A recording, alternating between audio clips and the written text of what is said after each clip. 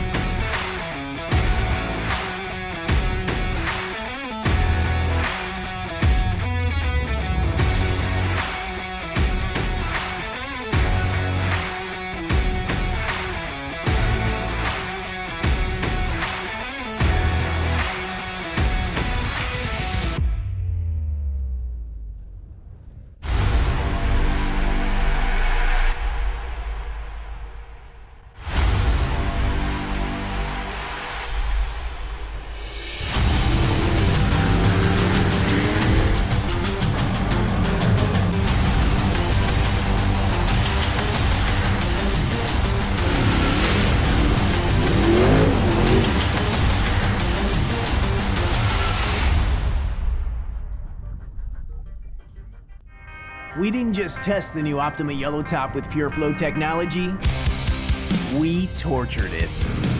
King of the Hammers is 181 battery-killing miles of relentless, unforgiving hellishness. It's one thing to call yourself the ultimate power source. It's another thing to prove it. The all-new Optima Yellow Top with PureFlow technology with up to 3 times the battery life. Unsurpassed performance built to fit today's vehicles. Optima, the ultimate power source. Good morning once again, everybody. We're right here at the Dry Lake Bed, Johnson Valley. By the way, Ian, is this named after you? No, it's not. I would take credit for it, but it's not named after me, no. We're joined here by Ian Johnson. I'm Scott Rain, and Ian, you've been here from the very beginning. Once, I think it was last Friday or Saturday. What have you been able to take in this whole scenario right now? But these are your guys. Yeah, you know, this is honestly one of my favorite races out here at Hammertown. Today is the race. It's the 4-wheel parts Everyman Challenge. We have the Yukon Gear and Axle 4500 modified class, a class that's just fun to watch. You have the Spider Tracks 4600 stock class, and then the 4800 Brannick Motorsports Legends class. A great mix of cars, and what's super cool this year is we had qualifying this year for these guys, which we've had just a couple days ago. So now these guys are going to lead the line in mixed fashion. So they're lined up on the line. We're going to see some 4500 cars and some 4800 cars lead the line at the same time. It's going to be a great day of racing all day long right here live from Hammertown. And that's what's going to be really tricky. All these classes are intertwined within each other, so it's not going to be one class going out at one time in one session and another class going to the other session. Absolutely. You know, I think what's super cool about the Everyman Challenge race is these are the true privateers in this race course. These are the guys working in the garage, building their cars, bringing them out here onto the lake bed. I know a lot of these guys. I'm in a lot of these guys' garages with them, helping out on their rigs. You know, I'm just looking out here. I see a lot of friends of mine in this race, which I think is awesome. This truly is the Everyman Challenge, and it's going to be great today. You know, I kind of venture this is to the point where, you know, some people or some families are country club members. Some guys like to fish with their families. It's what they do. This is what these guys do. They are racers. They live and breathe in the garages at night after their 8-hour, 10-hour, 12-hour jobs. They're in the garage afterwards. All you have to do is look around. Everyone on this lake bed is a racer, even up in the high class in the 4400. Everyone is still a full-time worker type guy. You know, there are only a few full-time race drivers in this sport. The majority of the people in this sport still work all day and work on the cars all night. That's the beauty of Ultra 4 racing. Well, we just had our first pairing take off the line, and we are just intertwined. We've got a line of cars side by side all the way through Hammertown, kind of winding their way up towards eventually getting their way to their starting line. So we'll probably, I'm going to guess, for the next 45 minutes, we'll be starting every 30 seconds with cars coming up to the line. Yeah, it's going to be 2 cars off the line side by side every 30 seconds apart approximately, just for a little bit of safety. And you'll see that the reason they do that is so those cars get stretched out in that desert loop. The cool thing is we're going to see mixed classes leaving here. You're going to see the Legends class, the 4800, and you're going to see the modified class rolling out as well. Stock class will leave after all of these guys. And these guys qualified earlier for these positions, and this is a key position for a lot of these guys in this race. And this is going to be a great battle up to that first pit through that big desert loop. You know, I don't want to call these guys hobbyists because that's far from it, but when it comes to this class, everyone talks about the 4400s and we'll call them the pros. and the strategies involved. Even though it's only a 2-lap race, the strategies. Well, these guys got strategies as well. Yeah, there's just as much strategy involved, and you know, the 4800 class is growing bigger and bigger and bigger every year, almost probably getting bigger than the 4400 class. So, you know, these guys are out there battling it out, and it's just going to be a great day. And one thing we haven't mentioned is the fact that once again the weather will be playing a factor. It was 28 degrees, I think we showed up here this morning, and big stiff wind. Once again, I'm going to guess probably about 30, 35 mile an hour consistent winds with gusts of almost 50. But you know what? These guys are all prepared. We've had fans in front of the stage. I've showed up at 6:30 this morning, and there was 2 ladies wrapped up in their snowmobile suits and blankets sitting in the chairs waiting for this whole thing to start this morning. Yeah, absolutely.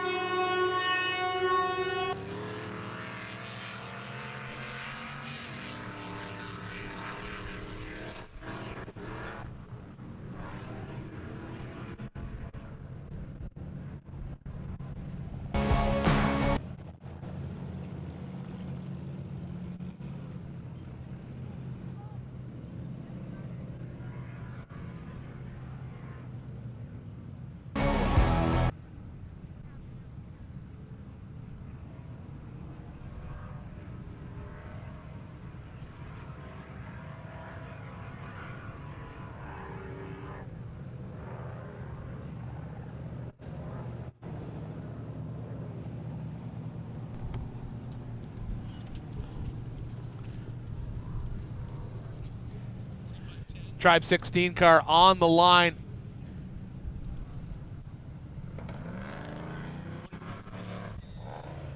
Matt Howell in that Tribe car. Adam Shearer will be riding with him in that.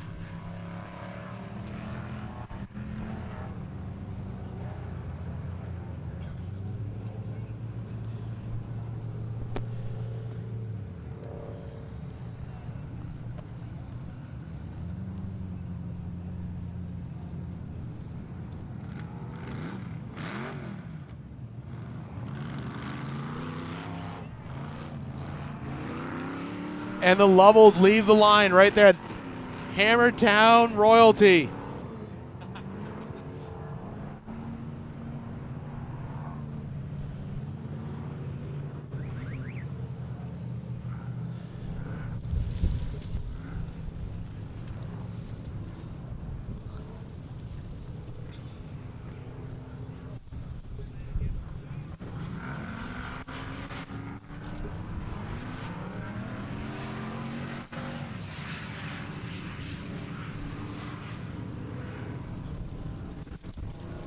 Our next pairing up the line is Darren Doucette and Jimmy Jack in the 45-64 and the 63.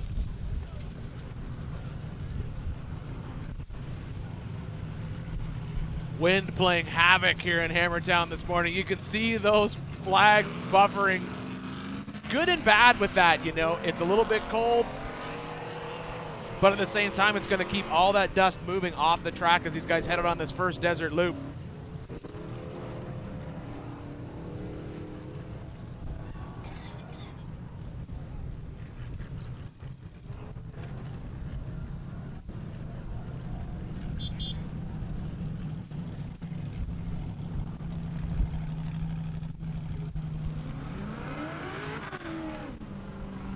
Our next 2 off the line is Darren Fresh and Wade Coleman in the 88 and the 48-83.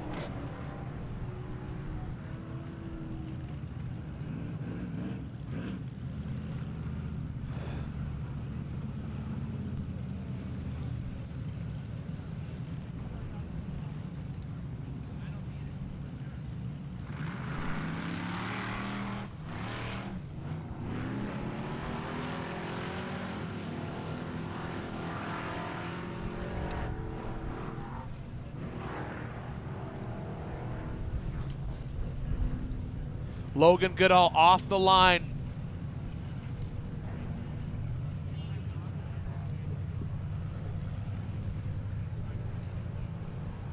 Michael Kiesling and Andrew Gorman on the line, ready to take off on the 4-wheel parts Everyman Challenge race. You know, when you tear off onto this short course section side by side like this, it's a full-on drag race. It's just so much fun. You think there'll become a day, Ian, we'll see you out on the course with one of your builds that we see on TV, possibly? On one of your shows, huh? You never know.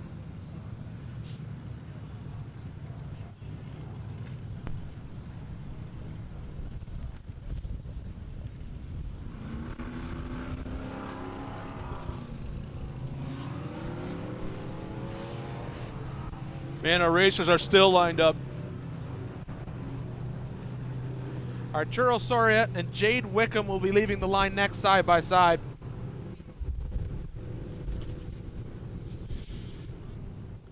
Two 4800 class cars. Legends class, they call that.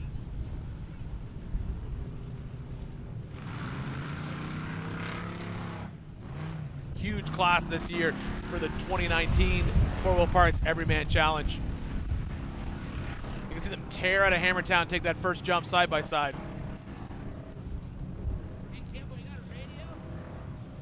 Matt Long and Justin Day off the line next as they accelerate down the short course, the 48.96, and Justin Day in the 23.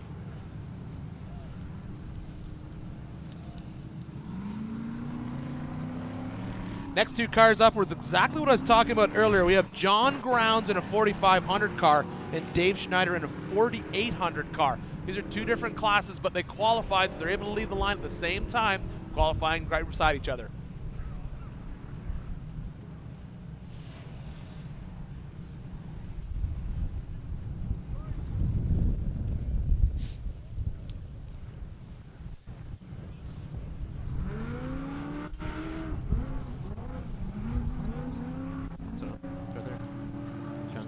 Right there. Yep. Yeah, you can definitely see that 4800 car getting well ahead of him.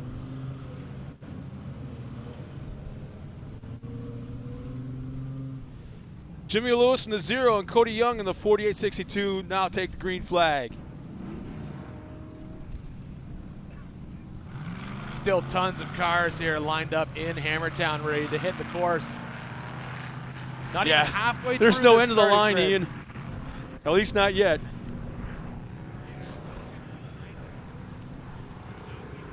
Next off the line, Steven Adams and David Norwood. Ready to go out and battle it on that first Desert Loop.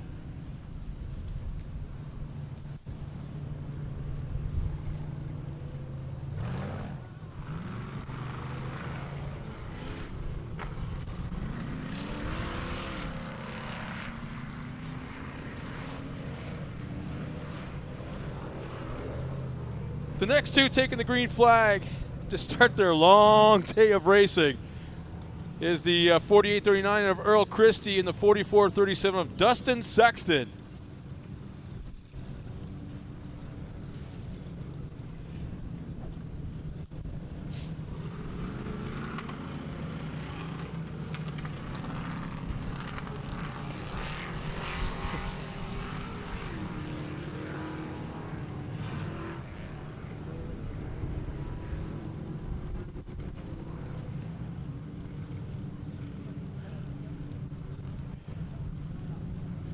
Taryn Hollerwick and Don Radke next off the line. Another split group here, a 4500 and a 4800.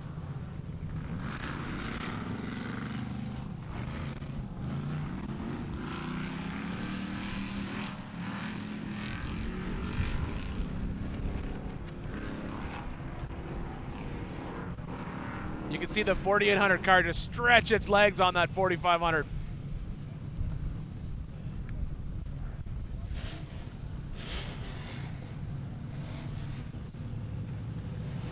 Our next two actually will be the 41st and 42nd cars to take off from the starting line. Jesse Lee in the 48.19 and Joy Simone in the 21.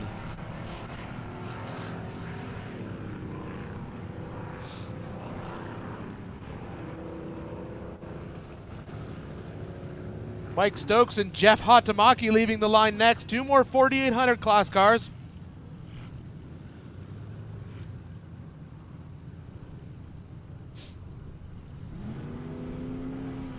Side by side through the short course. This has got to be probably one of the best parts of the day.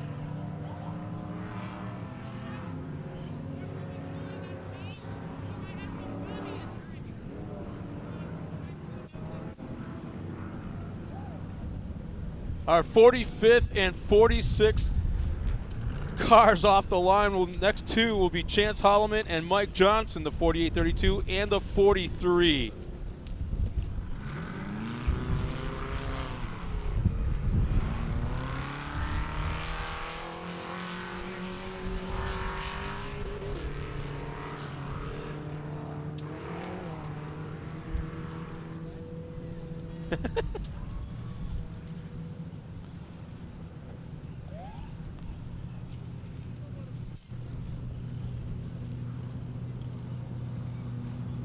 Well, you can see the lower right-hand portion of the screen. For some of the guys out there right now, the race is well underway. And should I say clean air or just plain old cold air out there on the course? Well, the best part about this race is going to be that clean air, especially in this big desert loop section, headed up to that first pit. You can actually see the dust still kicking up from that car. It's a huge player in this game. You want that clean air no matter what. Even in this class, honestly, especially in this class, you've got mixed classes of cars. You've got cars that can run incredibly fast in certain sections and cars that run a little bit slower. So you want to be out. That's why qualifying was so important for these guys. No questions asked. And they're out in the desert. They're already racing. And we still have piles of cars lined up here in Hammertown ready to start. Yeah, they're intertwined all the way through. Manufacturers Midway is what I've been calling it. And we can't even see. We're nowhere near the end of the line in sight yet. No, we have a lot of starters today to get through.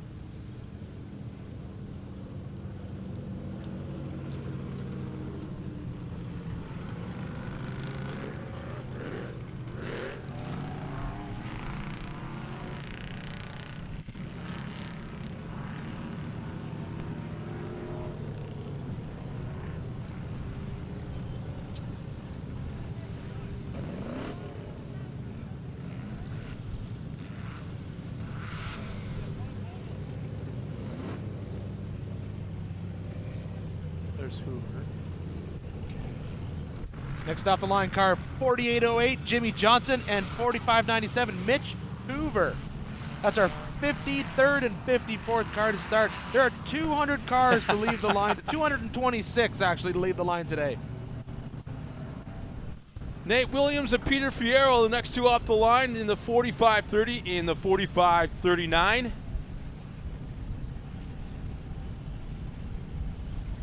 Battling it out through that short course. So much fun going side by side like this. That's why I love this start of this race.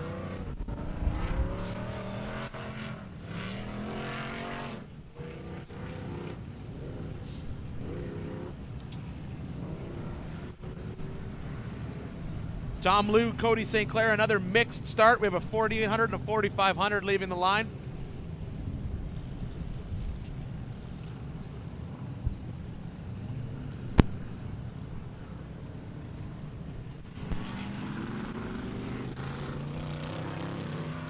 Scott, a lot of people, we were talking about this morning, a lot of people who watch this particular form of racing are used to these classes that we're talking about all the time, the 45, the 48, the 44, and the 46. But for those of you watching at home who maybe aren't diehard fans of Ultra 4 racing, I got a little cheat sheet up here just to get through. It's pretty simple. You've got basically the Yukon Gear and Axle 4500 modified class. Those vehicles have to have a stock frame or aftermarket frame that looks like a stock frame, so a box style frame. It has to resemble an OEM production vehicle. Any transmission and engine combination is allowed, but it has to retain some sort of manual steering. That's the biggest difference between the 4500 and the 4800 Legends class. The 4800 Legends class, that class was originally started for what we'd call old Ultra 4 cars. Single shock per corner, but they do get the full hydraulic steering. They have to run a DOT non-sticky compound tire, not over 37 inches in height. And then the last class that's going to leave the line today is our 4600 stock class, and that's just like it sounds. That vehicle must retain as much stock factory equipment that it can, and has to still look like a stock vehicle, and that's actually a fun class to watch all day long. Well, my question for you is this, with multiple classes on the course at one time, obviously some classes are faster than others, so when you're in the wide open area of the desert, there's got to be a speed factor that you can come up on a car that might be slower than you, so you have to really be aware. Well, honestly, we used to think that, and I think when they started these classes, that was the theory, right? You were going to have a class that would definitely move faster than another class. But then We saw it last year. Jesse Combs in a stock vehicle finishes 3rd overall, wins her class in a 4500 car. She has a stock JK, still had tilt steering and air conditioning, and she crosses the line 3rd overall, takes the podium in her class. It really is up to the driver and the day. This race truly is anyone's race any day of the week, especially in this class. And that's why qualifying is so important for these guys. You end up with a mixed start, those 4800s and those 4500s. Some of those 4500 cars are just flat out fast.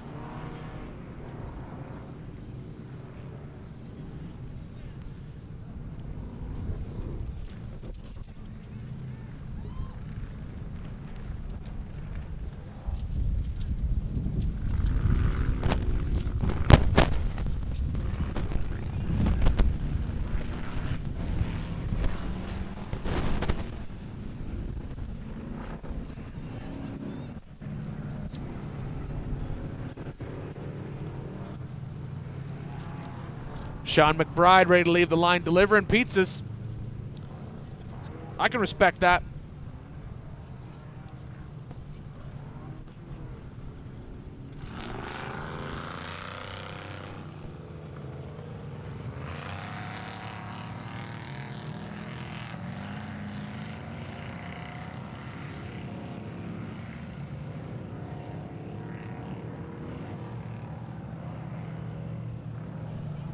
Just a quick rundown of some of the drivers we may have missed that have taken the green flag. We've got Dave Oliver has gone out a few moments ago. Chris Brown, John Williams, Jason Ray, Chris Ashton, Steve Moore. They have all taken the green flag. They're on the course. Curtis Harriman, David Shields, Chris Borowick. We've got Croy out on the course right now. Sean McBride, Justin Hall just took off a moment ago. Corey Burge as well as Vaughn Neville are out on the course as well.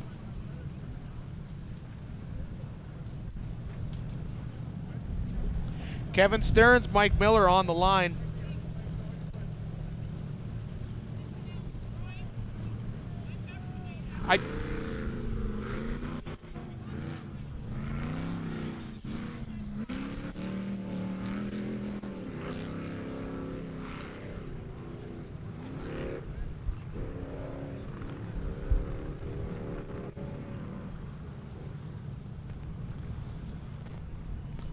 All right, Mike Miller, Jesse Balter on the line.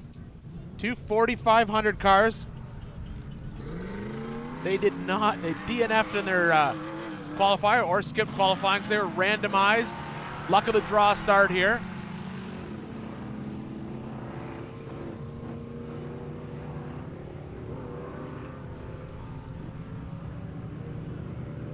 Our 77th and 78th entries at the starting line, ready to take the green flag, are Rick Lavizo and Keith Ratzberg in the 45-49 and the 48-21.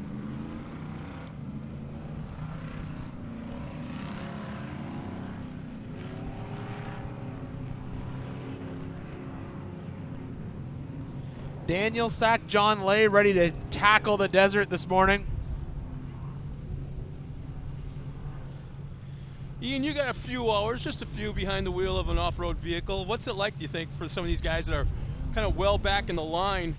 You know, have been sitting here probably for a good hour at least in staging, and now still waiting to take the green flag. I did not have a good starting position whenever I raced King of the Hammers, and that was just sort of because back then it was a luck of the draw type of thing. And it's fun, and at the same time, you're just you're anticipating the race. You're sitting back here, you're in your car. All you want to do is get out there and race. That's it. And you're stuck in here in Hammertown. You hear them take off. You're hearing us talking. You're hearing the announcers announcing what's happening out there. And then you find out, if you're here where we're sitting right now, you can look up, you can actually watch the big screen, and you're seeing guys out there in the desert. It can get unnerving because you're thinking, all those guys are so far ahead of me. But the important thing to remember is this is a time race. You're racing the clock. You are racing other people out there, but it's corrected time racing. So you could start 20, 30 minutes back. If you make up that time and finish, you'll win. Well, just a moment ago, Chris Pierce and Richard Fenton took the green flag, and right now at the line, Bailey Cole and Michael Trevino are side-by-side ready to take the green flag.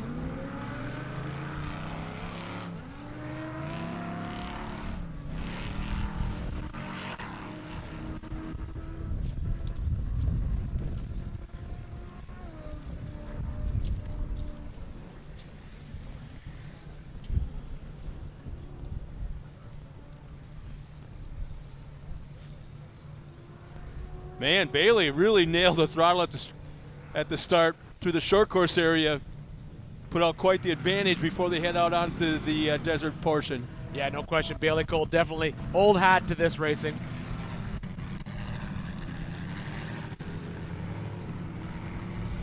Lyndon Shepherd, Chad Howell about to leave the line. That's our 85th and 86th starting car today. We still have to get all the way through to number 226. Yeah, we'll be finishing just about the same time the last. No, I'm just kidding.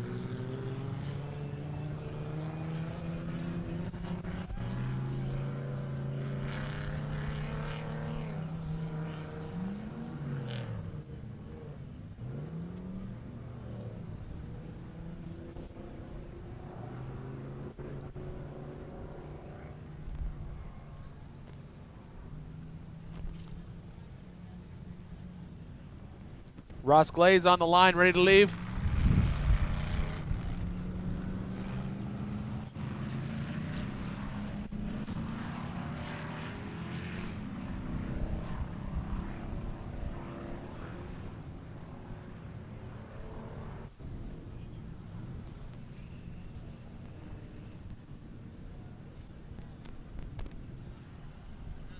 Bart Stein and Randall Holmes ready to leave the line.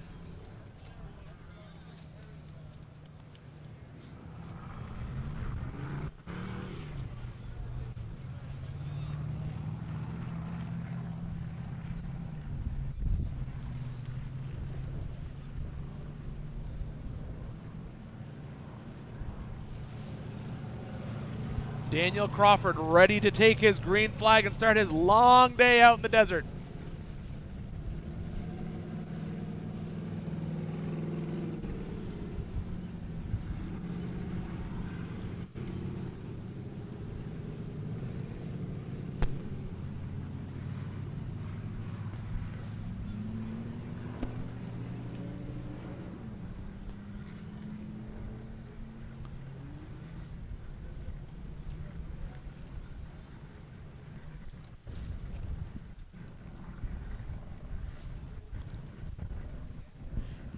Travis Riley Sr. and Ron Hemmingson leaving the line.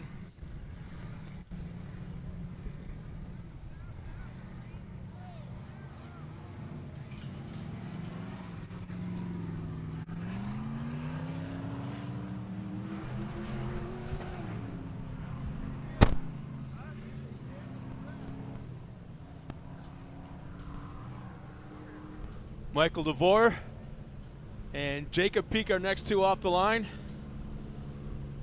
It's not getting any warmer, Ian.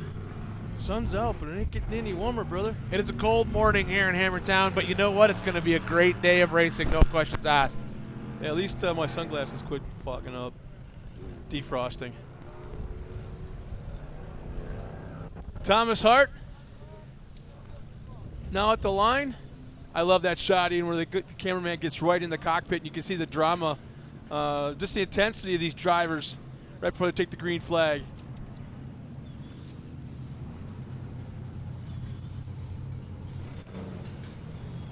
Joseph Montier, the other driver, to take the green flag. As you can see them on course right now, just about 100 yards into their. How many miles is this, actually?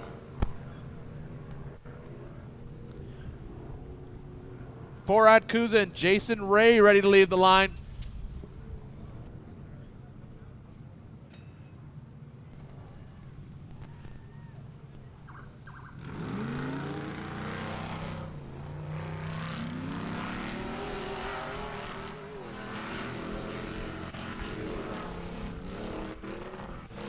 And as those cars leave the line, that is the end of our 4,500 and 4,800 class out on the course. And now it's time to start, I would say, one of my favorite classes. This is the 4,600 stock class, and the first vehicle to line up is a truck that we saw in qualifying the other day that kind of blew a few minds. I think everybody's mind, man. That's right. We have Eric Miller behind the wheel with some air-conditioned and heated seats, apparently. Also heated steering wheel. And it's a good idea to have a heated steering wheel this morning.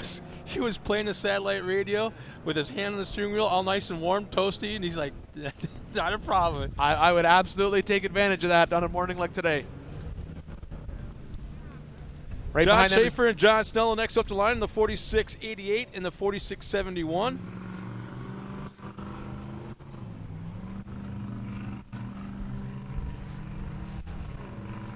So evidently, Eric's going to be driving the Gladiator for the first portion of the race. Then Robbie Gordon's going to jump in.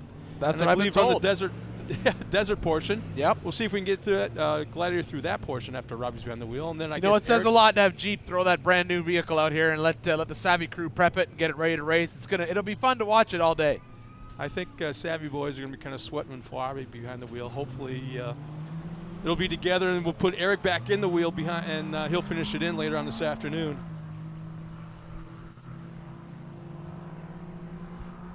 So Christopher Dioria and Daniel May Applegate are next two.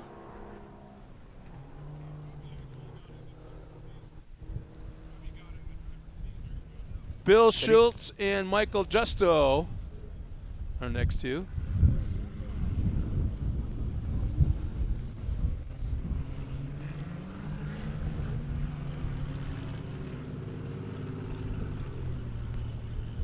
Jesse Combs off the line, someone that we did not see in qualifying. I was kind of surprised. I ran into her this morning while I was getting my coffee, and I asked her, and she said, you know, we just spent our time prepping the car. We wanted to get a little bit more time getting it ready for this race. She had hoped to be in the 4400 class this year, but her ride fell through, so she quickly fell back into that stock class car, the Savvy prep car that she's had for so long. So this is sort of like a plan B for her. So they had to quickly prep that car, so they took her qualifying time and decided to prep it. That's the car that won the class last year and finished third overall. So she'll be battling hard all day to get through the race.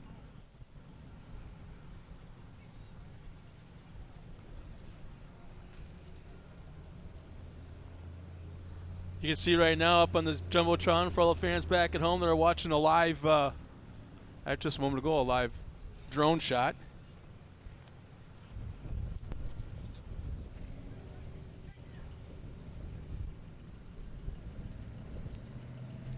Next off the line is Dawson Allington.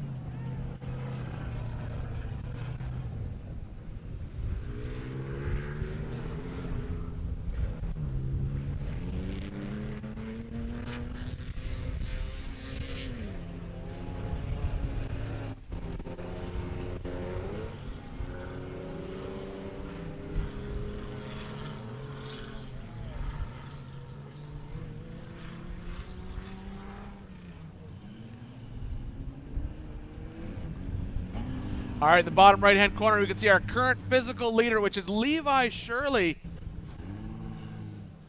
Jumped back into that 4800 Legends car to come out here and have some fun. Could be using it as a pre-run for the big race. Craig Honnell in the 4639 is our next car off the line.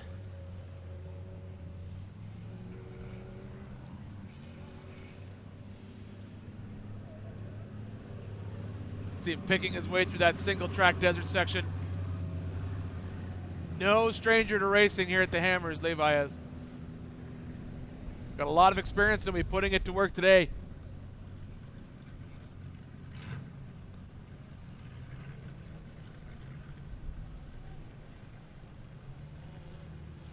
Alex McNeil and Charles Black ready to leave the start line in our 4600 stock class. Love watching these stock class cars roll through Hammertown. There's just so many different cars. You've got Jeeps, you've got Toyotas, you've got Cherokees. You got a little bit of everything out here, and it's awesome.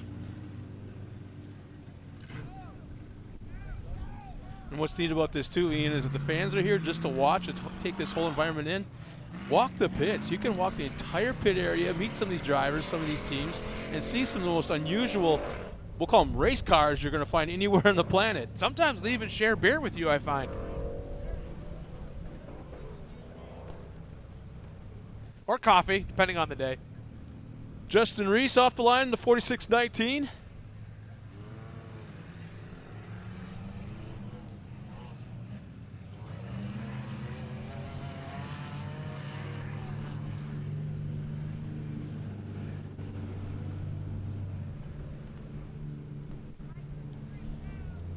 John Makowitz and Albert Contreras about to leave the line.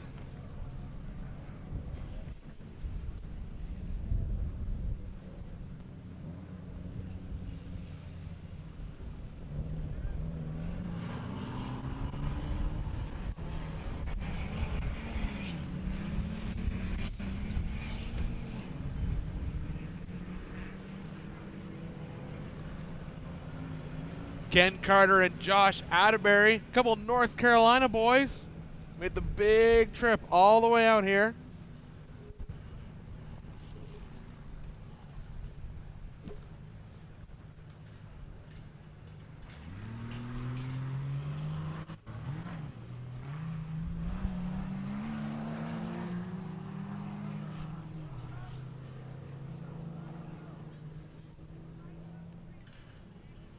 The 4655 of Vince Blass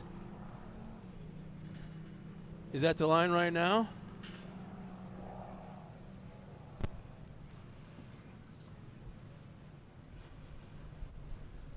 Just a few more cars to get off the line, and then we'll be deep into racing all day long here from Johnson Valley. There's one car I can see on those wide shots that I've been waiting to see leave the line all day. I was hoping to see it in qualifying, but I did not see it in qualifying. But I can see Jesse Haynes getting ready to leave the line. Tom Cornelius is at the line, the 4609. Look at that car, or truck, I should say. See, that's just cool. Plus, that takes commitment. You know that truck is not coming back with the majority of those body panels. Isn't that neat? Man. And I respect that.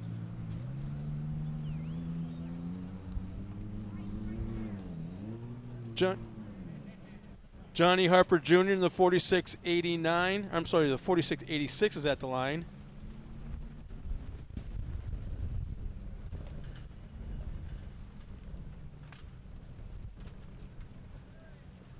This is a long day in the Hammers in the stock class, I'll tell you that. But man, it's going to be fun. Yeah, you say that because you're up here. No, I've been Your out there. kidneys are I've been bouncing out around there. inside. It's amazing. The problem is it's addictive.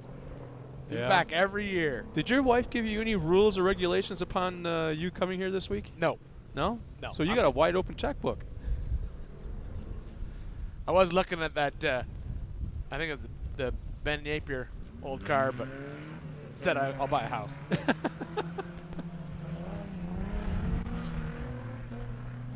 David Ball taking the green flag.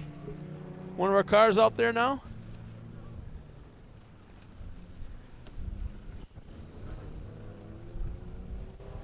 All right, this is the vehicle that I've been wanting to watch all day long. This is Jesse Haynes. This is the Mahindra Roxor.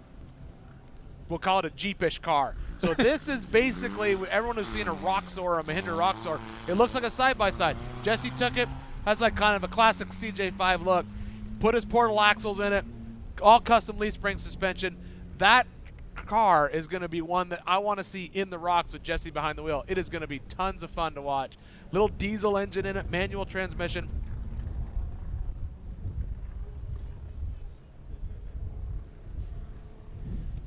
In the lower right-hand portion of the screen, you see the live heli shot. We believe that's Casey Gilbert.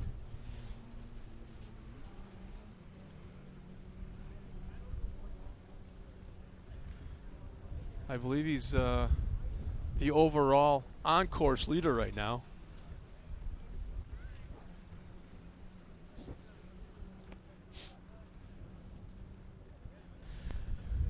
So right now that's our physical first leader. Now that does not mean he's leading the race. He's just physically in front of everyone else, because we just saw the last car leave the line right now, which was, well, how many minutes is it after that? We started at 7:55. It's just about 35, 40 minutes gap between the leader and the last car to leave the line. So there is a lot of time that you got to stretch your legs and get ahead of everyone else. Physical lead is good. Winning's even better.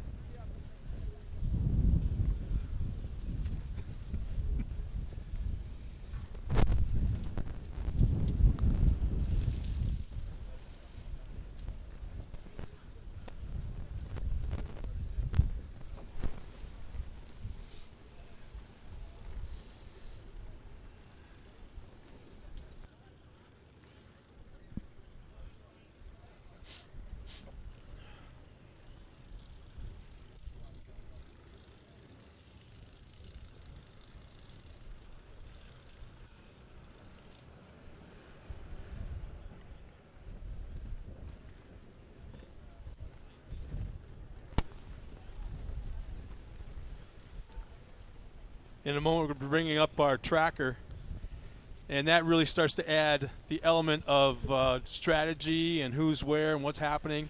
Well, what's And even it's more pretty detailed. What's even more important is for the guys, if you're watching here in Hammertown or if you're watching from home, if you have a favorite driver that you're pacing, or maybe you just want to follow along with the race, watching the live feed is one thing, but also being able to jump onto the Yellow Brick tracker. We can see every car that's on course. Now, each one of these updates about every 30 seconds, but they don't update all at the same time. So if you hover over the number of the vehicle that you're looking for, you'll see who's driving it, the speed they're traveling, the position, and then that will update again. So you'll see them sort of jump up the course in about 30 seconds.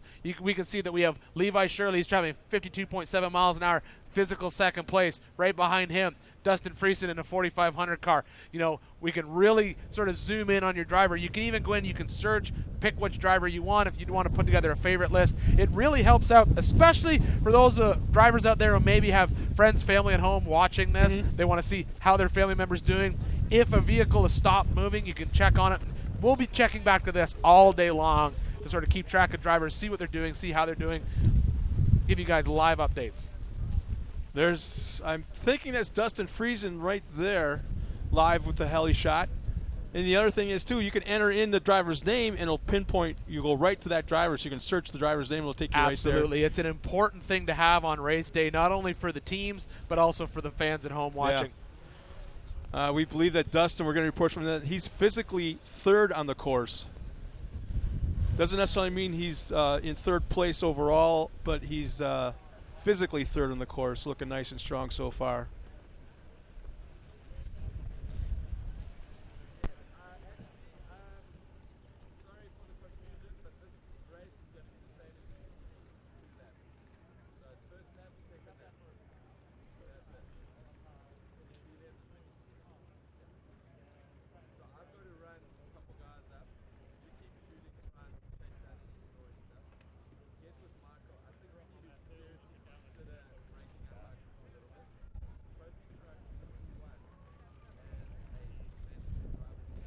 As you look at the tracker right there, you can see the green line. That's actually the first lap that the drivers will be on. And then there's the red or orange lines. That is the second lap that they'll be taking. And then on top of that, if you look closely also, you see the green numbers all the way around. Those are our drivers. But then you see that pink circle, the pink circle. That is signifying that the cars are actually stopped on course. We don't know why, but they're showing 0 miles an hour. So we'll try to keep up to date with all of that as well. But that gives you a quick rundown. And then there's certain areas also where there's that yellow line alongside the green. That's like an either an or. And I believe in the lower right-hand side, you can see there's like, yeah, there it is, the close-ups. The red and the yellow, there's an either or. And then I'm not exactly sure about the blue stock bypass. Okay, it's just an alternate course for different classes. So that's some of the things to keep an eye on as we go throughout the day. I guess the biggest thing we'll be watching, especially in the second lap, is that pink circle around these numbers when it references exactly where our leaders are at. So you get a quick rundown. We're underway now with every single one of our cars on the course. The guys are at speed as they take their way around lap number 1. We're going to step aside real quick and come on back in just a few minutes with a few words from our sponsors.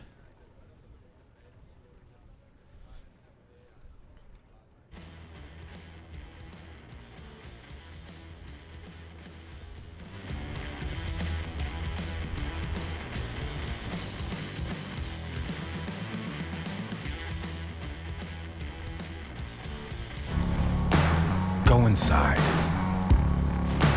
Cozy up to the fire. Stay warm.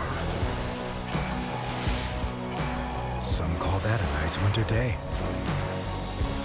We'll have to agree to disagree.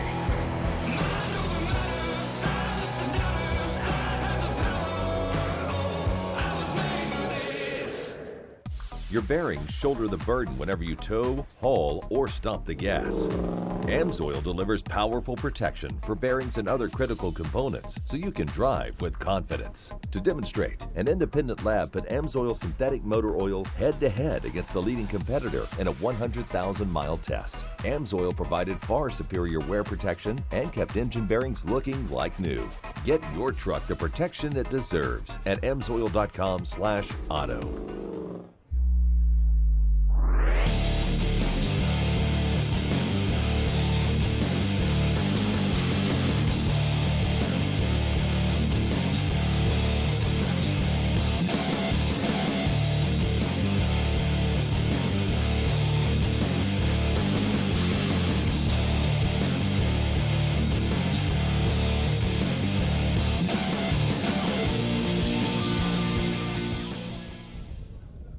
Bring on the punishment. Steel-It polyurethane coating is proven protection. The stainless steel formulation shields against corrosion and protects against the toughest terrain. It's weldable, so there's no need to remove the coating. Just weld right on it. Go to steel-it.com for more. Go further. Go safer. Gasoline transfer tanks for Jeeps, SUVs, pre-runners, and chase trucks. Tanks made in the USA, backed by a lifetime warranty. Includes an easy-to-use shaker siphon that transfers over 2 gallons per minute. Proven tough in the deserts of Baja, the trails of Moab, all the way to the race course. Venture further. Visit TitanFuelTanks.com today.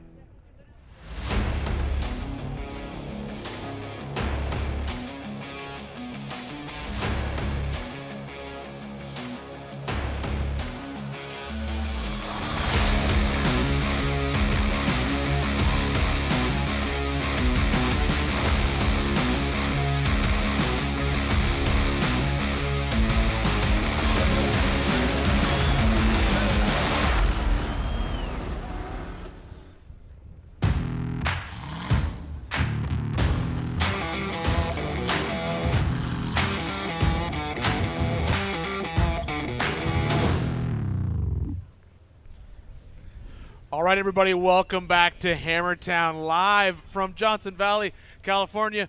All the cars have left the line for the 4-wheel parts Everyman Challenge. Everyone is out on the race course. 3 different classes racing today, Scott. 4800s, 4600s, and 4500s. It's going to be a fun day in the dirt all day long. Well, as a fan watching it, that's where, you know what, you kind of kick back right now, grab some coffee or hot chocolate, kind of like let the race right now breathe a little bit, let it get back under, let it underway, and let these guys find their rhythm. And then right around, I'd say right before the second lap, we'll start really getting serious about this whole thing and where these guys are going to start playing out their strategies. Yeah, they basically have, the first loop runs out by Cougar Buttes, and then we have, they're out in the remote pit 1. We'll probably get some feeds from there shortly. Once we figure out where the leaders are, how well they're working, and we have 3 different leaders here to talk about. Of course, we have the leader from each class, first overall. We saw a 4500 car last year come in and do really well. It happens all the time. You can have a stock class car push way up into that race course as the race goes on, and I think that's going to be great. It's going to be fun to see if that happens again today. What vehicle are you looking forward to seeing out there, Scott? I kind of like the idea of seeing Jessie back out there. And I know she wanted the 4400, but dang, she's really come into her own the last few years, and she's been behind the wheel of so many different elements or so many different disciplines of race cars that she keeps getting sucked back to this side of the off-road world. And I like the fact that she's back at the EMC and out there. So I'm really, God, would that be cool to see her in the top spot today? Well, I know she'd love to get another win under her belt, and I know she'd love to win that class. I know she'd really love to win it overall.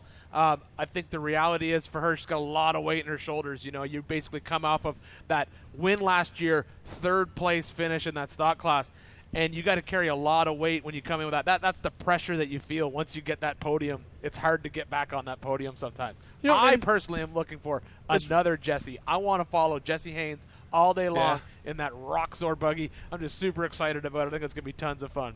Do you speaking of Jessie Combs, though, you talked to her this morning, right? Yep. Was she feeling any of that pressure, do you think? No, I don't think so. She's just here to race and have fun. So as we can jump onto our map right now. We can sort of zoom in and we can take a look at who our physical leaders are based on the trackers right now. We can see as we stretch up here, Casey Gilbert, sitting in first right now, running about 40 miles an hour. Right behind him, Dustin Friesen, and then behind him, Levi Shirley. So those are our physical top 3, pushing hard through that desert loop, and everyone else sort of following him behind. Jason Bunch. Yeah. Jeremy Jones a little bit further back. He's running a pretty good pace at 35 miles an hour.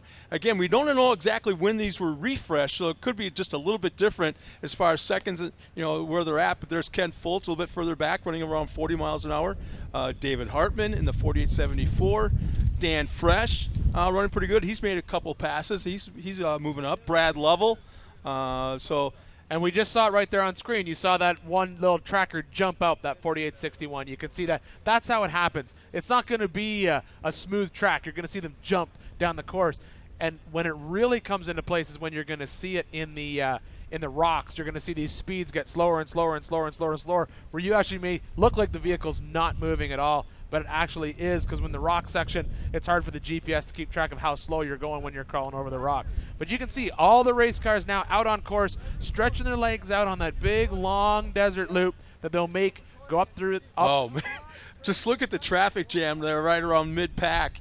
25, 30 cars all on top of each other.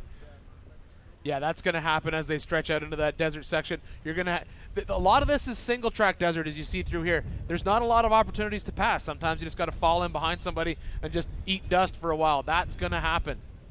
You just saw a quick update right there, just where they kind of blipped up. You can see also this either or where the yellow line is and the green line separation. Now, here's some of the things I really don't know about. Those red X's, I don't know what that exactly means. That's one I don't know. There's Levi Shirley, a live shot, live heli. Live heli shot, Levi Shirley in that 4800 car, pounding through the desert. Great to see. You see a lot of 4400 drivers are now doing this. They're picking up another class on a different day of the week, whether it's for pre-run, just for a little shake the cobwebs off, have a little bit of fun, who knows. But Levi pulled that car out of retirement and brought it out. And yeah, it's kind of like the Xfinity, guy, jumping up in or I should say the Cup guy jumping down to Xfinity the day of the, the Saturday, Sunday kind of race. So I kind of mentioned that. And the thing is, Levi's a young guy, but he's been doing this for so many years. It's kind of neat to see when you talk about favorites out there in the 4400 class, his name is always there, and he's such a young guy for that to be. I'd love to see Levi get a podium. He still has lots of years of racing left in him, but at the same time, he is a seasoned racer. I remember Levi racing when he was so young. He wasn't allowed to race 4400 back when he was racing XRRA with his dad. We used to pop out and see him at different events on the East Coast, and he'd heard about King of the Hammers Ultra 4 and wanted to race, but he wasn't old enough, because I think he was only like 13 at the time and wasn't permitted to race. A couple of phone books and 4x4 wood blocks and the gas pedal. Exactly. Kind of like Max Gordon earlier this week in the UTV race, who did really, really well. Beat his dad, by the way.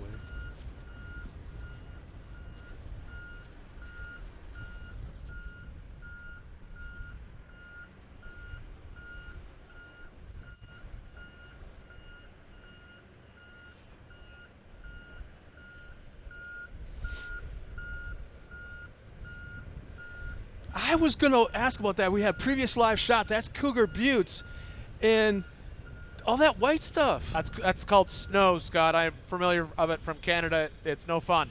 So it's cold. That wasn't there the other day. Yeah, it's going to happen. But this is the first real serious rock section that these guys are going to see on this one lap. You'll see a bunch of guys drop in here. The beauty of this rock section is there's often a lot of different lines. When the cars come in here, we'll see our leaders arrive here in maybe about 10, 15 minutes, and you'll see them be able to, we'll probably see some fun passes in here, because a lot of that desert race stuff that they're on right now, as we've already said, it's single track. They're stuck behind each other. They're basically playing follow the leader. When they get into this rock section, especially around Cougar Buttes, there's 3 or 4 different lines through here. If guys have pre-run it, if they've been out there, if they've picked a different line, I think we're going to see some passes in here, and that'll be tons of fun, because then out of here, you're back into that single track desert. It's not as a big deal in a 4400 car. If you drop behind somebody, you have the suspension that if you don't like the line in that single track, you can jump out into another line in the desert, because the suspension can eat up those whoops all day long. These classes, not so much. You're kind of tried and true on that single track desert section. Well, as we're looking at Cougar Buttes right now, I'm seeing the rock formations and some of the ledges. Okay, this is the first of probably going to be many dumb questions I have for you today. I've never raced I've never been out on this part of the course. The temperature, and we often talk about moisture on the rocks can really make it super slick, or sand, or blowing sand, and things like that. What about the temperature of the stone itself? Was that going to make any kind of traction problems? It probably won't on this particular section, just because of the fact that Cougar Buttes is not really the most hardcore rock trail out here at the Hammers. And like I said, there's multiple different lines. But more importantly, where that really comes into play for these guys is these DOT tires that all these classes have to run. They can't run a sticky compound tire in any of these classes. It's all DOT 37-inch off-the-shelf tires. So the temperature does come into play probably a little bit, but it's not as important as we would say in like a 4400 class where you're running a sticky tire that likes to heat up, gets extra sticky, helps you crawl over those rocks. But I think we'll see some fun action out of Cougar Buttes today, no questions asked. Leaders are set to get in there. We're just hearing from race ops probably about maybe 5-10 minutes. We'll see our real leaders drop into that section, and then we'll have lots of fun. Yeah, as we go back to the tracker, it just updated a couple of seconds ago.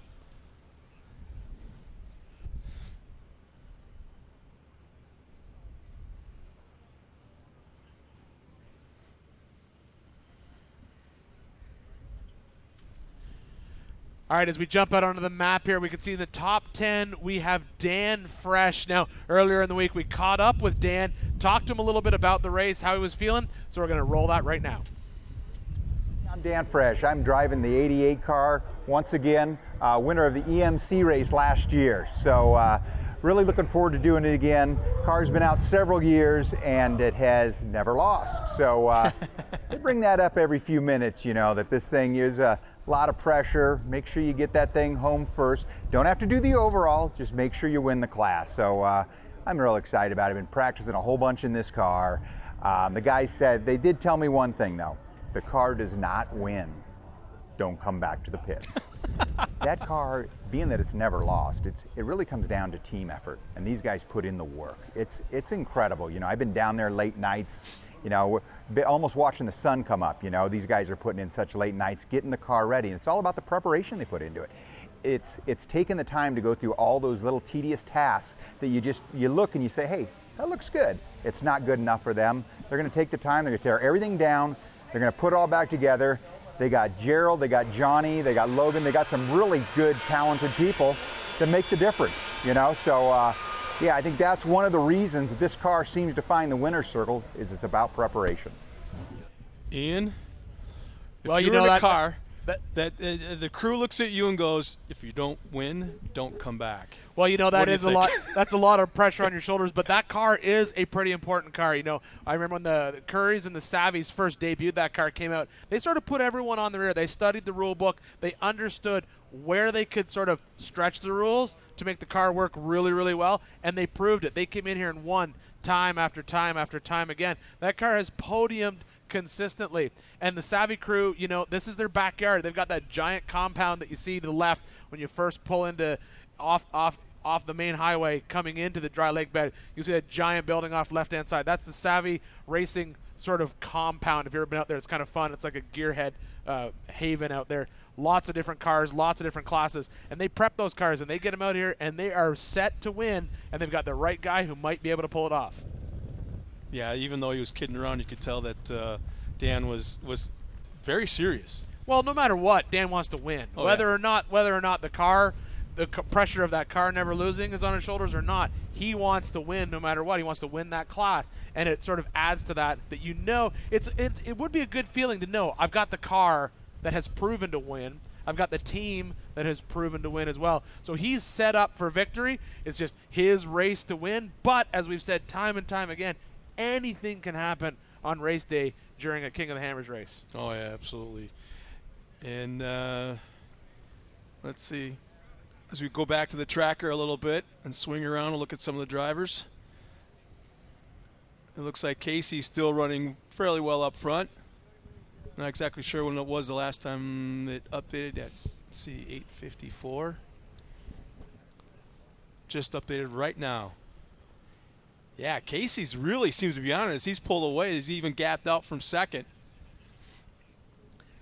Well, the important thing to remember is those trackers are going to refresh every 30 seconds, but not all at the same time. So sometimes you'll see a driver jump way ahead, and then the next time you refresh the tracker, the person will be right back behind them again. It's really hard to tell exactly who is, how far they are ahead of the person behind them, because their tracker may be refreshing just at a different rate.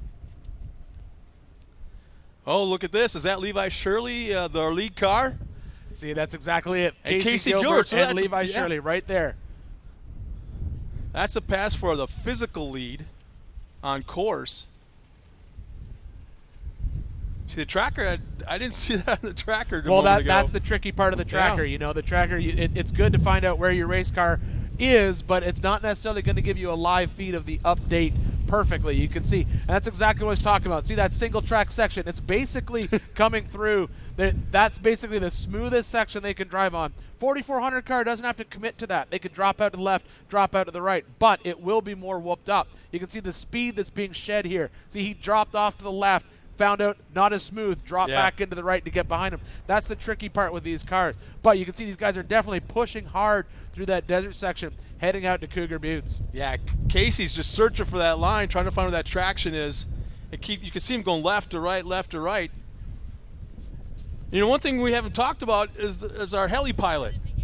Look how the skill of that driver in this wind this whole week. He's been out there covering everything and doing one heck of a job. And you can see, looks like Casey found something. He's really pulled in Levi Shirley the last 10, 15 seconds or so. Yeah, that's going to happen out in that single track desert section. You know, as like I said before, I think what we'll see is I think they'll drop into Cougar Buttes. It'll all depend. Did they go out and pre-run? Did they pick a line, or are they just going to go out there and just let it roll, end up where they want to be? This is exactly what we're talking about. You basically are chasing. It's good and bad. Casey's going as fast as Levi's going, but you can tell he wants to pass him. But look at that, just ate that whoop right there. Levi was able to get through it a little cleaner, and now he's stretching his legs out. There's two different tracks, but which one's smoother? You don't know until you're on it when you're out there in the desert. You can see Levi just pulling away.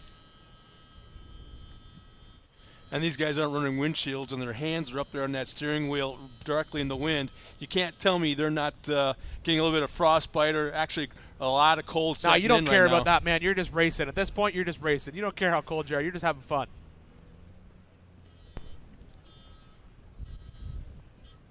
Yeah, that's Levi Shirley physically first, stretching that lead out at every chance he gets. I think this is almost a race within a race, you want to call it that. They're racing each other, obviously, for the win, but I think they want to get to both these drivers want to get to Cougar Buttes first. Well, it'll all depend, you know. It's like we talked about before. There's different lines at Cougar Buttes. There's a chance that maybe Casey knows, I'm not going to push the car now. I'll just sit behind him. I know I can pass him at Cougar Buttes. Maybe he has a different line. Maybe he's got a plan in place. There is a good thing about having someone in front of you in this race. You've got someone to chase. He knows exactly how hard to push the car. As long as he keeps Levi in his sights, keeps him on that front bumper, you can see he lets him get out a little bit, then he'll reel him in. Some guys, their driving style, they like to lead. Some guys like to chase. In your case, what's your preference? I mean, we've all watched Seabiscuit, right? Sometimes the horse wants to be in a race. That's just the way it is.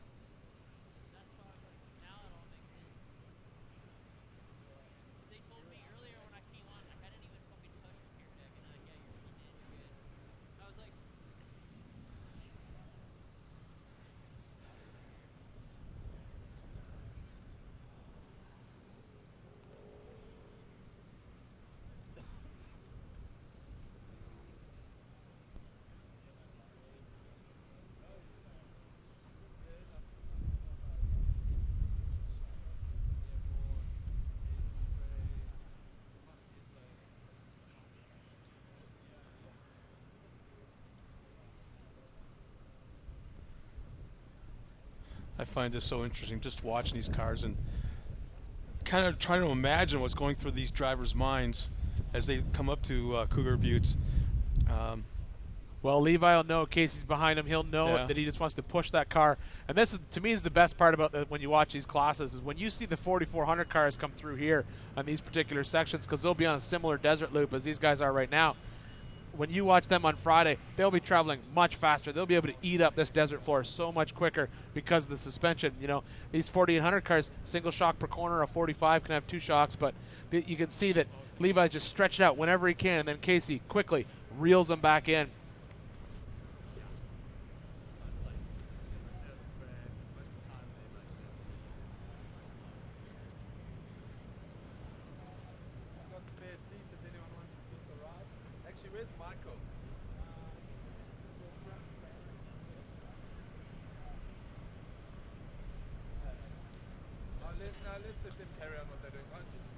Boy, look at all that snow. Oh.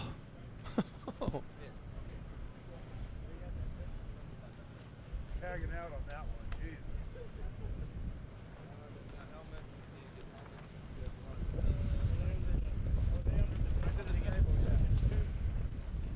I need a big one, Jason. I got a big hit.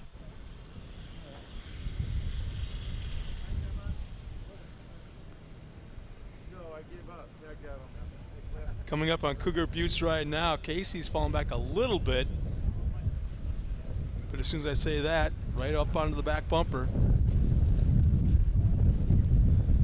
Yeah, you can see this is where they'll have to slow down, pick their line through the rocks.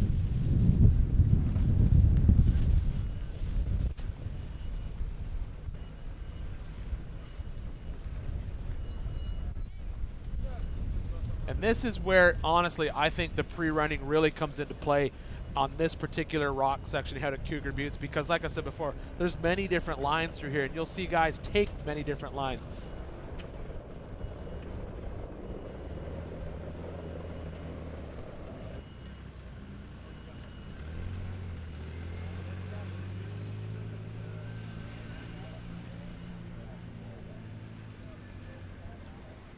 So right now here, we're watching our leaders as they make their way through Cougar Buttes. These will be the first real rocks these guys have seen on this particular section of the race course. Big long desert loop, stretches out our leaders and sort of gives everyone a little bit of desert feel. And then it's into the rocks for the first time, where we're going to see these guys out here battling it out. Right now we're watching Levi Shirley in the physical lead.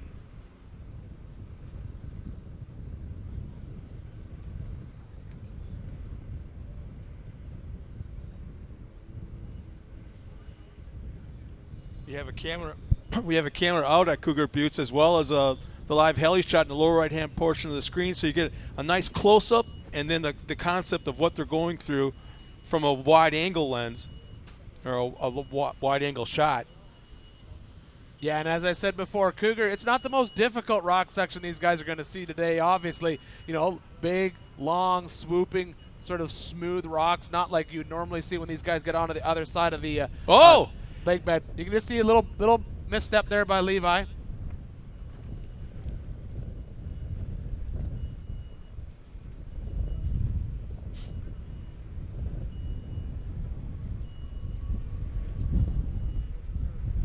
You can see Casey sort of just keeping Levi right on that front bumper, just following him through, playing follow the leader through this section of the course.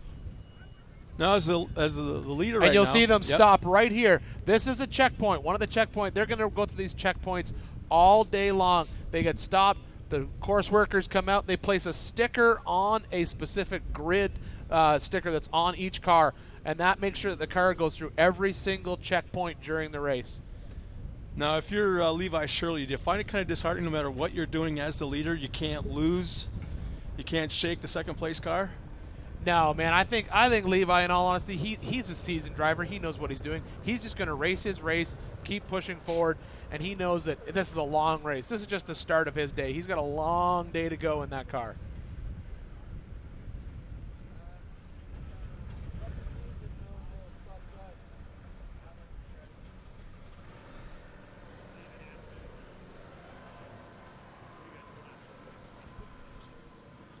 You won't. No, not until I get back to pit one. Oops.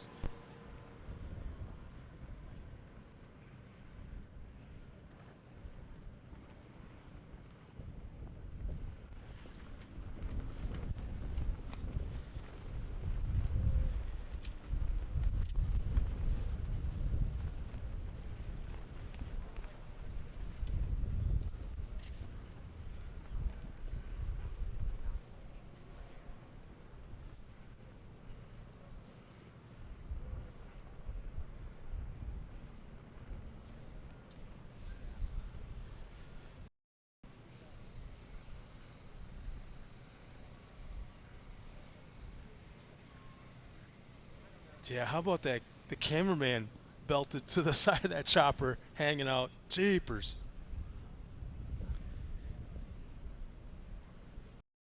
The Hammertown Productions, or I'm sorry, Hammer King Productions. It's so cool. Like a week or so, up to 10 days after the event, all these different music videos and shots that came from this event. I think if you're any kind of a gearhead, but you don't know anything about Ultra 4 racing, you happen to stumble across one of these videos, you instantly become a fan. Oh yeah, absolutely. There's no questions asked. They do a great job bringing, and you got to remember we're bringing this from the middle of nowhere as well. So that's a huge deal. You know, you got all these live shots, all this live feed coming from the middle of nowhere. But as you can see right now, Levi Shirley on our tracker is still out in first place. We just saw that live shot from the heli right behind. We got Jason Bunch in behind him, as well as Dustin Friesen. As we got guys dropping into Cougar Buttes right now. We're going to kick over to Cougar Buttes. We're hoping we're going to see a bunch of traffic working through. You can see the course workers in there. You can see the track is marked off very clearly there with that red tape as everyone makes their way through. That's Dustin Friesen making his way through Cougar Buttes right now. Justin Bunch right behind him. Yeah, I think the first car. Yeah, we just missed Jason Bunch as he just went through that section of Cougar Buttes. So it sounds like Jason's physically third on the course. He would be physically third on course right now. Oh, that's a... Oh, no. Well, you know, they'll work to get him right on that course. They don't want to leave a car flopped over like that. But that is going to cost you a lot of time. That's just a misstep in the rocks, and that will happen. Let's continue on in the lower right-hand portion of the screen. We'll continue on following the leaders as well. But, yeah, tough break early on in the race for Friesen. Well, these Ultra 4 cars, they're tough. You know, they're meant to take little dirt naps like that on the occasion. He'll get it back on its wheels, and he'll be back in the race, no questions asked. You can see them pulling the winch line across as fast as they can. Course workers, it's going to be a long day for them out there at Cougar Buttes. As you saw the snow on the ground, it is cold out there.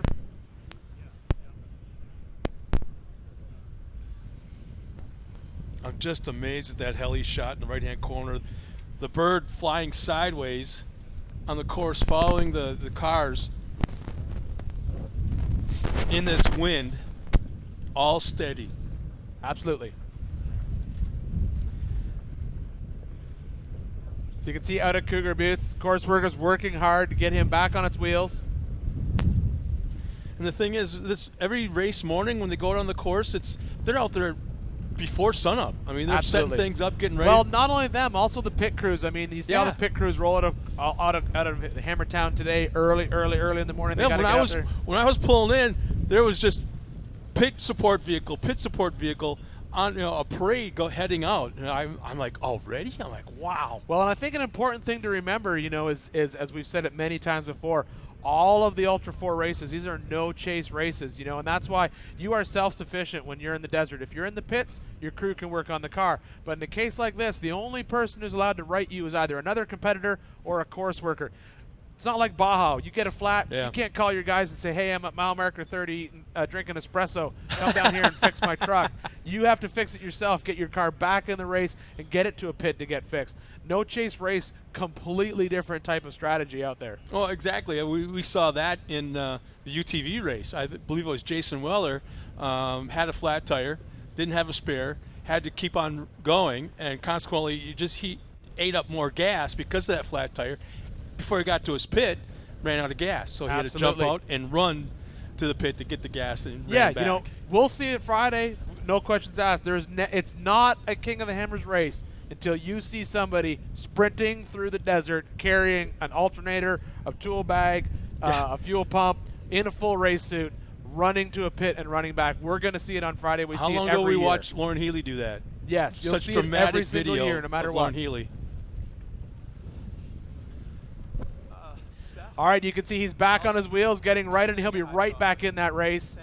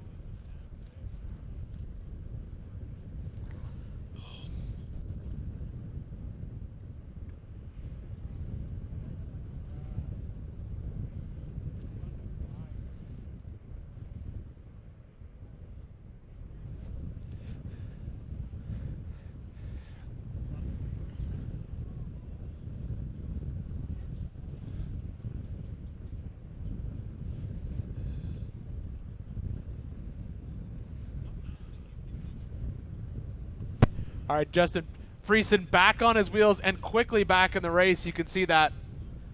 It looks like his co-driver is out running in front of him just to spot him so it doesn't happen again.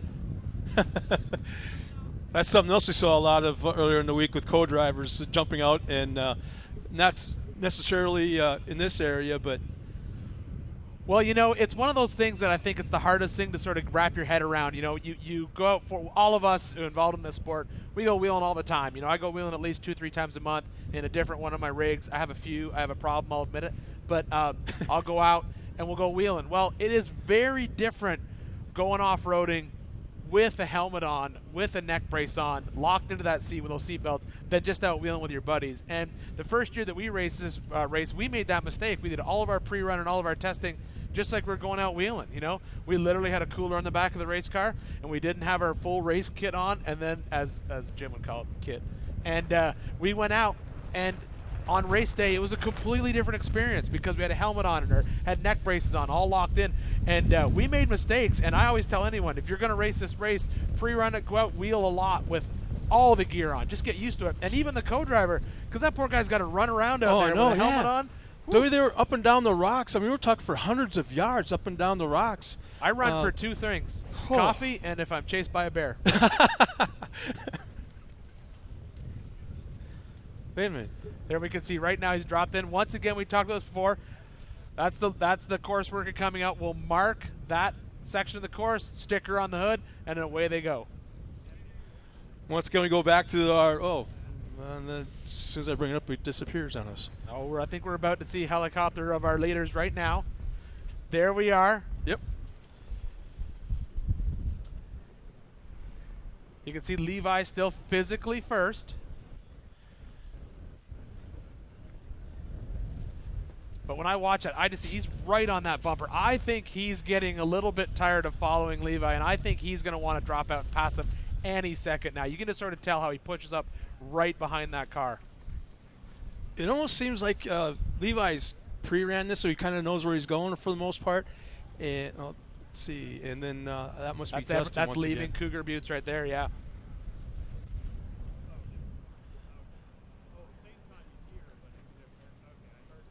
Yeah, no question. Like Levi, this is a race he's raced so many times. He knows it so well. He will have pre-run this entire course. Everyone usually comes out, pre-runs the desert loop first, shakes the cobwebs out, gets the car out. So he has probably pre-run this particular part of the course maybe 2-3 times this week, and then they drop into the rock sections. If you're going to wipe your race car out before race day, it's going to be in a rock section. So that's why most guys will just go out, stay away from the Hammers trails until actual race day. But the desert loop, this first lap, it's a great way to get the car out and stretch his legs. So Levi's probably been out there a couple times, but you can see Case right behind him. He does not want to stay where he's at. That looks like Matt Howell about to drop in. That Tribe 16 4510 car. And I believe it's the 4805. Right behind him. That'd be Kent Foltz. Oh, there's Dan Fresh coming into the picture as well. We got 4 cars in the shot. Well, what we're going to see right now is we're going to see a lot of cars coming through Cougar Buttes. You know, 6 cars. There's no question asked that the leaders have stretched out a good lead, but this is when the traffic's going to start to come into Cougar Buttes, and it's going to be great. I think this is where we're going to see some action. I think we'll see some passes in this rock section, and I love it when we do. I love when we see passes in rock section because that's when everyone starts to get a little unnerved. You know, if someone goes by in the rock section, you can see them go by you incredibly slow, and it's annoying. So what happens is then you push harder, and you might make a mistake. There's the Lovels dropping in right there. That classic AMSOIL car. I've seen it forever out here. Great truck. Great to see these guys still out pushing it hard. We were talking about that during qualifying. That's an 11-year-old or 12-year-old vehicle, I think, at this point, but still working well. So you can see Matt just basically setting the pace. He's basically holding all of these guys behind him unless one of them wants to get really gutsy and make a pass here in the rocks. Well, and the thing is, if you're going to make a pass, you got to take advantage of it. It's when the rest of the cars in front of you are all together. If you can pass 2-3 at a time, even better. Well, but the tricky part here is, you know, as anyone who's rock crawled before, if you're in this is a race. You know, this isn't a follow a leader situation. All of these guys know this is the cleanest line through Cougar Buttes. They know this is gonna Oh, be there we the go. fast- Fresh just There made we a pass. go, Fresh making the pass. Excellent job. Just like I said, we're going to see a lot of this in this section because you can see this section is so wide open. There's lots of spots for guys to jump by. You just got to make that gutsy move. I think we're going to see another one here shortly. You can see him drop in. See Matt Howell, he's plugging away. But he's sort of setting the pace. But you'll see a couple people make a more aggressive move in there.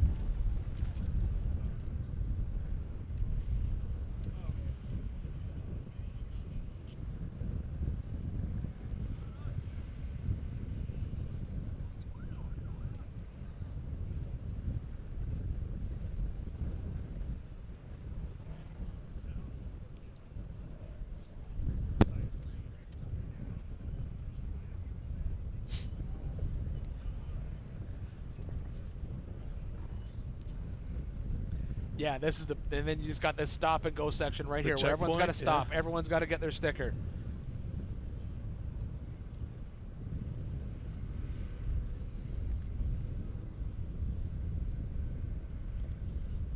Yeah, right now you can tell we're currently watching the Cougar Buttes action on the big screen, and then on the lower right-hand portion, that's a live heli shot of our leaders, with Levi Shirley still showing the point.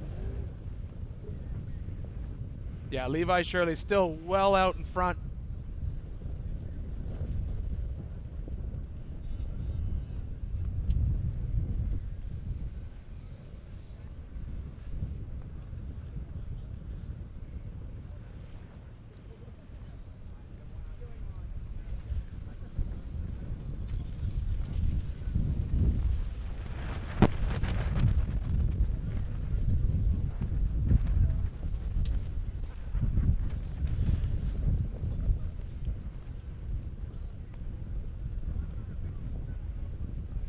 It's at 1950, I believe.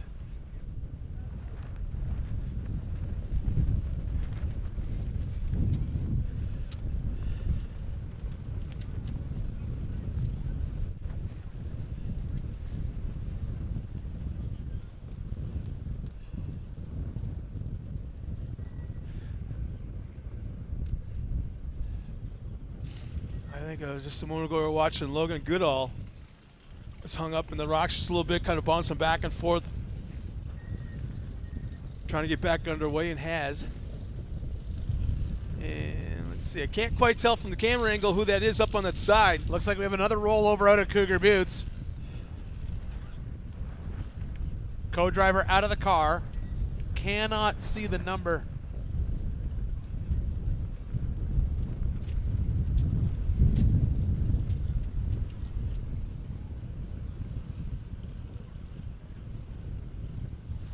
And in the bottom right-hand side of the screen, you can still see our leaders, Levi Shirley.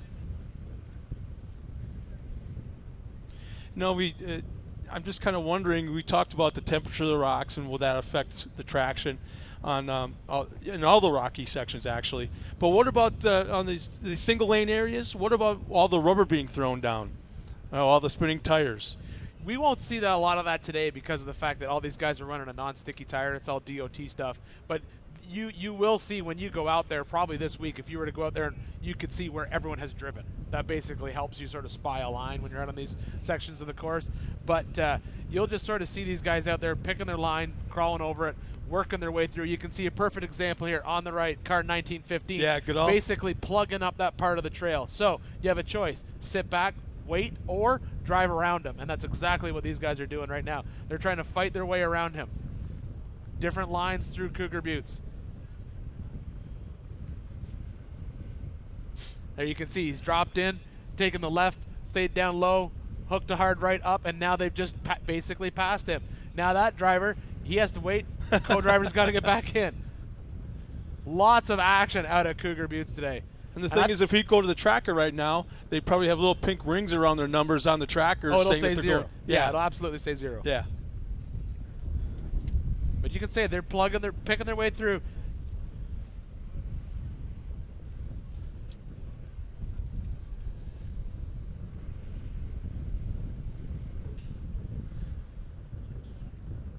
And still not able to quite tell who that is on that side. As we go back to live heli action, a distant shot. That's pretty cool. In the lower right-hand portion of the screen, Levi Shirley still being shown as our physical leader on course. Stretched out that lead quite a bit, actually, up to maybe 6-7 seconds.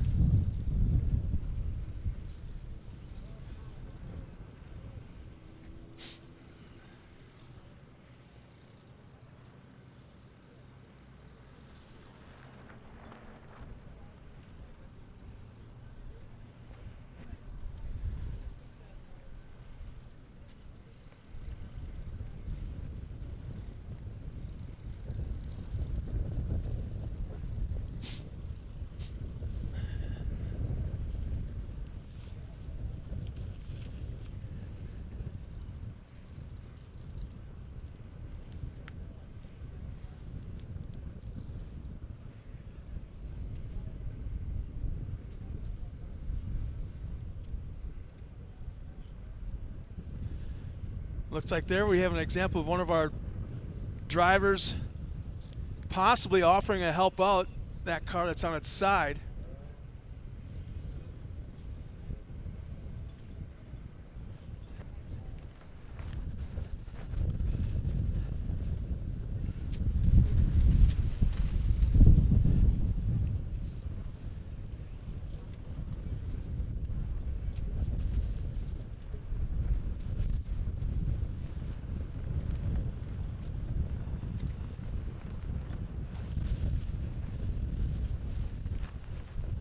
All right, we just got confirmation that is David Hartman on his side in Cougar Buttes.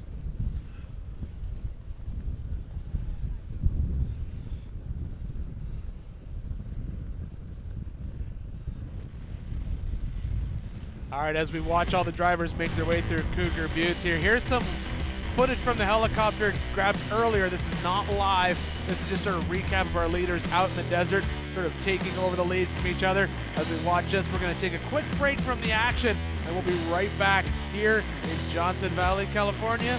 4-Wheel Parts Everyman Challenge.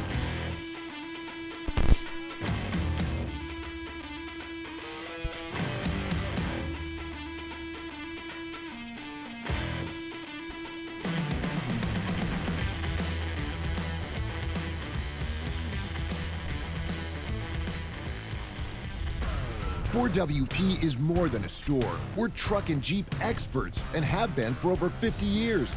From wheel and tire upgrades to full custom builds, Ford WP has you covered. Whether you want to order the best parts online or shop in store, do the work yourself or get it done by a pro, all roads lead to Ford WP. Do your rig right. Shop online or find your store at FordWP.com.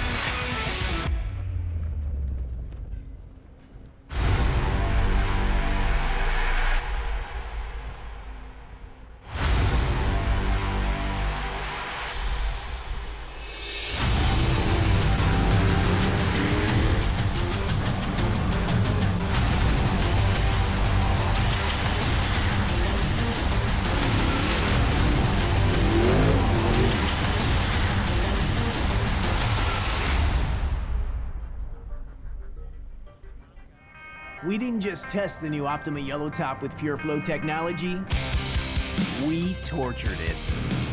King of the Hammers is 181 battery-killing miles of relentless, unforgiving hellishness. It's one thing to call yourself the ultimate power source. It's another thing to prove it. The all-new Optima Yellow Top with Pure Flow technology with up to 3 times the battery life. Unsurpassed performance built to fit today's vehicles. Optima, the ultimate power source. All right, everybody, welcome back to the Four Wheel Parts Everyman Challenge 2019 King of the Hammers. We are deep in race day. We've got all the racers out on course. We've been tracking. Our leaders have gone through Cougar Buttes. They're out in the desert section. Levi, Shirley, Casey, what do you think so far? You know, I got to credit these drivers. I mean, they sat in line for about an hour in staging.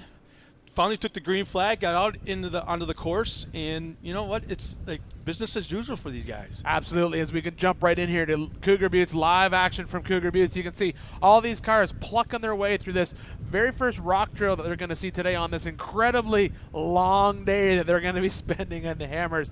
And we see we've got a few. Our leaders, as we said, have already made it through Cougar Buttes and are well into the desert section, sort of swapping back and forth. But you can see these guys just picking their way through Cougar Buttes. Fun little rock course just to stretch your legs on. Yeah, we're starting to hear that about 15 to 20 minutes or so. We're guessing that our leaders will be coming into Hammertown for the first time today. Yeah, and that will be the first time that we'll actually be able to sort of see where they're at time-wise in the race. You know, as we said before, this is a corrected time race. You said it before, they sat here for an hour from the first car to leave until the last car to leave, rather. So once they come through here in the main pit in Hammertown, then we'll be able to actually see who is where in the race based on corrected time. And just because you're physically leading doesn't mean that you are actually winning the race. And that's when you start to see, I guess, I don't want to say they're not taking it seriously now, but they really start to feel the pressure a little bit, get the strategies in mind. Okay, we had all this scenario and that scenario and this scenario all played out. Well, which one are we going to take now for the last lap? Well, you know, I firmly believe that on the race today, on this particular race with these three different classes out there, this is still the class that I believe is won or lost in the rock sections. They make up so much more time in the rocks than they do when they are out in the desert. Everyone kind of becomes an equalizer out in the desert. When you're in the rock sections, that's when these guys can make big moves, and that's when they'll do it. We can see this car is still on its side out here in Cougar Buttes. You can see. What's it been? 5, 6, 7 minutes? It's been a while. You know? You can see him standing there with that strap. What he's hoping for is a competitor will say, "Yeah, throw that on my front bumper. I'll quickly pull you back over." You know, and you know, in all honesty, probably would be a good idea to do that. He'll owe you a favor later in the afternoon, and you may need it.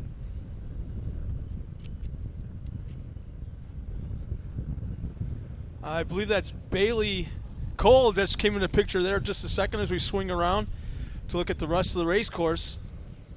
Here comes some more cars.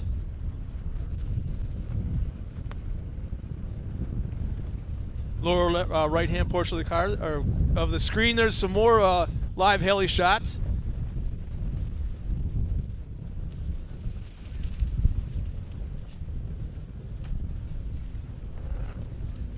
All right, you can see that's Levi, and a few minutes ago when we saw that shot from the heli, we had Levi and Casey was right on his bumper. You can see he stretched it out just a little bit. You know what's really neat about it? You see the tracker before they come into Cougar Buttes, then you see the tracker while they're all there, and then you see the tracker again afterwards, and you just see how things materialize back and forth. Yeah, the rocks will stretch out a little bit, and not so much the rocks as well, but also when they have to go through those checkpoints as well, because everyone has to stop, and then you get a little bit of a burst of speed out of there. You may be able to stretch your legs a little bit, but you know that person behind you is going to be right behind you not too long.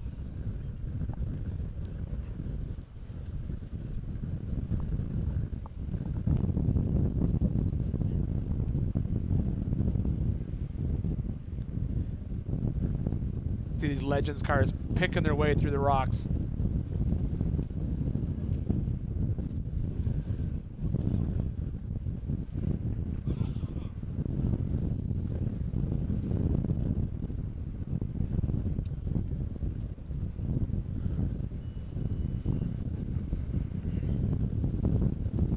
You can see the car 43 of Mike Johnson making his way through there.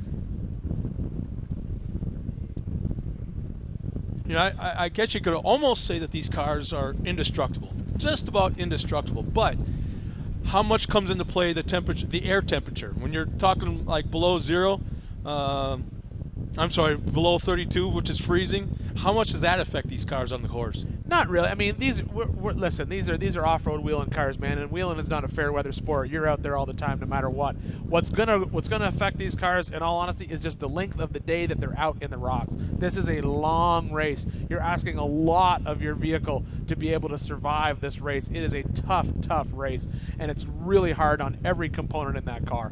So that's what's really going to affect it. Is going to be the abuse that these cars are going to see in the rocks all day long. You know, I can't help but think that there's been more than a few drivers that may have slowed down or stopped to see if they could help our car that's on its side, but I think it looks like they're in a position where the angle that they're at, the cars are going by on their left, and the racers going by have no choice. I mean, they can't help the guy. You can always reposition and help. You know, that's just the reality of it. You know, he's going to be on his side for a while. He may be broken out of the race at this point. Who knows? But you know, it is a, you know, it's sort of par for the course of Ultra 4 racing. If you see a guy on his side or stop in the desert, everyone will slow down, look for that thumbs up, let them know the car's okay, and then move on. Because as I said, it's a no-chase race. You are out there by yourself. Everyone will just sort of be checking on him, making sure he's okay, and then moving on. You can see a little checkup right there. Yeah, he just got a thumbs up. Yeah, absolutely. Yeah. That's what you'll see that all day long with these racers. You want to, if you can help, most of these guys, if they can help, they'll stop and help. There's a good chance that maybe he doesn't need to just be righted. Maybe there is a larger problem at play right now.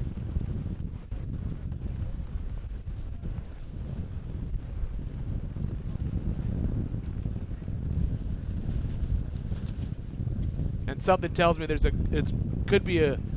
could actually be what's happening, because he looks like he's out of the car, helmet off. Helmet off. There's a wheel that's sitting. All four wheels appear to be on the car, but then there's one that's laying on the ground in the back of the car.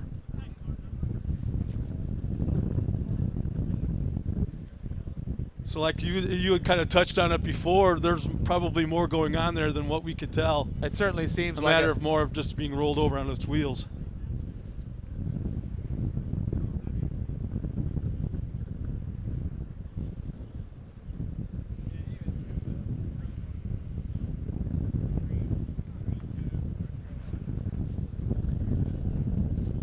I can tell you from experience, I have been in a situation where we were racing back east in an Ultra 4 race, and we got a flat tire and pulled over, only to find out that we'd lost our tool bag about 5 miles back. So we had to sit there and wait for someone to stop and loan us some tools to change the tire. But we'll jump back out to our map right now, and you can see there's Casey Gilbert on our tracker, and Levi Shirley basically sitting right on top of each other with the tracker, moving quickly through that desert section as they head back into Hammertown. Unfortunately, you see that white line around Jesse Haynes. That means he has not moved in some time. But that doesn't mean that he's broken. He could just be traveling at slow enough speed that the tracker doesn't pick him up. But we'll have to wait and see what happens. I'd hate to see Jesse out of this race. There's Jason Bunch. Wow, look at the speed he's going. That's he is moving. Yes, he's trying to reel in those leaders. Dustin Friesen behind him. And we're about to jump out to a live helicopter feed of our leaders. Another live heli shot. As you can see on the tracker, those guys look like they were sitting right on top of each other, but obviously they weren't. There is some gap there. And we don't know when that was updated last. So it could have been when they were actually on top of each other. And now Levi maybe stretched out his legs a little bit.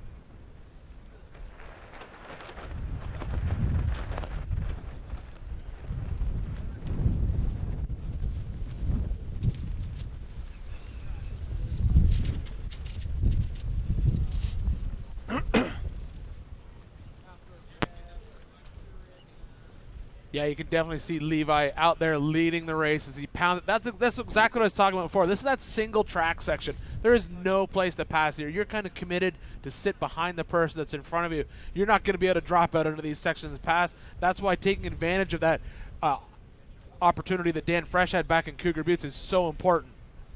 And even if you wanted to fall out here, look how deep the sand is, the ruts. Even if you went wide, the chances of getting around a car there are slim to none. There you can see Casey's right behind him. Just keeping him right in front of him. That's exactly what he has to do for now until he gets an opportunity to pass.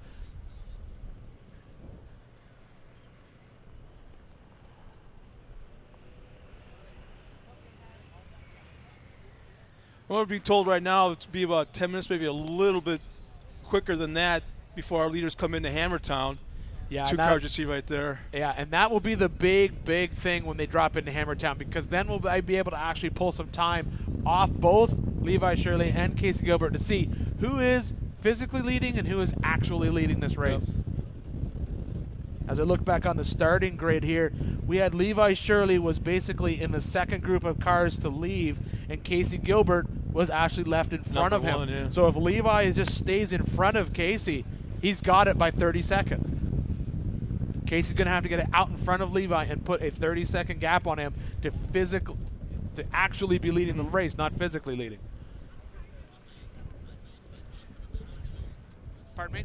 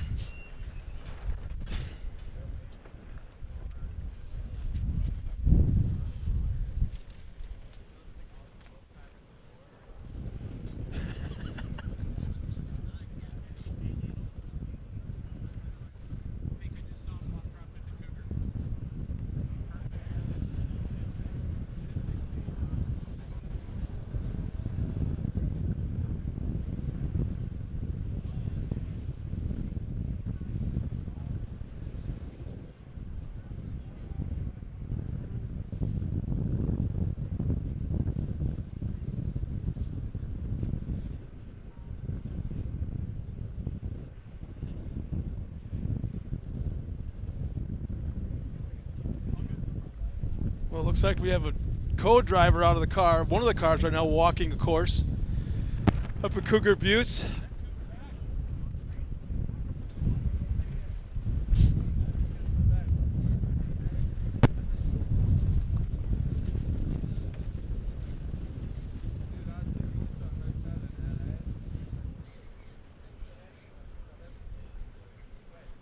All right, we're getting confirmation now that their leaders may be as close as 5 minutes till they drop back into main pits here at Hammertown, as we see Levi, basically stretching his legs out there in the desert.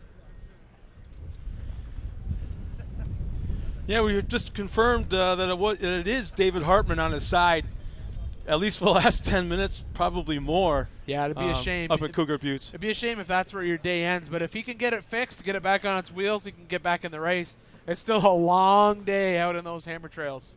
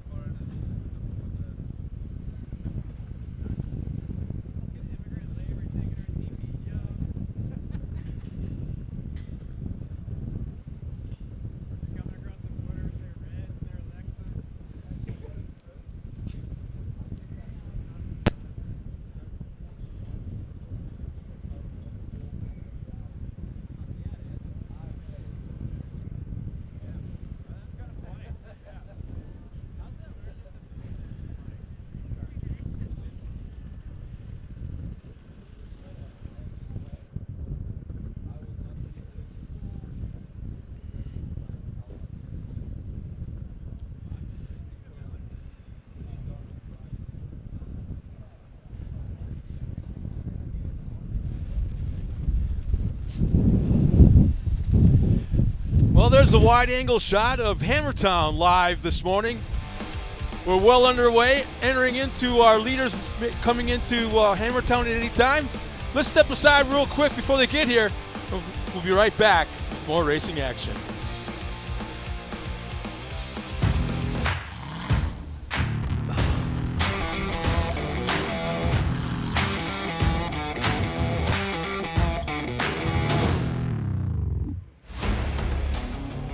Renowned worldwide for reliability, the ARB air locker is a must-have for off-road drivers, including rock crawlers, overlanders, and racers.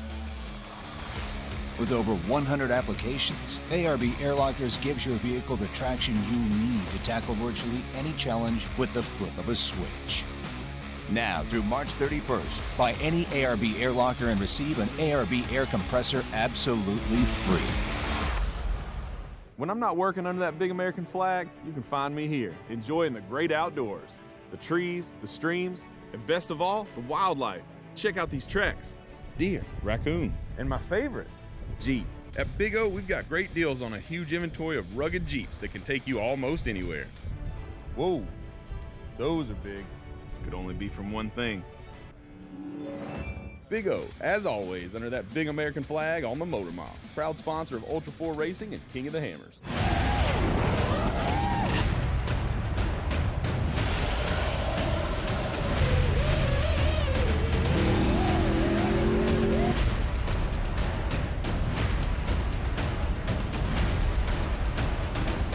GenRide Off-Road, quality off-road parts and accessories, designed, developed, and manufactured in the USA.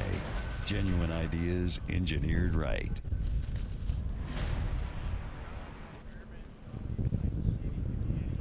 All right, everybody, welcome back to Johnson Valley.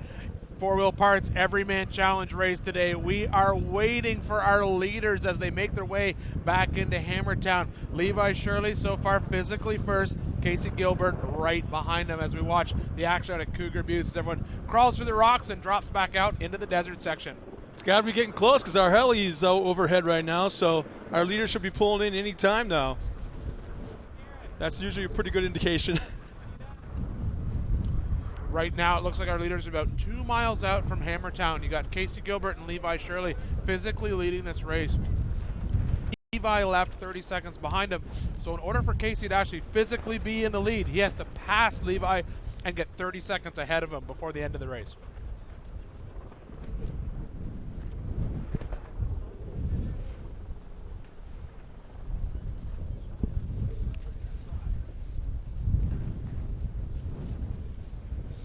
Jason Bunch right behind them.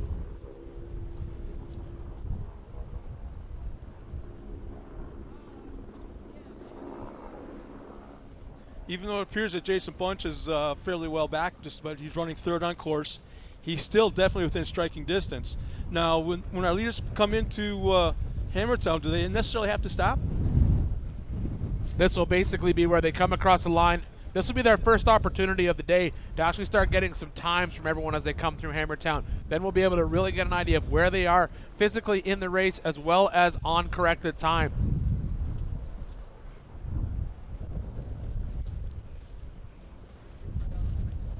Oh, there they are. Far left side of the screen, just barely see two cars coming into shot.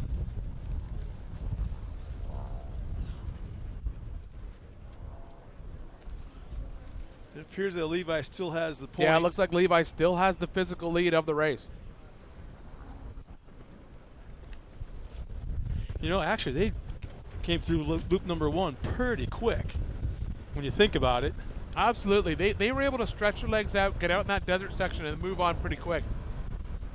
I just saw Miles up here run up here and grab his patented wrench microphone. Yep, so he's got the wrench in hand, brother. He'll be headed out, drop it into people's pits and sort of see what's going on. He'll give us sort of a live feedback as to what's happening, get an idea from some of the pits, some of the drivers, which will be really good to see. It's always fun to find out what's going on in the pits during this race.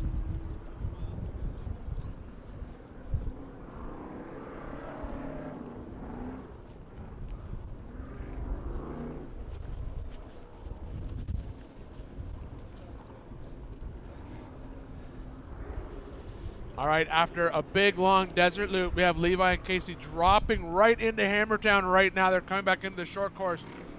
Look at this, Ian. I mean, we could turn around and actually physically watch them, not even on screen, but watch them live as they come into Hammertown. They'll hit basically the start-finish line checkpoint. That's another one of those checkpoints we talked about. Every vehicle stops, gets its sticker. You can see the course worker putting the sticker on the hood, and then the car moves on. That's Levi, your physical leader. And he will drop into the pits. And this is the decision, this is the decision they have to make. He may just wave off the pit, pull in, and just sort of say, nope, everything's fine, everything's good. Or they may stop, check the car. He does know that he's got 30 seconds on the car behind him, so he does have time to have a nice little pit stop here. Did you catch that? On corrected time, 32 seconds difference. So it gives him the lead, by 2? 32 seconds would actually give him a lead by about a minute. Because he started after Casey. So Casey needs to get out in front of Levi and stretch a 30-second lead on him. It's not enough to be physically in the lead of this race. You have to be a lead on corrected time as well.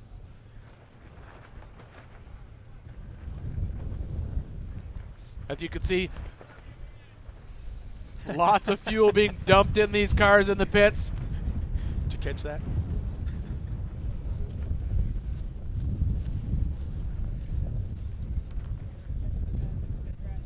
This is awesome because the crews can see each other right now, especially Casey's team. They're watching what's going on with Levi. Absolutely, they'll want to know what's happening. When does he get out of the pits? As you can see, I think I just saw him pull out right there. That does look like Levi back on course, while Casey is still in the pit.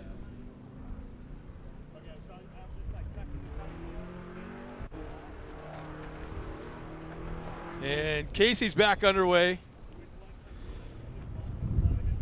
Relatively even, I guess you could say, pit stops. I would say so. I think right now on corrected time, I'm just hearing from race ops that as of right now, Levi is, even though they're right behind each other, Levi has a 32-second lead on Casey.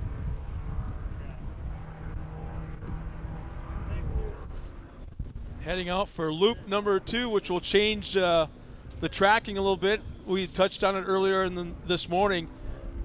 The green line was loop number 1, the red line was loop number 2, so now we'll be watching the red one. Well, this will be where it really comes into play. We're going to see all the big rock trails coming in right now. Loop 1 is that big, long desert loop that, Dave Cole throws in there to sort of stretch everyone's legs out, get the cars spread out a little bit farther before they get into those rock sections. But being in the lead when you drop into those rock sections, it can be a huge benefit in a race like this.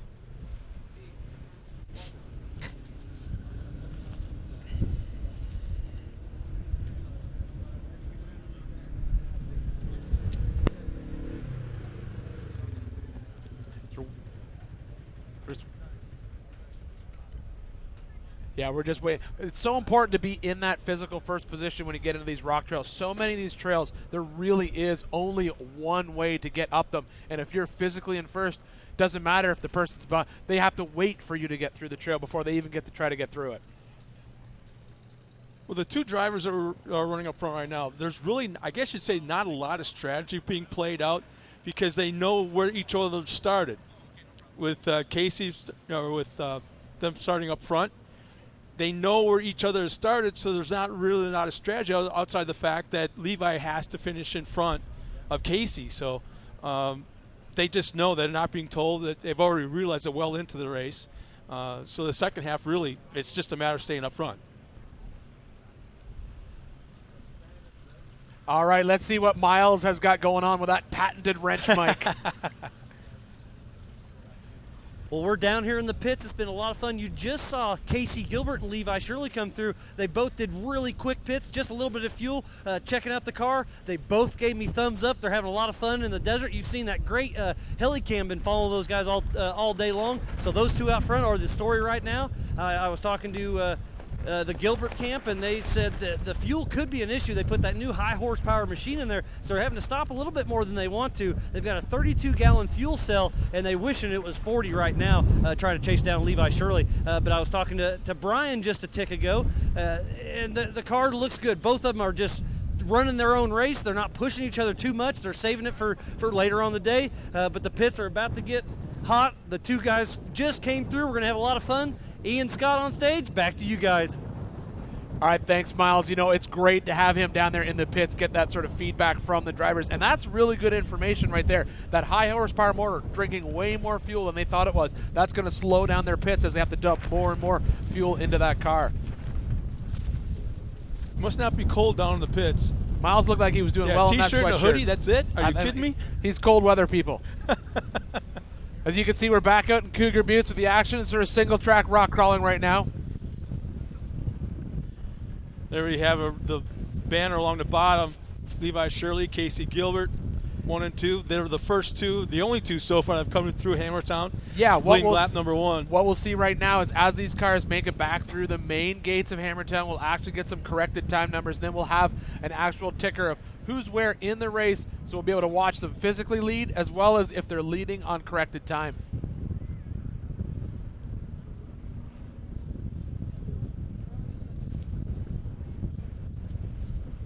Picking their way through Cougar Buttes. You can see right here, car number 13, right behind I think that's John Grounds in front of him, Proving Grounds Racing. You can tell he desperately wants to pass, no questions asked, just sort of stuck up behind him as the slower vehicles in front of him.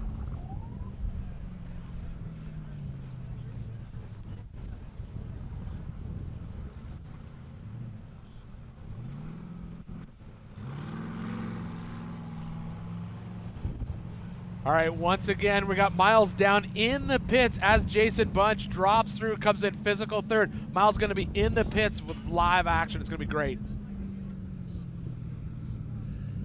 So I'm back here in the pits with the wrench mic. We got Jason Bunch. He's got the pits. So the car looks good. They got her shut down. They're going to give it a quick little fuel and go. Got Sean Gill down here checking tires. They're checking pressure, making sure everything's tight. I hear Bunch saying check the spark plugs. Seeing how hot they are. You want to talk for a second? You want to talk? So I am with Jason Bunch right here. How's the race going so far today? You're physically in third position.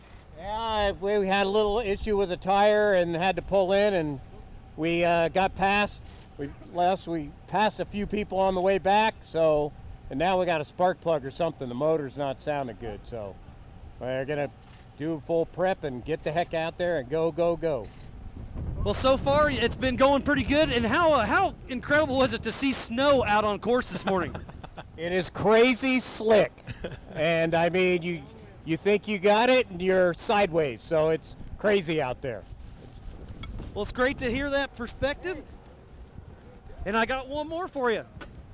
They need to do this in July when it's nice weather.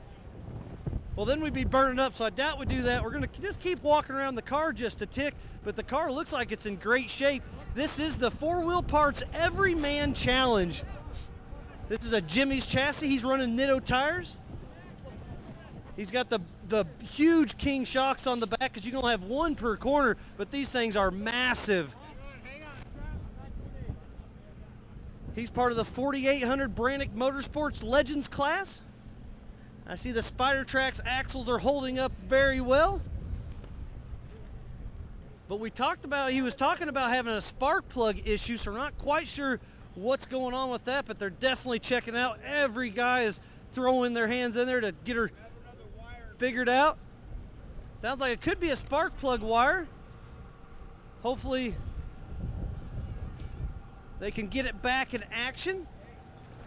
So we've had the first three here in the pits. Levi Shirley, Casey Gilbert, now Jason Bunch. So the first three are way out front.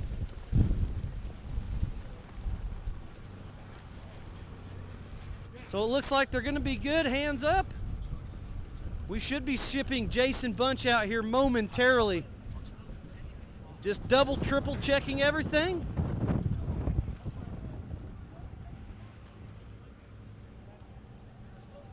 This Jimmy chassis is really holding up good. We saw Levi Shirley in his old Sniper Fab car.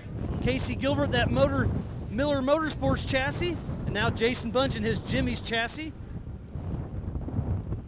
And you heard Jason talking about traction out there with that snow, that it's just very slick, so they're airing down just to get every little bit of extra traction from these Nitto tires.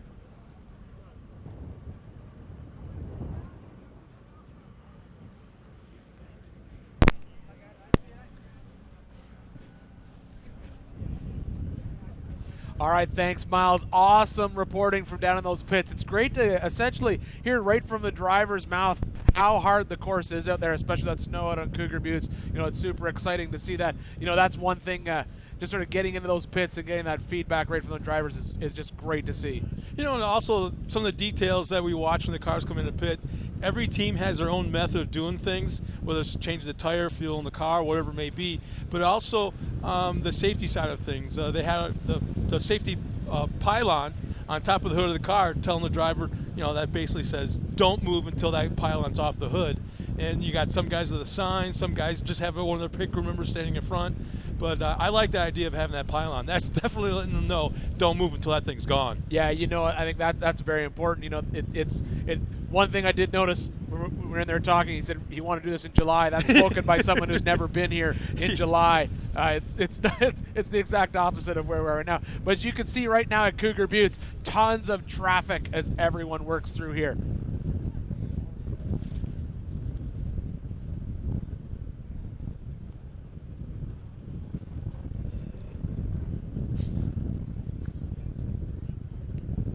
Wow, Jason Bunch, they might have a problem that's beyond what even they think, because he's still in the pits right now. They're still. Well, you know, the one thing about those LS motors, that is a coil-on motor. You know, each one of those cylinders has one spark plug wire that comes off that coil pack, goes down into that spark plug. That is a very common problem in these rock crawlers, is they get in there and everything, the tolerances are so tight. Very often with the headers or manifolds or whatever you run on your particular build, you can burn up that spark plug boot. You know, it's always good to carry an extra set with them. I'm sure they had some in the pits with them. They may have had to swap one out. I'm hearing right now from Race Ops that we are 5 minutes away possibly from our next car coming in, and then after him we're going to start to see 5, 6, 7, 8 more cars. They're all backed up behind Matt Howell. We'll see Matt Howell and Adam Shearer come in that Tribe 16 super shiny bright Jeep that we love to see come across the line.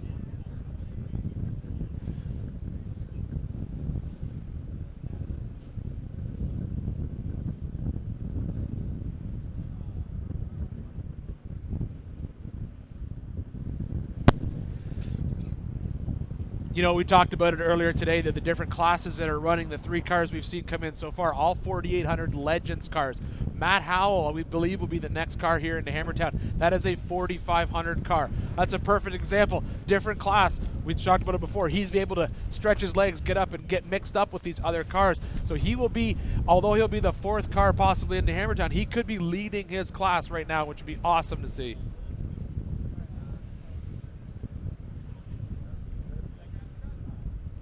You kind of touched on the fact that Cougar Buttes is not necessarily the hardest rock portion of this course, and just to see how they're struggling through here and kind of inching along, and we've seen 2 cars, 3 cars on their side in Cougar Buttes right now. It makes me wonder what it's going to be like once we get to the more difficult areas. Well, once you're in deep into the hammer trails, it is definitely a lot harder. You know, Cougar Buttes, you can just look at the rocks. Anyone who's ever wheeled in different places, Cougar Buttes, in my mind, is very similar to like a Moab or a Sand Hollow type of rock. It's really sort of like a petrified sand dune type of thing. You know, it's really smooth. It's basically just like a rolled over boulder. When you get out into the hammers trails, you get big, tall climbs, nasty rocks, and really single track area where you have no choice. You can't pass in those sections. This Cougar Buttes is a passable rock section, and we saw guys do it. We saw them jump out, get around other cars in this section. That's much more difficult later this afternoon on that second lap.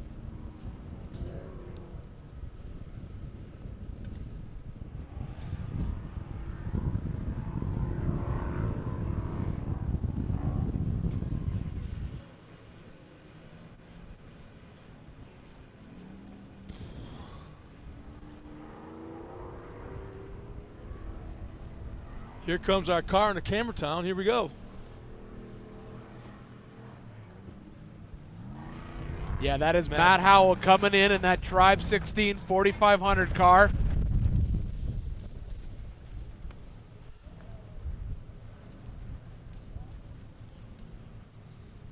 All right, he's told, 12 minutes behind the leader on corrected time. Yep, 12 minutes behind the leader, but I believe he's our first 4500 car in, so he could be leading the 4500 class at this point. No, I've seen it in the past where teams are pitted in that similar area, but they'll come in, cross the line first, hit the checkpoint, and then go back and hit the pits. I mean, what's the difference of that strategy?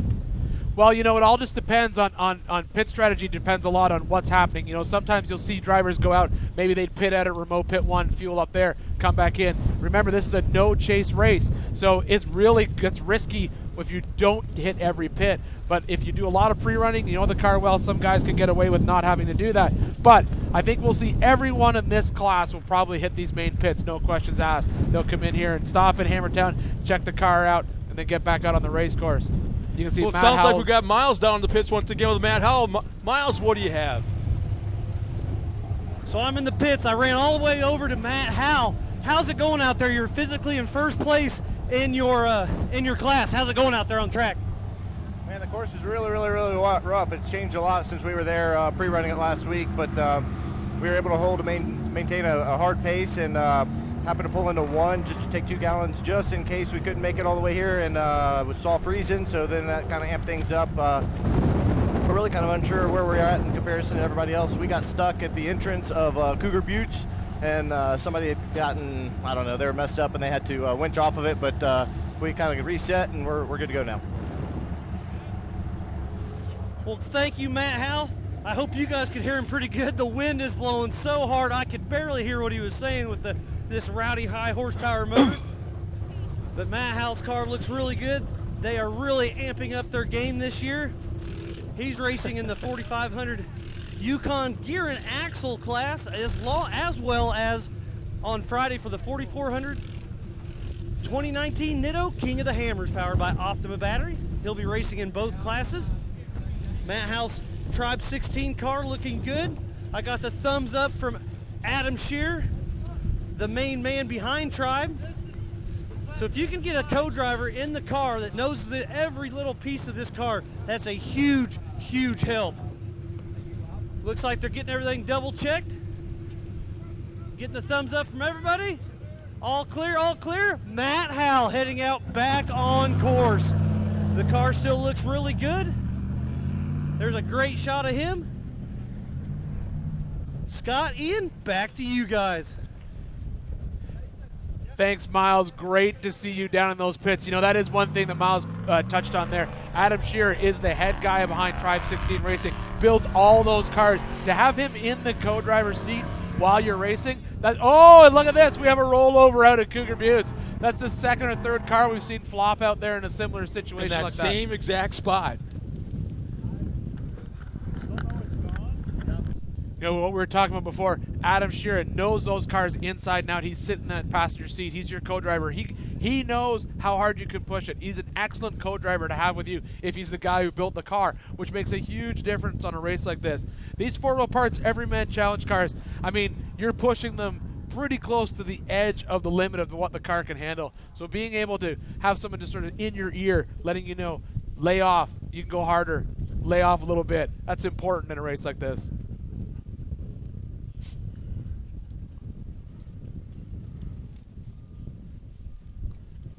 More and more traffic dropping into Cougar Buttes. Lots of racers still out there on the course, as you can see. So many areas where these cars can stretch their legs, especially in like we talk about often, the desert portion. And then when you see like this screen, that tells me that, and they bunch back Here up. we go, little pass going on right here as we drop into Cougar Buttes.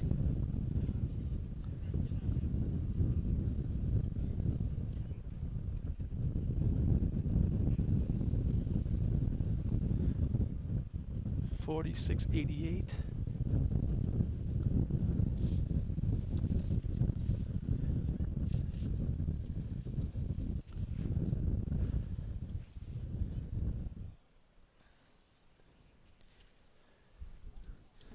Yeah, I think that was Dan Fresh making that pass on that little desert section before he dropped into Cougar Buttes. So it looks like we got our stock class cars finally making it out to Cougar Buttes.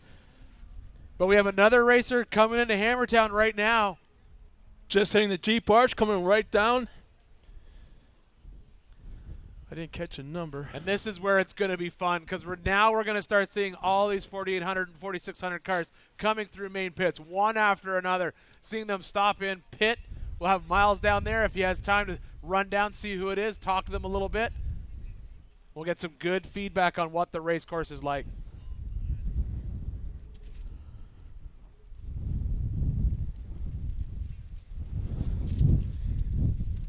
So looks like Dustin Friesen's the driver that's coming into course, is going into the pits right now.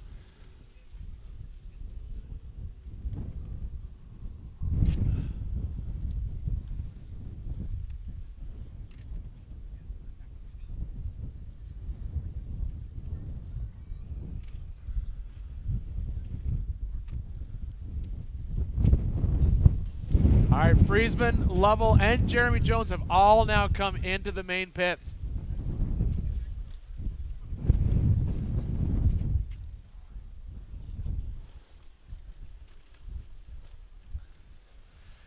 All right, as we see everyone checking over those lug nuts, Miles is down there in Jeremy Jones's pit. Miles, let's hear what you got. Down in the pits, I got Jeremy Jones and Chris Ray getting thumbs up. The car looks good. This Trent Fab machine is looking like it's doing a great job. So, thank you. Hey, Chris, how's it going out there, buddy? Hey, so everything's going really good. We got really messed up on the entrance before Cougar Buttes. We pre-ran it, and then we just took a really bad bounce. And for all the crap that I give everybody for getting messed up in Cougar Buttes, it kind of sucks that we were the ones that got messed up first. But other than that, car's doing really good. Jeremy's driving the wheels off these things. Actually not. You can see all of our race lines and Maxxis are still intact right now. Doing a really good job, and we're really happy. As long as we got good fuel, we're going to keep going. Thanks, Miles. I just got tapped to get out of the way. They are getting out of here. Thank you. So Jeremy Jones back on course. Gonna have to back up a little bit. He's got to get that checkpoint. Remember, this race is on corrected time. They left in 30-second increments. So just because they're neck and neck here doesn't mean where exactly they are on corrected time. So we're still waiting for Dan Fresh over here with the Savvy crew. He should be here shortly. Scotty and I'm having fun. I hope you guys are too. Back to you guys. Absolutely, Miles. Thank you so much for being down there in those pits. As we can see right now, there's the Lovell crew fueling up their ride before it gets back out, that 4800 car. You can see they're no stranger to racing out here at the Hammers Trails. We got lots of cars getting ready to pound into Hammertown. It's going to be a great day of racing. Lots of guys coming through the pits right now. We're hearing there's Dan Fresh should be coming in shortly. And I know that he's probably going to see Matt Howell in his sights, and he's going to want to reel him in pretty fast.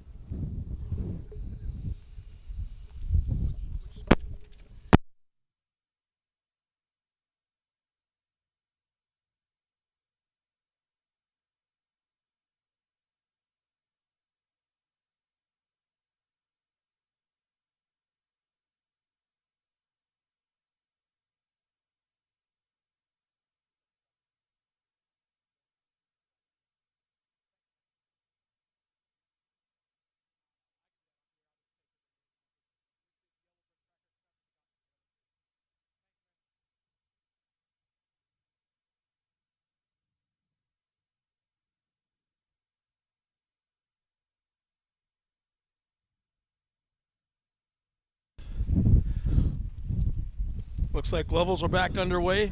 Stopped at the BFG pits. Looks like they did nothing more than probably retorqued the tires and definitely took on fuel as they're back on course right now. Yeah, we saw a couple really fast pit stops, and that comes into play. You know, this is, as Miles said before, this is a corrected time race. So being able to save a few seconds or even a few minutes in the pit can make a huge difference when you're out there on the race course.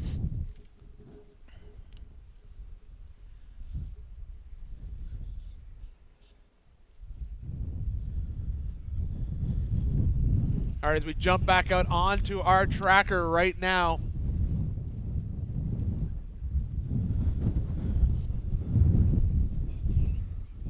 Was just refreshed at 10 after 10.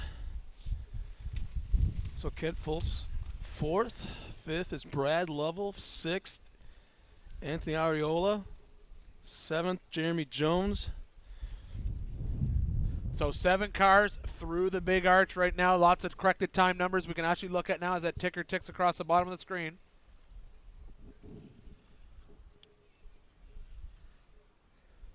Ooh, this is not good. We have a car sitting on course.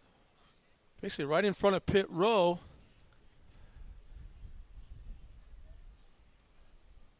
Holy smokes. And as I've said before, this is a no chase race. You're close to your pit, but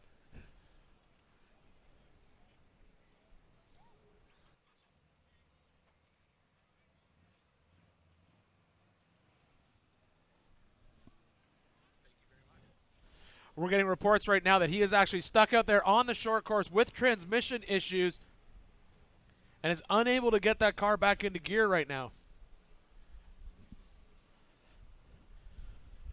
We're also being told that our leaders are going to be probably 10 to 12 minutes before they hit Chocolate Thunder for the first time. I'm telling you, these guys are making some pretty good time today. No question. All Levi Shirley and Casey Gilbert, they're going to make up a lot of time in those long desert sections. Be able to stretch your legs out. As you can see, we head out to Chocolate Thunder on our map.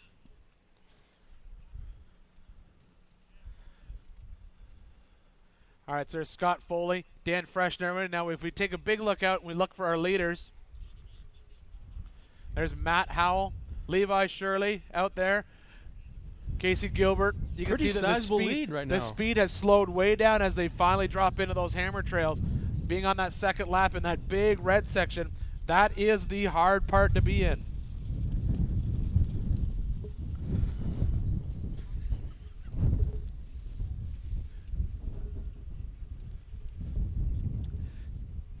There's Jason Bunch.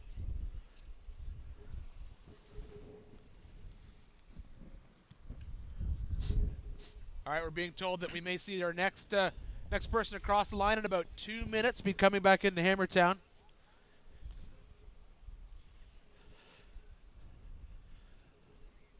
Look at Matt Howell out there in that. That is our leader in the 4,500 class right now. That's who Dan Fresh has to catch and pass if he wants to keep that car that he's driving undefeated.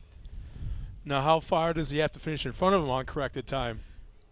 Or is it just a matter of placing? Well, I'm just hearing right now that we might have Dan Fresh coming into Hammertown soon.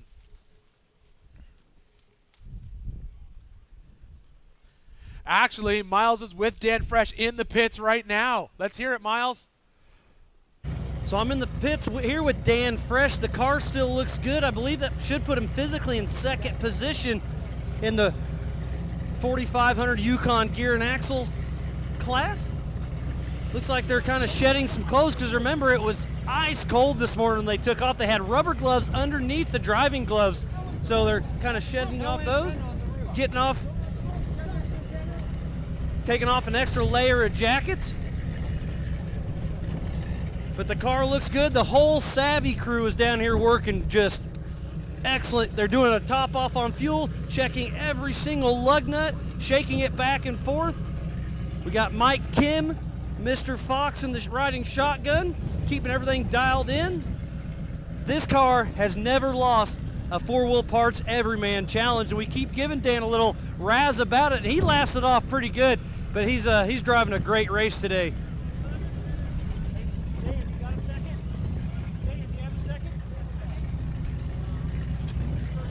So Dan's just getting everything checked out, getting his gloves back on. Because when you're going that fast out here in the desert, there's no windshield to protect you from all that cold wind. And he's raced the UTVs on Sunday. He also races the 4,400 class in a bomber on Friday. So Dan Fresh has his hands full all week long.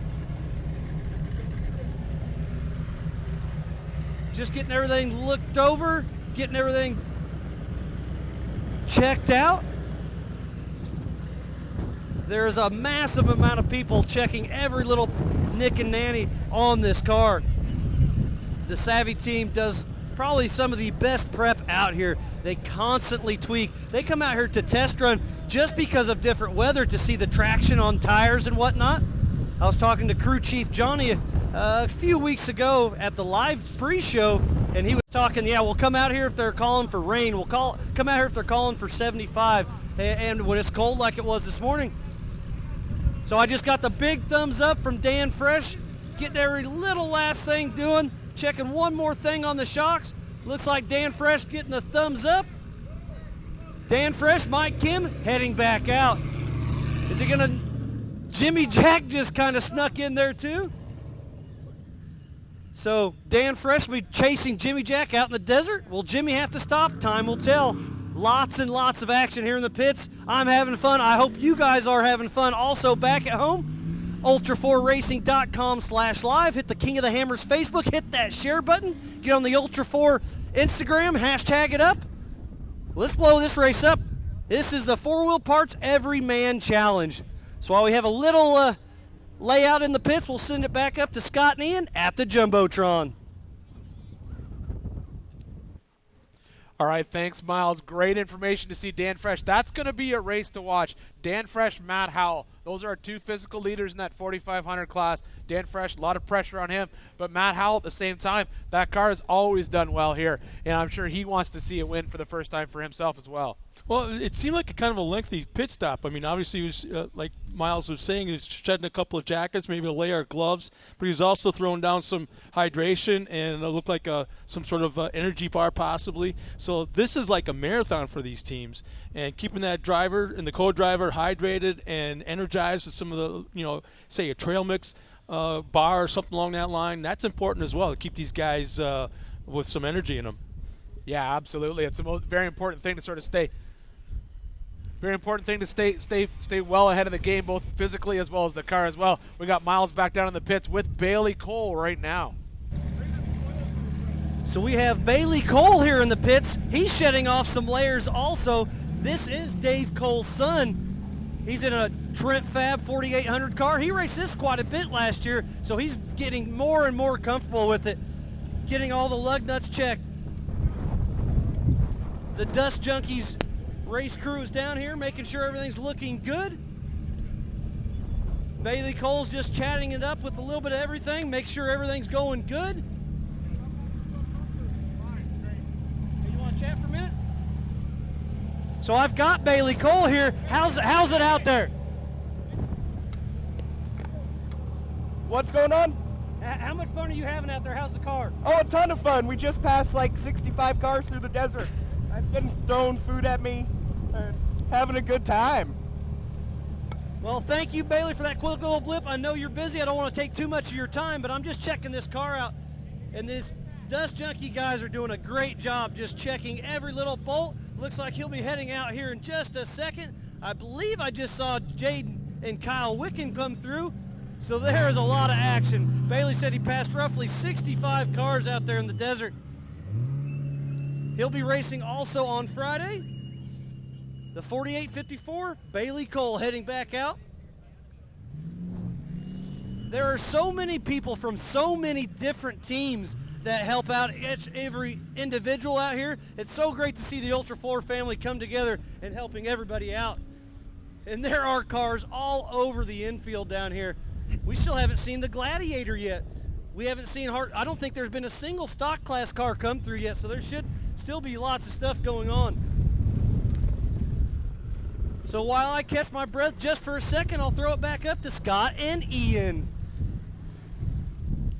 Thanks, Miles. That's great to see Bailey Cole in there. As he said, he passed 60-some-odd cars in that, in that first lap. That's amazing. And you know that calls into play. You know, he did not qualify. He opted not to qualify earlier in the week, so that put him way far back in the pack. And apparently, he loved it. He went out in that desert and just picked people off left, right, and center. He must have had a great time out. And that's an old spec class car, and he's always been able to drive it really, really well. So it's good to see him sort of pushing out and getting that lead. It's got to be a confidence builder too, which is huge for a driver behind the wheel in conditions like this, with this many cars in a race like this. So the more he keeps that up, I mean, the better the guy's going to feel about himself. Well, there's no question. I think about Bailey. I mean, Bailey literally grew up in this race, you know. So I mean, for Bailey to get out there and be able to have fun in that car, I think for him this is just a good time. Here we're watching the 4580. That's John Matthews. He's racing today and he's racing on Friday in a 4400 car.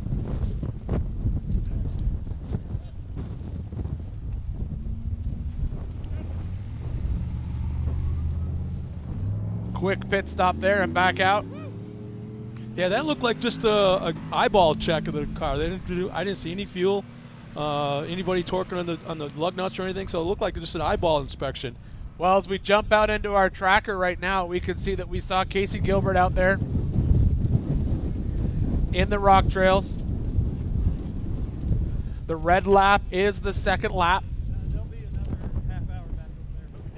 And we're looking for Levi right now, so we're going to type in his name so we can find him and we'll be able to locate him. Oh, he's basically right underneath Casey Gilbert on that tracker. That's why we couldn't see him. So if you don't see your driver, you can type in their name or their number and you'll help find them. But as we get rid of that name out of the box, everyone pops back up. So you can see that Levi and Casey on the tracker are literally sitting right on top of each other. So they must be very close on that section of the race course. Well, Levi looked like he was stopped because he's got that. He showed 0 miles an hour. Plus, he's got that pink ring around it. Well, in that rock section, you're going to get that all day long, because what's going to happen is, depending on when that tracker refreshes, you may be stopped. So if you're stopped when the tracker refreshes, it may register 0 miles an hour. So just when you're in the rock section, it doesn't necessarily mean that you're not moving. It just sort of means that when you refresh that tracker, you may have been stopped or traveling so slow that the GPS didn't pick it up.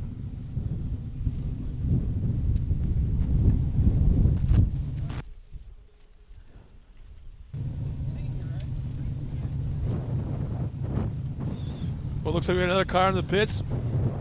Changing a tire, a left rear.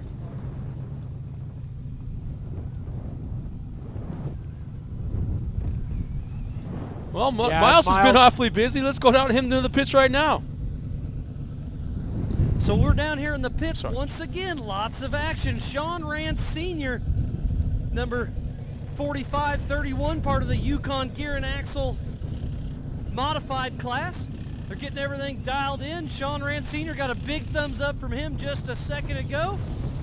So we'll try to get a quick word. How's everything going, buddy? Going great. We didn't have any issues whatsoever. Everything's good. We're having a hell of a good lot of fun. And I'm getting pushed out of the way. He's ready to go. Sean Rand Sr. heading back out on course. Big smiles, all thumbs up.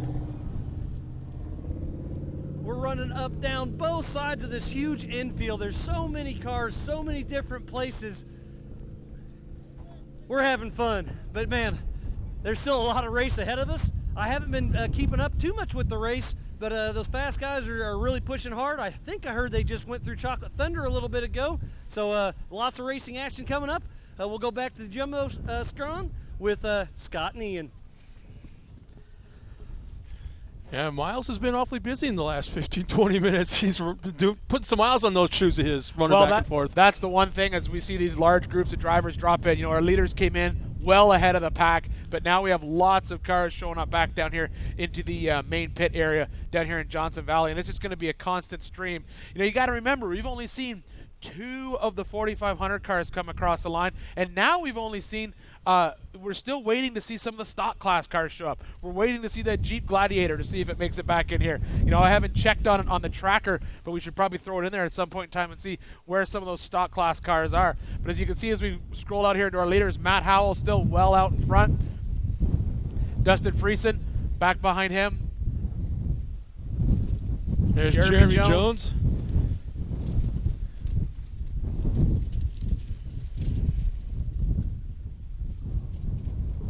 Boy, look at all the pink rings. A lot of guys are stopped on the course.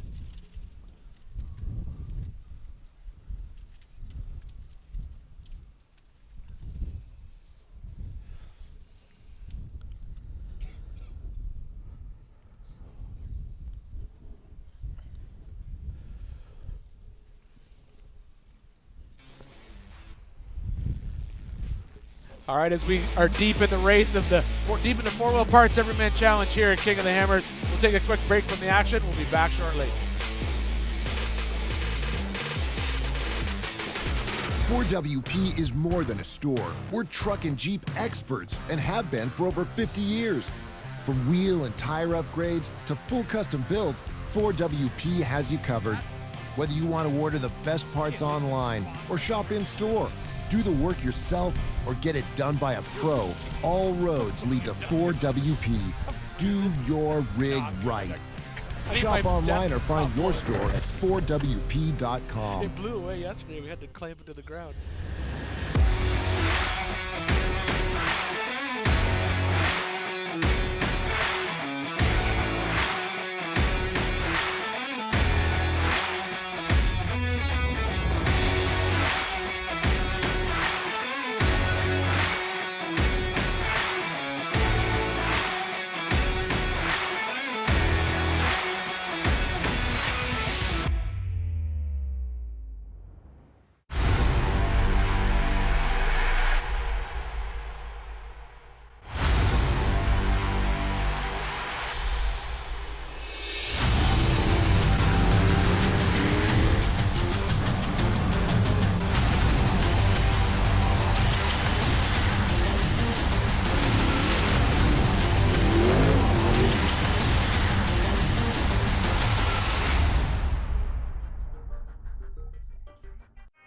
We didn't just test the new Optima Yellow Top with Pure Flow technology, we tortured it.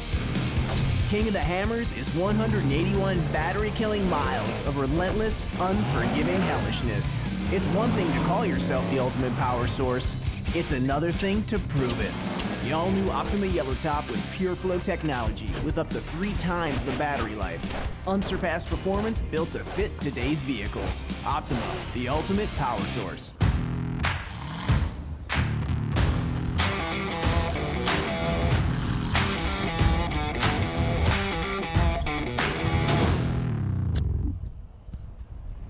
All right, everybody, welcome back to the 4-Wheel Parts Everyman Challenge race. Today we're going to take a look. Our leaders are almost into Chocolate Thunder right now as we look at our tracker. We have Casey Gilbert and Levi Shirley deep in the rock sections there. Something I think is going on there because Levi's been parked for a while. It has shown 0 miles an hour since the last time we checked it, so there's something going on up in that area. Gilbert was showing about 4 miles an hour, which is basically slower than walking, but yeah, but as you can see, right, neither one of those trackers has updated in a while. That is also one thing that can happen in these rock canyons. A lot of these trackers are sort of line-of-sight situations where sometimes you get deep in these canyons. They can't pick it up. So sometimes you'll see a driver sit for a while, then he'll jump into a completely different 50 rock miles canyon. later. Yeah, exactly. So I think it's important just to pay attention. We'll of course, we've got cameras out at Chocolate Thunder, and we'll see them when they see actually what happens when they get into there. I'm curious to see what's going on in the stock class right now, to be honest with you, because we have not seen a stock class come through the main gates here in Hammertown yet, and we're just sort of waiting to see, are those guys, where are they on the course right now? You know, I also noticed on our leaders on the tracker, they're right there in the middle of the either or section, and they both chose that same line, running that yellow line. Absolutely.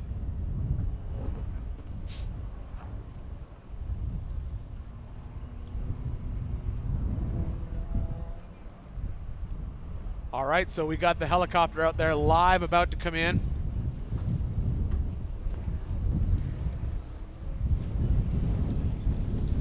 All right, so we can see if we can find out whose number that is as we get the helicopter down in there. And it looks like Bailey Cole. The paint scheme gives it away. That's Bailey Cole out there, yep.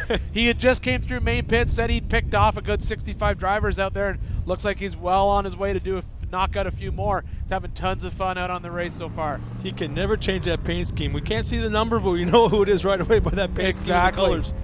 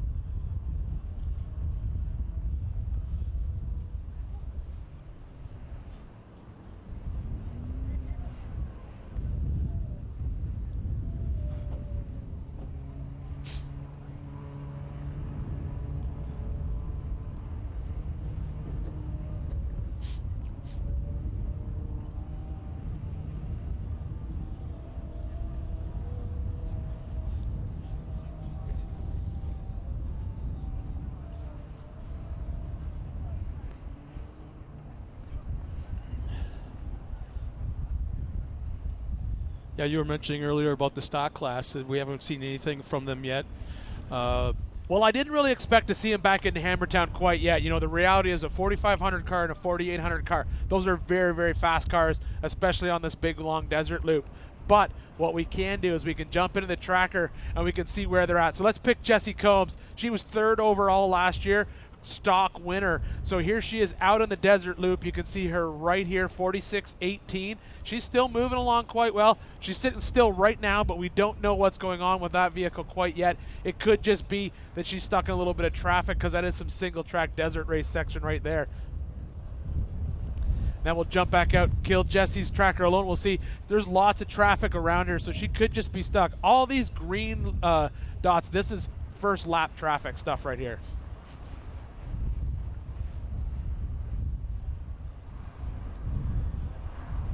Surprisingly enough, there's not a lot of stop traffic out there, actually. especially in the stock class. I'm kind of surprised. You'd think being a limited class, so to speak, that there'd be a lot more issues in that first lap. Well, you know that lap is just a desert lap. So I think while we sort of figure out where everyone is on the track, we'll just go ahead and take a quick break from the action, and hopefully we'll be back with some people in the pits.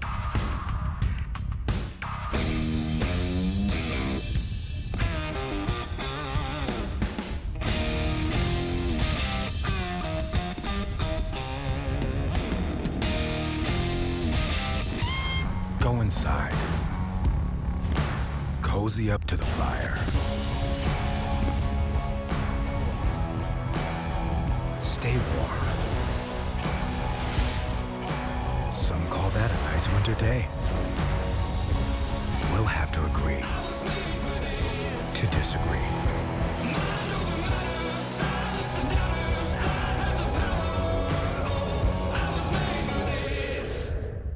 Your bearings shoulder the burden whenever you tow, haul, or stomp the gas. AMSOIL delivers powerful protection for bearings and other critical components so you can drive with confidence. To demonstrate, an independent lab put AMSOIL synthetic motor oil head-to-head against a leading competitor in a 100,000-mile test. AMSOIL provided far superior wear protection and kept engine bearings looking like new. Get your truck the protection it deserves at amsoil.com/auto.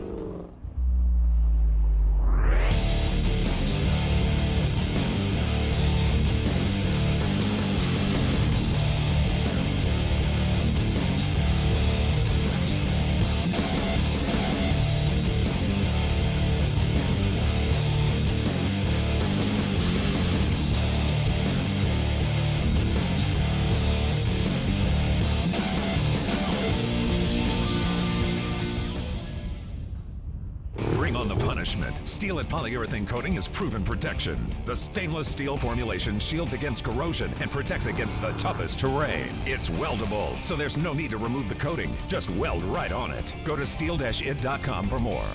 Go further. Go safer. Gasoline transfer tanks for Jeeps, SUVs, pre-runners, and chase trucks. Tanks made in the USA, backed by a lifetime warranty. Includes an easy-to-use shaker siphon that transfers over 2 gallons per minute. Proven tough in the deserts of Baja, the trails of Moab, all the way to the race course. Venture further. Visit TitanFuelTanks.com today.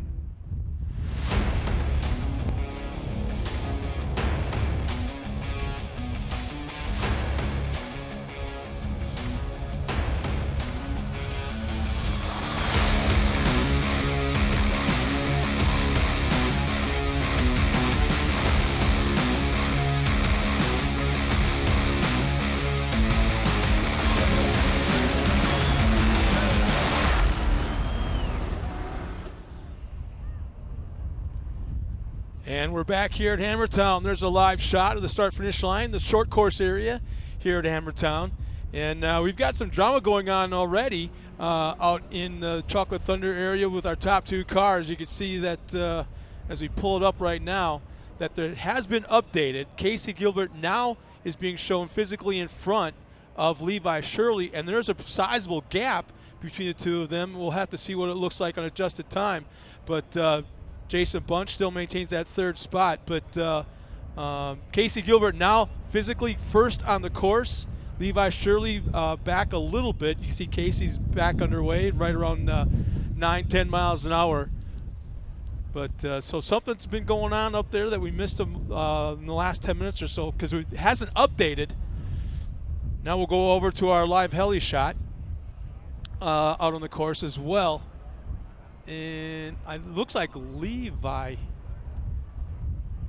Shirley. They're both running orange and black cars, but looks like Levi, yeah. So physically on course, he's now in 2nd place, no longer leading. And as we saw on the tracker a moment ago, that there's a sizable gap between the two now.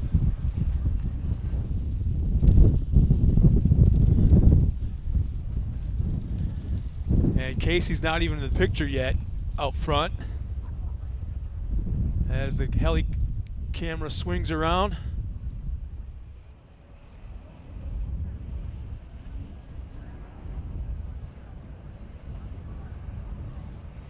You can see how rough it is out there and how slow and meticulously you have to be to navigate through these rocks. And as Ian was talking earlier, in Cougar Butte, the rocks were a little bit rounded off, kind of like he called them petrified sand. But now you look at these rocks here, a little bit more jagged, a little bit more rough.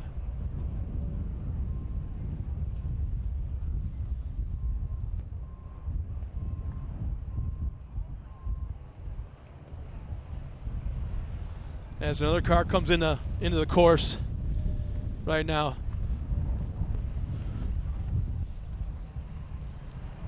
Completing lap number 1.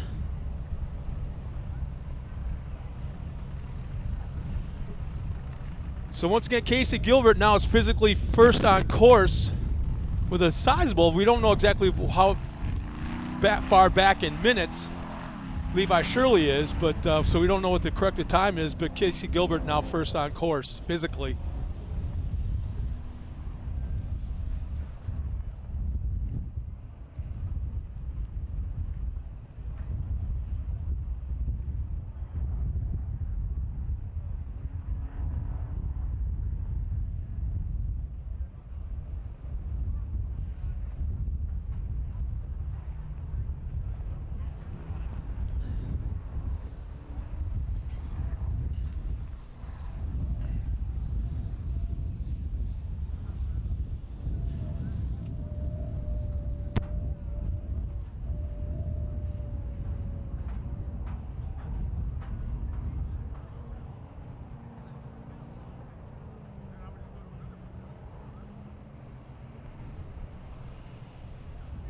Back on the tracker.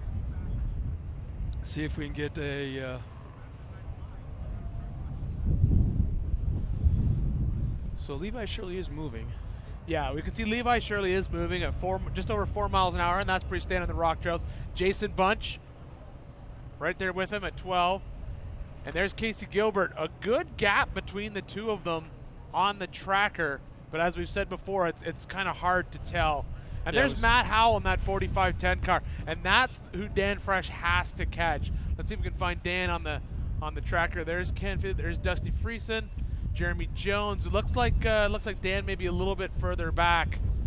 This was all refreshed just 3 minutes ago. Let's take a look at where Dan is.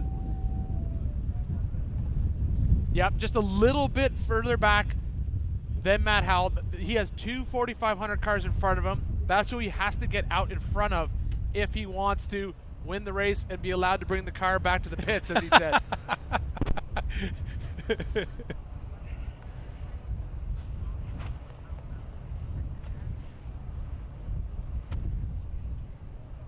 Still waiting to see some of the stock class cars get back into main pits here in Hammertown.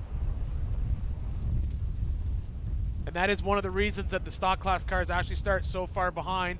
We let the 4500s and the 4800s were qualifying a few days ago for their start position.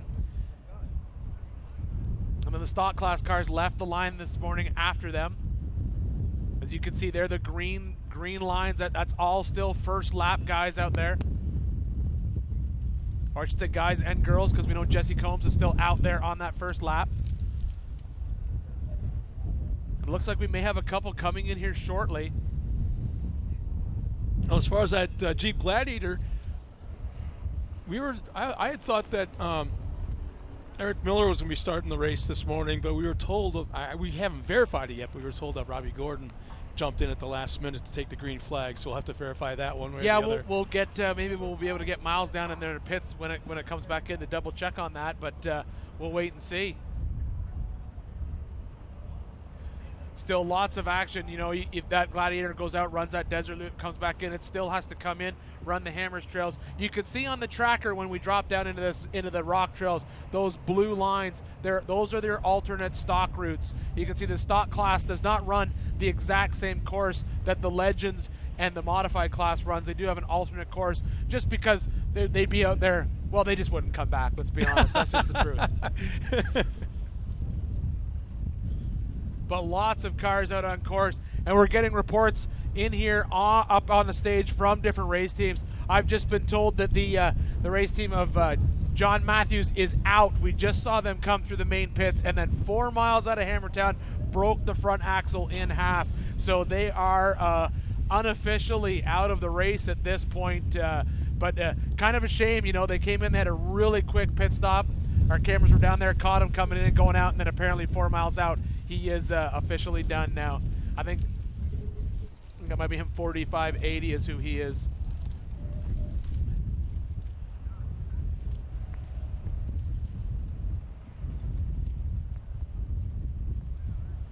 Yeah, we can see him right there. They are marked out of the race at this point in time. As we said, his pit crew came up, told us broken front axle just outside of Hammertown. Such a shame that RTD retired from the race.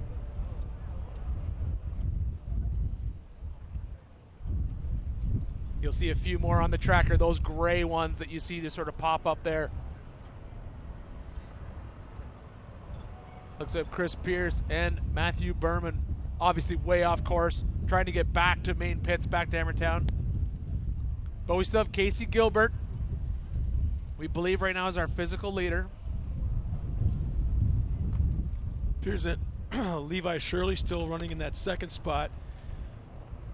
But then if we swing back to the third, it looks like our third place cars stopped on course in the 48-41.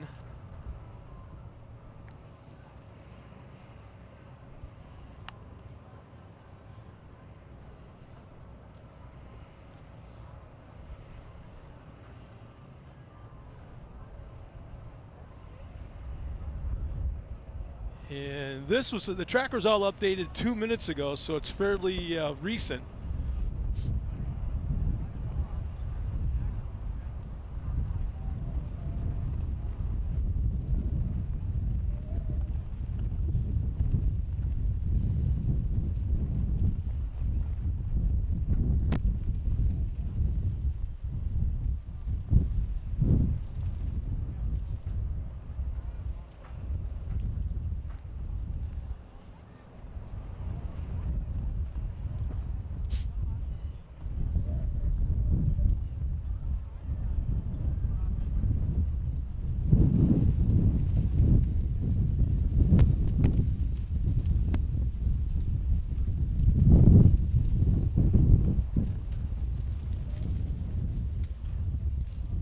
Earlier in the week, we caught up with who we're looking at on the tracker right now, Dawson Allington. We sat down with him to talk about the race, and let's see what he had to say. I'm Dawson Allington, and this is my father and co-driver, Mark Allington. We're racing in the 4600 Spider Tracks axle stock class in our Jeep Wrangler. It's a 97 and sitting on Currie Rock Jock 60s, 35-inch Falcon Wild Peak MTs. And we're excited to be here, and it's been a battle and a struggle to get here, but we're here and we're excited to be a part of this. I love having my dad with me out on the trail, and when we're racing, he's taught me everything he knows about driving, and I definitely wouldn't be as successful as I was last year if it wasn't for his skill that he gave to me. So. Well, and for me, it's been Dawson's dream to be a race car driver for quite a while, and to be able to sit in the seat next to him and all the conversations we were able to have, running the deserts, running the rocks, being able to help him. You know, he picks lines great himself, but to be able to be part of that and to ride with my son and do this exciting thing. I mean, for me, it's more than a dream come true. You know, I never would have thought about it until he brought it up, and as soon as he brought it up, it was like, yeah, let's go for this. And you know, with everything he's gone through this year, to have him here and have him excited about driving Baby Jeep and the Rock Jock Jeep is just amazing. He's got the drive, and he's gonna be successful today.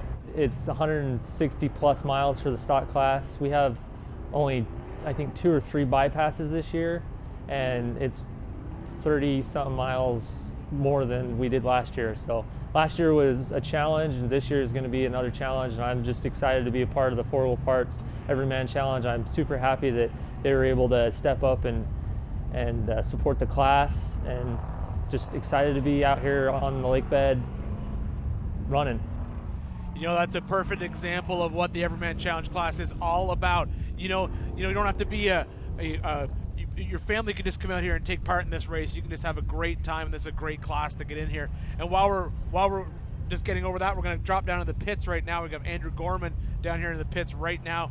We're going to see what's going on down there.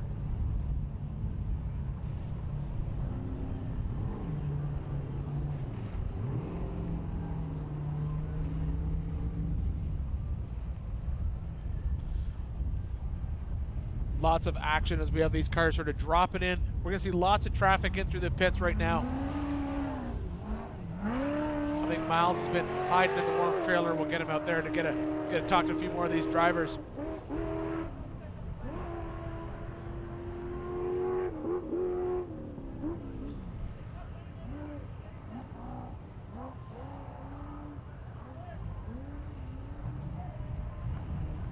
Very fast pit for Andrew Gorman as he gets back out on the race course.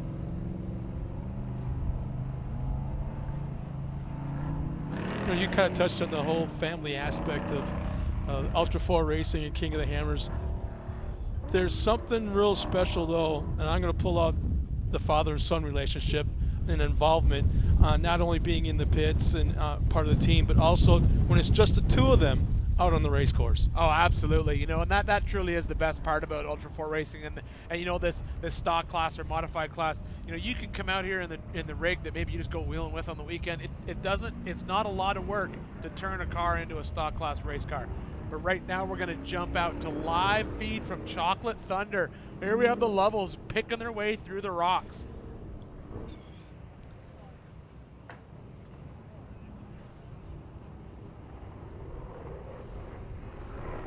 Physically fifth on course, but no strangers to this race, and they know that it's still a long day out in the rocks. And honestly, this is where the Lovels are going to shine, especially in that car. The Lovels, back in the old We Rock days, exact same body style, exact same car, XRRA, I should say. That vehicle shines in the rocks, and this is where they're going to make up time when they need to make it up. It's kind of neat because Brad Lovell jumped into the short course arena quite a few years ago and took a stab at the Pro Light class, and then ran the Pro 2 for a few years. But their heart was always in the desert and King of the Hammers and Ultra 4 racing. And coming down right now, there's Matt Lovell. Matt Howell. That's who we've been watching all along with Matt and Adam from the Tribe 16. That's that 4500 car that Dan Fresh has to catch if he wants to win this class again and keep his car basically never have lost the race. But that's going to be a tough one. This year coming down Chocolate Thunder. Last year the competitors were going up Chocolate Thunder at this point in the race. Yeah, I remember sitting in the hospital bed last year at this time on my laptop watching all this, and these guys climbing up Chocolate Thunder. There was a little bit of carnage there. Yeah, it always that's probably the coolest things about the King of the Hammers race. It's always a different course. You get out here, you don't know which rock trails you're going up, which one you're going down, and it completely changes your strategy for the race. But Matt Howell definitely making good time. And we have live heli footage right now.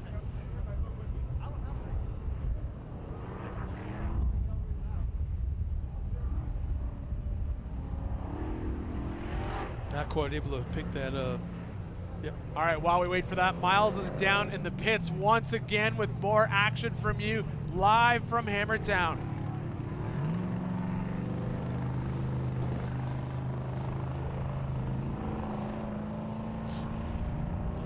John Grounds with Daystar pull through. We got another car. The wind is absolutely brutal down here. There goes David Hartman just coming through. But the car still looks like it's in great shape. Chris Ashton, the car, we just talked about having a broken axle for John Matthews. So I just lost the hat. The wind is absolutely blowing like crazy down here. But we're still making the best of it. Thank you very much. So yeah, I was checking out this axle because John Matthews just broke his in half, but this one looks like it's holding up very well. It's very good gussets. Oh my gosh, it's Justin Hall pulling through. Number 13 has a right front flat. So Chris Ashton is in the 4800 Brannick Motorsports Legends class, getting the thumbs up, double thumbs up. Chris Ashton back on course. So I'll try to mosey on down and chat with John Grounds real quick. While I run down here, we'll send it back up to Scott and Ian. There's our shot right now, live heli shot. I believe that's Chocolate Thunder, and that's Levi Shirley stopped. It looks like the hood is up on his car. Yeah, it looks like we got people working on the car, or at the very least trying to figure out what's going on. Jason Bunch right beside him in that section of rocks. Oh, we just lost it. We'll get that back up as soon as we can, but that just goes to show, you know, we've always said all along, it's anyone's race. Levi Shirley running away with this thing at one point in time. Now we see him basically sitting still out there in the rock section. Oh, no, he's back moving again. There we go. Whatever the problem was, it was obviously quickly fixed. Looked like both cars started moving at the same time.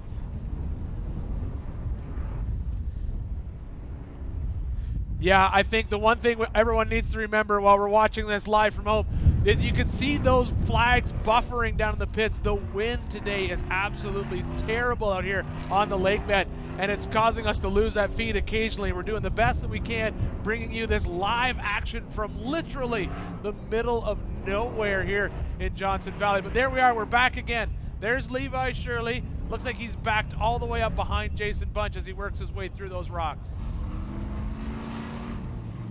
But as those guys pick their way through that rock trail, Casey Gilbert's well out in front of him, isn't he? Yeah, it has to be. I mean, it was about probably 10 minutes ago, maybe 8 minutes ago, that we were showing shots of Levi Shirley, and Casey wasn't even, he was so far out, he wasn't even in the same picture. When earlier they were basically side by side, back to back, bumper to bumper, and had battled almost the entire first lap, but once I got to Chocolate Thunder, I think the separation started right there. Well, that's the thing about these rock trails, as we said before, when you get into them and you have one small mistake in a rock trail, I firmly believe that the EMC class is won or lost in the rocks. The desert is a great equalizer for these cars. They can only go so fast. But you can see Levi Shirley actually backed down out of the way for Jason Bunch to get around. I think Levi might have a problem with that car. He's letting other drivers by. It looks like there may be a bigger issue at play here that we don't know yet. They're both struggling so much right now that we haven't seen updated on Casey Gilbert yet. But man. All right, here we are back out live at Chocolate Thunder.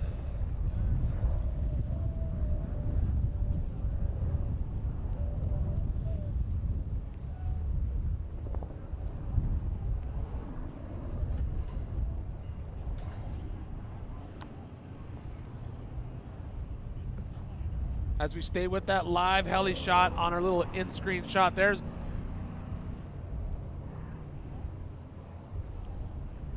picking our way through Chocolate Thunder as they're heading down, and they'll hit that transition stop where they have to stop for the course workers to sticker up the car,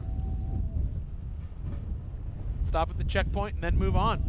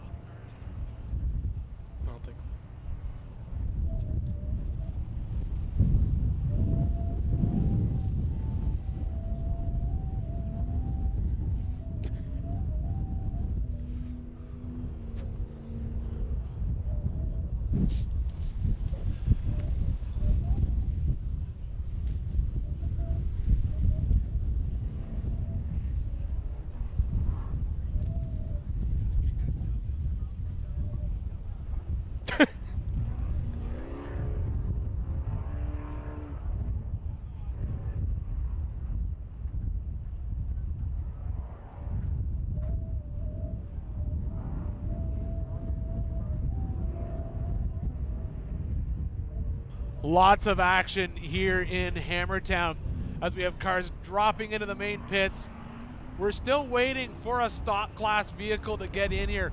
That first desert loop is often very difficult for that class to complete, because that's just not where those cars shine. You know, all that desert racing out there in a basically a stock vehicle. Very difficult to do. We'll kind of run down a little bit once again. You did it at the very beginning of the show. Kind of talk about the stock class in particular, the generalities of it. I mean, don't have to touch on every specific aspect of the class separation, but let's talk about that stock class right now. I got my cheat sheet here. It's perfect. So basically a stock class car, you know, it's actually pretty strict. You have to retain your stock frame, stock body. You actually have to have doors that open and shut. You can have no bolt-on body panels. You have to have inner fenders, factory headlights, stock engine. It's a very restrictive class. You know, a stock transmission. Your wheelbase has to remain within 3 inches of stock. Suspension configuration must remain stock. Single shock on all 4 corners. Manual suspension controls not permitted. That means no bypass shocks. That's a huge issue on that desert. And once again, DOT tires only 35 inches tall. So it is a very limiting class, but at the same time, it's also a really fun class. You know, you've got cars out there that, the one I was talking with the guys from RCV Axle this morning, there is a Toyota out there that is running IFS factory CVs, running their new aftermarket CV joints in there, and they're really excited to see how well it holds up to the abuse of these hammer trails in that truck.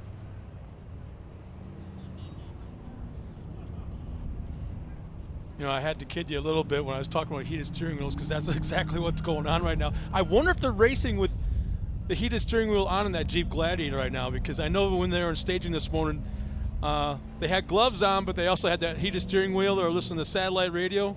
I'd have the satellite radio turned all the way up.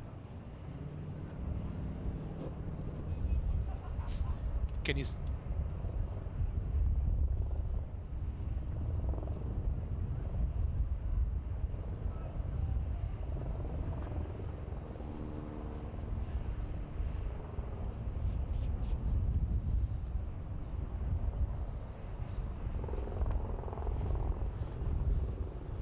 Once again, a live shot of the pit area just off to the right side of the short course here in Hammertown. And a pretty decent crowd here in front of the Jumbotron. Battling the elements, mainly the wind is what's kind of kicking everybody's butt right now. Kind of living with the temperature, but the wind was kind of taking us down a little bit.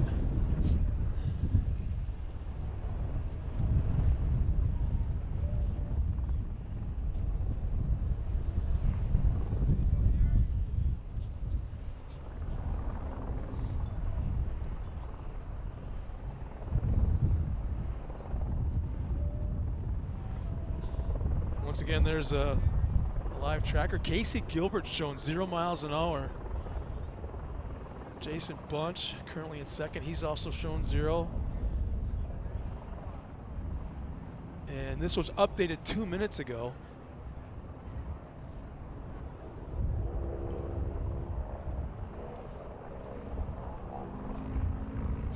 Stopped. Last time it was updated, we're stopped on course. Jason Bunch, Levi Shirley right next to each other.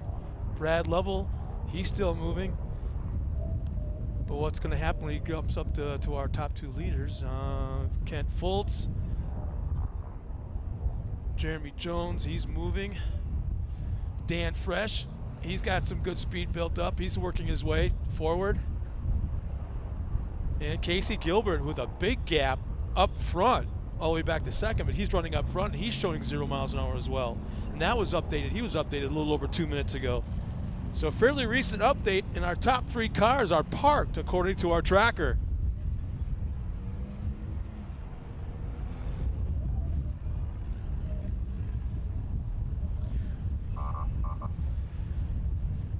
All right, looks like we have another car dropping into the pits here in Hammertown.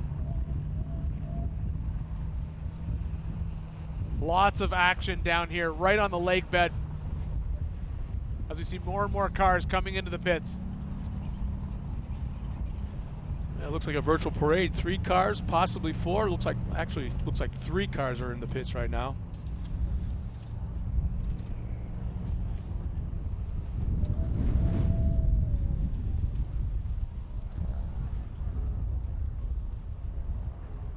One car's about back on course.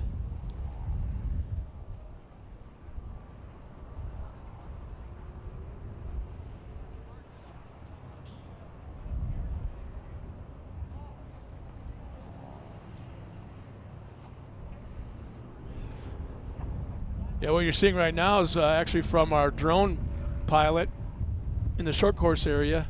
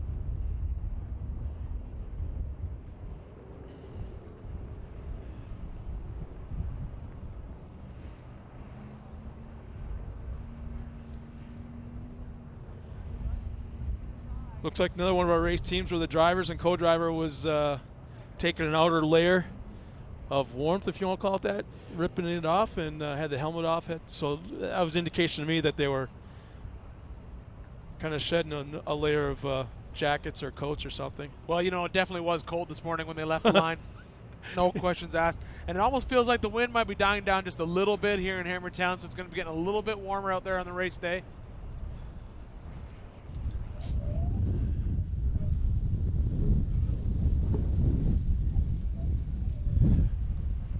Wonder if the blowers were blowing in warmth inside the helmet this morning instead of the cool air. I think they wish it was.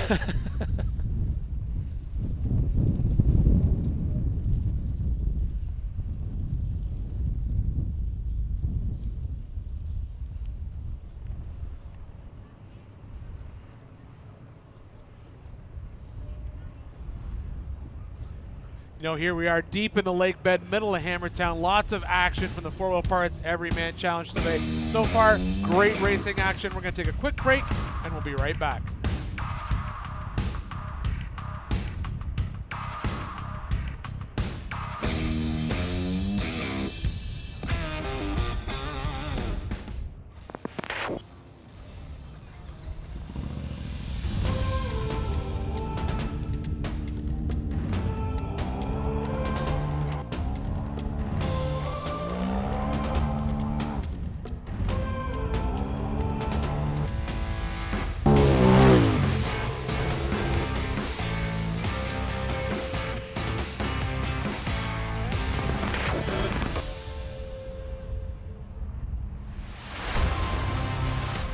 Years of off-road racing dominance, proprietary patented race technology,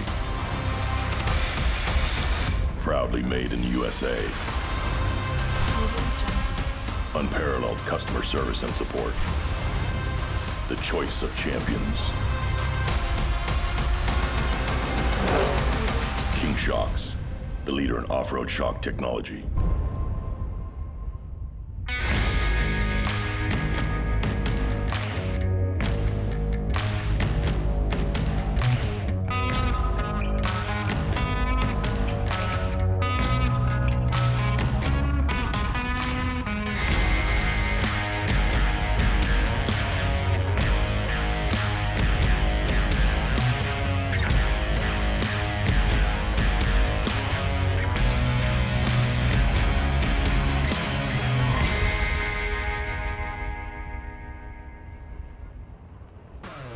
WP is more than a store. We're truck and Jeep experts and have been for over 50 years. From wheel and tire upgrades to full custom builds, 4WP has you covered. Whether you want to order the best parts online or shop in store, do the work yourself or get it done by a pro, all roads lead to 4WP. Do your rig right. Shop online or find your store at 4WP.com.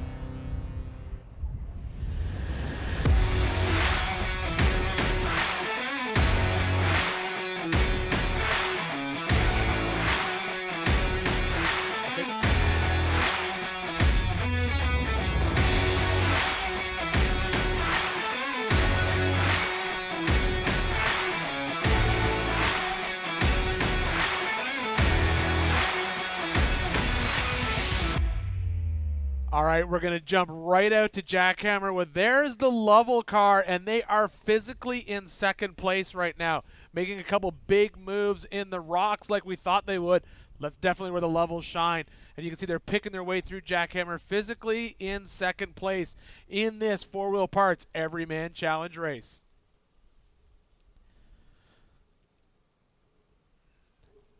And then down here on the picture-in-picture, we have physical first place out in the desert.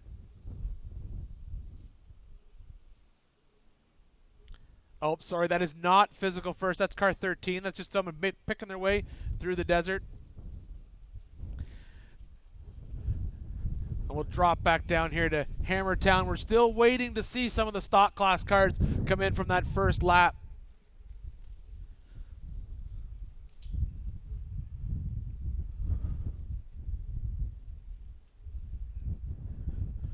Back out in Chocolate Thunder.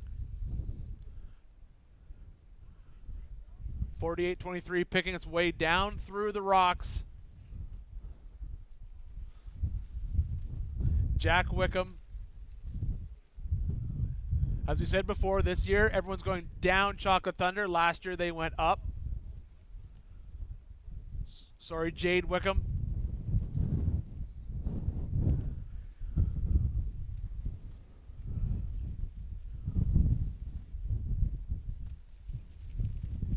He'll drop down through Chocolate Thunder, stop at that checkpoint.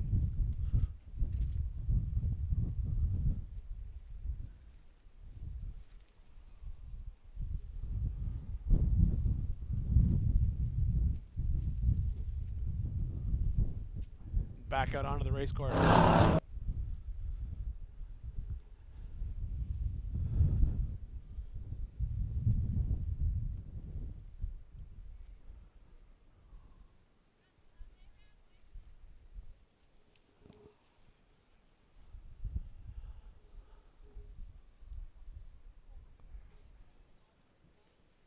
So go wide into Hammertown here.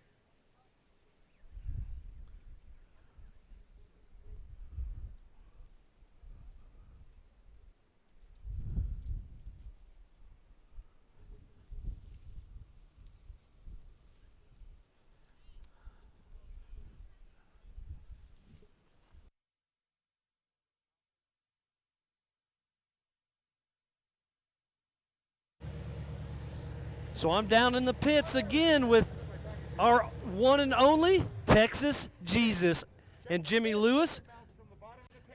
They're in a old spec car. Hey Jimmy, how you doing out there, buddy? We're it's a big learning experience, but we're doing okay. We just we got to do a little bottleneck stop for a little while at the notches and stuff, and then we were parked in a weird angle and it kind of made the motor start overheating. So we're so we're just tuning, making sure the car's working okay. We need it to make the rest of the race.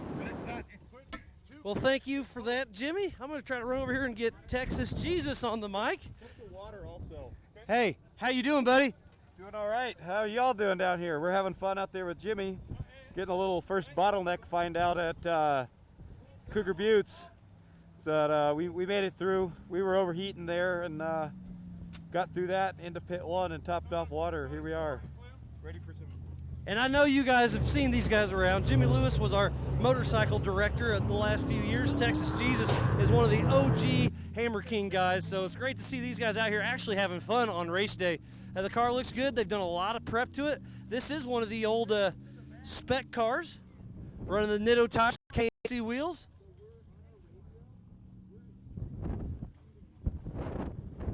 Running the number 0. And we should have John Schaefer, our first stock class guy, here in just a minute or two. So I'm going to try to track down Gerald Lee real quick.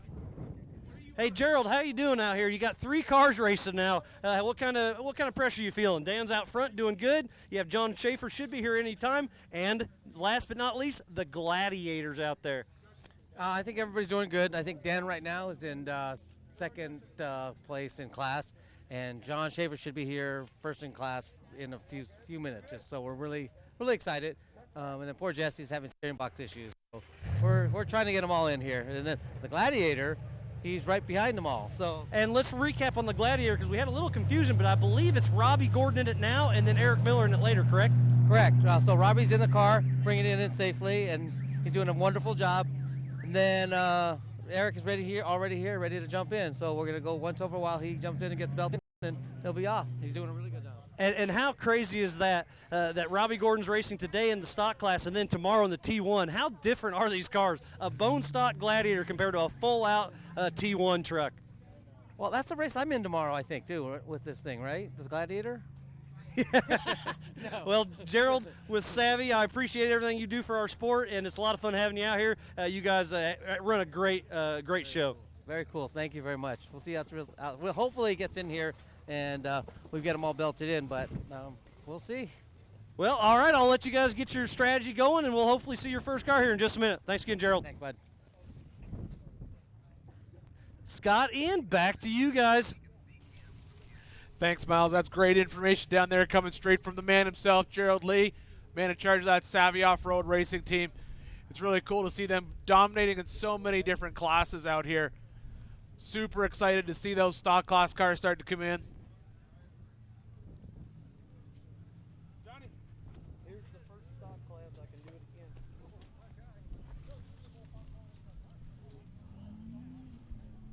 John Schaefer, stock class. Looks like we have the first stock class car maybe coming in the pits. Miles is down there with John Schaefer, the very first stock class car to come into the pits today. Super excited about that. Yes, I'm right by his car.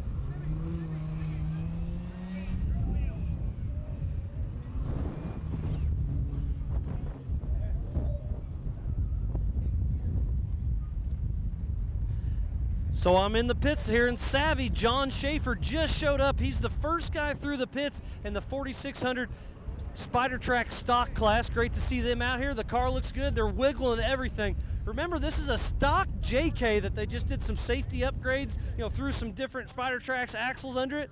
And I'm listening to Johnny saying you're way ahead.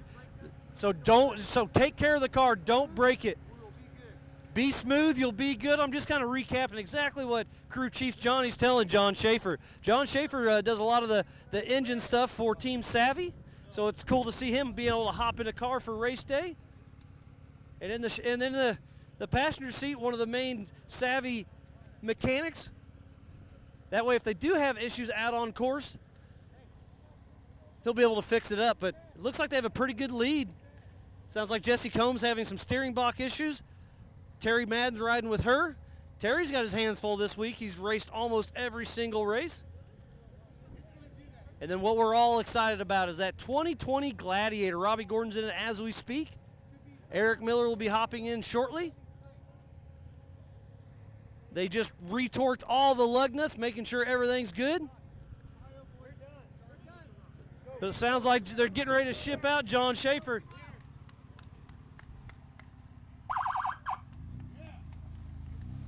Just getting thumbs up from those guys. John Schaefer heading back out for another lap in the stock class. Scott, Ian, I'll throw it back up to you guys. Thanks, Miles. There's no questions asked if anyone's going to get a stock vehicle through this race course. It's the Savvy crew. They've done it before. I'm sure they'll do it again. It's great to see that they're doing well. Just like you said, I am super excited to see that Gladiator come into the pits. It will be awesome to see across that come to the main arch down here in Hammertown.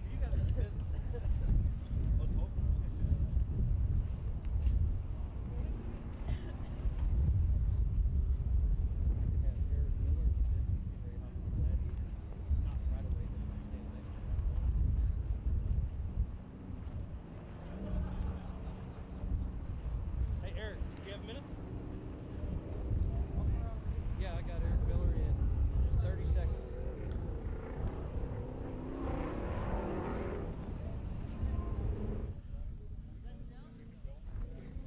Miles is ready whenever. Thanks, man. Yeah, we're about ready to go here. All right, I just heard that Miles is down, getting ready to talk to Eric Miller, who's going to be taking over driving duties in that Gladiator. Let's hear it, Miles. What does Eric have to say? So I'm down here with Eric Miller as we speak. Robbie Gordon's out in the Gladiator right now. You qualified in that thing. You're a 2-time champ for King of the Hammers. How excited are you to be racing today in the Gladiator? Oh, I'm pretty stoked, Miles. It's really an honor to be doing that. I mean, a Jeep really brought me to King of the Hammers. That's what I qualified for this race in back in 2009. So to really have it come full circle, get back in a Jeep in the 4600 class over 10 years later is pretty special. And just let's recap that. How cool is it for Jeep to throw out a brand new car you can't even buy from a dealership right now, and you're just going to go and blast it through the rock sections? That's pretty sweet. It's pretty amazing. Jeep's getting back into this. I mean, they've got some roots in racing back in the day. I mean, I'm talking 20 years ago, back to the stadium stuff. So to see them come back out here to King of the Hammers, really put their their belief and endorsement in it is a great thing. I mean, most of the people out here are Jeep enthusiasts and Jeep guys. So really, it's a fantastic market for them. Well, I'm hearing a little bit of chatter through the PCI radio that your car may be coming in. So I want to say thank you, Eric, for doing that. Thanks, Miles. Yep. Have a good day. So that's a 2-time champ for Nitto King of the Hammers, Eric Miller, just a class act, really giving Jeep some love. So we love to hear that from Eric Miller, so thanks for that. The Savvy guys are ready. They've got 2 of their main men that are going to be hopping in the Gladiator with them. This thing's a 127-inch wheelbase, so it's very long. So in these rock sections, it's going to be a little tough. So they got the rock crawling champion, Eric Miller, and then 2 of his guys are going to be running winch with one of those worn winches out there. So the 4-wheel parts Everyman Challenge is under action. We're having a lot of fun. I see some more cars coming through, but we're excited to see that Gladiator here very soon. Thanks a lot, Miles. Well, kind of a great perspective you're able to pick up from Eric Miller for the second half of the race, jumping inside that Gladiator. You can see right now on the live heli cam, just a moment ago, some more action going out on the course. There's a live shot right now from our drone looking down at the short course here in Hammertown. And the crowd is slowly starting to grow a little bit more as we enter into about midway through our race here this afternoon. I should say late morning as some more racers are coming into the course. Let's see, I can't quite pick up the number there of our driver. But, yeah, you still got an indication of the conditions that these guys are driving in. Some of the fans are dealing with it as well. But you know what? As long as the sun comes up, it ain't too bad. As long as the wind kind of dies down a little bit. It's not all that bad. But once again, here we got some more cars coming down into Hammertown to complete the first lap.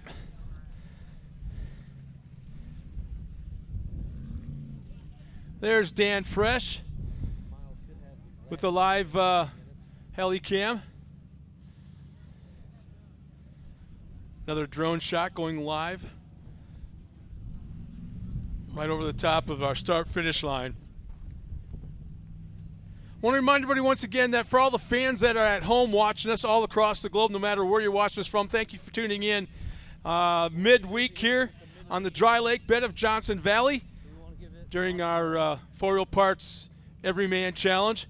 Now's a great opportunity if you want to go online, go on our website and click on the merchandise link.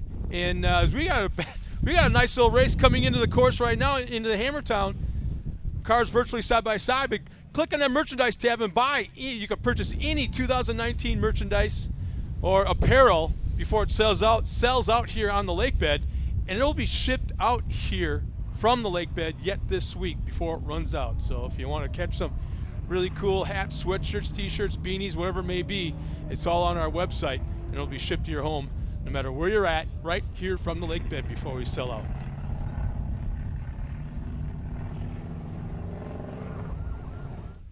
So our Gladiator should be pulling in, our Jeep Gladiator should be pulling in any time now.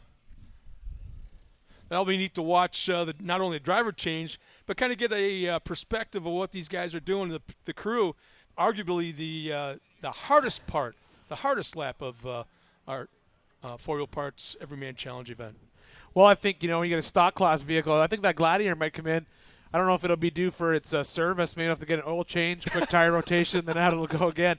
But it's hard to say. But it's neat to see that truck out there running around out in the race. But as we jump back onto our map right now and check out our leaders, we've got Casey Gilbert. We can see him still out there doing well, pushing hard. Sounds Brad like Lovell. Aftershock. Yep, Brad Lovell. We just saw go through chocolate, and Jason Bunch. And finally, Dan Fresh. Still stopped, Levi Shirley. Yeah, I think what we saw earlier when we saw Levi on that live heli shot that we were looking at, we saw him back up out of the way. I think there's something wrong with this car right now, and that's just a shame, really.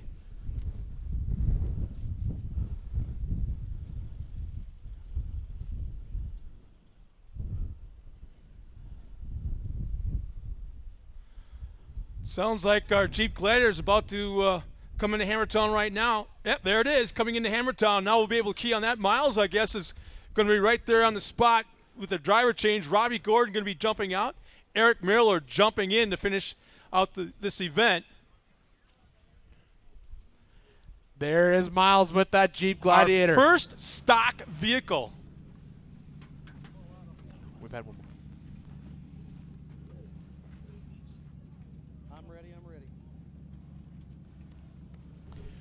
All right, Miles, let's see what's going on as we can see Robbie Gordon getting out. Tell us what's going on down there, Miles. You're in the pits. Let's hear it. Sure, you good? Sweet. I'm ready with Robbie Gordon. So I'm down in the pits. This Gladiator made it through. Robbie Gordon just came into the pits. They're switching out Eric Miller. How cool is this brand new Jeep? It's probably got 200 miles on it as we speak. And it's just really cool to see. They flipped up the tonneau cover. They're fueling it up. This Jeep truck is really, really awesome to have down in here. Hey, Robbie Gordon, how cool was it driving this Jeep Gladiator? It was pretty cool, you know, to have this brand new Jeep out here, and it went really well.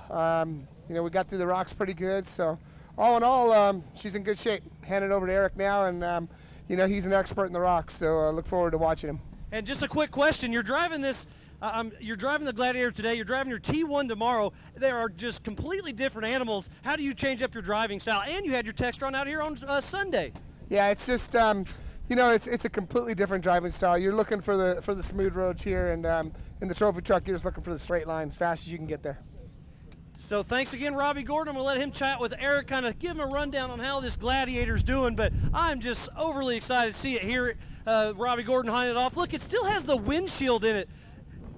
I'm just loving it. They've been working on this thing. Jeep got a hold of Dave Cole here just a few weeks ago, handed off to the Savvy boys. They've been working their tail off from off the showroom floor to a race car in like 2 weeks. These guys are doing a great, great job. Dave Cole's over here all smiles. Robbie's giving Gerald Lee a high five. So I see Dave Cole talking to Robbie Gordon. They're just high-fiving, all smiles all the way around this Jeep JT Gladiator. The Savvy crew is all hands on deck right now, making sure everything's good. They have 3 people in this thing because the rock section's going to be tough. This is a long machine, but it looks good. The wrap looks beautiful. This Savvy team put on a great Jeep truck. Sound like they're clear? Big thumbs up all the way around. Eric Miller, 2-time Nitto King of the Hammers champion, heading out in the rocks, sneaking out right in front of Cody St. Clair. I was checking out that one also. His dad, Anthony, was dumping a little transmission fluid in it. But look at the Gladiator. Still has the front and the back glass in it. That Jeep truck's going. Robbie Gordon just threw down a great time. So what's that, physically 3rd position, the Jeep Gladiator, for a brand new untested machine? To bring it out here and test it out at King of the Hammers, the 4-wheel parts Everyman Challenge. So I'm about out of breath. I'm excited down here. I'm going to throw it right back up to Scott and Ian. Thanks, Miles. Out of breath, my butt. Yeah, I don't think Miles ever runs out of breath. You know, I just got to say this. I'm not going to say Robbie Gordon's hard on trucks, but it says a lot that Gladiator made it all the way back here after making that big desert loop. Talk about, I mean, you've had a chance to check it out. Talk about some of the things they did. They drove it here. It's street legal, still has the plates on, still has the, like Miles said, the glass in it, still has the working heated steering wheel, but they did a few things to make it race ready, but it's still a stock vehicle. Well, you have to. You know, you've got to put a roll cage in it. You've got to put those mandatory safety items in it. But you can see, here it is out in the heli footage, just out there driving, and you can see it's picking its way through the desert right now. And as Miles said, there's 3 people in that truck right now. You know, why not take your friends out with you if you're going to go race in the desert? And what a perfect vehicle to do it in. But it's great to see Eric behind the wheel of that truck, and away they go out there. I believe he said physically 3rd in that stock class. We've seen a couple other vehicles come through the main gates already. And here we are. We're going to switch over to live helicopter footage of the Lovels right now, picking their way through the rocks. rock trails. Always a pleasure to see these guys out here racing here at King of the Hammers. They do so well on the rocks, and this is where they're going to pick up a lot of pace and be able to pass a lot of people in this section.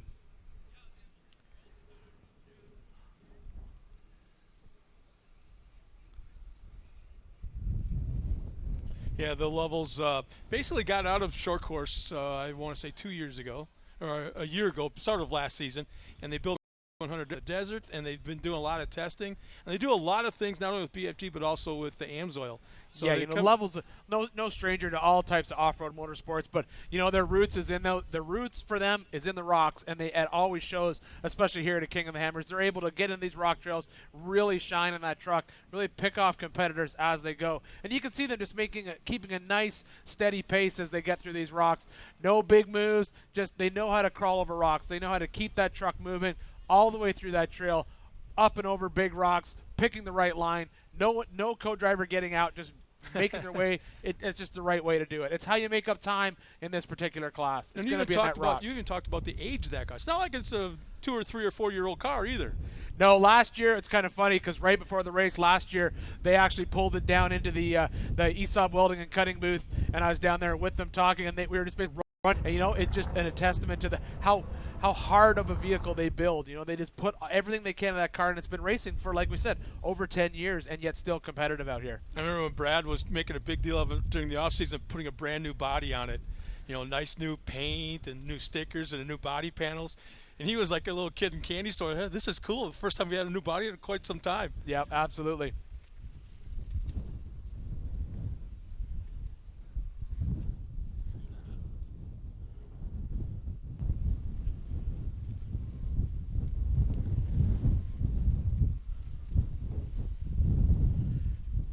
Going back to our tracker to see, let's see.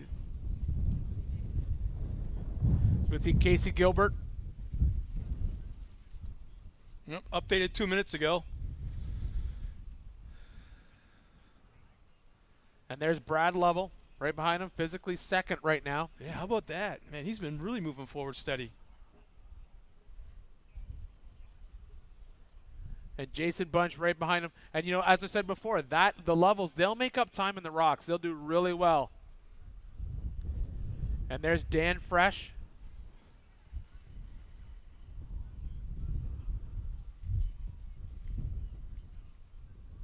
And it looks like Dan has maybe made the pass on the Tribe 16 car out there, which is what he had to do if he wants to win that class.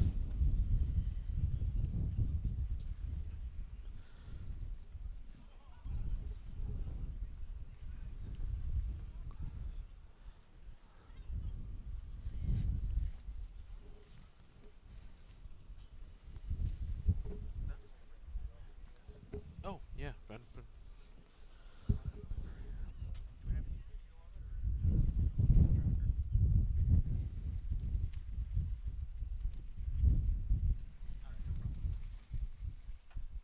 All right, as we look at the tracker, you can see all these cars in that one rock section with all the pink lines around them. That's just not moving or moving incredibly slow. So many cars in that one section where we saw Eric Miller earlier just at a stopped pace. Yeah, and it was just updated a little less than a minute ago too, so that's fairly accurate of what's going on down there. And Matt Howell's moving a little bit. Bailey Cole still underway. Yeah, and that's Matt Howell. We just saw Dan Fresh a little while ago, and that's the race that we're kind of watching as well, is the race between Matt Howell and Dan Fresh. Dan Fresh is the one who he has to beat Matt Howell if he wants to keep that car as basically a winning car. It's a car that's never lost this class. He has to stay ahead of Matt Howell. We saw Matt Howell in front of him before, but Dan Fresh obviously made the pass somewhere in that rock section and has stretched out ahead of him a little bit.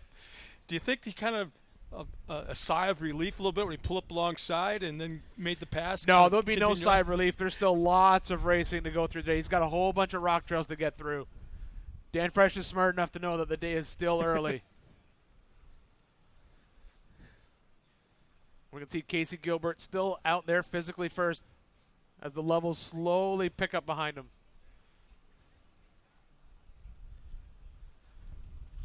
All right, there is 4510. That's who we were just talking about, Matt Howell in that Tribe 16 car. This is out of Jackhammer.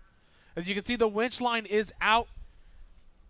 sitting in the co-driver's lap, so obviously they had to winch or they're planning to winch, and that's just a good strategy. You know, if you know you're going to winch, it's a good time. Yeah, you can just pick that winch line, pull it out, get it into your co-driver's lap. You know he's going to be jumping out. That way you don't have to unspool it and respool it constantly.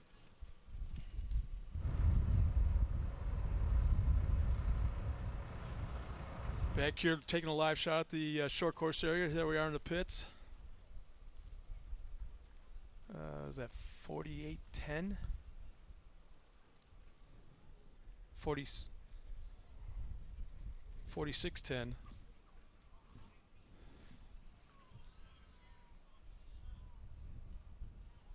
Looks like they're topping off with fuel, taking a few pictures, taking care of the driver a little bit.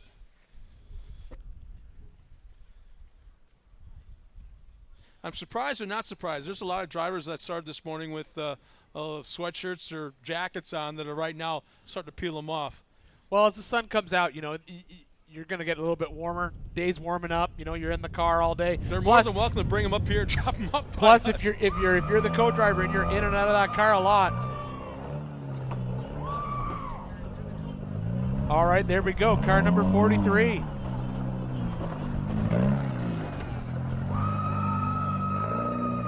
Making his way through Chocolate Thunder. Mike Johnson just clearing Chocolate Thunder, coming up to the checkpoint, gets stickered. As we go down, take a peek at our lower right-hand corner of the screen. That's Matt Howell down in the bottom right, that Tribe 16 car.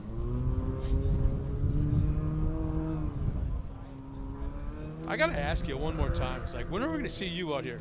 I've already raced this race, man. This is a whole lot of work. You know, we talk about a father-son kind of thing, how there's a bonding moment out here, and that whole time frame of working together, get that car ready, get out here on the course, and racing together. There's something about that father-son bonding moment. Wouldn't you like to go through that yourself? Sure. Yeah. No, I'm good. No, I'm good. Yeah, no, I've done it. Checked it, got the T-shirt. It's all good. It's all good. No, I do love this race. It's kind of funny. We talk about it every time we come out here. I call my old co-driver up, and I'll call him up, and we'll say, you know, where's the car at? Do you want to race again? And, you know, we've talked about it a few times about coming back out. If we did, we're trying to figure out what class we'd race in. I don't know. I might do UTV. I think that'd be kind of fun. I'll tell you, that's getting crazy competitive right now. Absolutely. And such parity through all the manufacturers. Yeah, absolutely.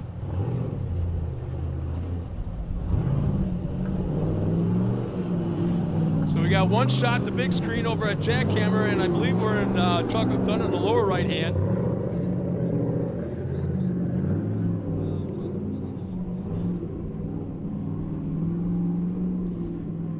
Yeah, you can see Matt Howell just picking his way through the rocks there. He's trying to catch Dan Fresh, who obviously passed him a little while back. I'm sure he'd want nothing more than to knock Dan off that podium. You know, Ian, the other thing, with your experience here as a racer, and you're in that cockpit, you really can't see the obstacles, the rocks within 10 feet of your car. So you have to like pre-plan before you get there. You can see only so far out. And then sometimes you're looking, when you're climbing, you're looking up at the sky and you can't see where you're going, and it's just a guess almost. Yeah, well, I mean, that's part and parcel of it. When you spend a lot of time in these vehicles, and that's one thing about that 4510 on Matt Howell's, it's been out here many, many times. Same with Dan Fresh. If you spent a lot of time in one of these cars, you start to understand exactly how the car feels when you're on the course. You get a lot of seat time in a car, you'll know exactly where the tire is based on how the suspension is reacting and how the car is acting, and you'll know exactly what's going on with it. And that just comes with seat time. That can come from pre-running. That can come from just coming out here, like we were talking Miles down talking to the Savvy crew before. They come out here all the time and run these courses just for fun. I mean, that's just part and parcel of getting ready for a race like this.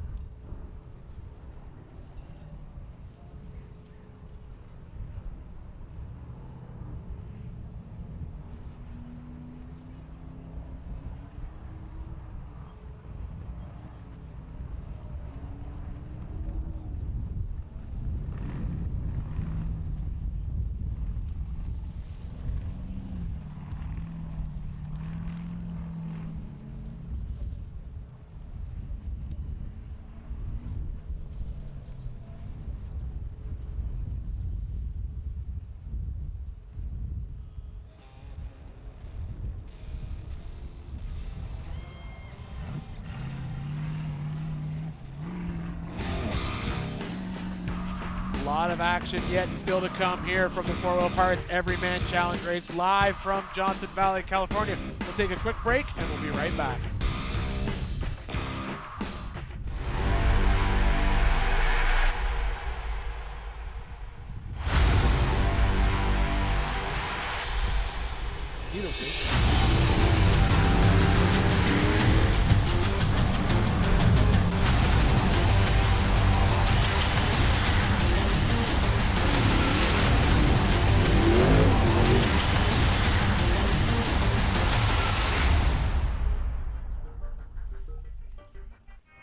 We didn't just test the new Optima Yellow Top with PureFlow technology, we tortured it.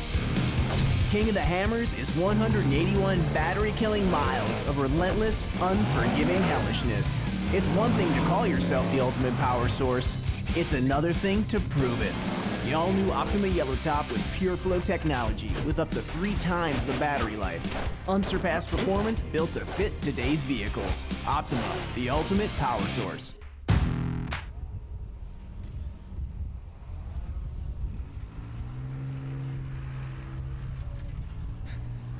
And we're back here at Hammertown with live racing action as we have one of our competitors coming into Hammertown. Not sure if they're stopping in for a pit. It looks like they are. Couldn't tell there for a moment. But no, Ian, let's kind of recap real quick on what's been going on this morning. We're about not quite halfway through with most of our vehicles, but let's have a recap. What do you think so far? Well, I think, we've seen lots of action so far today. We saw Levi Shirley, what looked like he was going to run away with this race, and now he's deep in the rock trails, and we haven't got confirmed yet, but he hasn't moved in a while, so I don't think he's our physical leader anymore. It looks like Casey Gilbert has now taken that spot from him with the Lovels nipping at his heels, and that's just something that's going to happen in a race like this. You may think you've got it, you may think it's in the bag, and I think Levi knows he's smarter than that. He knows that it's a long race, and so whether he's out or not, we haven't been told, but we've seen a couple stock class vehicles come through the main gates here at Hammertown. The one that most people are watching is actually the 2020 Gladiator that we just saw come through with Robbie Gordon jump out and Eric Miller jump in. So far, great day of racing. The other thing is like I'm kind of wondering, I'm not a competitor myself. You've been here before. What is it about King of the Hammers that keeps these drivers coming back year after year? Okay, you got a bucket list in your life. You've won King of the Hammers, you check off that bucket. What makes it come back and want to do it again? Ultra 4 racing, I think, just gets in your blood, and I think what keeps it in the blood is the fact that, this truly is, we're watching what's called EMC, Everyman Challenge. This truly is everyman race. When you come out here, even in the big class, even on Friday in the 4400, you'll see lots of guys out here. It's just regular Joes, out here racing. There's not a lot of guys out here who own casinos who are off-road racing, unlike other forms of off-road racing. These are regular guys out here racing with their friends, with their family, and I think that's what keeps Ultra 4 racing so popular and just keeps it growing and growing and growing every year. And then when you add classes like the stock class, the modified class, the legends class, the UTV class, it's just another area for people to come in and take part in this race, and that's just why people keep coming back. It's really interesting you kind of bringing up that in other forms of motorsports, the top level of competitors, this is what they do. This is their profession. You look at, like, specifically the 4400 guys. The top, 8, 10 guys, they have professions outside of the racing world that they still do this. So this is who they are. This is what they do. You look at the Gomez boys. You look at Lauren Healy. You look at Jason Shearer, Eric Miller. They've got jobs outside of the racing industry. Well, I think, I know all these guys. I've known them for years. I still remember the very first King of the Hammers. I still remember the very first time people were allowed out here. When I raced it in 2010, there was maybe 10 tents on this lake bed. You're right. There aren't a lot of full-time race car drivers in Ultra 4. I think the one might be Lauren Healy, but, Shannon Campbell still runs his shop. He still runs his shop and builds the cars. He built Levi's car. Levi's car was just there not too long ago, getting completely rebuilt, shipped back to him to put back together to come out here and race again. It still is. Everyone in this race, I still believe, this is a true privateer race no matter what, which is what I love about it. And that's why, for me, I like when a solid axle car wins. That's what we were talking about that yesterday with Jim during qualifying. For me, I love when solid axle cars win this course because that's still an attainable car. You know, it's not a $250,000 race car. It's not a cheap race car, but you can build it. I can build it. There's lots of guys out there that can win this race, and that's what makes it so awesome. Do you ever think we'll see Eric Miller in IFS? You know, it's hard to say. You know, there were lots of guys who said they would. He's hanging onto that or that straight axle with a death grip. I kind of don't think we ever will. You know, there's a couple guys, Eric Miller, Randy Slauson, two guys who are fully committed to that solid axle car. But at the same time, they make those solid axle cars go so fast in the desert. It's hard to say. At the same time, it wasn't too long ago, Lauren Healy told me he'd never raced this car in an IFS car, or never raced this race, I should say, in an IFS car, and yet once he got into the Dragon and started coming out here and competing in the Hammers, that's all he drives now, which is great. I think it's just driver preference, really, and I think the right guy, and it truly is. The nice thing about King of the Hammers, it is anyone's race on any day. It's right car, right driver, right day. You know, it's almost getting to the point now it's, you know, you talk about the Baja 1000, you talk about the Baja 500, you talk about Crandon, things like that. But specifically the longer races, and it's getting so technologically advanced that it's almost turning into a sprint race. It's like there's no strategy. You can't take it easy for the certain portion and then save it for the last portion. It's almost like these guys are getting to the point where you have to sprint the whole time. Well, I think we'll see that in the 4400 class, no questions asked. We were talking about that yesterday with Jim, is the fact that the guys who want to win this race, you have to race from the start line to the finish line. But in the Everyman Challenge, in the EMC, you can't do that. The cars can't handle that kind of abuse. You know, we're dealing with Legends cars, single shock per corner. You can't push that car really, really hard. You'll overheat those shocks, suspension washes out, and then before you know it, you're just done. You just can't drive as fast as you want to drive. You know, the 4500 cars, yes, they can go a little bit faster because they have those 2 shocks per corner, but there's other limitations that they have to deal with. And then, of course, stock class, legitimately, you're basically out there in a stock car, which is no fun, but fun at the same time. So I think these guys in this class we're watching today, the smart drivers in this class are the drivers who are just going to say, okay, I know how fast my car can go. I'm going to drive at 75-80%, hold it till the end, and then I'm going to reel this in. And a team that can do that like nobody else is the Lovels. And we've seen them. You know, they didn't set the world on fire in that desert loop, but now look at them, physically second place. I think we'll see them slowly pick their way through. There's a good chance that we may see them take that lead from Casey in the end and come in here and podium up. As we look at the tracker one more time, I'm amazed at the number of, once again, those pink rings around those numbers. Pink rings, no good. But you can see Brad Lovell right there, Casey Gilbert, Jason Bunch. Those are our leaders. Yeah. Casey Gilbert has a sizable lead. Whether that's he made a larger gap, it's hard to tell because it's so deceiving sometimes when you watch the tracker because in the rocks, they're real tight. When one pulls out of the rocks first and he's built up that speed and takes off, this guy's still in the rocks, and all of a sudden you got this big, huge gap. Yeah, there's somebody that we should keep an eye on as well as Bailey Cole. We can see him sort of, we grabbed him in the pits and Miles got a quick word from him. He said he was picking off cars left, right, and center, and that's awesome to see. There's Matt Howell down there. We're watching both Matt Howell and Dan Fresh because those are two basically racing against each other. And then a little bit further back is Jimmy Jack. So you can see everyone else is sort of piled up behind them from there, but we still have a lot of racers out on course, and this is really a tricky section to sort of keep track of who is where, who's doing well, because in these rock trails, it's anyone's game at this point. Just updated a second ago. Yeah, but did you notice on that update when we watched on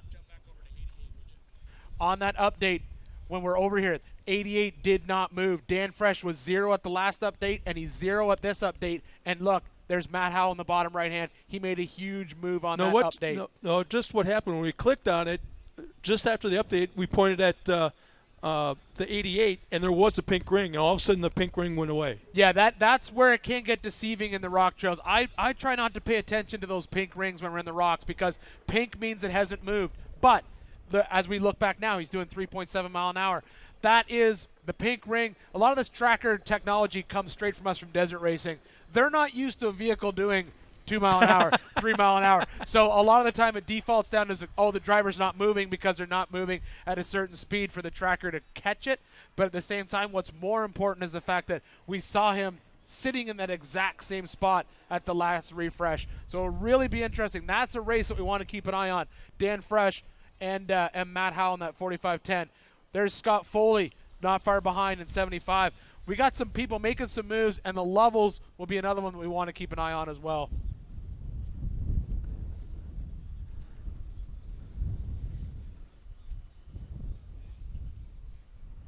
All right, as we jump off the map, we'll go back to a live feed from Chocolate Thunder.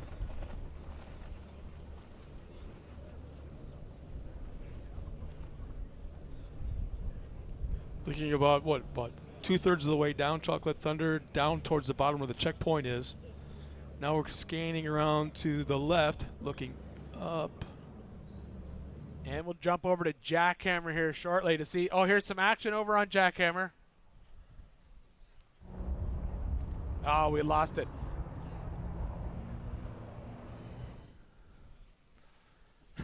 You know, I think the important thing for everyone to remember if you're watching at home, you know, we are in the middle of nowhere. This is an incredible feat to be able to pull off any type of live feed from out here. And every year the crew here at Hammers does so well to bring this right to your door at home. Well, think of it this way, Ian, as I try to explain to people where this is at. Yucca Valley is about, what, 20, 25 miles north-ish of Palm Springs. Yeah, there's not even there's no in and out in Yucca Valley. That's how small it is. No. I mean, if you're in California and the town doesn't have an in and out, it's a small town. Yeah, there's a couple guys from BFG that are rather upset about that. But, and then, okay, you get to Yucca Valley, and then Johnson Valley, the dry lake bed's about 25 miles or so north of Yucca Valley. Oh, here we have Bailey Cole right here Oop. in Chocolate Thunder. Oh, we lost it. All right, we're back in the pits here in Hammertown. Seeing a lot of action going on in the pits right now. I just saw some welding going on underneath a couple of these trucks. And I think this may be one of our stock class competitors. Yeah, it looks like there's obviously front steering issues. The left front appeared to be wobbling maybe a half an inch or an inch side to side where the right front wasn't. So there might be something going on here. Yeah, that is definitely a stock class car. You can tell based on the fact that the door is open. Unlike the General Lee, the door is open.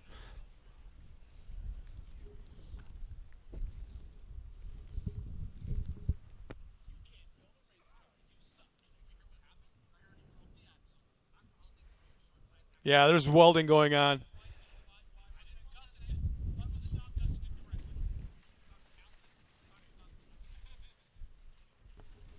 Yeah, you called before it happened, Ian. There was welding going on, and there still is right now.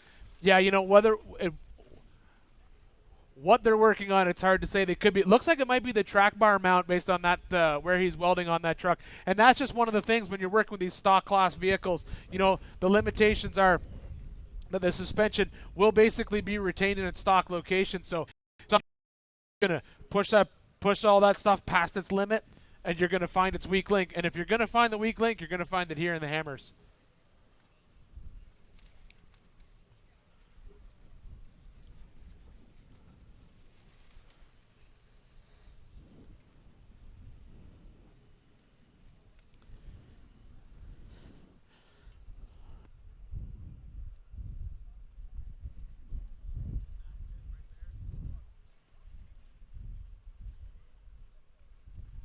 Well, it looks like they're getting suited back up. The helmets are going back on. The co-driver is crawling back into the passenger seat. And they may be getting to the latter half of this pit stop as they're still putting fuel in it right now. You know, those Jeep Cherokees, incredibly popular vehicles to be in this stock class. There's so much aftermarket support for it. A lot of the technology that bled over from Jeep Speed ended up landing into that stock class in a lot of those cars. Here's some live action at Jackhammer. We have Jackhammer, and then in the bottom right we have Chocolate Thunder.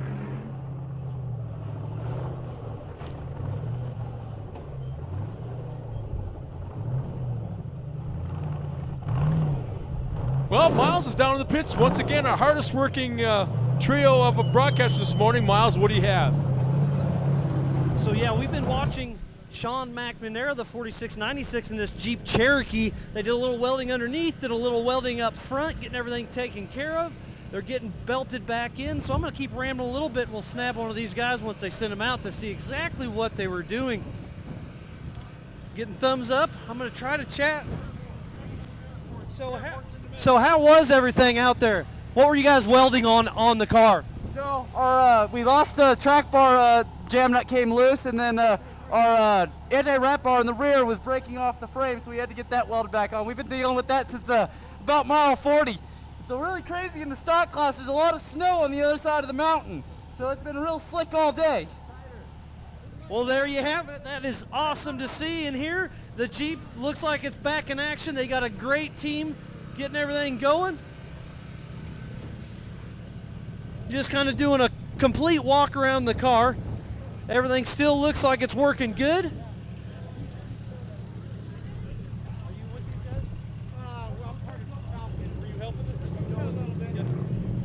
So yeah, the car, everybody's working on everything. Do you have a second here? So I got Flash here. What were you welding on under there? You're the welding man under we saw on camera just now, wasn't it? Yeah, we have a transmission mount going. There was bolts were stripping out of, and the track bar mount. The rear track bar bolt was stripped out, so I welded it in. The front hand hard bar had come loose on the Heim and the nut and everything, so I welded that all solid. Try to get them back out there to finish this race. Well, that's a great effort you had under there. Thanks for the chat, Flash. You got the car back to going. It looks like everybody's giving the clear, giving thumbs up all the way around. Getting a thumbs up from both. Sean McNamara back on course. Everybody's having fun out there. It's been a long, fun day, and it's only Wednesday for the 4-Wheel Parts Everyman Challenge. Lots of action everywhere you look. Scott, Ian, back to you guys. Thanks, Miles. Yeah, that's exactly what we thought was going on down there based on where they were welding that track bar. That's a very common failure point on the front of those trucks. That track bar mount, basically, for those of you at home or here in Hammertown, the track bar, obviously, what keeps that axle from moving from side to side. And when you get out in these rock sections in these trucks, huge amounts of load are transmitted off the axle into the chassis itself. That track mount is a weak link on all of those Jeep Cherokees, or even the Wranglers as well, so it's very common for that bolt to come loose and or bracket to fail. So not surprising to see them having to fix it out there after coming back from that first loop. As you said, he was fighting that rear track bar mount from about mile 40, which would be no fun in that desert section. Well, when you think about it, it wasn't until just not all that long ago that even the Jeeps coming off the showroom floor or out of the factory weren't made to be doing, what we're seeing here today. So there's got to be certain modifications or beefing up, so to speak, of those chassis parts. It was probably not too long ago when we didn't even build vehicles to handle this kind of stuff. The first few years of this race, it was just common practice that you did not finish. And if you did finish, the sun was still not in the sky when you finished. The technology that's come along in all of these race cars is just astounding to be able to get out there, push these cars through all these hammers trails, and then get back into the lake bed for a finish, even when the sun is still in the sky. That's a winning combination right there if you can pull it off.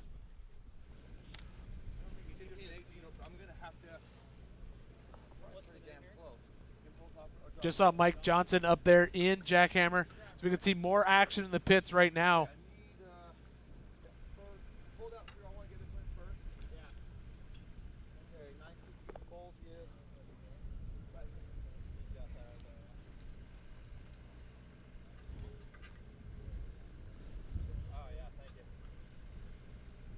Well, John Williams is in the pits, actually working on his own car, and we've got Miles standing right next to him. Miles?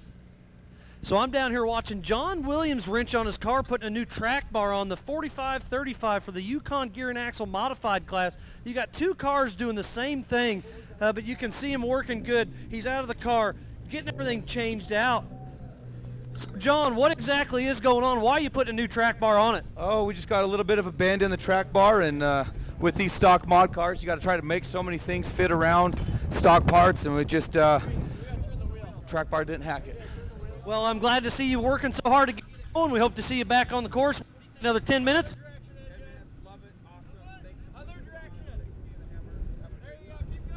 Yep. Thank you, John Williams. I'll let you do your thing. Thanks for the chat. Getting everything buttoned back up together. You heard him. Hopefully 10 more minutes he'll be back on course.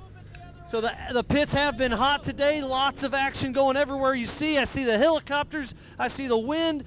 They're having fun out here for the 4-wheel parts Everyman Challenge. We have the 4500 Yukon Gear and Axle class. We have the 4600 Spider Track stock class and the 4800 Brannick Motorsports Legends class. We got 3 races going on at the same time.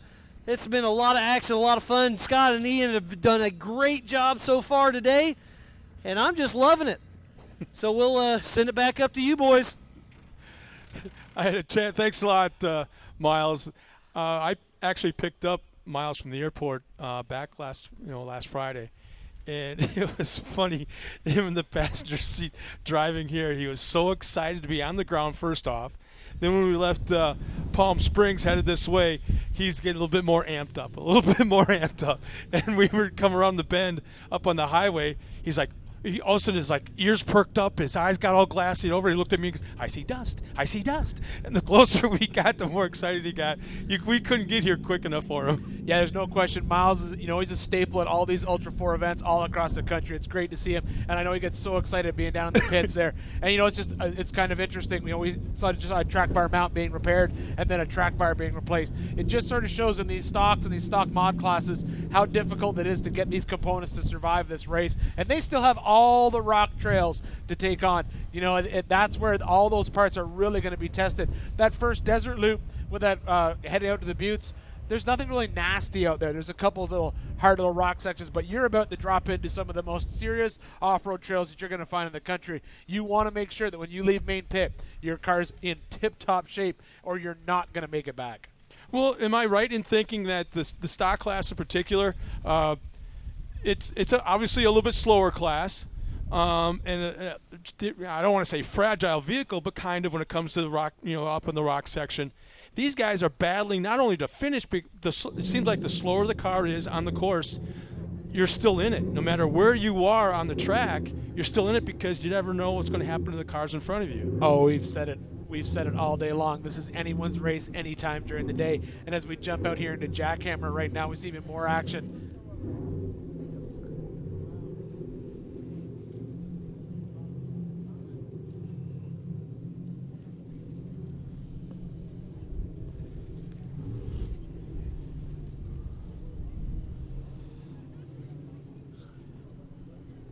It's Michael Kiesling right now, live at Jackhammer. Yep, working his way through Jackhammer, picking his way through the rocks. Just like you said a few minutes ago, Scott, this is anyone's race throughout the day as we work our way through these rock trails, because there's so many rock trails yet to conquer as everyone goes.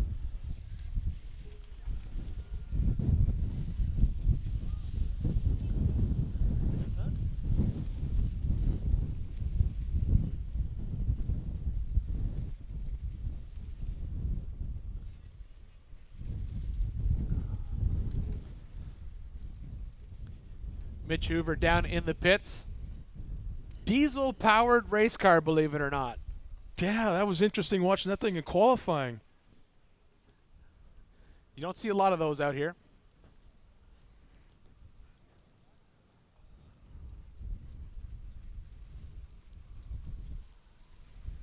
During qualifying, it was really interesting hearing some of the turbos come into the rock section in particular. And all of a sudden you just hear those turbos kick in and start whining like crazy. It's just something I'm not used to. I'm trying to comprehend that, but it was kind of neat to see.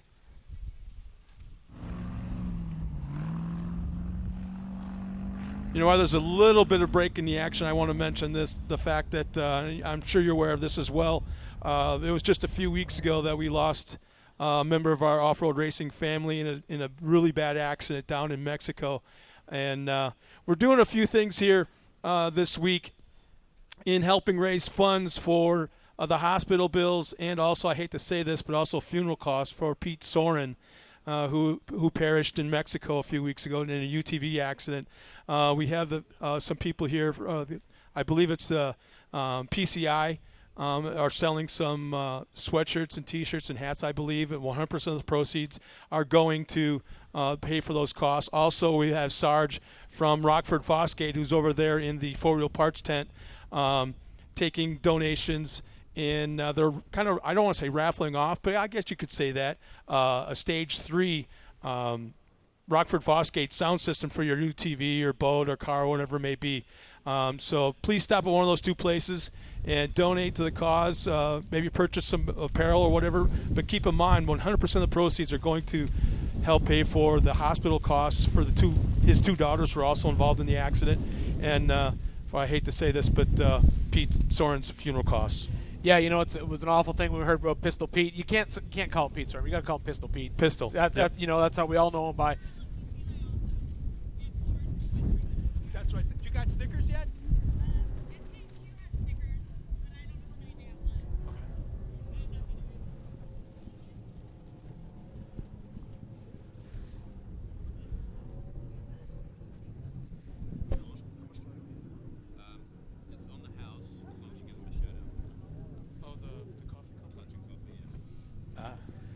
All right, as we watch Jackhammer, watch action drop back down in.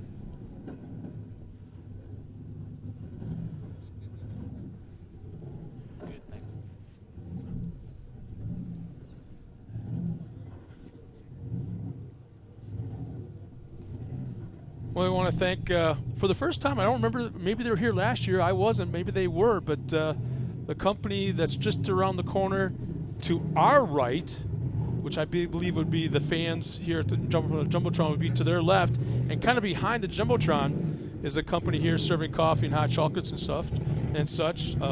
Clutch and Coffee, they're here for the first time. I want to say it's the first time. But if you're looking for something like that to stay refreshed and warmed a little bit, head on over there. And thank you for them for helping us keep a little bit on the warm side here as we go back out on course to Jackhammer, in particular, some live racing action. This is Jonathan Terhune out there.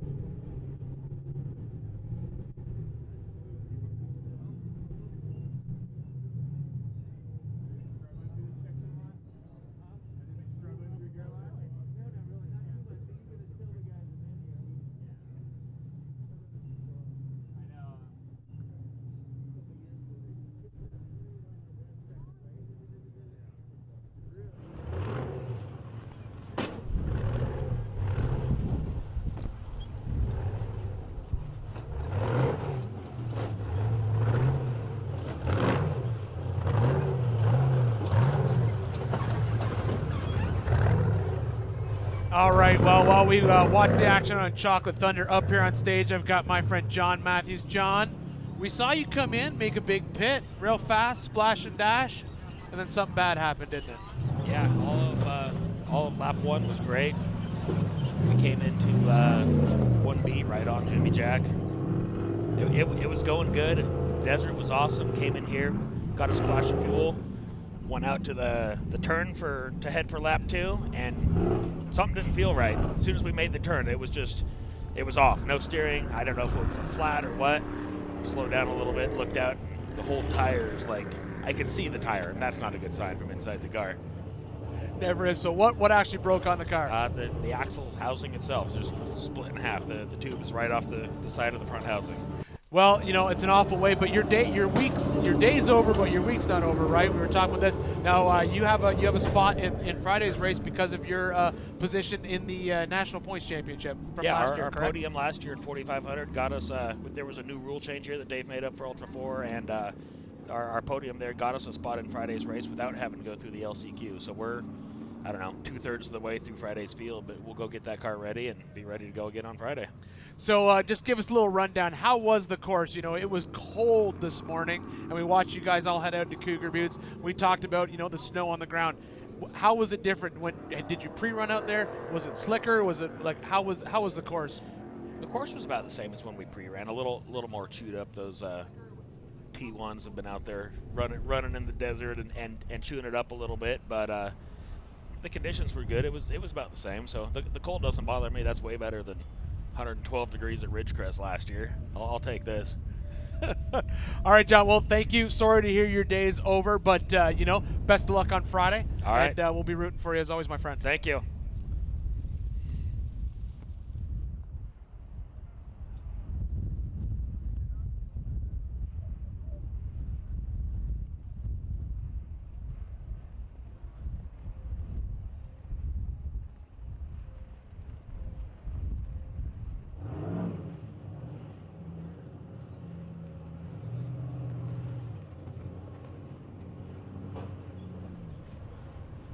All right, right now we're watching Dave Oliver pick his way through Chocolate Thunder. And Sam Geezer's behind him. They're coming down Chocolate Thunder.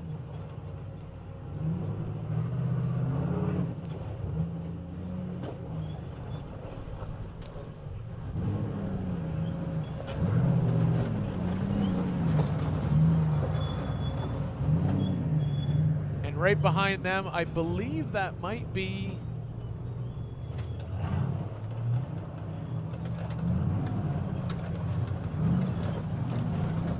yes, that's John Grounds from Proving Grounds Racing. 4,500 car, working his way through Chocolate Thunder.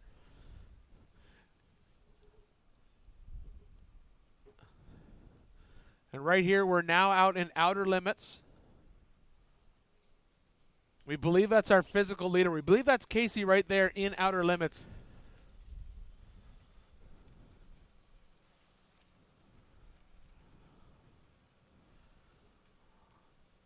All right, that is our physical leader, Casey Gilbert, out in front right now in Outer Limits. You can see him struggling at the bottom of that course, but he's slowly working his way up through.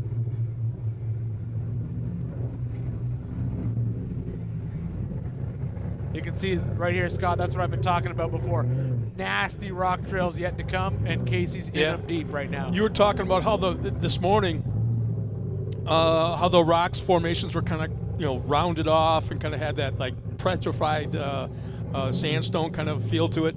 And this is definitely different, like you were talking about leading into this. How everything now is just jagged edged and sharp and a totally different kind of animal that these guys I'm going to tell you right now, you could probably get a rental car through Cougar Buttes if you had to. That nice smooth rock, you'd want to have that walk-away insurance. But as you can see right here, much more aggressive rock, sharp rock. This is the rock that cuts the tires. This is the rock that puts you to the side where you have to change a tire or drive through on a flat. And this is what ruins your day. Cougar Buttes, nice little entry to the Hammers, nice little warm-up section. This is where all the hard work starts. And unfortunately, this is where the co-drivers got to get out and walk a lot. And that's no fun for them.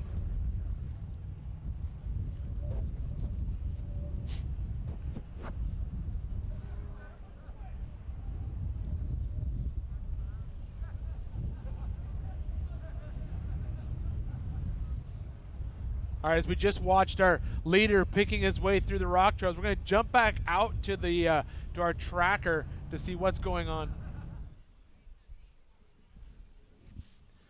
All right, we just saw Casey out at Outer Limits. And Brad Lovell is still in physical second place right behind him. There's Jason Bunch. Just left out of Aftershock. And there's Dan Fresh, who we've been watching. Bailey Cole, who's made up a huge amount of time, doing really well out there. Past those 65 cars. That tracker just refreshed, and there's Matt Howell right behind him. And that's we're watching that Matt Howell, Dan Fresh battle, but that Bailey Cole move, he's passed a lot of people, doing really well so far. There's Dan Fresh again. And here's Jimmy Jack.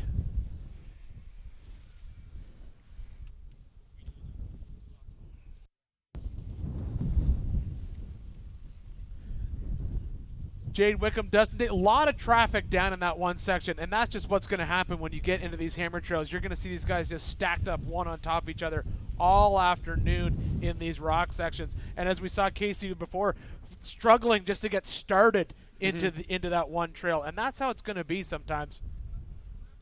All it takes is 6 inches too far to the right or too far to the left. Absolutely. Next thing you know, you're going to have 10 cars piled up behind you. Yeah, and sometimes 1 foot too far to the right, too far to the left, and your day's over. That's the downfall of the Hammers trails. But then we have Michael Kiesling, and then a huge gap all the way back to Jonathan Terhune, and a lot of people back in this section of the race Look course. at all the pink. Yeah. Wow, up and down there. You know, real quick, for some of the fans at home that maybe be tuning in for the first or second time of all these different rock formations, where does that all come from? Well, a lot of these trails are named by whoever cut them.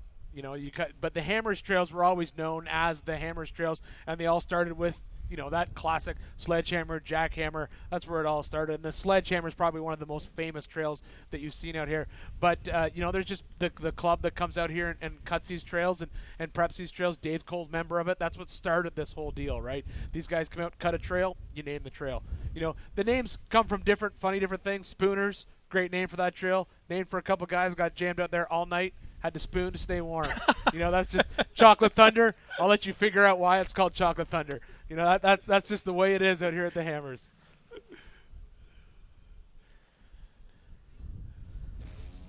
All right, as we take a look at the map, lots of racers still on course. We're going to take a quick break from the action. We'll be back at the 4-Wheel Parts Everyman Challenge here at the 2019 Nitto King of the Hammers, powered by Optima Batteries.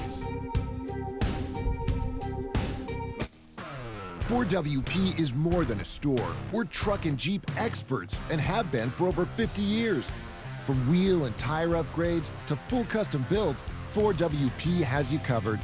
Whether you want to order the best parts online or shop in store, do the work yourself or get it done by a pro, all roads lead to 4WP. Do your rig right. Shop online or find your store at 4WP.com.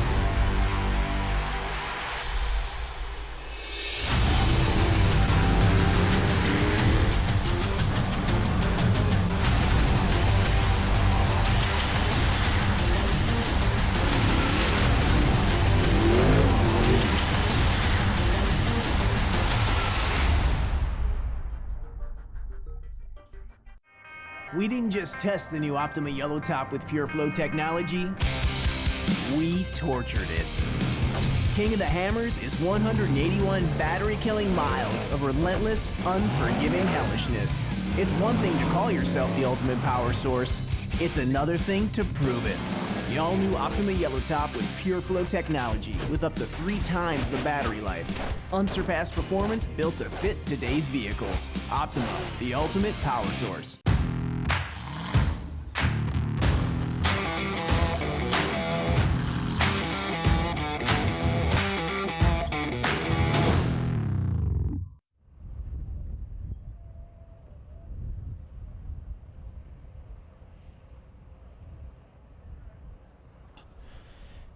And we're back here at Hammertown.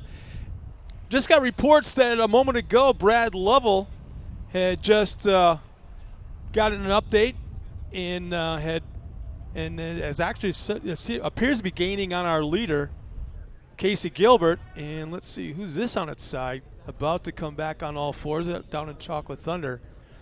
But Brad Lovell appears to be gaining on our leader right now. And it looks like it's, let's see, 48. I believe that's Jimmy Johnson. Just shy of trying to get back on all fours.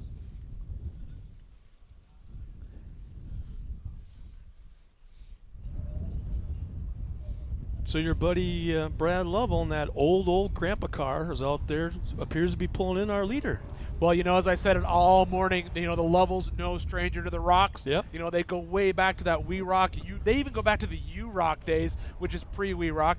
So I always said, you know, if they're going to win it, they're going to win it in the rocks, and they have the ability to do it. They got the skills, they have the car, and they have the history in these rocks. And plus, this is old hat to them. They've been racing. Yeah. They've been racing this since 2009. You know, this is where they are. And that car has proven itself time and time again. So I'd love to see Levels out there doing well, and it would, we'll just have to keep an eye on them, how close they get to Casey Gilbert, and whether or not they can take over that physical first position. I got a question. When it comes to sponsorships or sponsors, when you think of Richard Petty, who do you think of? When I think of Richard Petty, I think of that big hat with the feathers on it. No, the sponsor side of things. Who I do don't you think of of that. I just think of the big hat. Big hat. I think of STP. And it's like every time I think of in that same conversation, and when I think of the Levels, I think of Amsoil, because the car has always looked the same from day one. They've always had the Amsoil logo on it, so it's kind of like along that line of a Richard Petty STP thing. Absolutely, the Levels have been sponsored by Amsoil for so long. You're right. It's synonymous, the two of them together, and they've always had that same color scheme on all of their off-road cars, whether it is their Ultra 4 car or their short course truck. Yeah.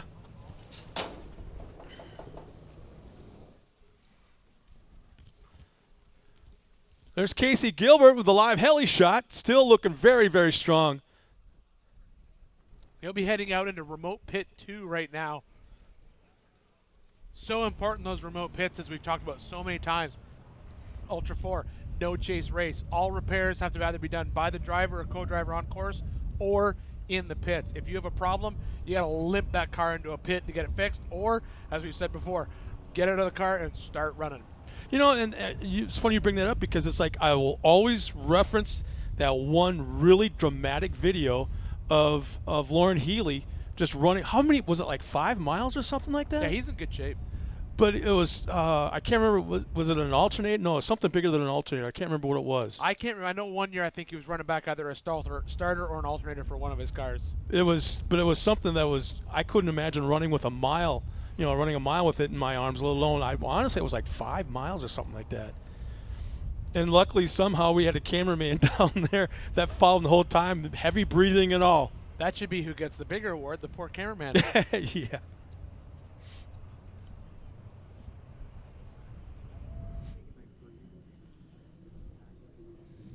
More action from out here in Jackhammer.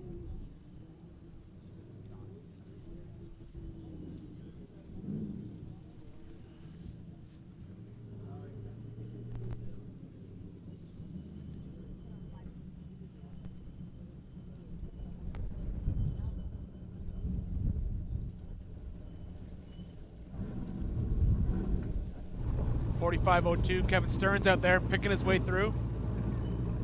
On the lower right-hand side of the screen, in the corner, you see the 4808 where the co-drivers crawling back inside. That was on its side now, probably for like at least 4 or 5 minutes now. Yeah, that's back going to on its happen wheels. when you flop that car over. It's going to take a little bit of while to get it back on its tires, but they'll get back in the race now. They'll be fine.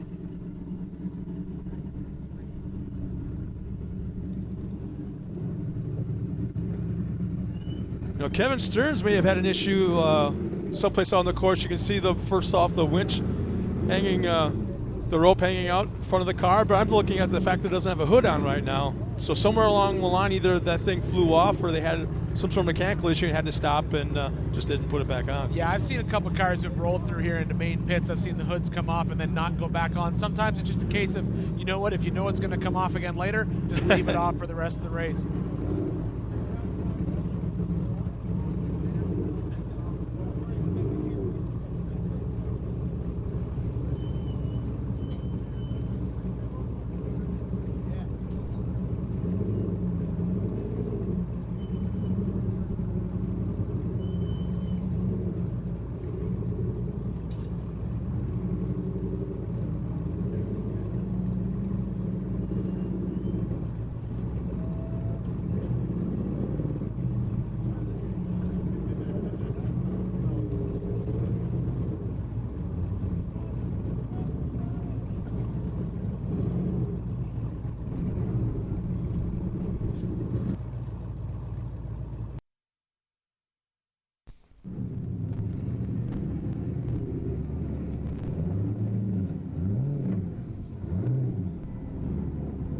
Lots of cars picking their way through Jackhammer.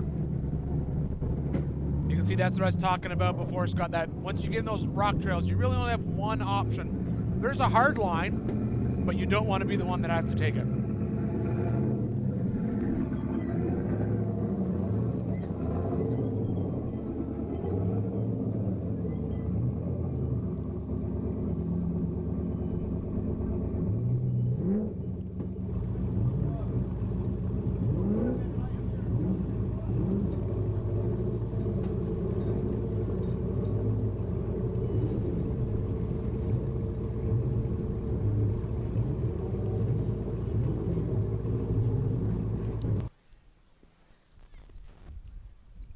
mean, we can't even put into words the severity of the of the angle of these cars climbing those ledges sometimes.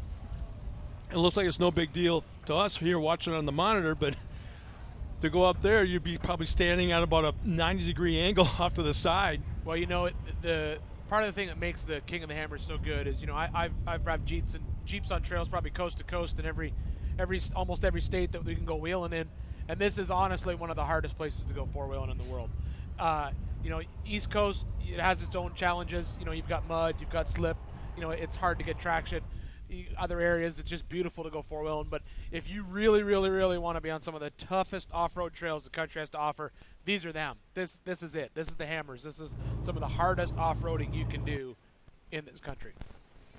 I just got reports that just before Casey Gilbert, a while back, just before he got into the rock section, I'm not too sure which one, he was reported, according to the GPS tracking system, he's going a little over 99 miles an hour. Wow, that's moving. So this late in the race, to have that car still capable of reaching those kind of speeds, poof. Well, I think, you know, he may be in communication with his team. You know, they may be saying, hey, you've got the levels on your heels. When you get into flat ground, you got to let this car eat. Because that's where he's going to be able to stretch it out. If the levels are still in the rock trails, if he's out of them and into a good section of desert where he knows he can get a little bit of speed out, this is where it's his time to get out, try to get that lead stretched out a little bit further. It's almost kind of like the tortoise and the hare is what we're starting to see right about now.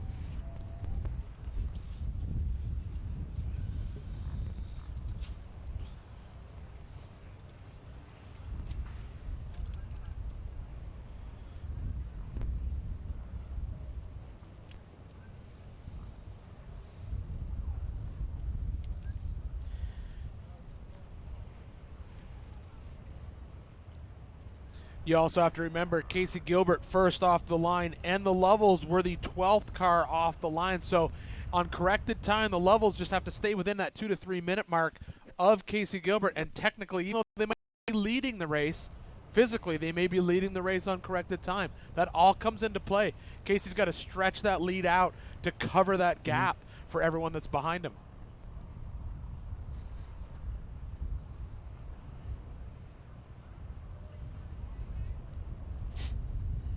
And that's going to be real tricky for Casey. How fast do I need to go to maintain that advantage, but then how fast do I need to go to keep the car from breaking? Well, you know, that's the tricky part of this race. You know, when you lead it, that's the risk of it. You know, a couple guys we talk to all the time, you know, some people prefer to not be in physical first position, just be back far enough that they can watch those checkpoint times and keep track of how close do I need to be to that leader to still win. You know, that we saw it happen here with Waylon and Shannon not too long ago, 2 years ago, where they came across the line 2 years ago, and you thought Waylon won the race, but he didn't. Shannon won it on corrected time, you know, and that's just that can happen. That can happen to anyone in this race at any time. Here we go with the live shot of Chocolate Thunder. Cars continually to come through that rock section, coming down Chocolate Thunder this year. That was Andrew Gorman. Just a second ago on camera.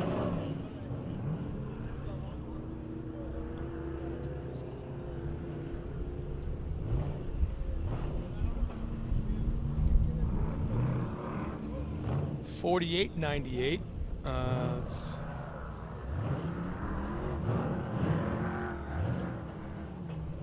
Arturo Surieta coming down. And just another car coming into picture. You know, you'd think coming down, letting gravity do part of the work would make Chocolate Thunder a little bit easier. It doesn't appear to be at all. No, I mean, it is, but you still got to pick the right line. The tricky part is when you're coming down stuff, it is very easy to flop, especially with these cars running only a 37-inch tall tire. 40-inch tall tire, you still have enough of a tire that when you drop off something, you can usually drive your way out of it and just let gravity take over.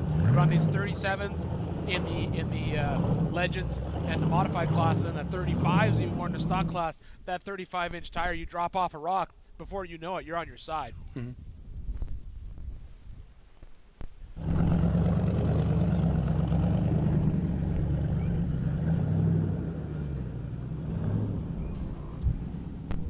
Just about, oh, there's a checkpoint. I was just about to say, getting ready to have another sticker at the checkpoint.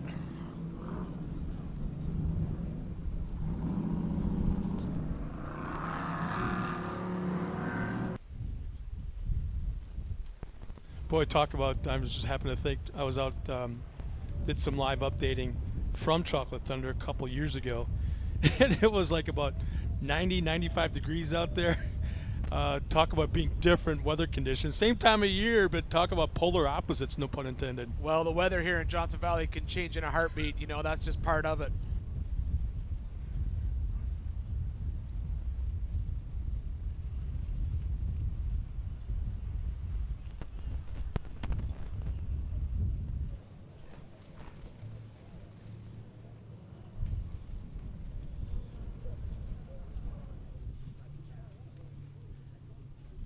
All right, now we're back out here at Jackhammer.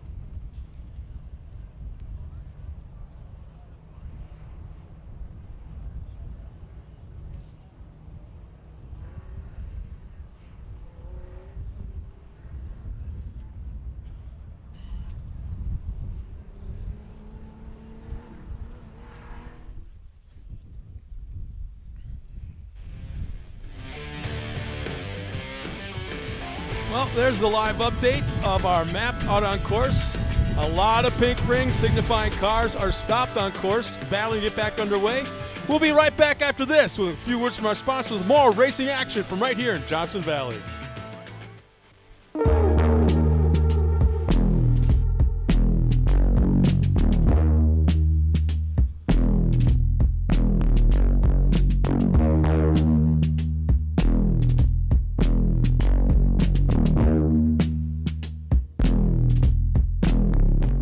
At US Gear, our name tells our story. From stock replacement to high performance and racing applications, our gear sets are made with pride in the USA. Crafted with quality and passion. With more than 50 years of manufacturing experience and complete control of the process from start to finish, US Gear is committed to providing you with ring and pinion sets that exceed your expectations, every mile and every pass. So King of the Hammers, it's the toughest one-day race in the world as far as I'm concerned. When you need your winch, that's the only thing that matters. It's about getting to the finish line first. It doesn't matter how you do it.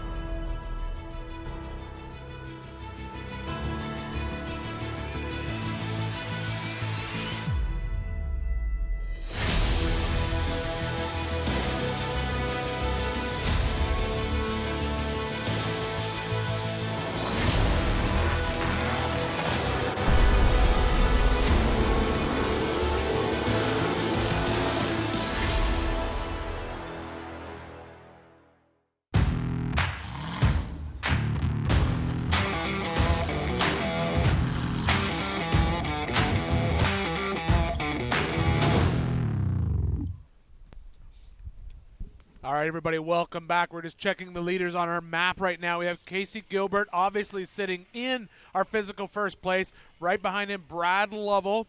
And then we also have Jason Bunch. Now, we're unsure exactly as to what's going on. It looks like we have a gap that's being closed up between Jason Bunch and Brad Lovell, but the trackers update at different times. So we're just going to keep an eye on these top three and then see what happens.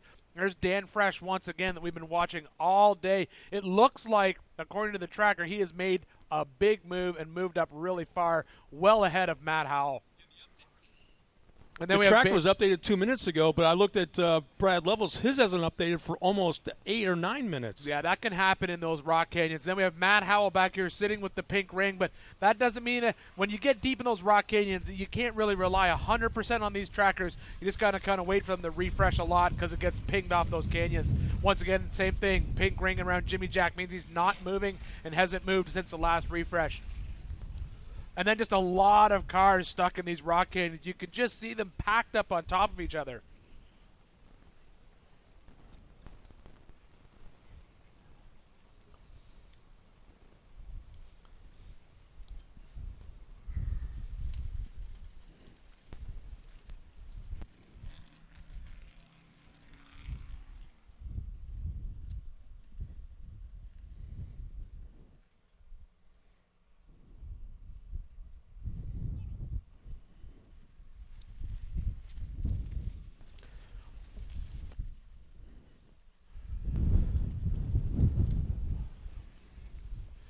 All right, here we are with our live helicopter right now. Is that Casey? That is Casey in the physical lead of the race, and you can see nobody directly behind him. He's making some good moves here.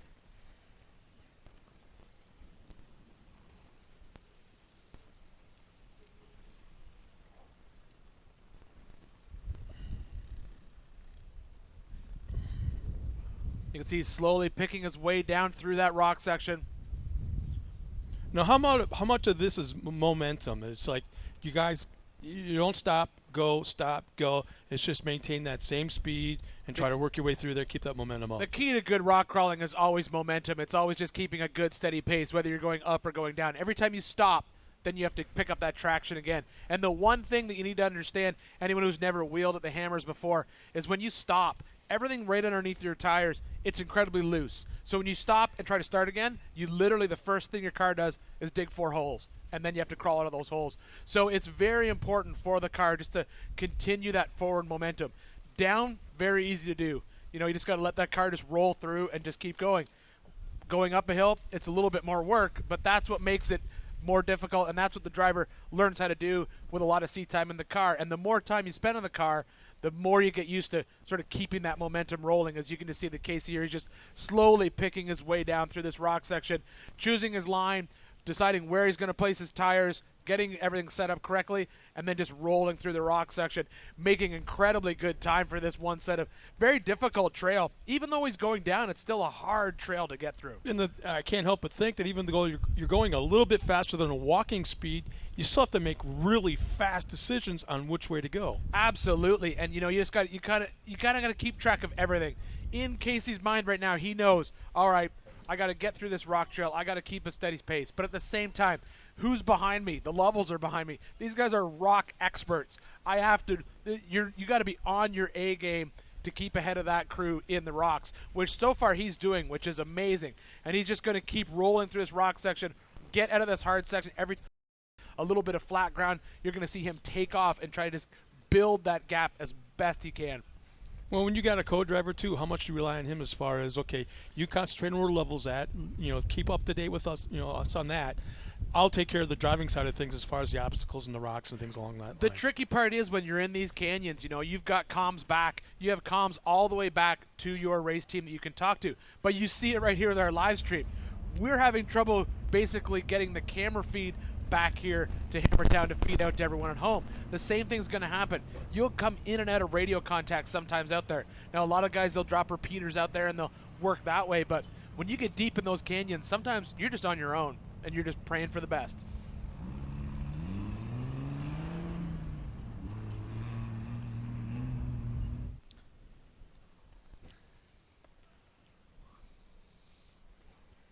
Another live heli shot.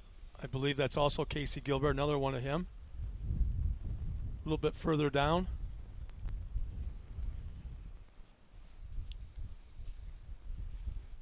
There he is. Yeah, he's slowly working it, and you can see nobody behind him. He has a very good lead in this race so far.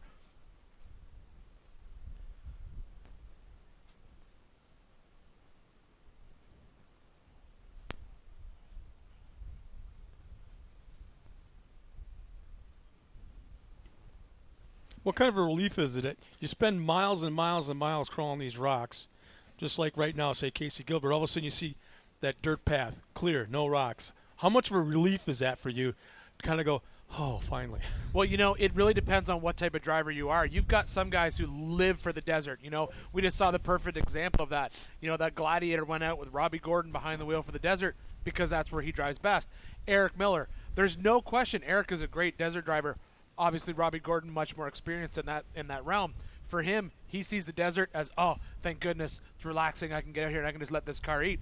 For some drivers in that rock section, it's just second nature. That's where they want to be. Just like they love it. That's what they live for. They're going to be able to crawl through these rocks. They know that's where they can make up some time. So really it just sort of depends where you're most comfortable. Some guys are going to be super comfortable making up time in the dirt. Some guys will be super comfortable making up time in the rocks. And that just depends on how you drive and what you're used to. All right, here we have Lovels right now in outer limits, and that's exactly what I'm talking about. Here's two guys. These are rock gods, the Lovels, and they're just picking their way through this course. I say no trouble at all, and then they back up. As soon as they must have heard me.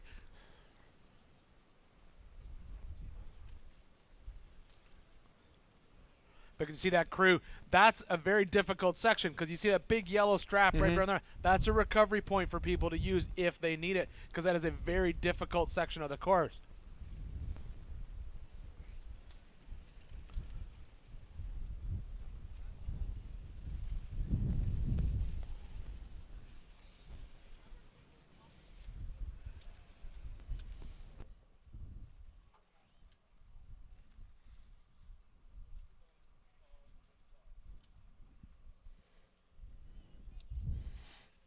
Another shot. We go jump from Brad Lovell back up to our leader, Casey Gilbert. Whoa! Wanted to go left, and then you know. Now a moment like that, how do you catch yourself? I mean, is there GPS that all of a sudden just blips and tells you? Again, this is a guy that's never been out there and seeing some of the things that these guys go through. I'm kind of okay with that.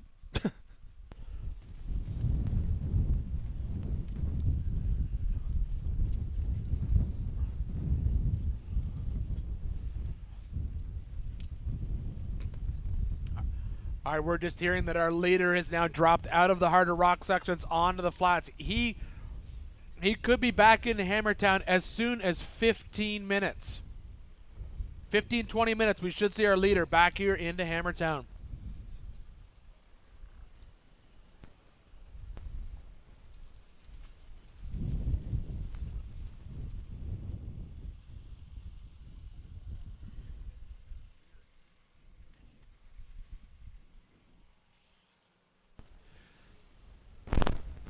So right now, Scott, here we are watching. This is Gilbert, our physical leader, and he was the first off the line this morning. If he's back here in 15 minutes, there's a good chance this race is his.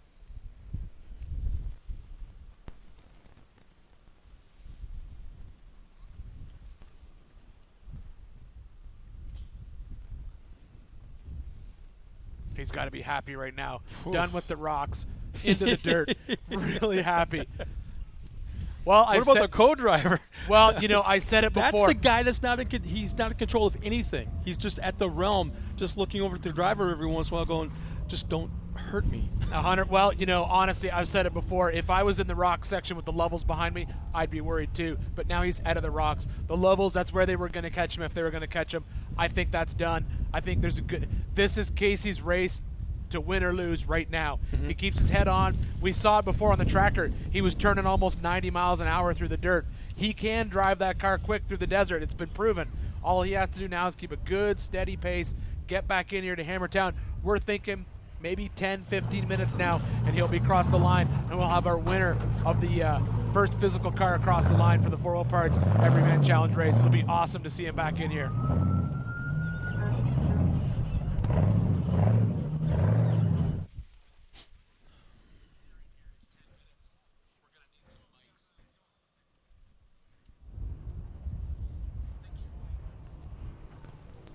You just missed a second ago.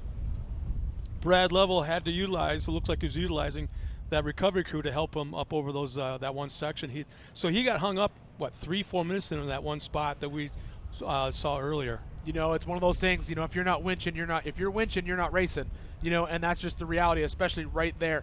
But at the same time, there's still another race at hand. You know, that's one class out there. Lovels are going to want to get out there, get through that rock section, get back down in the dirt, and get back here.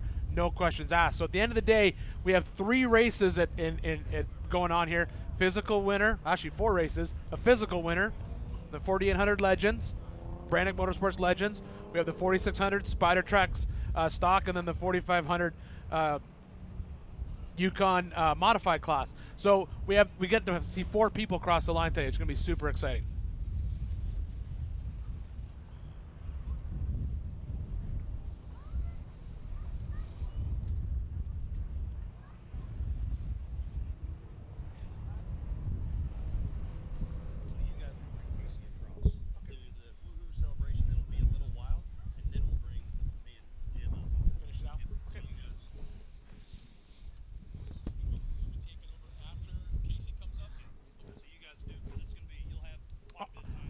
On screen there we have Lovels picking their way through outer limits.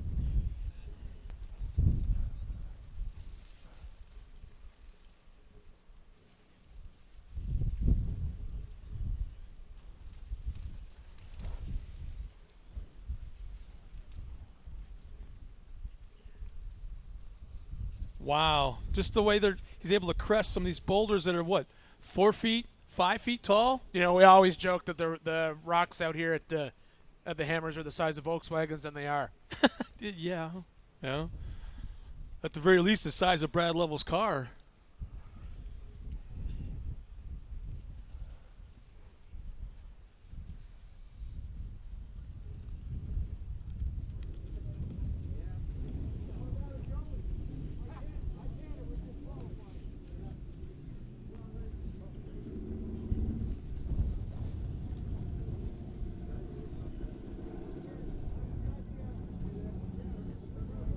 See the number 13, Justin Hall in Jackhammer.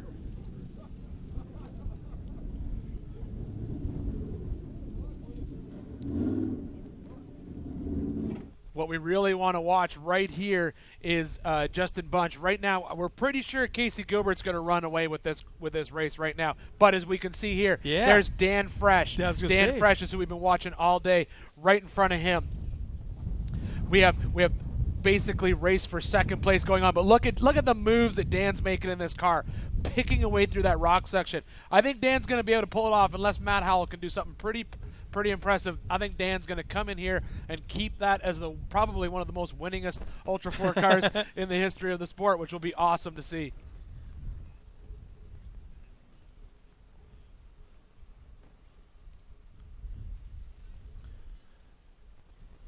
Quick shot of our tracker right now. All right, we'll jump back out of the live tracker. There's Jason Bunch, who we were just watching on screen.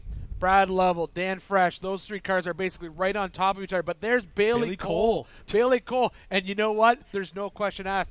Bailey Cole has proven this morning he is fast in the desert. So if he can close those gaps in that rock section, this could be super exciting. We could see them drop out of those rocks. Maybe Bailey Cole reel him in a little bit further. We saw how close Dan Fresh was. Did he already get by?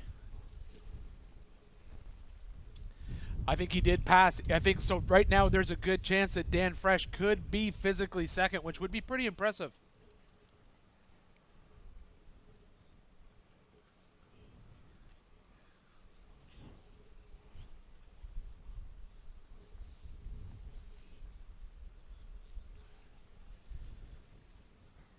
It's amazing to me that it's like I'm looking at the rocks and I have no clue where the line is through those rocks. Well, you can see that's exactly where we were looking earlier, where Brad Lovell, that is the lineup. And we saw, as you said before, Brad Lovell utilizing that recovery crew to get up through there.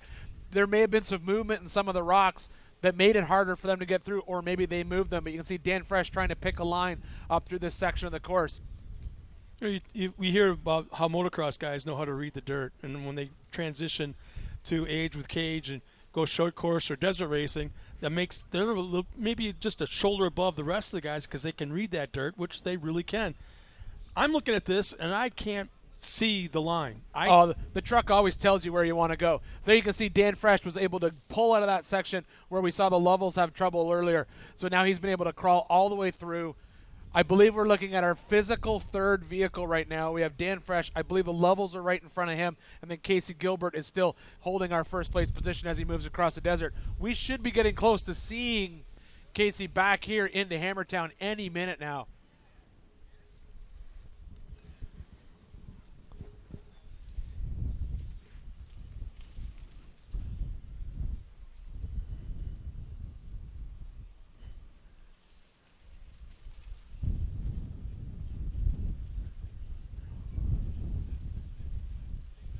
Yeah, Dan Fresh has come a long way, plucking off cars, working his way towards that front.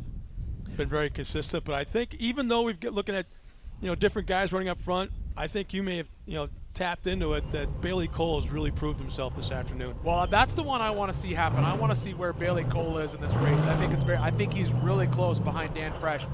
More importantly, he's really close in behind the levels. It'll all depend who drops out, how you drop out of outer limits, where everyone's sitting, when it happens, and they get on that desert floor. Bailey has already proven that he can pick off guys in that desert section.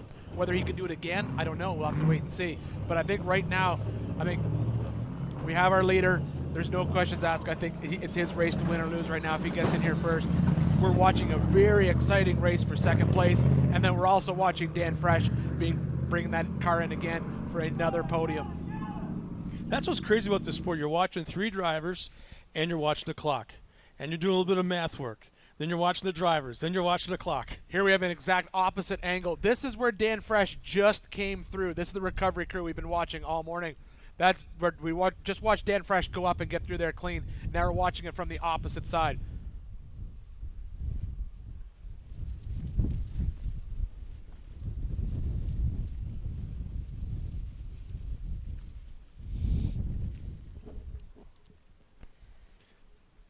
Well, it looks like the co-driver or the driver are both outside of their race vehicles. This is at Jack North. Can't quite tell who it is from our vantage point. There's Dan Fresh still working on it.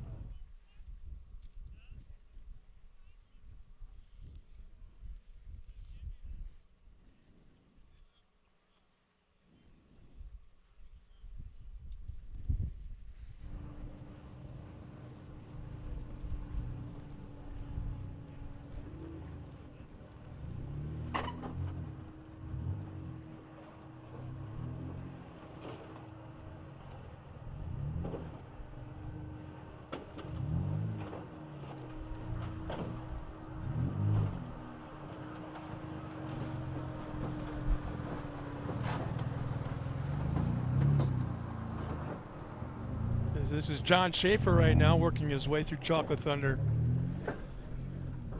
Yeah, very similar color scheme to Dan Fresh, but that is the stock class vehicle coming out of that Savvy camp. He's got a nice RPM sticker on his hood. How many times have you been there? Stopped in to see Justin?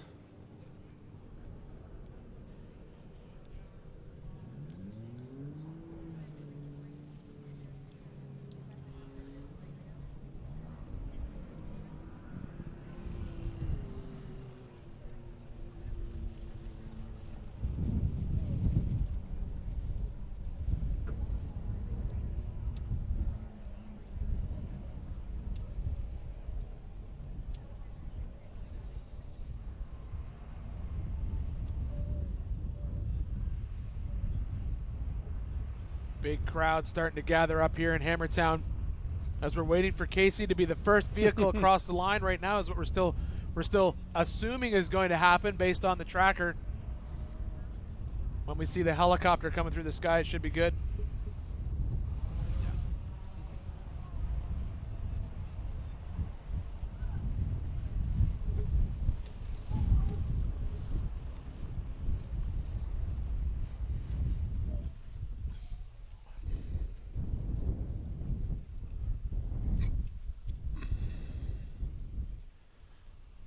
right, there's the shot from the helicopter. We believe that is Casey, our leader, right now.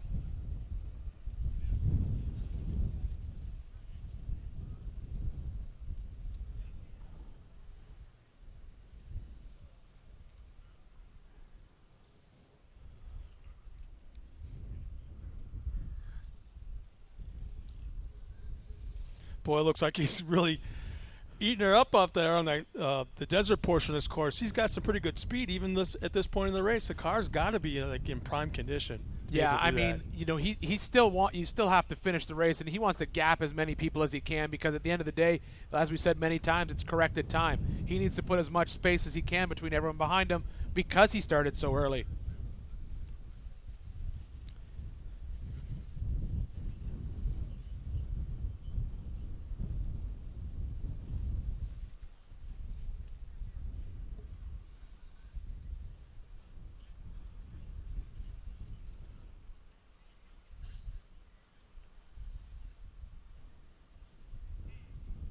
Yep, right there we're watching Casey Gilbert, physical first leader.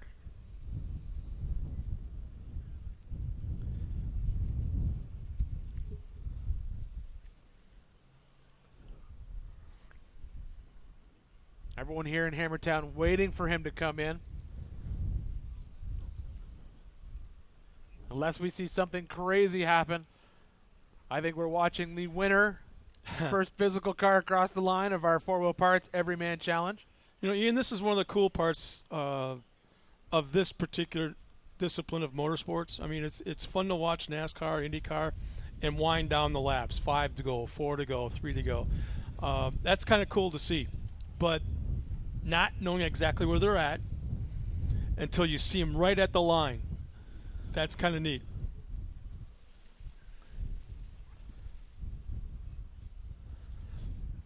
And the time always seems to change of when we expect them in. We're getting guesstimations. That time always seems to change. Yeah, well, you can which base adds it. the excitement. Yeah, and you can base it off the tracker, and you can figure out approximately how far out is he going. Let's look at it. You know, we have the guys back in the live truck and race ops. They're basically pacing it off the previous year. Where were they at this, and then how far out were they?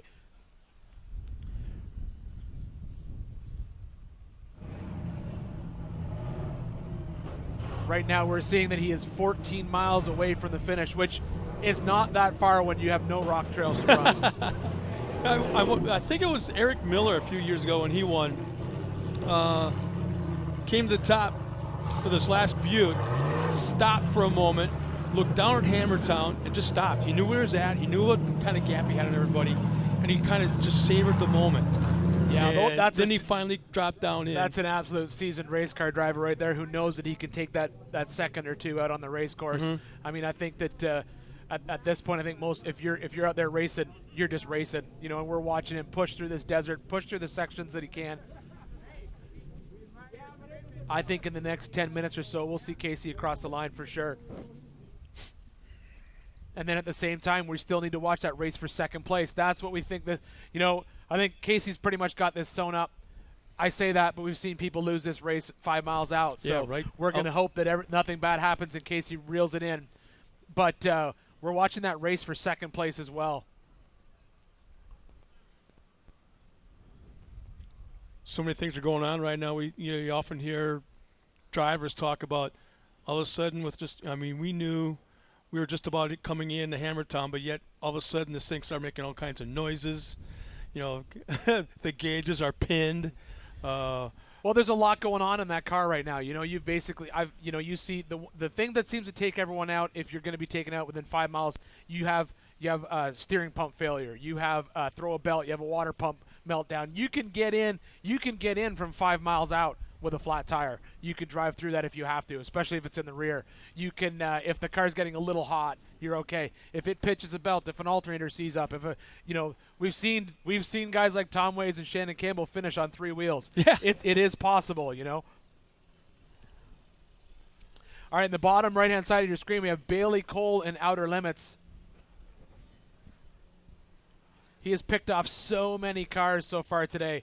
Probably upwards of, I'm going to say, 75 to 80 at this point. I believe so, because he did not qualify, so he was in the random draw. So he was behind all those cars off the starting line, and he's pushed so far.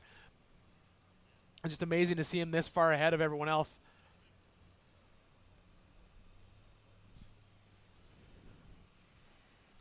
Every once in a while, I kind of glance off to my right, and I'm watching some of these T1 trucks coming through the pits, coming from their tech inspection, getting ready for a little bit of a final pre-run before tomorrow's race action. Yeah, that'll be exciting to see for sure.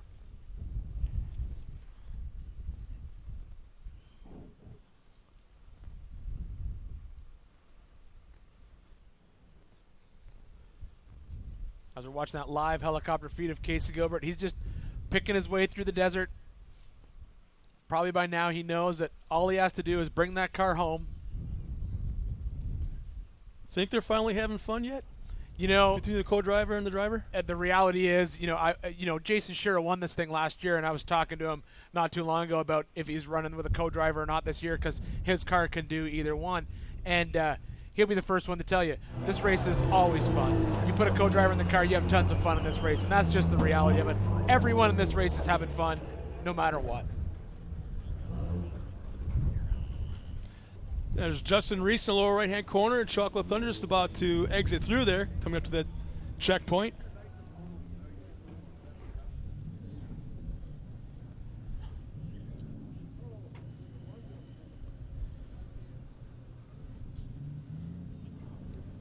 Boy, every once in a while I see they he hits a roller or something just the right way, and it kind of kicks that back end up, and I'll go, it's just like, oh God, no. Yeah, you can see he's moving, though. He's excited. He's having a great day out there.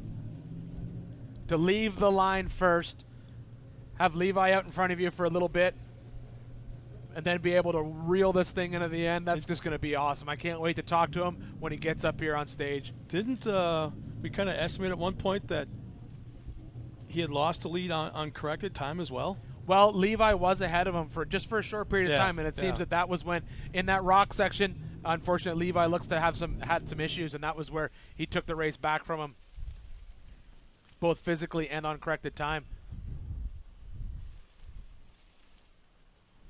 But you can tell, he's getting close to Hammertown because, we had such difficulty earlier when the helicopter's farther away from our base station now. But as we get closer into Hammertown, we're going to be able to follow him right in to that finish line, which is going to be great.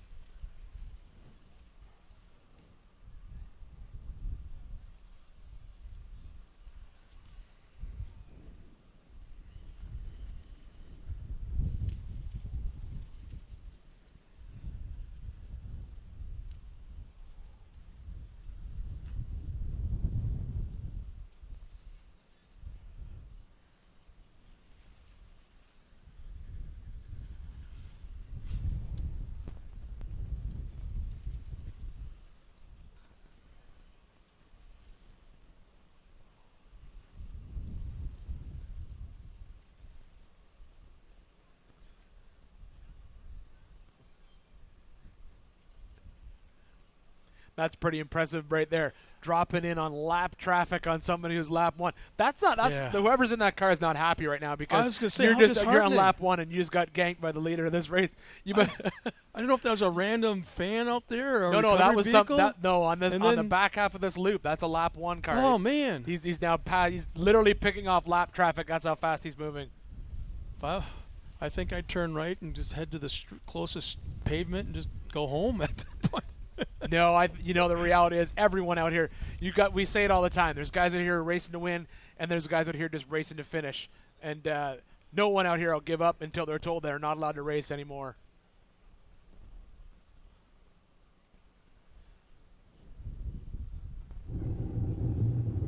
We'll jump back out the jackhammer, though, as we wait for Casey to come back. There's John Grounds out there, and jackhammer slowly picking his way through. And Jesse Oliver right behind him. Jesse Oliver must be from Michigan because you see the upper and lower peninsula of Michigan. The map on his roof line. Isn't that like a mitten? Don't they call that a mitten? Mitten and a Upere. The UP, Upper Peninsula. And a third car. Boy, they're stacked up here. 48-15.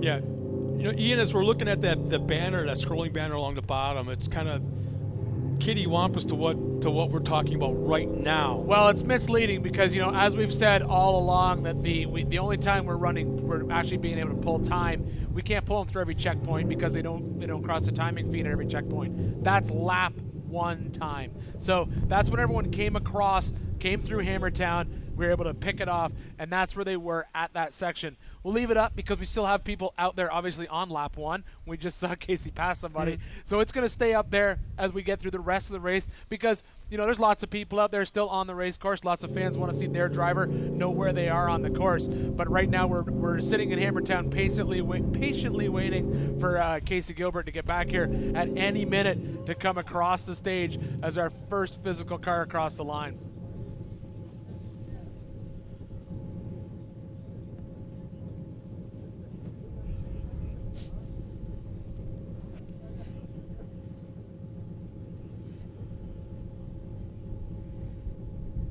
Now you can kind of tell something's about to happen because you look out here in front of the Jumbotron and the fans are starting to accumulate.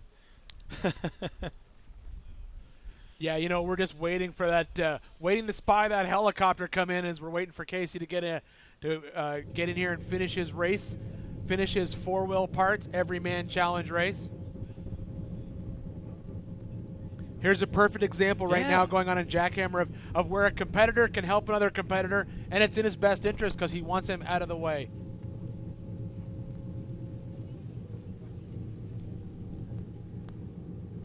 I'm trying to, what exactly? Oh, he's pulling him back. What's happened is he's just got stuck. Okay. He may be high centered where he can't go forward, can't go backward. They're just going to grab a winch line, yank him back off that rock, then he'll get a different line and take another hit at it.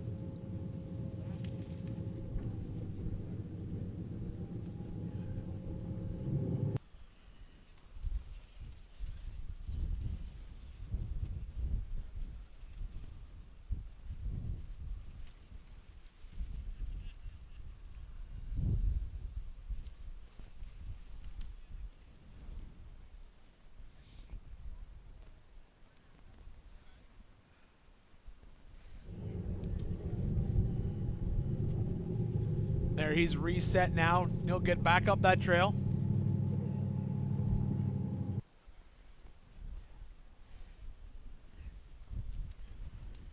Didn't take a lot to get that car, the car to move, but just all you need is a little bit of help, and he's back sometimes underway. you just get off the line like that, and you're going to end up with basically high centered, all 4 tires off the ground. Sometimes you just need a little bit of a tug backwards, get back into the rocks, and you can keep going.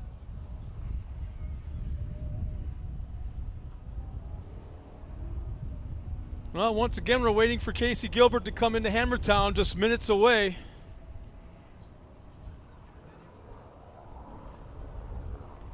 From a very cold, very frigid start to this morning. When was the last time there was snow on the course? You know, I can't remember if I've ever been out here when there's been snow on the course. I think if it has, it's usually burned off pretty quick. But that seemed to be stuck around there all the time, all day. Yeah, this has definitely been a cold day here at the Hammers, but a good day of racing nonetheless.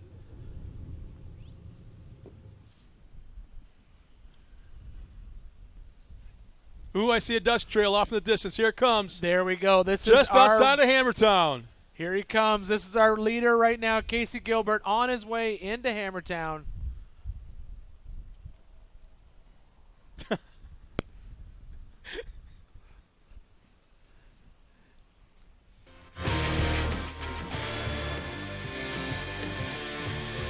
Yeah, let's throw a little dramatics into it. Why not, huh?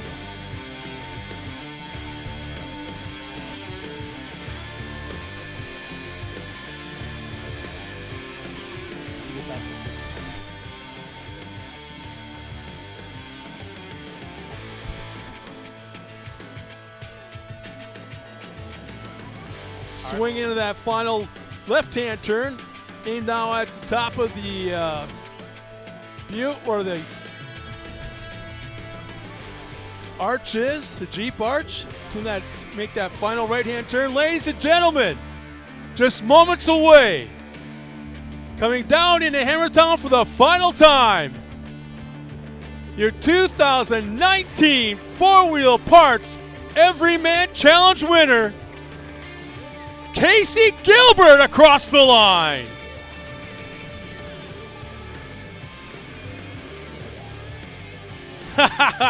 Throws it sideways, Ian. Tell me they're not smiling underneath that helmet right now. Oh, you know, that's just the way it is. There we have Casey Gilbert, our unofficial winner. We still have a lot of things to check. He's going to come in here to Hammertown. They have to check they're going to have to check to make sure that he went through every single checkpoint. They got to check to make sure that all the tracker positions are good, and then they'll make it official once we get the actual numbers in place. But as of right now, Casey Gilbert is the unofficial winner of the 4 Wheel Parts Everyman Challenge. The race time is being called. That was just a tick over 5 hours. You know, it's one thing to drive a 5-hour race, like say on a road course, or one thing on a NASCAR track, but 5 hours of bouncing around side to side, up and down, dust, snow, wind. I don't care who you are. That's 5 hours of getting beat up. It's 5 hours. No, it's 5 hours of absolutely heaven. You know, anyone who's involved in off-road racing knows that Casey just had probably one of the best days of his life. Left the line first, played in the dirt all day long, and he's going to be the first one across the finish line. This is awesome. Keo would be so happy. I can't wait to get him up here, ask him about his day, talk to him about the race. It's just going to be absolutely amazing. Well, once again, he gets our finishers get mobbed by the media as soon as they cross that finish line. We'll get them up on stage here in just a moment.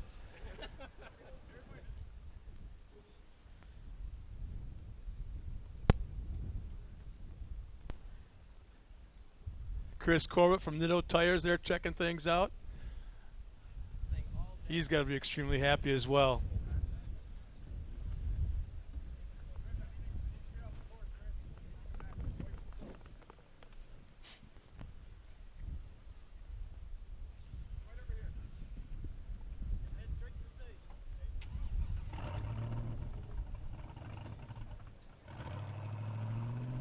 All right, here we go.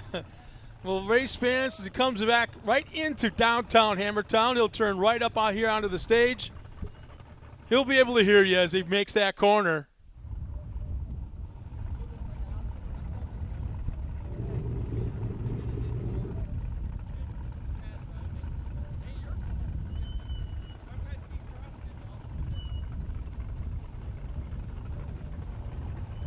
That car looks no worse for the wear. I don't see any body panels all beat up, no scuffed up wheels. Ladies and gentlemen, up onto the stage, once again, your 2019 4 Wheel Parts Everyman Challenge champion, Casey Gilbert.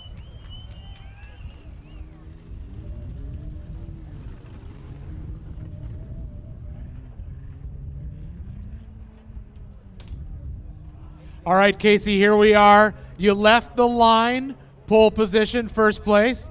Gave up the lead for a little bit during the race, but then brought it back in. How does it feel to be the first car across the line today? Great, but like you said, leaving in the pole, it's really hard to pace yourself because you know everyone behind you has time on you, so we'll see if it holds. Yeah, you know, I think you know, we've been watching all day. I think you're going to be okay. We'll have to obviously wait and see. You know, that's one thing, that's a good question, you know. We've been watching all day. When you're out there racing, do you like to be in the lead? Do you want to be that lead car, or do you like to have somebody to chase? It's really a catch-22. I like clean air. I race faster into clean air. Levi got around us, and I think I rode in his dust for about 30 miles, and those Maxxis tires are awful to follow, if anyone's wondering. You know that. You know, we were watching that all day. We were watching you when you were behind Levi. We'd see Levi stretch out a little bit ahead of you, and then you seem to reel him in really quick. Anything about the course? You did a bunch of pre-running. Anything about the course that came out a little bit different now that you're out there on race day? Yeah, the first lap, it's first King of the Hammers I've raced on ice, puddles, and snow.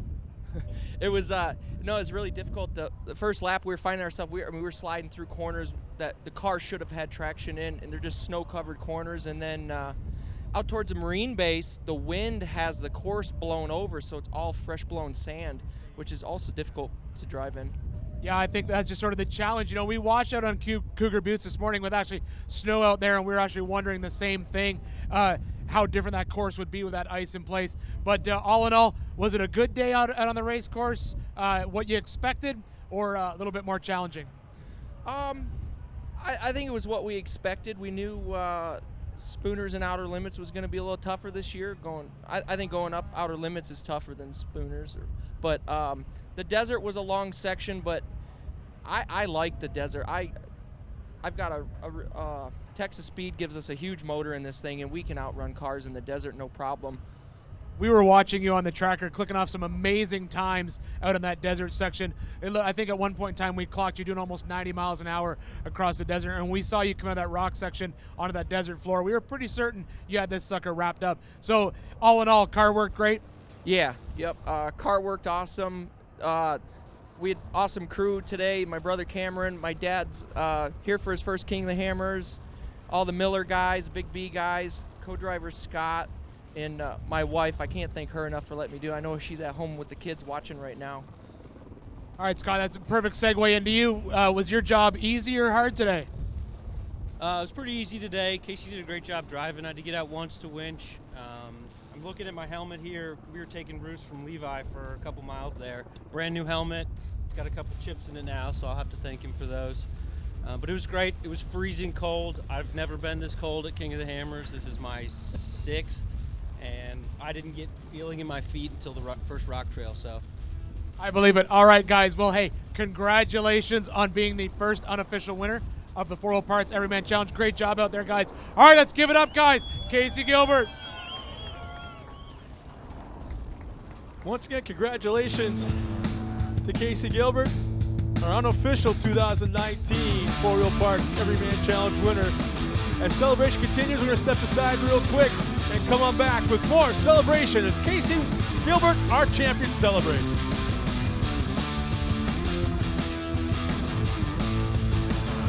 Ford WP is more than a store. We're truck and Jeep experts and have been for over 50 years.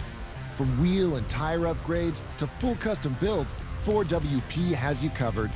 Whether you want to order the best parts online or shop in store, do the work yourself or get it done by a pro, all roads lead to Ford WP. Do your rig right. Shop online or find your store at FordWP.com.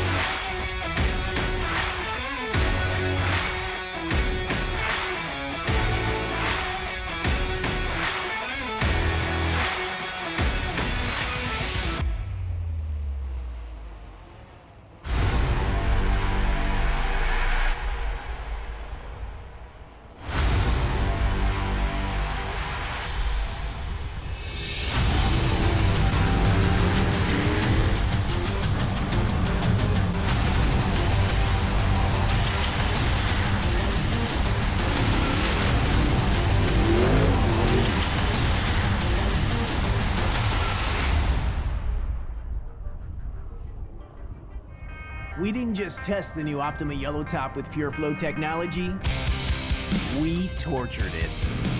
King of the Hammers is 181 battery-killing miles of relentless, unforgiving hellishness. It's one thing to call yourself the ultimate power source. It's another thing to prove it. The all-new Optima Yellow Top with Pure Flow technology with up to 3 times the battery life. Unsurpassed performance built to fit today's vehicles. Optima, the ultimate power source. And we're back here to live racing action. Is that Outer Limits? Yep. Kind of take a peek at what's going on out here. As the celebration continues up here on stage, there's still a lot of racing action out on course. Oh, there's still lots of cars out there still battling it out. And remember, Casey is the first car across the line and our Legends winner so far, but unofficial, of course. But we still have other classes out there racing and other cars to get across the line. The one we're watching right now, obviously, is the race between Dan Fresh and Matt Howell, which we think Dan Fresh maybe have it sewed up right now, but he's the next class that we expect to get across the line.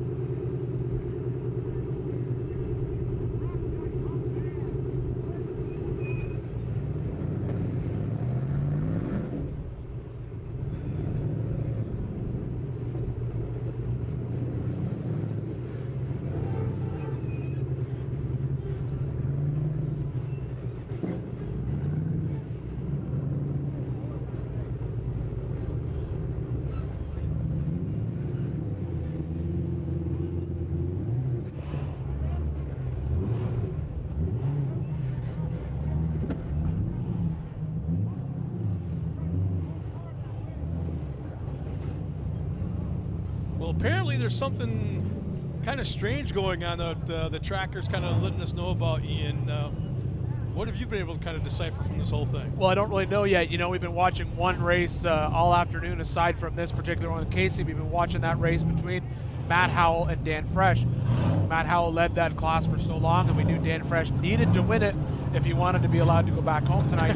So we're just trying to figure out what is going on. For some reason, it looks like Matt Howell's tracker jumped across the lake bed. So either A, we have a tracker problem, or B, Matt Howell did actually pull himself out of the race and is back at the tribe tent. Luckily, we got our man in the plan with his patented wrench mic.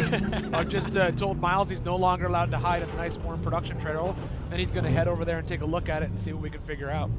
Yeah, it's amazing how we're totally unaware of anything going on, and it's the technology that we have that let us know about it. Yeah, you can't hide from us. We got everything on here. We got a helicopter, we got drones. You know, we got everything going on here. We know what's going on. So what we're doing right now is basically here in Hammertown, we've got Casey Gilbert up on stage, our first physical vehicle across. First physical finisher, unofficial winner of the 4 Wheel Parts Everyman Challenge, and he is the 4800 Legends class car. We still have a stock class out there, the Spider-Track stock class 4600s, as well as the Yukon Gear and Axle modified class cars out there still racing.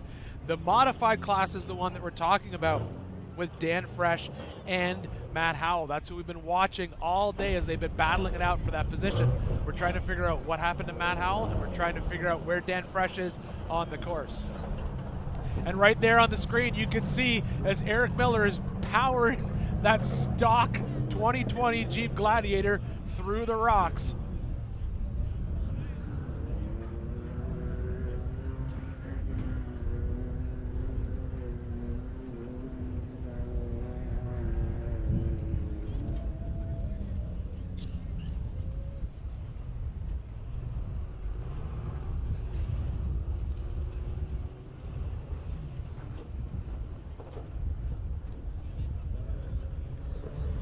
You can see Eric Miller is just picking his way through Chocolate Thunder in that stock class car.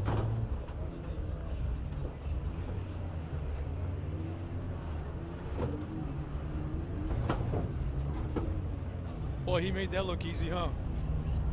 Well, he's working his way through that course, no questions asked in that truck, and he's slowly picking away at it. And you know what? That is a big vehicle to drive through this rock course, no questions asked. But still doing incredibly well in that stock vehicle. That's asking a lot of a stock car.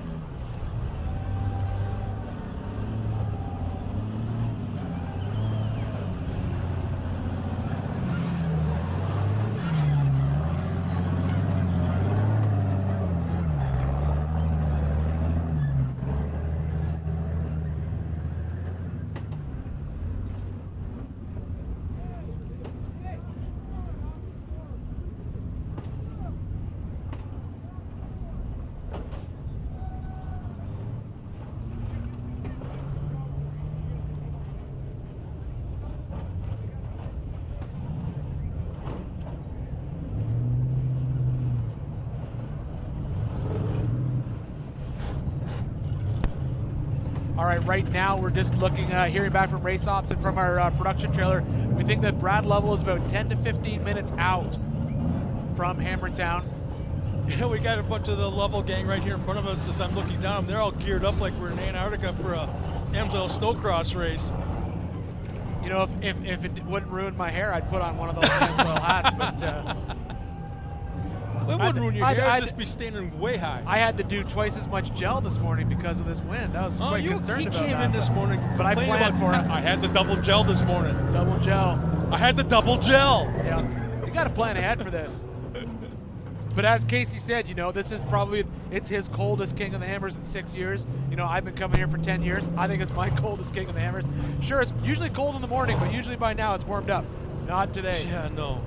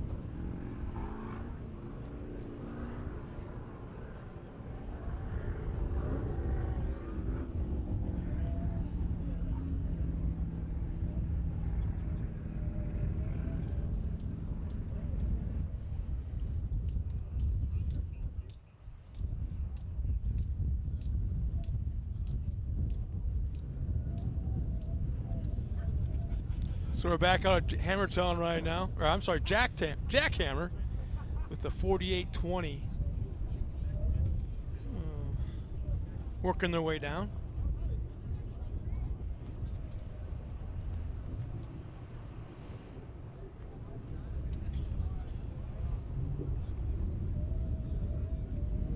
You know, Ian, as I'm looking at Gilbert's car right here, I'm looking at the Nitto tires on all four corners, and considering the fact of what they just ran through this entire race, I'd have no problem putting them on my truck right now and just for another 30, 40,000 miles. I've got the exact same tire, but in a 40, of course, because 40s are what win. And I have the exact same tire in a couple of my rigs, and I'll be straight up. I love mine are also just DOT tires. I absolutely love the Trail Grappler. They work incredibly well. I was super happy with them last year when I was out in Moab on one of my trucks, and it's just a great working tire, and it's proved itself time and time again out here at the Nitto King of the Hammers, brought to you by Optima Batteries, powered by Optima Batteries.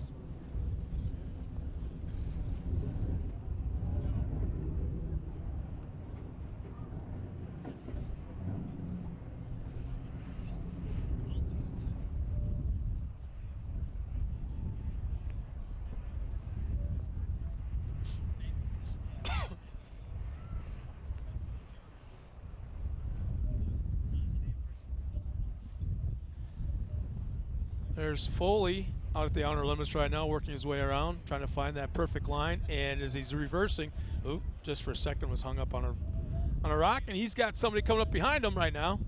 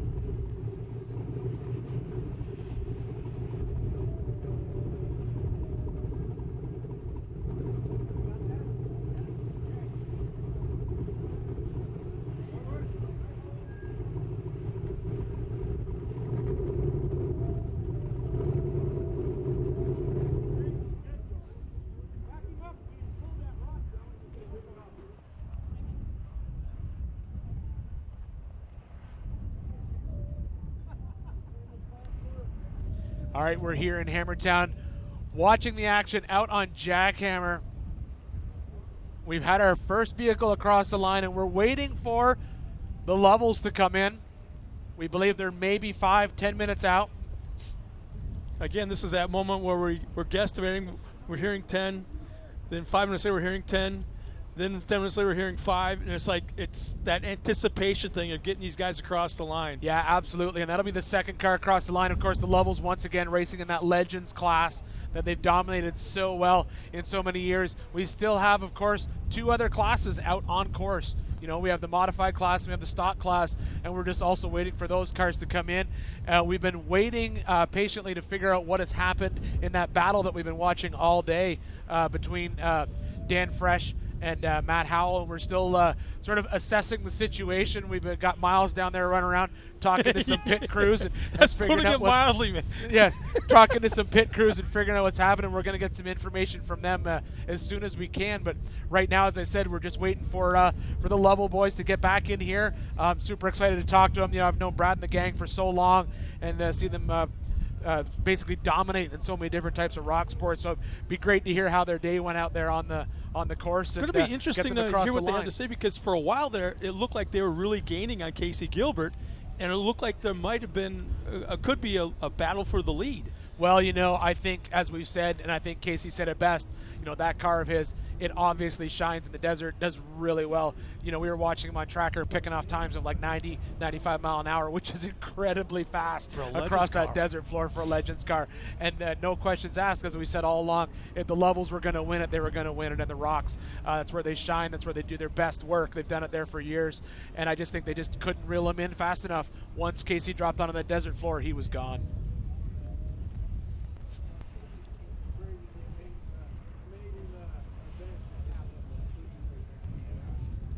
And then on top of that, Ian, we're still waiting to find out exactly what happened to Matt Howell, who's also in the battle in the top spot.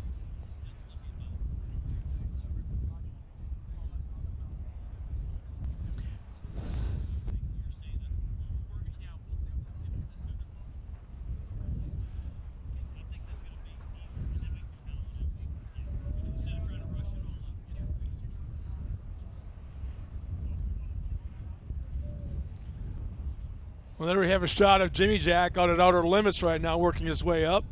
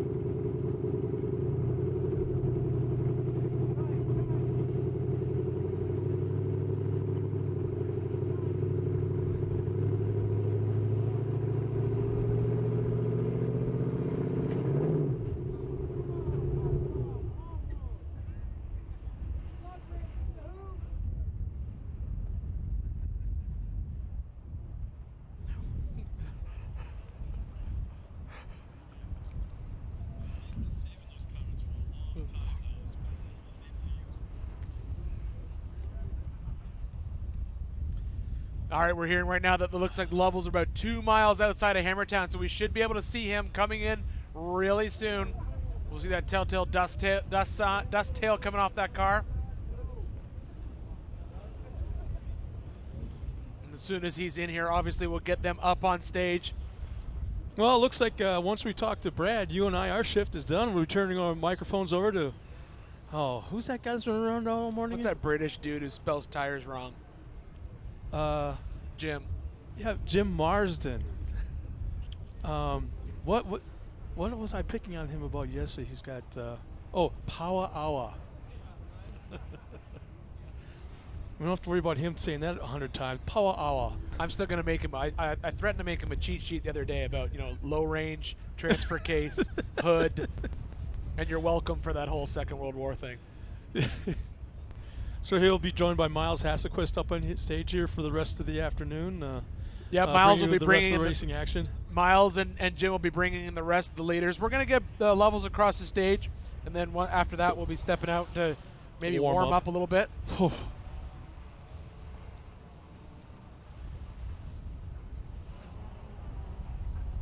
As we're watching the action right now out in Jackhammer. When your co-driver gets, you saw that right there, when the co-driver gets out of the car, drops the top half of his fire suit and ties it around his waist, he plans to be there for a little while. Did I hear Casey Gilbert just in conversation about 3 minutes ago? He was on a course sweating. Sweating? All right, right now I think we're gonna see Lovell coming into screen here shortly. As soon as we make this cut, jump out of Jackhammer, get back into Hammertown.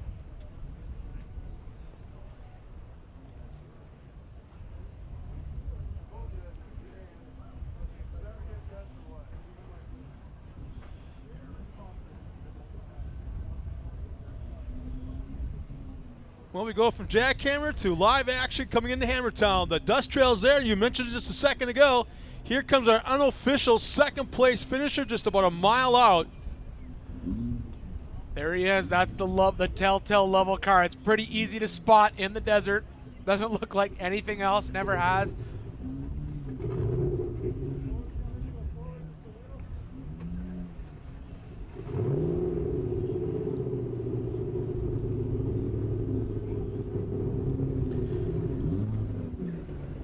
All right, right here in screen, we can see right now, there's Bailey Cole powering through the deserts. We see the levels coming into Hammertown right now. But the big question that's going to come into play right here is corrected time. We've said it over and over again that this race is a corrected time race. And Bailey has proven that he can make up a lot of time in the desert. Bailey started pretty far back compared to the levels, so we really won't know who finishes where until we get both these cars across the line. Yeah, exactly. And the thing is, that could be a very good trivia question for some time. There's a lot of math involved. Exactly how many cars did Bailey Cole pass in 2019? One final left turn for Brad Levels. He crests the mountain. Will turn right, go underneath the Jeep arch. Here come the Levels into Hammertown. Brad Level crests the top of the hill, goes underneath the Jeep arch, starting in that 14th position, comes down the hill into Hammertown. Once again, as he comes in, he started 14th. Your unofficial 2019 second place finisher of the four-wheel parts Everyman Challenge, the Level Brothers. There they are across the line. We'll get them up here shortly, ask them how their race went, how the day went. 5 hours and 36 minutes they've been on that course from the time they took the green flag until the time they took the checkered flag. That's a lot of bouncing around, beating on each other, helmets probably banging into each other. The finishing sticker being placed at that checkpoint. That is neat to see right there. You missed it. Roger stuck his hand out and Brad shook his hand between the brothers. That was cool to see right there. Absolutely it was. It was a 28-minute gap from first to second.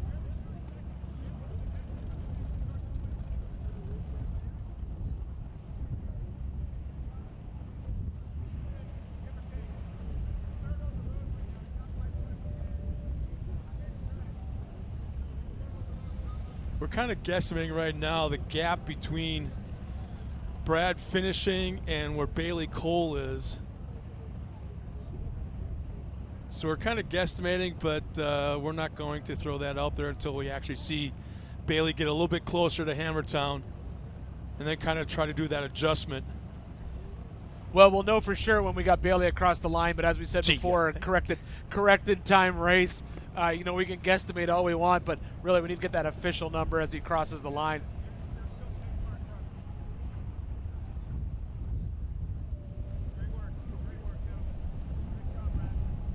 You see Brad and they're kind of shaking his head. Well, he's from Colorado, so I don't think he should be too warm-blooded out there in this course.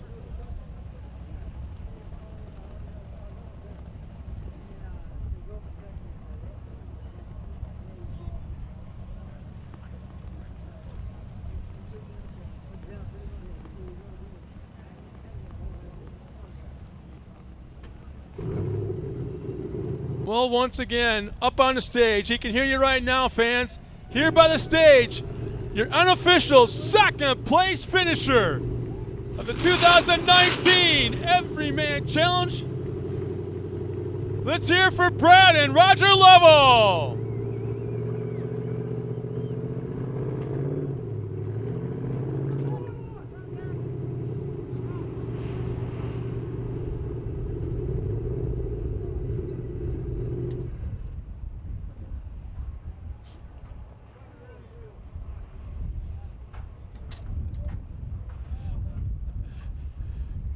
Here they are jumping out of the car.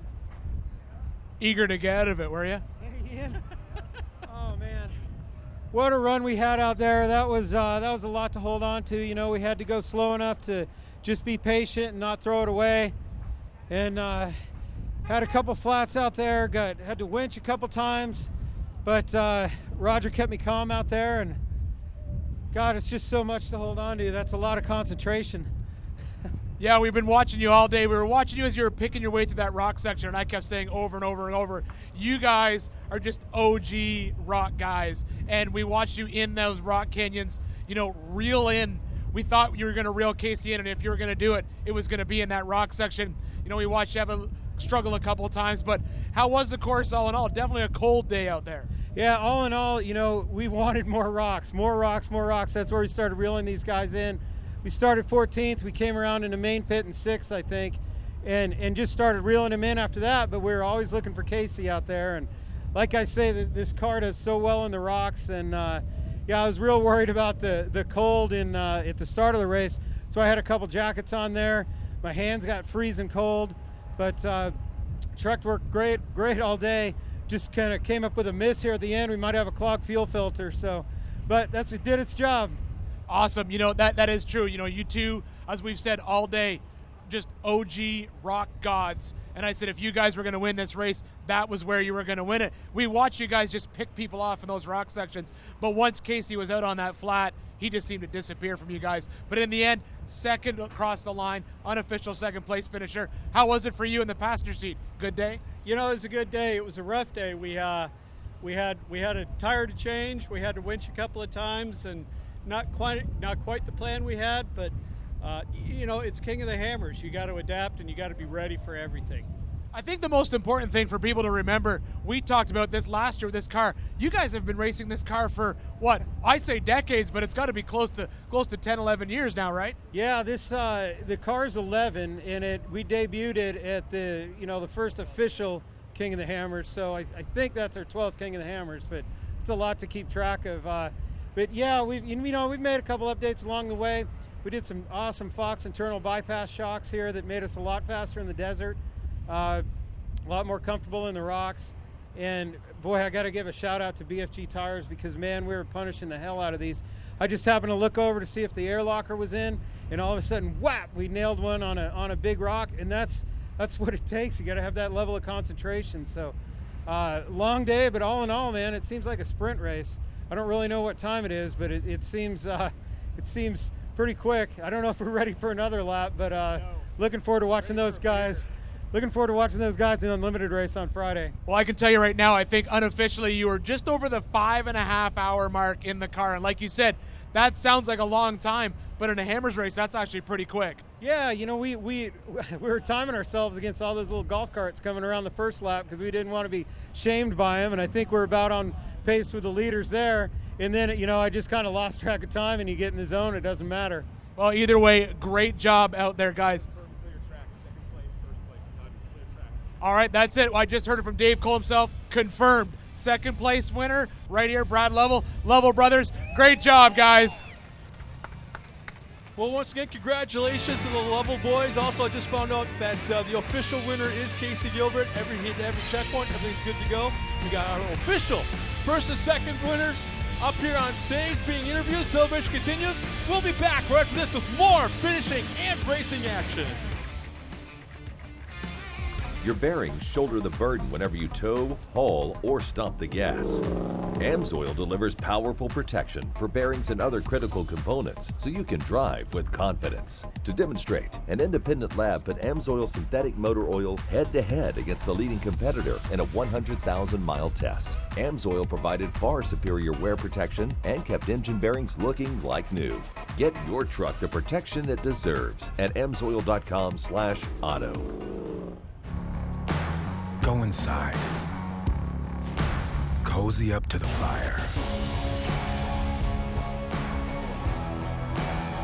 Stay warm. Some call that a nice winter day. We'll have to agree to disagree.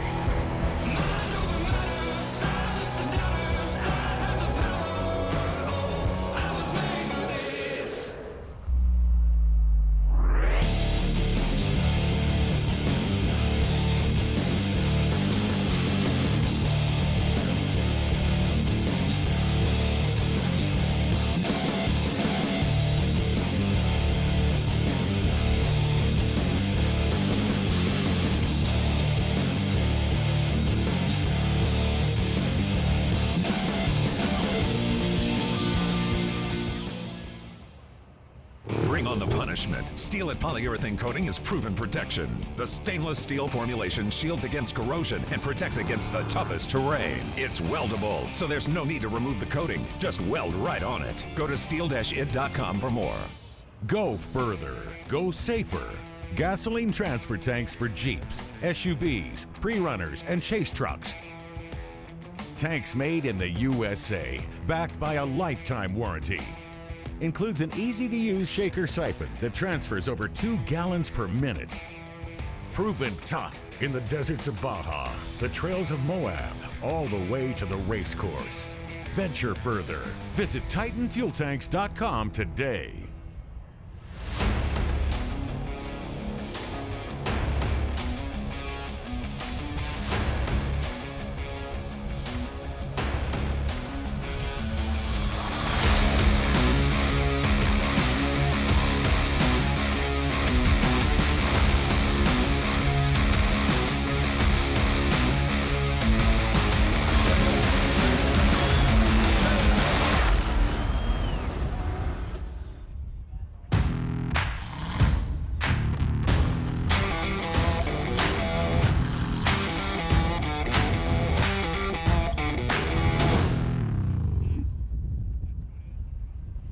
As we were watching live shots out at Outer Limits as racing action continues, we're going to hand off the microphones. Ian Johnson, myself, Scott Rain. Our freezing cold opening shift is now complete. We'll hand it over to our next resident expert, Miles Hasselquist. Where's the wrench, man? I'm going to use the headset here. All right, it's all yours, and I'm going to hand it over to Jim Marsden. And don't say it today. Don't. Power hour. That was yesterday. All right, ladies and gentlemen, Miles Hasselquist and Jim Marsden for the rest of the racing action today. Thank you, Scott Rain and Ian Johnson. We've had a lot of fun. I hope to see Matt Hall up here very shortly.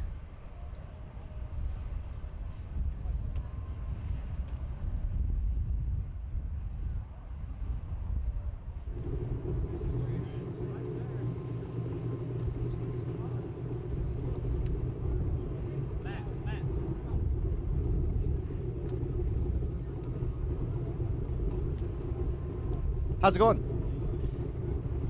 All right, well, I found Matt Howell. You've had such a great run all day long. I hate to see you here in the pits this early. What happened out there? You and Dan Fresh battled for a long time. Yeah, we started off in the desert section. We had a really good run in the desert section, and came back to Maine and felt really good about the run. We got into the rocks and started having some tranny issues where we felt like we were running hot. So, came into remote pit 2 and came out of remote pit 2, top of, I believe, Aftershock, had no reverse and only one gear. So just a fluke, fine in pits, get to Aftershock and we're no good. Well, that's a tough break, Matt. I hate to see that for you. You've won multiple national championship. You still haven't got your EMC King of the Hammers win yet. So tough break there. You and Dan Fresh battled all day long. I hate to see it for you, but you'll be back next year, I'm sure. And don't forget you're racing Friday. Yeah, for sure. We are racing Friday. We're looking forward to it, and we look forward to chasing Gerald and Dan Fresh here in the future. Perfect. Speaking of Gerald Lee, Dan Fresh and Matt Howell running up front all day long, and I heard Matt Howell had a transmission issue, and then I ran by you, and you said, we've got a broke what? So we're at the end of Spooners, and we just found out that we broke a lower link on a 3-link suspension. So now we're trying to tie it all together and hopefully can nurse it home. But yeah, you guys were running really hot for a while. You were kind of trail tampon in Cougar Buttes, though. Sorry, man. So actually on Cougar Buttes, we pulled up there and there's a 4800 car that had gotten stuck on the entrance and they were winching themselves off. So we tried to work our way around them and we decided just to be patient, unfortunately, because we were afraid we were going to push them off into that hole. So we didn't want to be that guy. But I will say we were a little discouraged when we finally went through that entrance and we look in the mirror and we see like 6 cars. I was like, oh my gosh, all of our hard work just went out the window. So, but fun race, overall fun race, and we left it all out there. We came here to beat 88 and we just didn't get it this year. All of us got beat. Well, thanks again, Matt Howell and Gerald Lee, for the quick little update, and we'll see if Dan Fresh can make it on in here tonight. Thanks again, guys.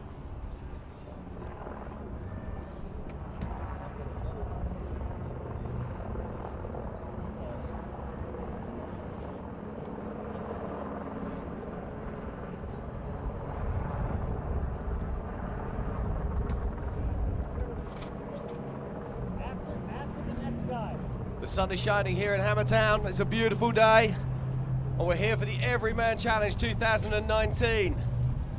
And just crossing the line now is Jason Bunch, our physical 3rd place finisher in the 4800 Brannick Motorsports Legends class. So how's that play out? The Legends class, we've got 3 in here. We don't have any in the Yukon Gear and Axle modified class or the 4600 Spider Track stock class. It's been a very tough course out there today, Miles. It's going to be interesting to see who comes in next. Been an amazing story all morning. We've seen every kind of weather condition known to man, from sunshine to snow and everything in between.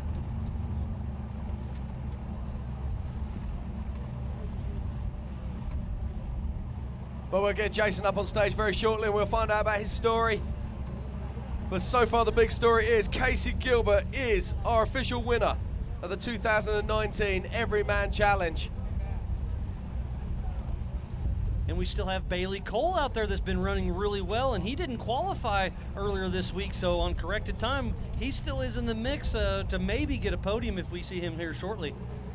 Yeah, a couple of weeks ago when I went to the pre-show for the King of the Hammers, I saw the Jason Bunch's car in the wrap shop. It was still green, so it's really cool to see his new scheme out here.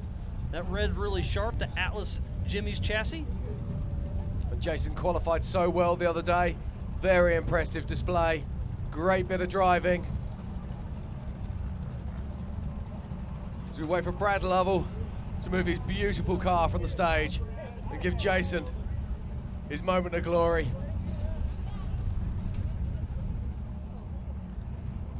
It's been a great day of racing all day long for the 2019 4-Wheel Parts Everyman Challenge. We've got Nitto Tire on the pole, possibly another one making the podium.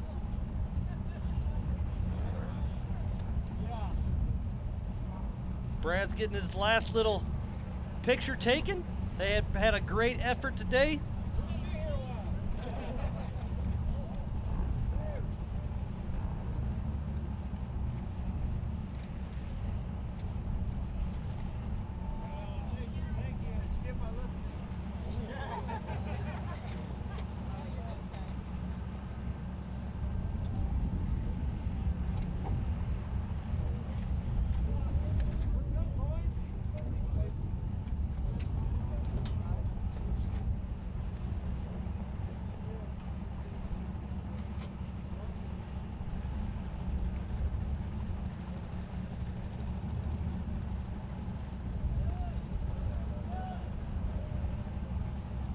Still giving Jason Bunch's car a look over.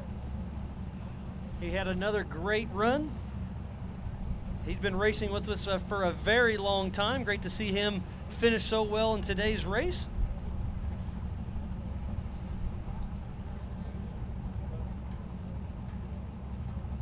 So we do have our first 3 finishers for the 4800 Brannick Motorsports Legends class. But let's not forget, Miles, that we've got 3 finishers across the line, but it doesn't necessarily mean that this is the positions they will be in. We've confirmed that Casey Gilbert is first. We have confirmed that Brad Lovell is second. But Jason Bunch is being hunted down by Bailey Cole, who's still on course. Yeah, Bailey started at the back of the pack today, and that means on adjusted time, there is a small possibility that he could knock Jason Bunch off the podium.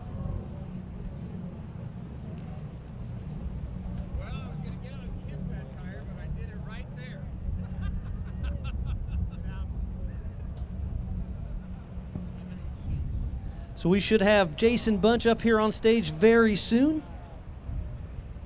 It's been a great day of racing. Please stay tuned in, ultra4racing.com/live. Hit the King of the Hammers Facebook, hit that share button. Ultra4 Racing Instagram, hashtag it up. This is the 2019 Four Wheel Parts Everyman Challenge.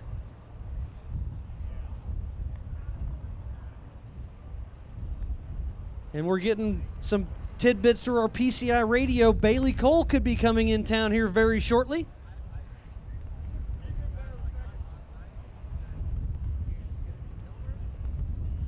This is starting to get exciting, Miles.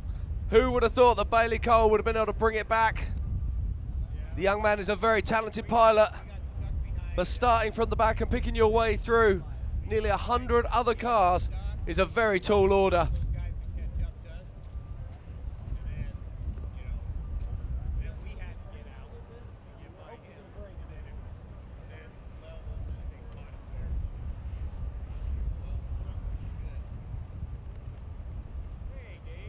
They left this morning at 30-second increments, 2 cars side by side, so that's still going to play effect. Depends on when Bailey Cole comes into town to see if he can sneak onto that podium. So we'll get Jason Bunch up here shortly.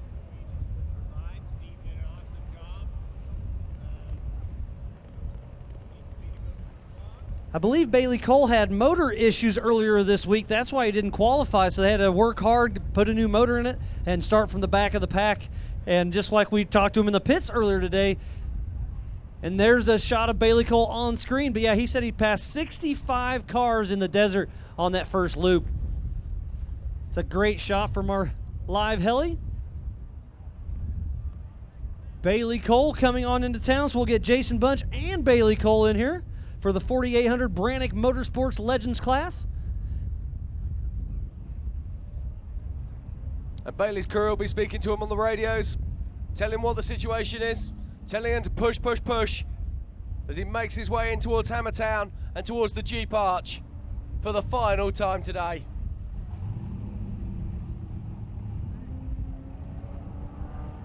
There comes Bailey Cole through the Jeep Arch. Our 4th competitor across the line will be here very shortly. I'm sure Dave Cole's very excited right now. Bailey Cole coming on to town. A couple more little turns. Checkered flag. And look at this fantastic stuff as Bailey Cole crosses the line. Now we're going to have to wait for our race ops guys to work out the adjusted time difference between Bailey and Jason Bunch.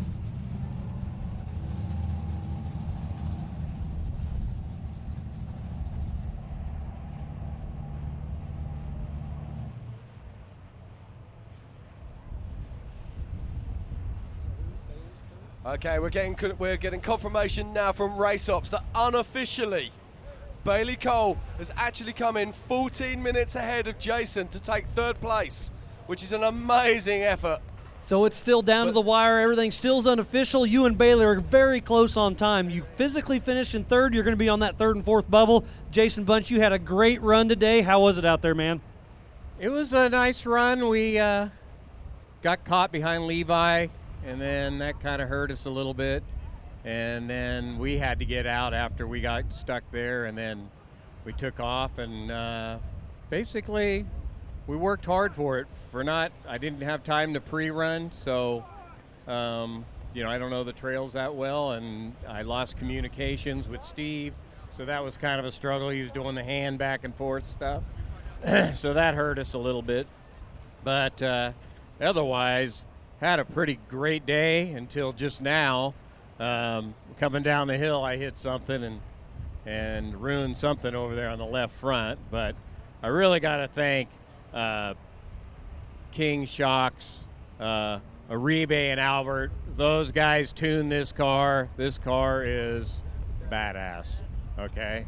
And, you know, Nitto tires, I'm going to get out and kiss that one, but I was hoping that they would, or anyways, I ruined that one. But, you know, ARB, air lockers, they're great. Coyote inner liners for your tires kept us up.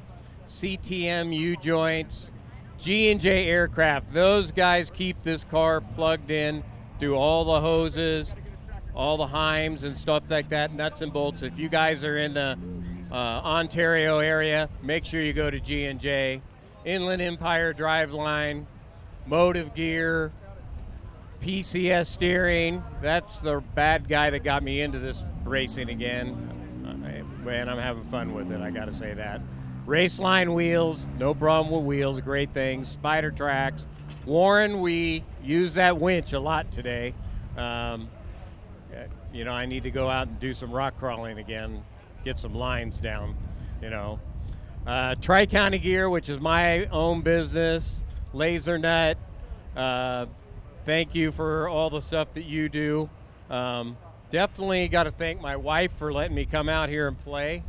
You know, it's been a long 2 months of 2 o'clock in the morning trying to get this car prepared. Definitely got to thank the guys. You know, Brian and Jenny. Well, Jenny's not a guy. Billy, Steve, Mike, John, Bob, Tom, Dale, Raul, and Bill, and Sean, and a few others that probably I didn't get to jot down this morning. I really appreciate all their hard effort to get this car prepared. Car ran pretty good. We had one little plug wire come off, but we got that baby on there, and off we went again. Let's see. Who else do we got here? Oh, my sponsor on the car, Atlas Spring. That just came about, and about a couple months ago, and Fernando said, hey, what's it take to race that car? And I told him, and he goes, hey, I need some exposure out here for my spring company. I need you to put my brand on your car, and I did it, and I'm so glad I did, because I got a beautiful looking car. Don't you think so? Yeah, I actually bumped into that at the wrap shot a few weeks ago, and I saw it in there in the green, and I saw you were changing it up a little bit, but it's very sharp. Well, thank you for seeing it there. You know, I really appreciate that. Couple others, the wrap guy, Daily Visual, he did a beautiful job on this thing. Pro Eagle Jacks, we use that. B&D Construction, another great friend of mine, helped me out on this car. Billy Air Conditioning, and Driveline, the magazine. So I really appreciate everybody coming out. Had a great race. As soon as I go to the bathroom, I'd like to go do it again. But had a great day. Well, again, congratulations for just finishing this race. It was great to see you, Jason Bunch. We'll bring up Bailey Cole next, but a huge shout out, Jason Bunch, finishing the 2019 Four Wheel Parts Everyman Challenge.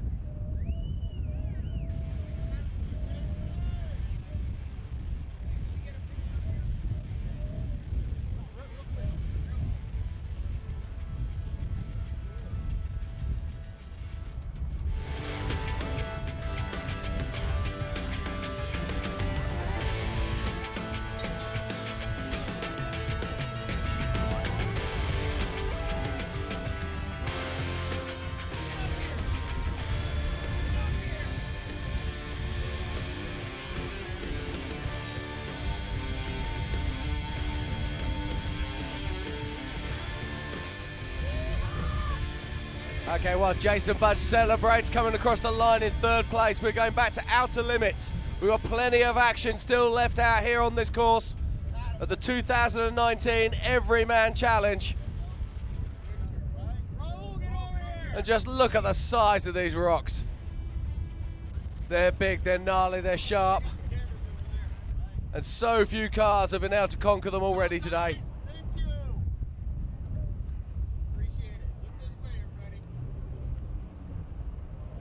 As we cut back to Chocolate Thunder.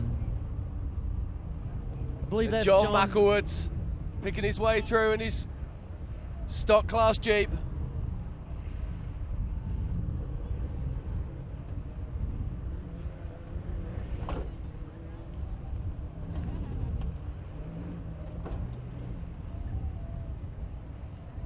Just taking his time, picking his lines, saving those tires.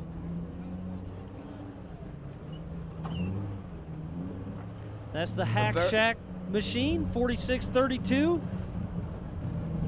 in the Spider Track stock class. They're in Chocolate Thunder, still making good work.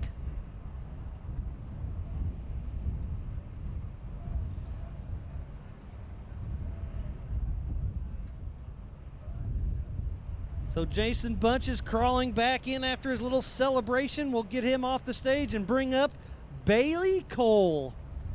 And that Trent Fab machine, the car still looks like it's in great shape. With a brand new motor they put in just a couple nights ago.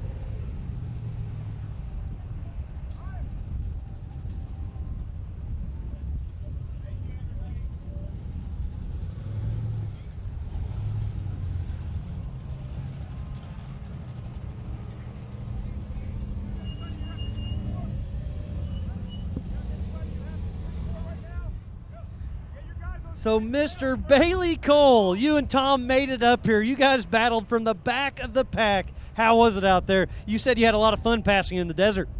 Yeah, we kind of lost count on the first lap after around 62 or 63 cars passed. And we were just booking as hard as we could, pushing, because we knew there was going to be clusters up on the trails, which we ended up getting into one, but that was it. Ran a clean race besides that. So it's still unofficial. You physically finished in fourth place, but there's a chance you may sneak into that third place. We'll see how it plays out on corrected time. So great job out there. The car still looks good. And you put a new motor in this thing just a couple days ago, right? Yeah, this morning it finished at like 1 a.m. The Trent Fab crew completely rebuilt the motor and got it in and ready to go.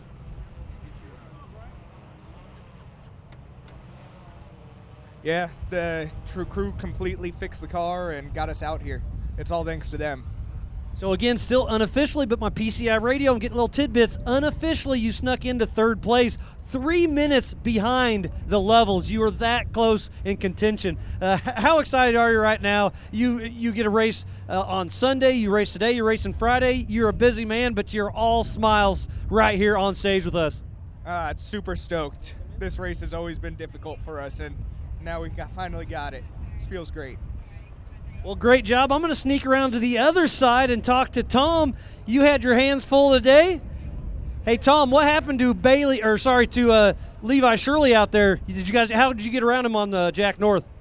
He looked like he got a little bit messed up in the rocks. There was a cluster. We saw Matt Howell. He kind of backed up. We got around him on the rope. We pulled rope. The Warren winch did what it does, and we got around him. So it looked like he was in good spirits. He was helping Doc Jones. He was pulling rope for him and stuff. I think his day might have been done, but he was out there working his ass off trying to help. I'm not sure what was broke on his car, but he was still in good spirits. He was being a hell of a sportsman. It's pretty cool to see a guy like that out there working that hard for other people, because he wasn't in it anymore. So it was pretty cool to see him up there doing that. Well, thank you, Tom. That's exactly what I wanted to hear. Bailey Cole, unofficially third place. Good job, buddy. What a great day. Thank you very much. Thank you again. Give it up.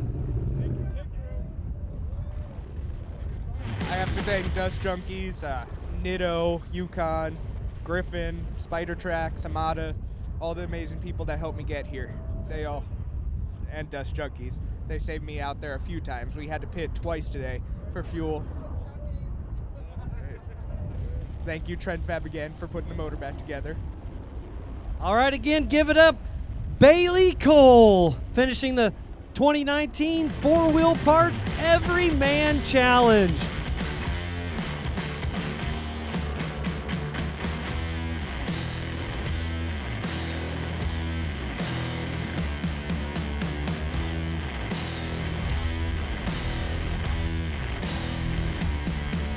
Congratulations to Bailey Cole. Unofficially third place at the Four Wheel Parts Everyman Challenge 2019. It's been a morning of fantastic action. We've seen Casey Gilbert cross the line, winning the 4800 and also the Everyman Challenge title. Then Brad Lovell, only a few moments behind him. And of course, Bailey Cole, who started at the back today and brought it all the way back onto the podium. We're going to take a short break and we will be right back with more action for the Four Wheel Parts Everyman Challenge 2019. 4WP is more than a store. We're truck and Jeep experts and have been for over 50 years. From wheel and tire upgrades to full custom builds, 4WP has you covered. Whether you want to order the best parts online or shop in store, do the work yourself or get it done by a pro, all roads lead to 4WP. Do your rig right. Shop online or find your store at 4WP.com.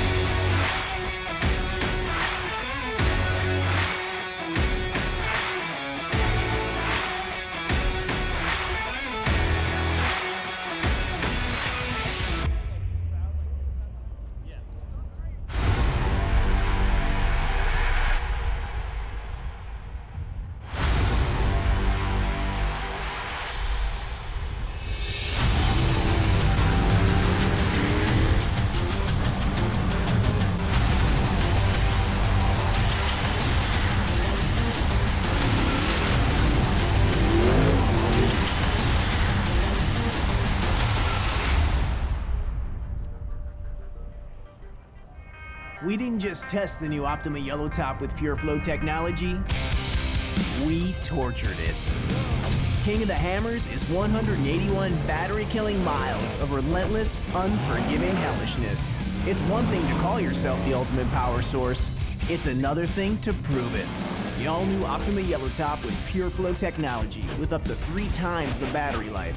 Unsurpassed performance built to fit today's vehicles. Optima, the ultimate power source. Well, thank you. We are back here live in Hammertown, and I've got Stan the Man Brannick up here. You're the Legends sponsor for the 4800 Brannick Motorsports Legends class, and you got something pretty cool going on right now. Why did you sponsor this class this year? Well, what happened this year, I was pretty much thought I was going to be the last Hammers last year, and a friend of mine and a teammate of ours, Jody Ford, he came down with that dreaded C word, cancer, and he's just such a good driver and such a good friend. I said, you know what, Jody, you don't give up. You beat this thing, and I'm not giving up either. So this year I'm here in full force with all of my crew here, and I know Jody's back home watching, and we want him here so bad, and he will be back. So what we're doing is racing this year in the 4400 class for Jody, and here to help his family get through this tough time. And I just we have a GoFundMe account made up. It's called the 4860 supporters Jody Ford, and we're here selling koozies and stickers for a donation in this Hunsacker here for him that we're going to bring home. And I'd like to also just make one quick note to congratulate Casey. He did a heck of a job. It was a heck of a race, and it was awesome. But I want to thank Ultra 4. Miles, you're an old friend of ours, and I'm going to let my son say a couple words. So what do you have? You brought this up here. What is this fuel jug? Why is it up here? We're here to help fill it up, to help support Jody and his family, well, he can't work, and I was just here to help support him and live I have no idea. You're all good, man. I get it. So how about this? What if we leave this gas jug with me up here on stage? If anybody wants to come up here and throw money in it, you can walk across the stage, throw a couple bucks in here, and it's all going to a great cause for Jody Ford. So again, thank you, Brannick Motorsports, for being the Legends class sponsor. Thanks again, Stan, for everything you've done. We've been buddies for a long time, and I'm glad to see you still this involved with the sport. Miles, I appreciate it so much. Obviously, Dave Cole, all the Ultra 4 family, you're all super awesome, and we love being at every race all the way across the country, and someday maybe all the way across the world. We're so fortunate to be hooked up with such a great community. It's incredible, and we know that everybody's behind fellow racers, and that's why we're rooting for Jody to come back. He's a great driver. He's got a great future, and we're not going to let go of that. All right, well, thank you again, Stan, with Brannick Motorsports. Who wants to be the first one with some cash to come up here on stage?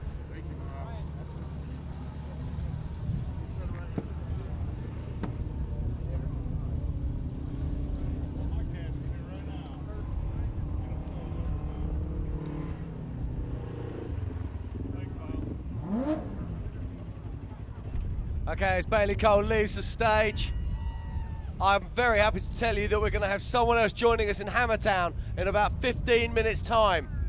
And that person is last year's winner, Dan Fresh.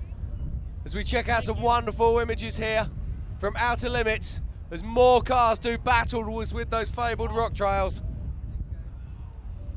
And just look at the damage to that sidewall.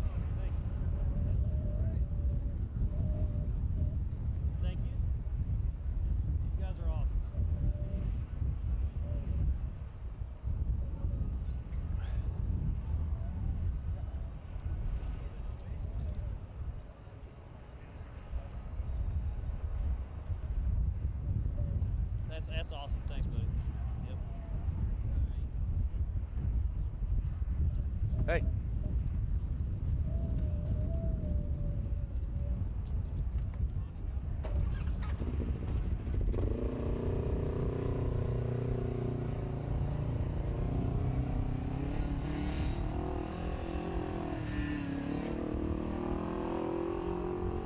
There's the 4889 car in Outer Limits. Reaching for the winch.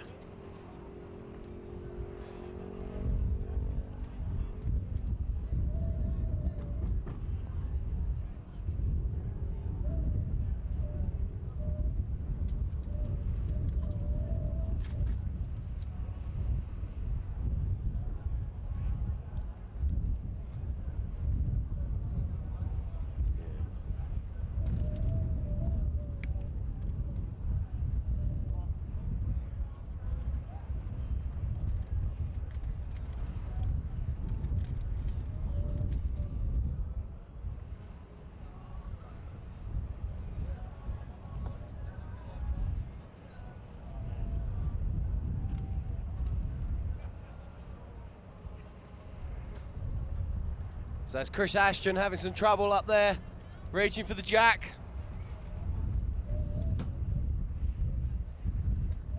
Spare wheels off the back. Crew working as a team here and doing a great job.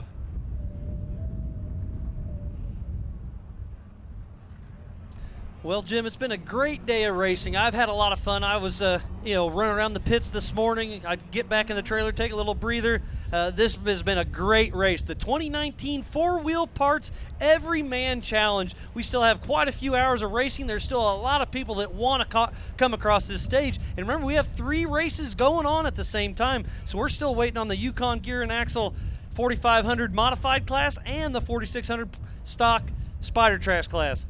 Yeah, we are indeed. Just watch Chris Ashton here, working to change a wheel up in Outer Limits. If you're going to have a puncher, I can't think of a worse place to do it. Outer Limits is one of those horrible trails. Along with Spooners, they break the heart and soul of so many crews. Let's not forget these cars are on 37-inch tires on the 4400s and the 4500s.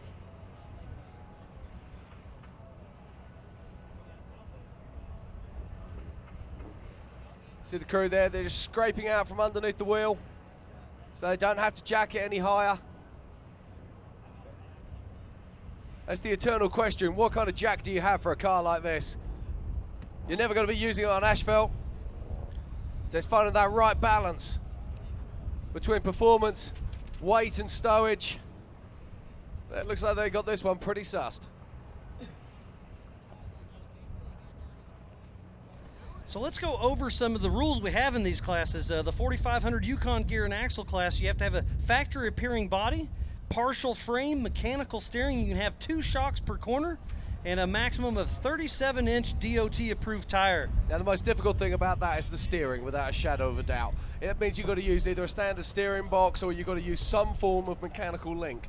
Now most of the guys in this class are using a reinforced steering box setup, so they'll be using some kind of hydraulic ram that works in relation with an already existing steering box.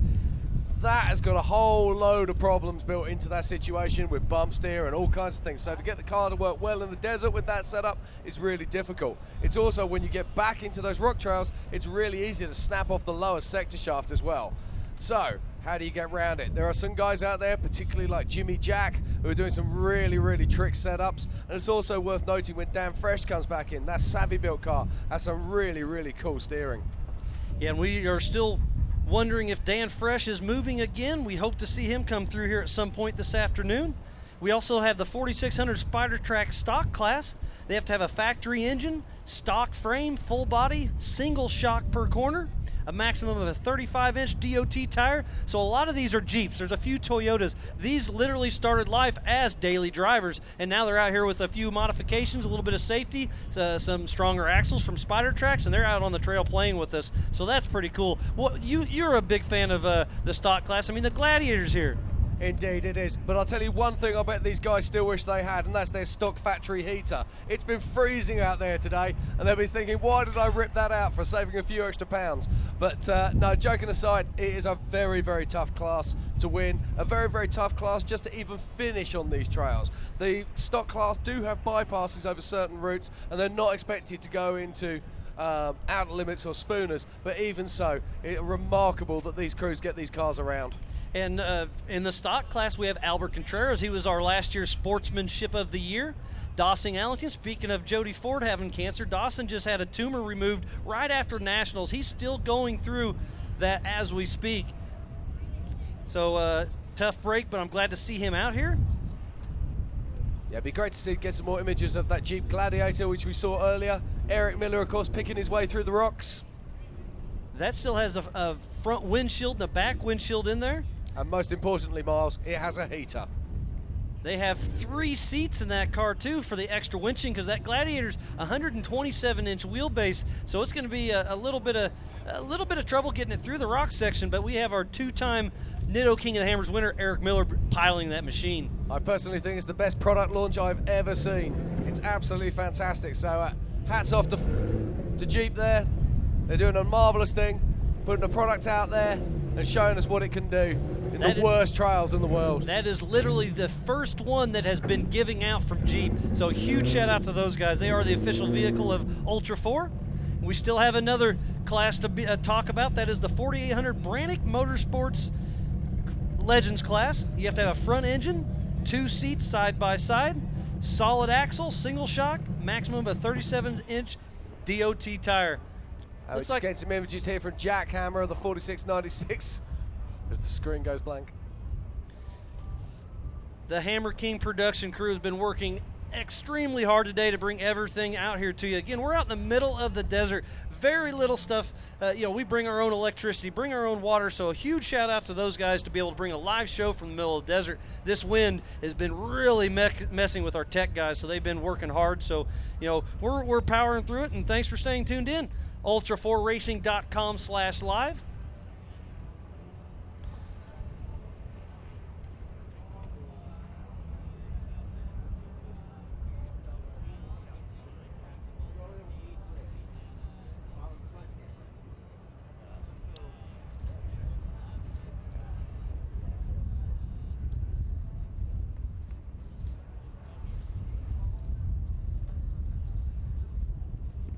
And while we're waiting for a little bit of action, if anybody wants to come up here and throw another couple bucks in the Brannick Motorsports tub, I've got some Griffin hats.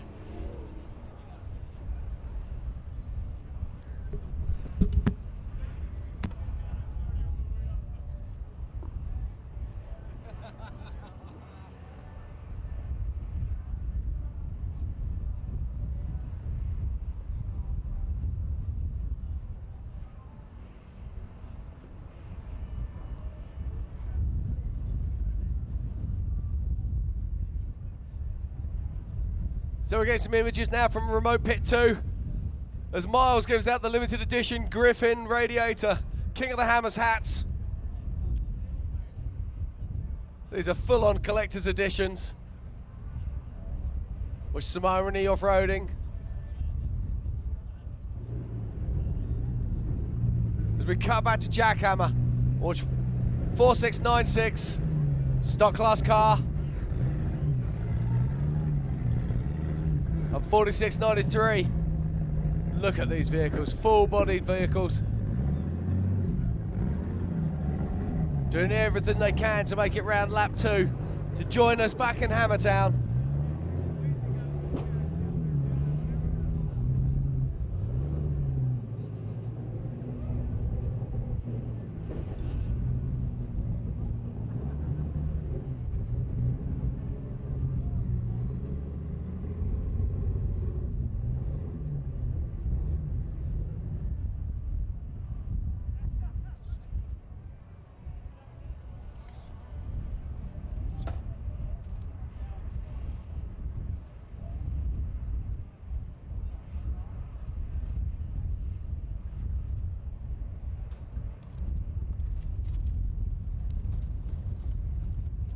Sounds like we could have a couple more.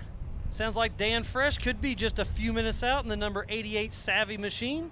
Let's not forget that's be the first time that car has ever been beaten in the EMC.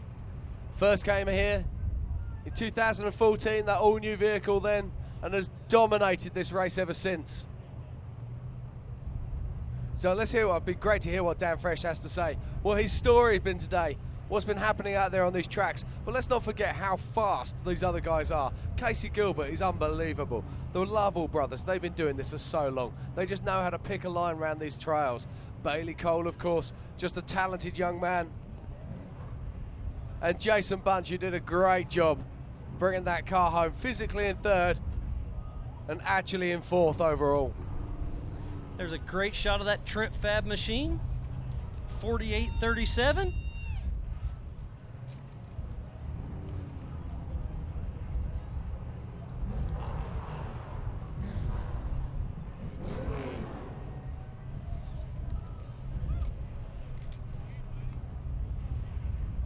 It's been a great day of racing. Thank you everybody here on site around the Tribe 16 fire pit. Everybody back at home for staying tuned in. This is the 2019 Four Wheel Parts Everyman Challenge. We went live racing this morning at 8 o'clock. So they've been racing for 6.5 hours. And remember how cold it was this morning. These guys have had a long day of racing. Let's not forget they even had snow out at Cougars Buttes this morning. Can you imagine that? Racing and then all of a sudden big white fluffy stuff coming through the car. I was talking to Dan Fresh in the pits when he came through the first time, and he was taking off, he had rubber gloves underneath his racing gloves, extra jackets on that he was peeling off, and he said he was still the coldest he's ever been racing out there this morning. Yeah. The rubber gloves is something that we do a lot in Europe, trying to keep our hands warm.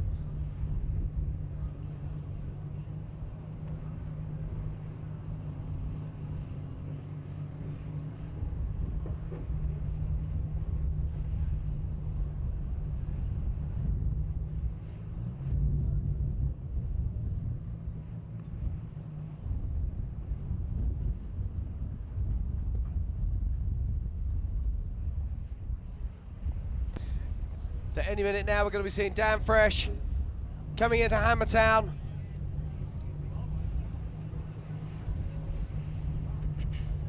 Moments away, but still we're watching action from Jackhammer as the stock class cars pick their way through. Co-driver outside of the car now, reaching for the winch. 46.93, that's Josh Atterbury in his Cherokee. Still pushing through. Jackhammer.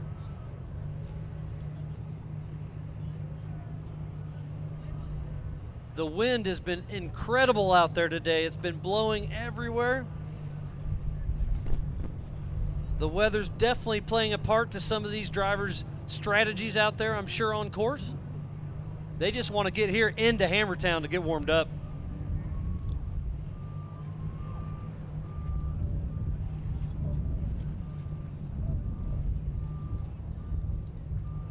That first 90-mile desert loop this morning would have absolutely frozen the crews.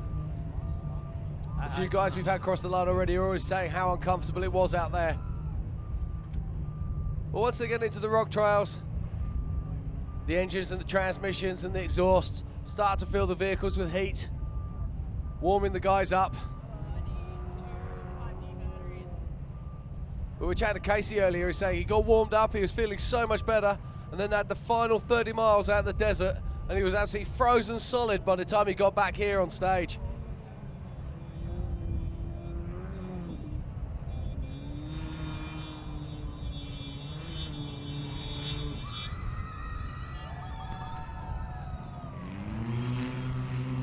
And here we go, so it sounds like we've got someone coming across the line now.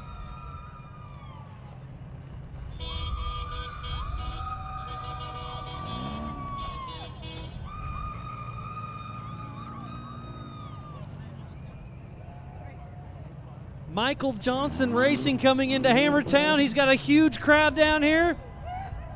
They're pumped up. He's pumped up. We'll get him on stage here very soon. Mike Johnson, number 43.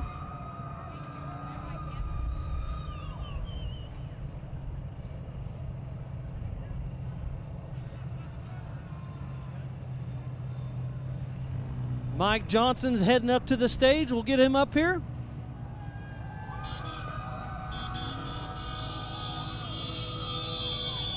Sounds like he'll be unofficially 5th place. Yep.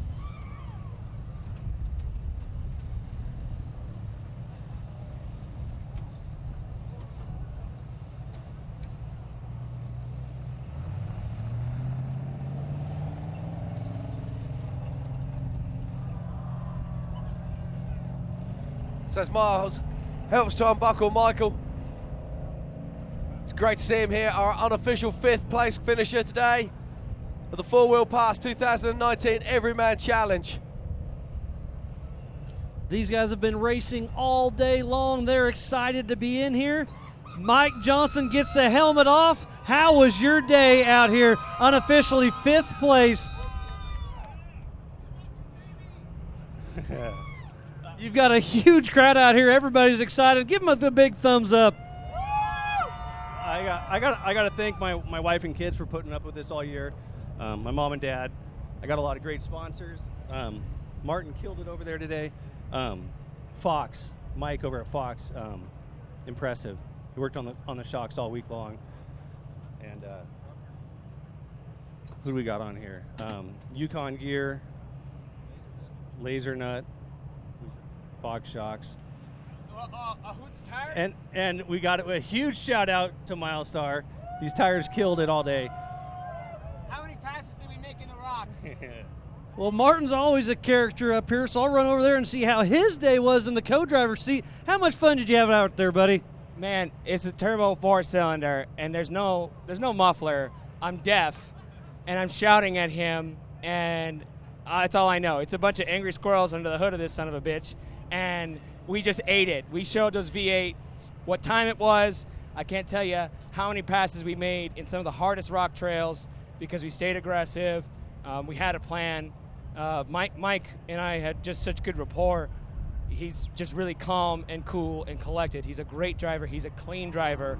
And I can't say enough about him. I mean, it's as much his skill as it is us a team.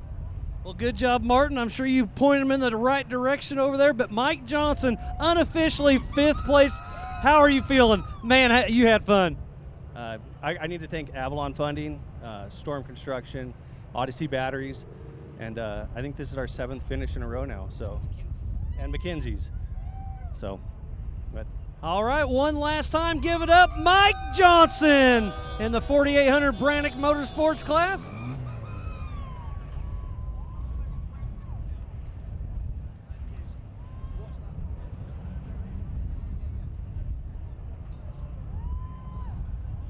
Okay, as we watch Mike Johnson leaving the stage, there's more news and more action here in Hammertown. Dan Fresh is making his way towards the line, but in a total drama, it looks like Jimmy Jack is fighting with him.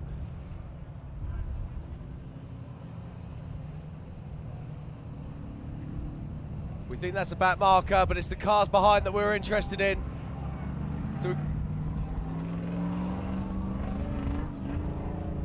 So as Jimmy Jack crosses the line in the 6300 car, in 63 car, in the modified class.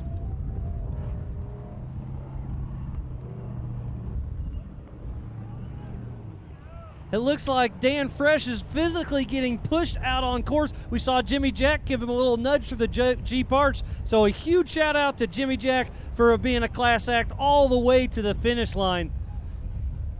His new wife, Amy, riding shotgun with him. Jimmy Jack, of course, in the stock modified class. And we're just waiting for confirmation now, but he could be our first place finisher in the modified class today, which would be absolutely fantastic.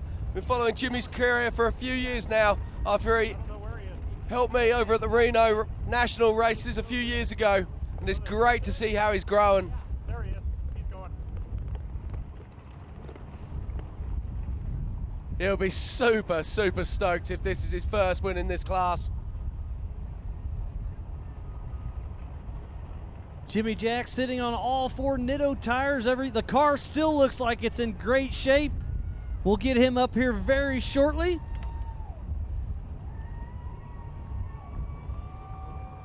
And we can see Dan Fresh literally pushing his car across the finish line. They've been battling all along. And remember, he raced Sunday, he raced today, he still has to race Friday. Dan Fresh giving it all he's got.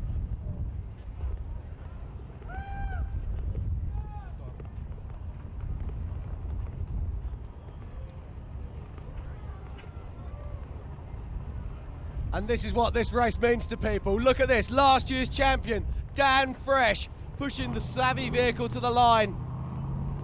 Let's not forget he's already done 166 miles as he crosses the line. And we're joined on stage now by Jimmy Jack.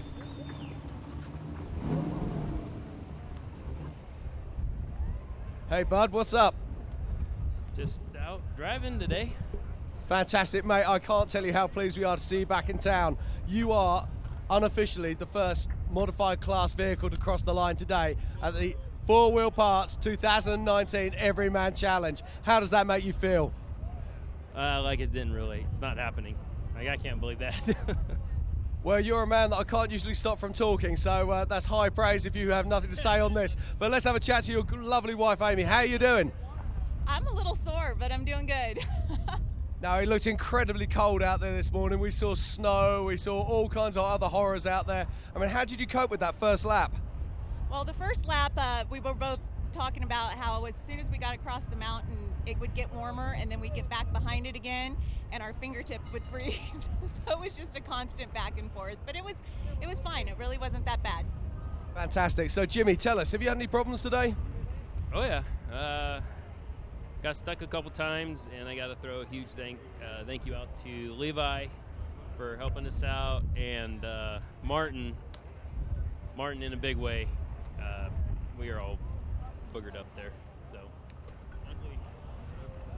we didn't. Oh yeah, I'll finish that again. Yeah, so those 2 guys, really, we probably wouldn't be here right now if it weren't for those guys. I mean, so we didn't have to get out of the car. Levi, of course, was our race leader early on today. Apparently broken out on trail. Do you know what he broke? We're trying to find out. We don't. His car was pulled off to the side, and he was just a true sportsman. He's there helping us get through and made it so neither one of us had to get out. Well, we know, we keep saying it, but Ultra 4 is a family, and Levi proving that once again. But we're here to talk about you, Jimmy Jack, and your first place at the 2019 Everyman Challenge. Well, there's a lot of people I got to thank, so you know how this goes, right? Have you got a list? There's the list. Wow, now you see, I'm very impressed with this because this proves that you really do believe you're going to finish because you've actually drawn a list on your dashboard of all the sponsors you have to thank. That's incredible. Well, I can't remember all that. There's a lot of people. I mean, we'll start with 2-White Motorsports, with the engine, Gimpet Fab, King Shocks, KMC Wheels, Redline Oil, Off-Road Design, Morn Winches, Factor 55. Thanks, guys. Our hook worked great today. B&W Driveline. Sorry, I sat on those a lot today. Baja Designs, Hot Shots Detail, ARB, Uptown Signs, Nitto Tires, and at the last minute, Superior Equipment Repair. They sent down a full-blown service truck to help us out. Thankfully, we didn't need a whole lot of it, but it was nice to be here.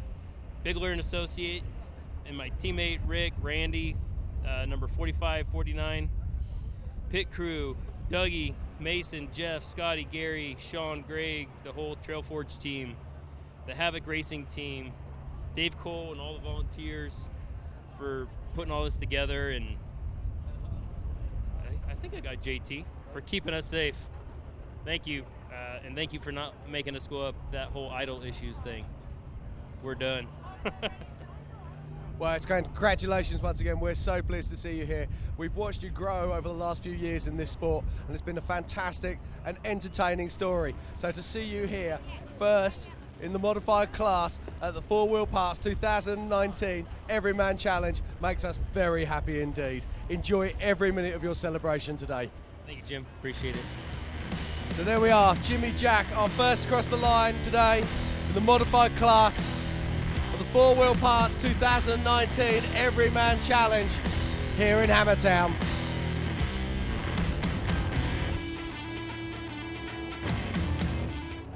Ford WP is more than a store. We're As we truck let and Jimmy Jeep experts. enjoy this and have amazing been for over moment. 50 years. From wheel and tire upgrades to full custom builds, Ford WP has you covered. Whether you want to order the best parts online or shop in store, do the work yourself or get it done by a pro, all roads lead to Ford WP. Do your rig right. Shop online or find your store at FordWP.com.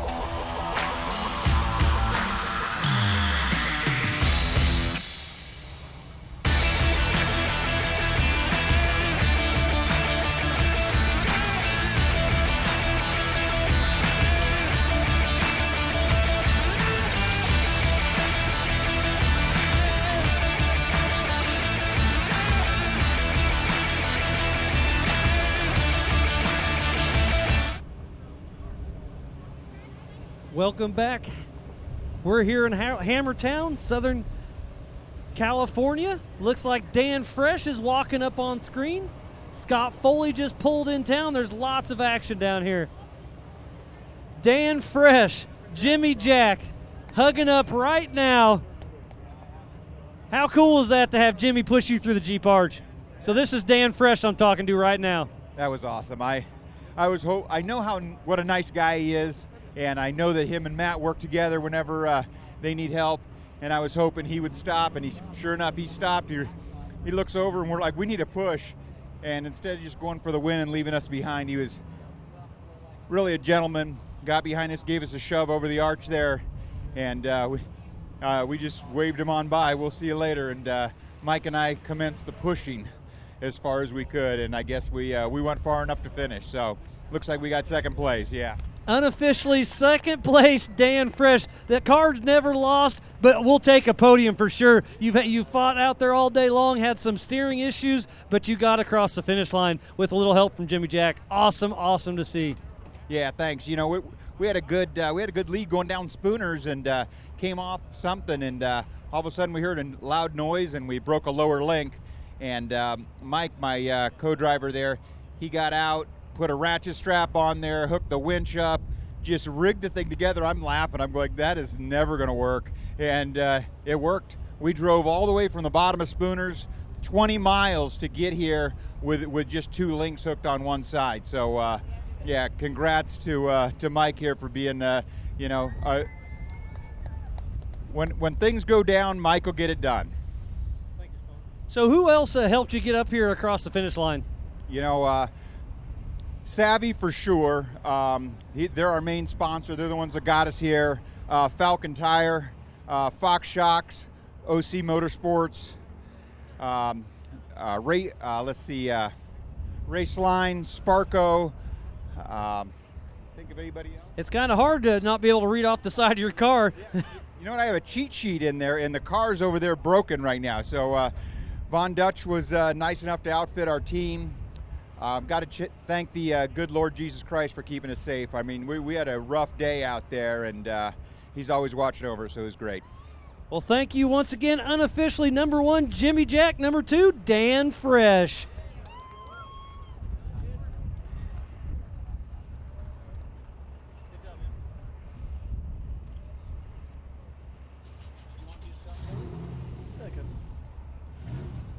Up next, at number 75, Scott Foley. We'll get him up on course in his Bomber chassis. The big King shocks up front still looking good. So we've got 2 across the line for the Yukon Gear and Axle modified class, 4500 class.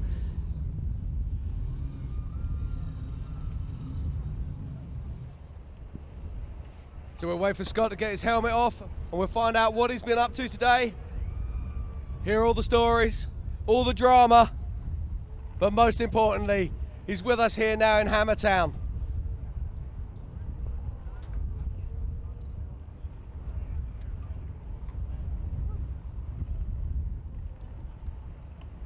Hey Scott, how are we doing? Glad to be back here, that's for sure. That was a rough course, especially that back section coming through the second time on the first lap. Spooners, outer limits, never fails to let its evil out.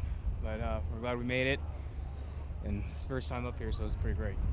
Well, it's fantastic to see you back here. You've got a lot of support in the crowd today. But tell us about that first lap. I mean, it looked like it was freezing cold. Yeah, I couldn't feel my hands until I think we got back to main pit, which is, you can't drive with your hands below, but it was freezing cold. There was snow on the back, I think on the ground for a good 20, 30 miles. And then you come around the mountain, get in the sun, and then it was nice and warm. And then you go back in the shade and you're freezing. It was tough. And the wind blowing in your face coming there. And then when you make the corner to come back, it was actually somewhat nice when the sun beat in your face, but it was definitely cold. That's for sure. So did you have any problems out on course? Breakages or anything of any moments of note? Nope, didn't get one flat. These BFG tires are awesome. We only pulled winch, twice. I think we had on outer limits and we had a ball knock on jackhammer. Other than that, car ran awesome. Didn't have to touch it. Just put gas in it and just keep moving forward. Well, that sounds like a perfect day at the office. Let's have a chat to your co-dog sitting over there. How are you? Excellent. Now that's short and sweet. I'm not letting you get away with that. How was your day in the office? How did this man drive? Drove outstanding. It was a great drive. It was a little rough on course, but all in all, pretty good. Fantastic. Now, Scott, you're unofficially our 6th place finisher today. Is there anyone you would like to thank? Yeah, all my family, my wife, my dad, all our pit guys that are still out there that we got 2 more cars that are running. They're out there freezing out their ass off also. Brandy for building an awesome car, an awesome chassis. CBM Motorsports. Chris at Maximum Transmission. King makes great shocks. All the support that I get from Tri-County Gear, from Jason, which he probably already came through here earlier. Yeah, I'm probably forgetting people, but I mean, just a big family that we all have, that we come out here. We all come out here every weekend, play with each other, race together. So I just hope my other two buddies get here soon.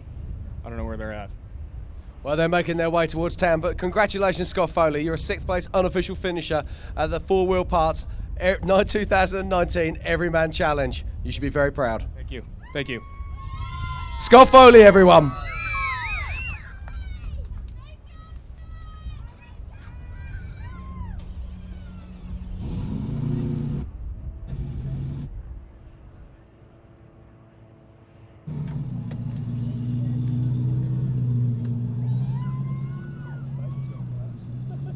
Okay, so this is right. Okay, down for it. Yeah, Legends. Scott. No, he was yeah.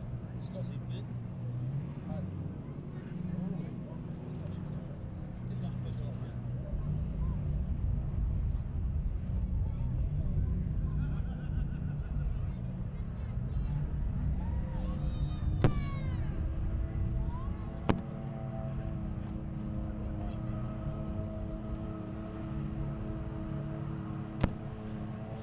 Okay, we're waiting for more cars to join us on stage.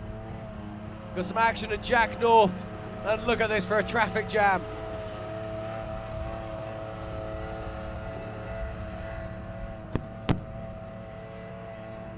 Let's not forget these guys have been in their cars now for over 6 hours. It's a long day in the office, and they've still got a whole load of driving to do yet.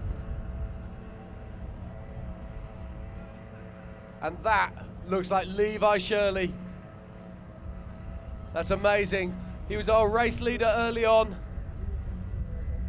This very talented young man has got his car fixed, and he's coming into Hammertown now. All we've heard from the cars that have finished so far is how Levi helped them on the trail. Ever the professional and ever such a gentleman. I've raced him many times and he never fails to impress.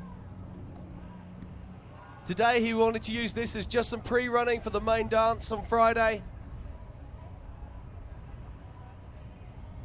But I'm sure he will just be very happy to be joining us here in Hammertown. Levi Shirley heading into the final last couple turns out of Dodge City, Kansas, 81. Levi Shirley getting the checkered flag. He's battled all day long. Great to see him here in Hammertown. Racing for the 2019 4 Wheel Parts Everyman Challenge. This is his old 4400 race car. Moved it into Legends class for this season. Totally torn it down. Tribe helped him with a new set of Spider Trax axles to get the reliability. King have fitted some new internal bypass shock absorbers. And every nut and bolt on this car has been given love and care.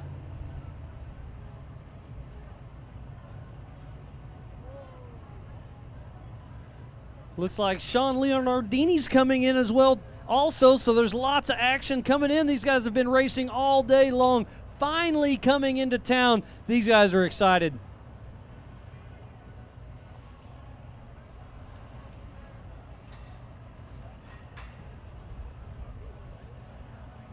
Let's not forget these guys have had an incredibly long day at the office. 167 miles to be exact. The first loop is over 90 miles of desert stage. We've heard the crews telling us that 30 miles of that were covered in snow. Just imagine how cold that is. No windscreen. Sean's dropping into the Jeep Arch. We'll have 2 cars in here on the infield here very shortly.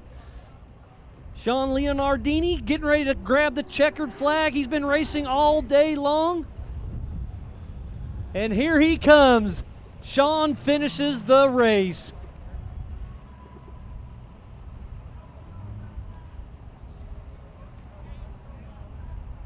Hello.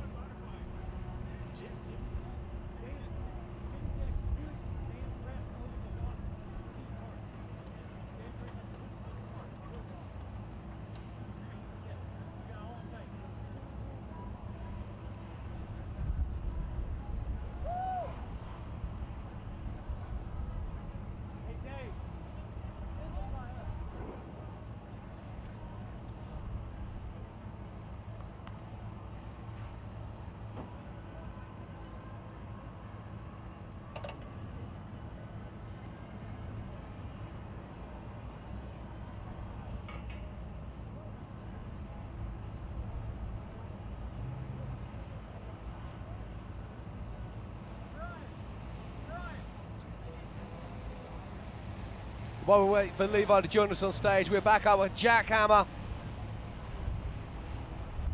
Watching the 4675 stock class vehicle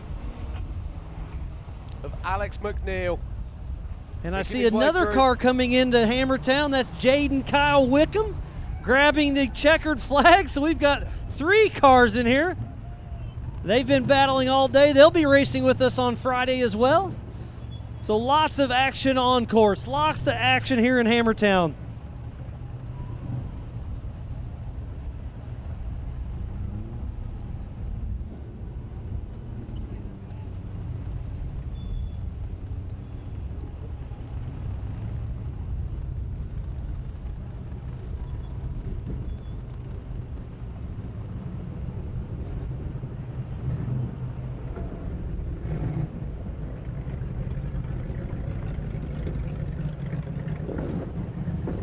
Looks like Levi Shirley's rolling up on stage. We'll have him and Aaron up here in just a second. Great minds.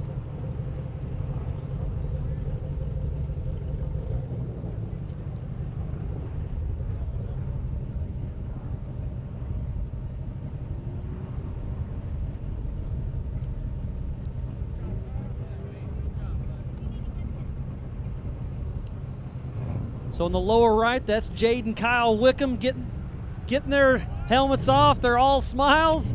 Dave's at the window congratulating them guys.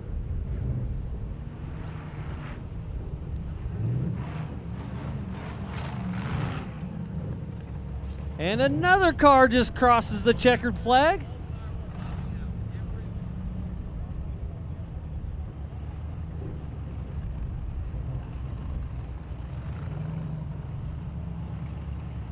Number 81 out of Dodge City, Kansas, Levi Shirley with his buddy Aaron riding shotgun, finishing the day. You were running up front all day long, and then it sounded like you had a little mishap, but you've already had a lot of love. You helped a lot of people while you were sitting there broke. Well, run us through that, because like I said, you ran up front for a long time. What ended up breaking you up there at Jack North, I believe? Yeah, we were at Jack North, and the transmission lost all 4 gears. And so we were like, you know what? We're done. We would just want to get out of the way. We know this is a bottleneck-prone area, so we're just going to pull out of the way and help people out. And so we probably winched, I don't know, 20 or 30 guys probably, if I were to guess, up Jack North. And Aaron said, have you just tried first gear in the transmission? Only first, because I run a 6L80 transmission, so it's a 6-speed and it's all electronically controlled. Have you just tried manually put it in first? I'm like, no. And about that time, an hour had already gone by, sitting there winching people. So we ran back down to the bottom of the hill, put it in first gear. Sure enough, it went forward, and we winched through that little section, and yeah, just kept on, just she totally pecking off people as the course went on. So did you finish all the way in first gear? No, we bypassed. I think we have a burnt second and third gear, and so we were actually able to use fourth and fifth. So we were jumping around quite a bit, but it was a little bit of a struggle. But hey, that's what this racing's about: adapting and overcoming. And that was just an absolutely perfect pre-run for Friday's Nitto King of the Hammers run. How was it, and what will you change in your head versus strategy on Friday's race? Yeah, so the whole goal putting this car together was to run the 4800 class and to get pre-running for the big race on Friday. I am feeling so much more confident now that I have ran the entire course front to back in a race pace. We wanted to get a good idea what the comms was going to do, what our fuel situation is going to be like, and just do a great dry run for the main race on Friday, and I could not be feeling better. And I am just happy as can be to finish here. Well, I'm glad to see you and Aaron up here on stage, so do one little quick blip on thanking who got you here. I'd like to first thank all my pit crew guys above and beyond, because without them, I could not be racing 2 classes, let alone probably 1. My co-driver, Aaron, here, he winched his butt off a few times today, and it was just stupid stuff. I'd just get bellied out and just like, hey, do you mind pulling some winch line, dude? But I'd like to thank Maxxis Tires, Trail Ready Wheels, Spider Tracks, King Shocks, and a whole bunch of other people. Yeah, JW Speaker, Brannick. Yeah, if you guys need any machining done whatsoever, Brannick Machine in Fort Wayne, Indiana. Stan Brannick, he's actually racing on Friday. Good guys. We needed an emergency set of links. He built them on. Brandon built them on Monday, overnighted them to us, and we were able to race this race today. And if it weren't for them, we wouldn't be able to say that. Well, thank you again. Levi Shirley makes it into town. Give it up for him.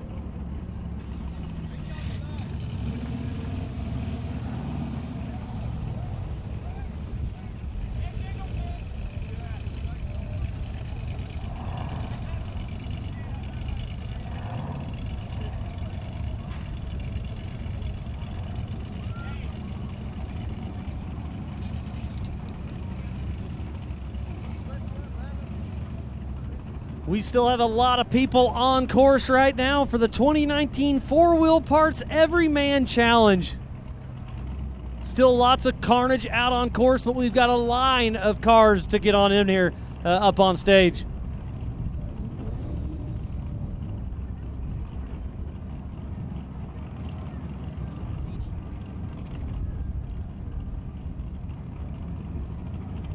And joining us now on stage in Hammertown, Sean Lardini. Look at this car, isn't it beautiful? Hey Sean, how we doing? Awesome. 5 years, finally did it. So you've been doing this race for 5 years and this is the first time you finished? Finished, yep. It was awesome. Fantastic. So tell us a little bit about your day out there. We watched you qualifying earlier in the week. You're around mid-table, looked very sharp, car looked good.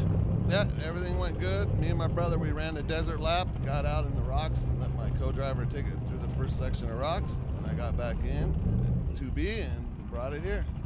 Fantastic. Any reason that you made that driver change? Last year I had really bad cramping problems, being 50 years old, and I just figured it will work. It worked in Fallon before, so I figured it would work here. Give me a little break. Well, it seems to work absolutely perfectly. So have you had any dramas out there on the race today? Just outer limits. I had to winch a few times. It was a little tough.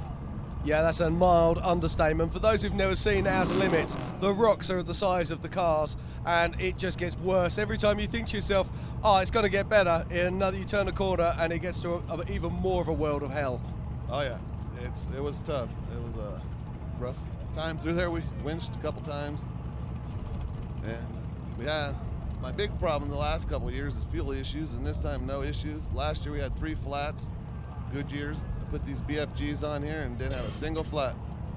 Well, that's high praise indeed. Well, I'm very pleased to tell you that you're a top 10 finisher in your class at the 2019 Four Wheel Parts Everyman Challenge 2019. Congratulations. Oh yeah, and honey, we did it. Do you want to thank anyone before I let you go off stage? Well, my co-drivers, my whole crew that helps me work on the car, Herman's Fuel Cells for finally setting a good fuel system up so I didn't vapor lock anymore, and definitely BFG for these tires.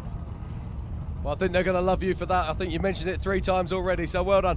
But before we go, let's have a quick word with your co-driver there. How are you doing? Yeah, good. You're not going to make this easy. Come on, tell me, how was your day today? It was actually really good, and I'm not going to make it easy because I'm Australian. Ah, fantastic. One of those funny people. Right, come on then. So what's this like? It must be very, very different racing over here to racing in Australia. Very different. A lot of different terrains mixed into one. Yeah, what can I say? Loved it. Loved it. Is this your first time at King of the Hammers? First time in a car, yes. Fantastic. And will you be coming back again? Yeah, we're coming back next year to race the 4400 class. Well, that's marvellous. We look forward to seeing you there. But for the moment, Sean Lardini, you are a finisher of the Four Wheel Parts Everyman Challenge 2019. Congratulations.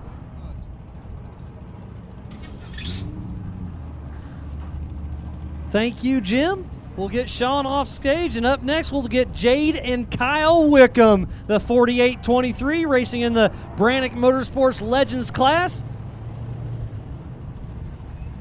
In their Jimmy's chassis, they pre-ran today for Friday's big race. You finished this thing, the 4-wheel parts everyman challenge. Jade and Kyle are brothers. They love racing together. How much fun did you have out there today? Oh, we had a ton of fun today. I mean, my brother, though, he worked his butt off. Our pit crew worked their butts off today. We rolled over in the notches up there and almost was, on our lid. And luckily we were able to turn out of it, and we broke a sway bar. Ever since then, we couldn't take corners like we wanted to. We had no shock tuning, so it was really rough out there. It was a ton of fun. So how much help did your brother do for you out there? He had to run winch twice out there, and we got hung up a couple times. So, but yeah, he was working hard. So, well, let's have a quick chat with him. How much fun do you have riding with your brother out there?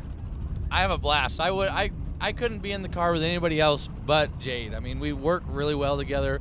I do yell at him a lot, but he yells at me a lot too, and we're brothers, and at the end of the day, when it all comes down to it, we're out here racing together, and we're having fun, and we finished it, so that's all that counts. And you just saw Levi Shirley come across stage, and I asked him the same question. How much help does this do for you running today's race for the Friday's race? Well, we know the spots now not to go. It's when we about tipped over and broke our sway bar and stuff like that. But this actually helps us a lot because we didn't get a lot of time to pre-run. We got to pre-run the desert, and we didn't get a chance to go pre-run the rock trails. So after this, we pretty much got the rocks dialed in now, hopefully. Well, another huge congratulations, Jade and Kyle Wickham make it to the finish line. I'm just excited for you, so give a quick shout out to some of your sponsors. We'll kick you off stage. All right, just wanted to thank Maxima Racing Oils, Falcon Tires. We didn't have any tire issues today. Vision X Lights, Titan Fuel Tanks, 208 Motorsports, Factor 55. The list just keeps going on and on. We have a ton of people that help us get here. I also want to thank Levi Shirley. He was out working his butt off today up at Jack North, and he helped us out and get through there as well. So thank you guys. Also, our pit crew, has worked their butt off for the last, 2 months now, and they deserve a huge shout out. So those guys did awesome. And also, I want to thank my wife. She couldn't make it, today, but I love her too. So. All right, we'll give it up. Jade and Kyle Wickham finishing the 2019 4-wheel parts Everyman Challenge. They had a great pre-run for Friday's 2019 Nitto King of the Hammers, powered by Optima Battery. But Jim, we got another guy coming on up. Yeah, we got 4862. It's Cody Young joining us on stage. This car looks so clean, it doesn't look like it's been racing. And yet it has. It's been out on some of the gnarliest terrain in Johnson Valley. So let's have a chat with Cody and find out what he's been up to. Hey Cody, how you doing? Oh, not too bad. Fantastic. And how's your day been? It was awesome. We had a good day. Tell us a little about what's been. I'll start again. Tell us a little bit about what you've been doing today. Where did you start on the grid? We started 34th, and I felt that was a good start position. It's our first KOH, so man, I couldn't be more happier where we ended up. So this is your first KOH, and you're a finisher. You've got to be incredibly happy with that. Yeah, I'm super pumped, man. It's awesome. Fantastic. Let's have a word with your co-driver there. How you doing, guy? Good, great day today. We're on the podium, we're on the box. You are indeed. Now, let me just ask you, have you had to do any winching today? Oh, this guy made me walk everywhere today, but he did good. He did good for his first time. Fantastic. Now, is this a car that you built or a car that you bought, or tell us a little bit about it? Jimmy's built it back in 2016, and I bought it from a guy that had maybe put 3 tanks of fuel through it. And it was kind of just a trail rig, and I, did some things to it and brought it out here, so. Fantastic. Well, it's been incredibly reliable today. Have you got any sponsors or people that you would like to thank? Yeah, definitely my parents, my fiance Ashley, A&G Pumping. I got to thank my code dog for everything he's done for me. Brian Caprara and everybody at Rock Rage Racing and Jimmy Johnson and Angus and Tribino Brothers.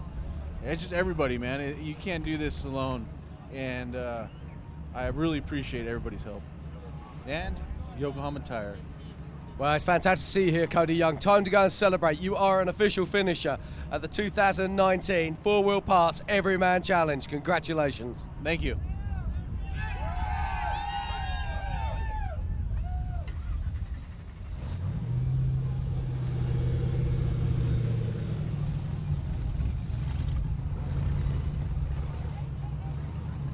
On screen, the 4874, that's David Hartman and Cade Rod.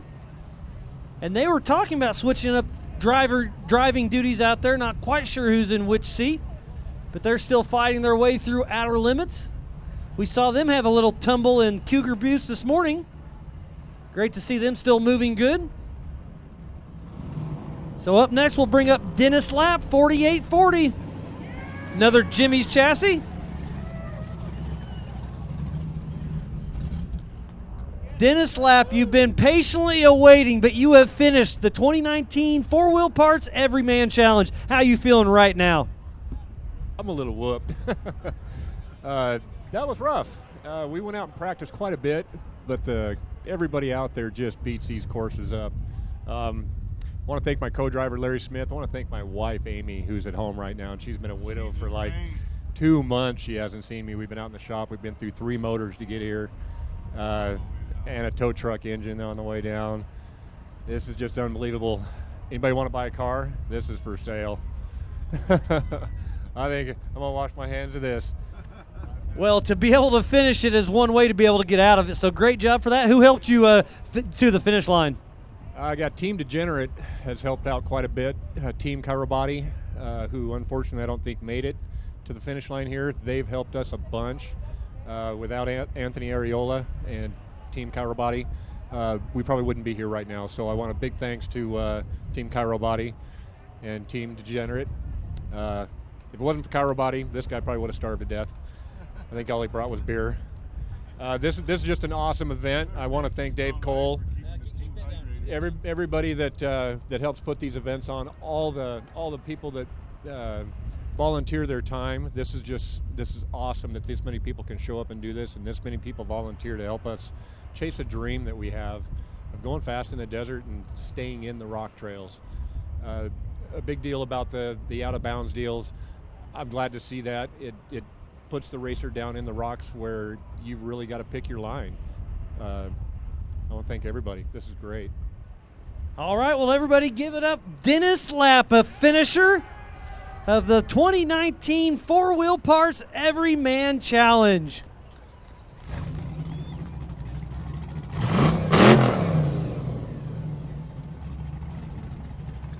Thank you.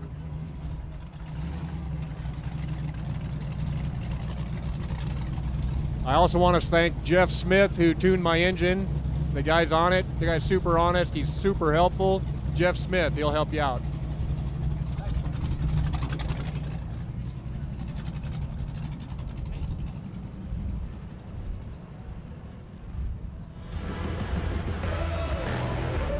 And as Dennis Lapp leads us to stage, and we're looking at images at outer limits. We're going to get Craig Allen up here very shortly.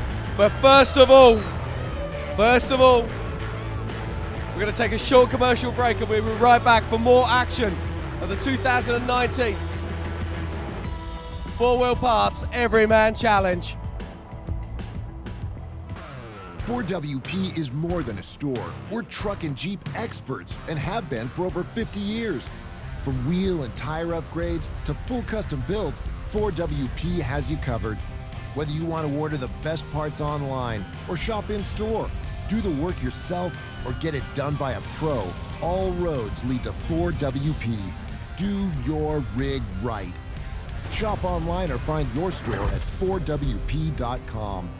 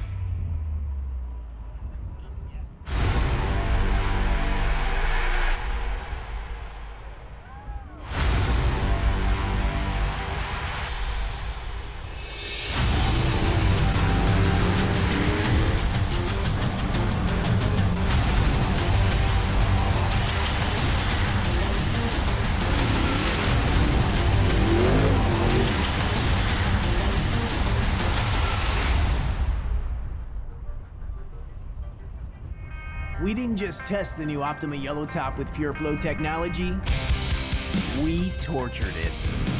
King of the Hammers is 181 battery-killing miles of relentless, unforgiving hellishness. It's one thing to call yourself the ultimate power source. It's another thing to prove it. The all-new Optima Yellow Top with PureFlow technology with up to 3 times the battery life. Unsurpassed performance built to fit today's vehicles. Optima, the ultimate power source.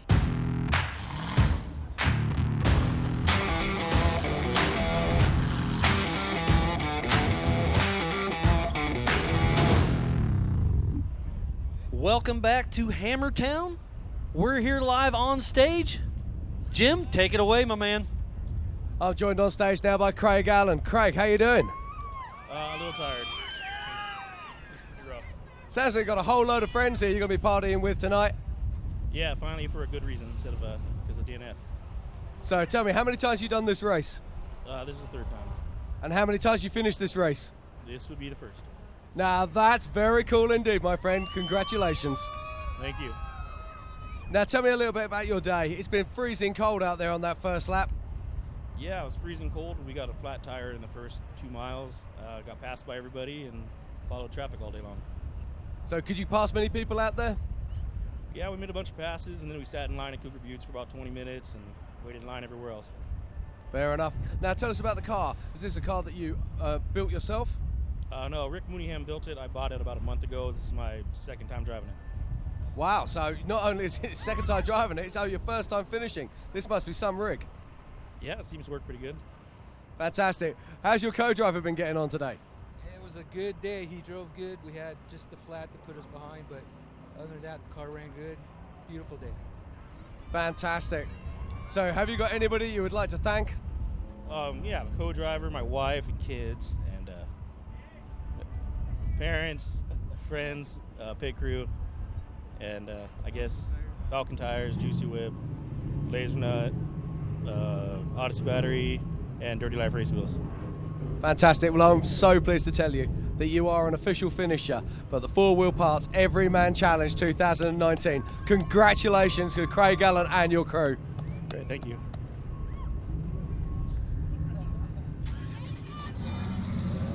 Well, they'll be having some fun tonight. Up next, it looks like it's Matt Tribino.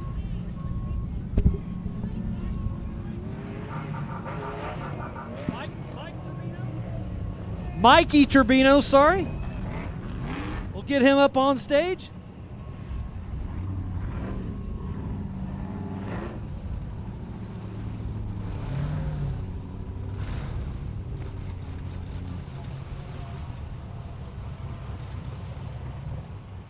Mikey Turbino, you've been sitting out there. What was going through your mind the last 15 minutes waiting to come up on stage? I was hoping to open the gate and go around all this. You don't want to get up here and celebrate? You're a finisher. We want you to get excited. No, it's been first finish in 6 years trying. 6 years trying, and this is the first time finishing. Well, it looks like you've had a long day, but you got a big crowd out here excited for you. So who helped you get up here to the finish line for the 4 Wheel Parts Everyman Challenge?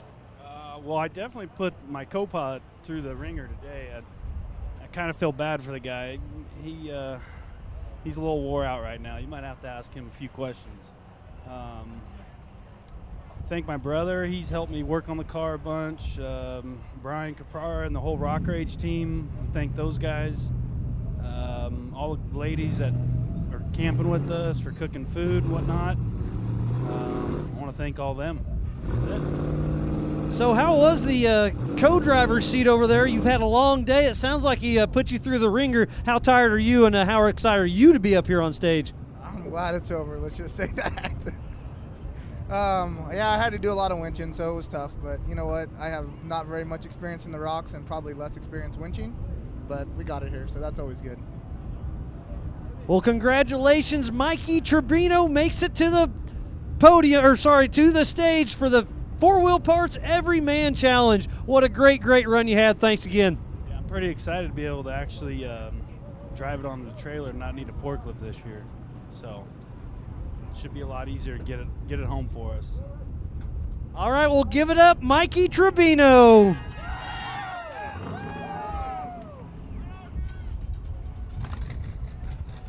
And look, that's the 5337. Eric Miller and the Gladiator, they're still trucking through. The Miller Motorsports team still battling out there in that brand new Jeep. And we've got Justin Day making his way into Hammertown right now as 4849 joins us up on stage.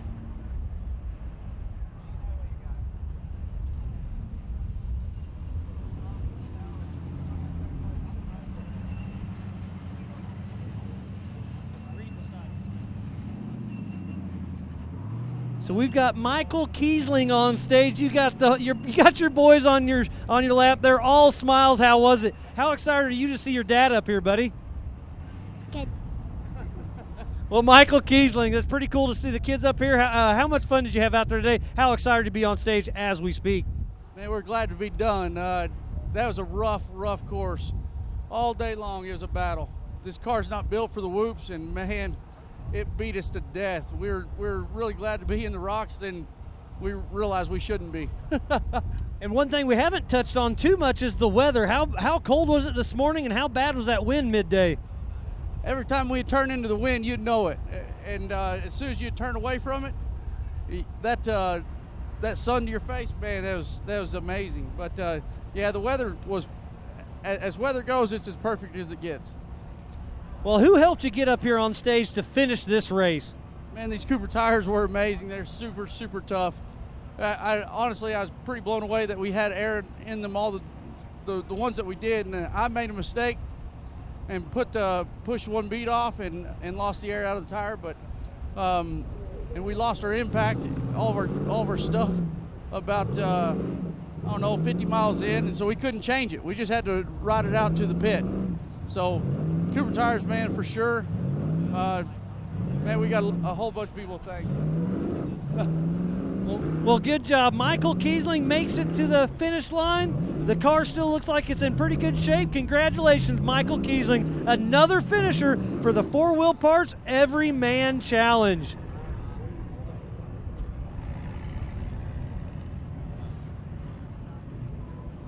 Well, Jim, we got another one coming up on stage. Thank you, Mark. Got Justin Day joining us up on stage any moment now. It's great to see so many finishes in this 2019 4 Wheel Parts Everyman Challenge. It's been a brutal course out there. But let's have a word with Justin and see how his day's gone. Hey Justin, how you doing? Oh, doing great. Now we're at the finish line. Always good to be here, my friend. Tell us a little bit about your day. Well, like always, doing great until something breaks. Wound up getting in Spooners with a broken sway bar and ripped a caliper off. And took some time to get that repaired and get going again. But it's a tough course. No, it's never going to be an easy Everyman Challenge, that's for sure. Now, is this the first time you've run this race? 4th time running, 3rd time finishing. That's a very impressive record indeed. Have you got anyone you'd like to thank? HL Performance Brake Lines, Beeline Trucking, and co-driver for keeping me calm all day. Well, let's have a little chat to your man beside you. How's your day been, my friend? Oh, it's been good. Had to get out a few times and pull winch line, and just been running around trying to make sure he's not overrunning the car and breaking something else that shouldn't have been broken in the first place. Now, most times when we're racing, the last thing we want to do is get out of the car and run, but I've been looking at the weather today and I'm thinking that running might be a very good idea to keep warm. Was it? Yes, it was. There was snow on the track this morning when we were out there, and yeah, it was nice to get out and run around a little bit. Now, Justin, you have to remember he said this, because next year when you got him running and he's complaining, you can say to him, all I'm doing is keeping you warm. Yeah, I'll do that. Fantastic. Well, congratulations. Anybody else, your family and friends you'd like to thank? My wife at home, she never complains about me in the garage. Wow, is she available? I think we all need a wife like that. Congratulations, Justin, and you are an official finisher of the 2019 4 Wheel Parts Everyman Challenge. Thank you. Justin Day, everyone.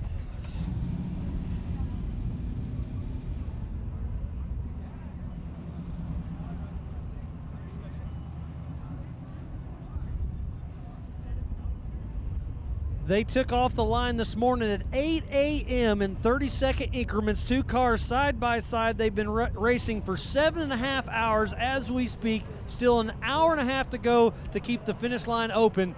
We hope to get quite a few more cars through here, and hopefully a couple stock cars for the 4600 Spider Track stock class. It'd be cool to get one of those across the stage.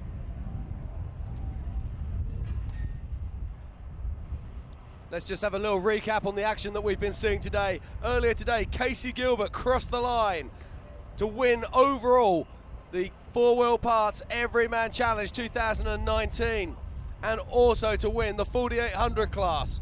Shortly followed by Brad Lovell, of course, and then it was Jason Bunch, but Bailey Cole came in just behind him to get onto the podium and take that 3rd place spot. We're still checking to make sure all the trackers are right, so all this still is unofficial, but those are our top 3 in the 4800 Brannick Motorsports Legends class. For the 4500 Yukon Gear and Axle class, it was Jimmy Jack 1 and Dan Fresh 2. Still lots of action coming from Jack Hammer. So we're watching another 26 car nearly rolling onto his side. And in the lower right, you can see the Gladiator still trucking through. Remember how long? I believe it's right around 127-inch wheelbase. So it's pretty wild to see that brand new car with less than probably 300 miles on there getting pounded through those rock sections. Said it earlier, but it's an incredible product launch for any vehicle. For any manufacturer to actually say, hey, why don't you just take our brand new prototype vehicle and throw it through the hammer trials? That's crazy. Jeep is our official vehicle of Ultra 4, so a huge shout out to those guys. Eric Miller, 2-time Nitto King of the Hammers winner, piloting that Jeep JT. Looks like he's in front wheel drive only.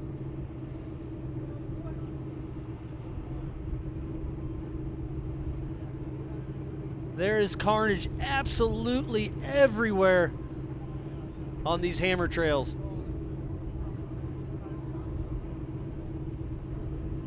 We're just looking up at Jack Hammer here. 4 cars ranging out across the entire of the track.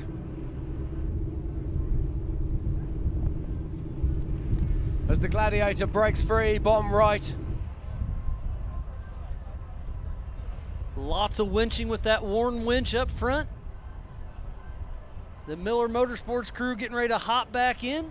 Looks like it's going to have a few little love scratches to polish out when she gets back to home. And there's a great shot of Justin Hall, number 13 in Outer Limits. These guys have been battling all day long, really trying to make it here to the finish line.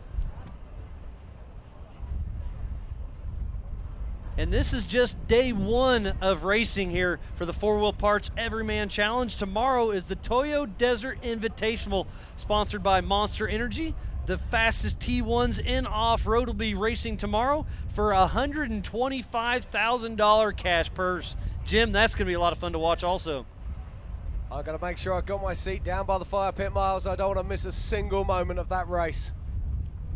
Oh, Desert Racing superheroes will be there. The last 10 winners of the Baja 1000 will be racing with us tomorrow in the T1 class. Rob McCacken, Robbie Gordon, Bryce Menzies, BJ Baldwin. The list is long of heavy hitters. And let's not forget Cameron Steele will also be racing, and then joining us live on stage on Friday for the 2019 Nitto King of the Hammers powered by Optima batteries. We watched the 4400s qualifying yesterday, and it was absolutely amazing. Less than 1.5 seconds separated the top 3. Nick Nelson and our current king, Jason Shearer, will be taking off 8 a.m. Friday morning for their $125,000 cash purse. The winner gets $100 grand. They have really stepped the game up this year. That's a ton of money. It's great to see Rock Sports finally getting the appreciation it deserves. The Jeep Gladiator still trucking up through there. Looks like it's got a low level light now. Yeah, these canyons are getting dark, so that there's shadows up there. The wind comes through there. It's getting cold. These guys really want to get out of there and get on in here into Hammertown. It's getting cold here, never mind out there. And still fantastic images coming from Outer Limits. Look at the size of these rocks. And the 4400 class guys, they won't be happy about this. They'll be watching and they'll be thinking, oh man, what happens is over the 12 months between each Hammers race, the sand blows into those holes and fills those holes in and makes it easier to drive. But what happens now is these 4800 class cars and 4600 class cars, they're actually digging that sand out from under those rocks, and they'll be making it more difficult for the cars running on Friday. And I believe that's Jesse Oliver on screen, trying to get up Outer Limits. It is indeed. Got a Warn 8274 single motor winch on the front. This is a 4800 class car, so Legends class, single shock absorber, full hydro steering allowed.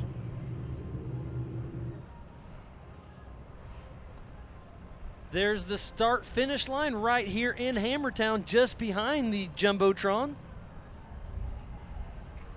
Again, we need to give a huge shout out to all the volunteers and staff here. They do a great job. The Hammer King production crew that brings this live to you, it's just a huge feat they pull off.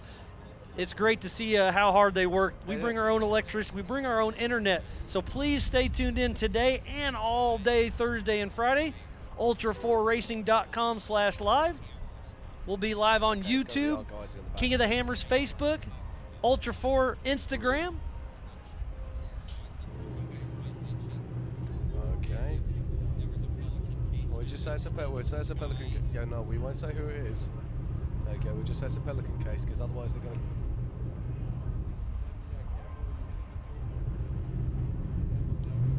So there's a great shot of race action in Jackhammer. Lots of carnage out there. We see a couple cars not moving much, trying to winch. Look how huge those rocks are.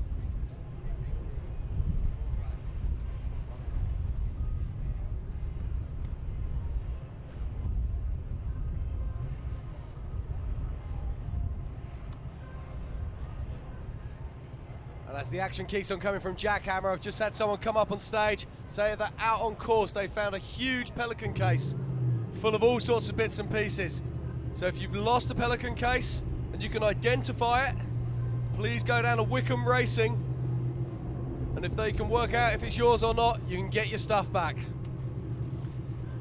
There's a lot of buzz right here in front of the Jumbotron. There's cars everywhere, there's people, everybody's. So thank you guys for staying right here in front of us.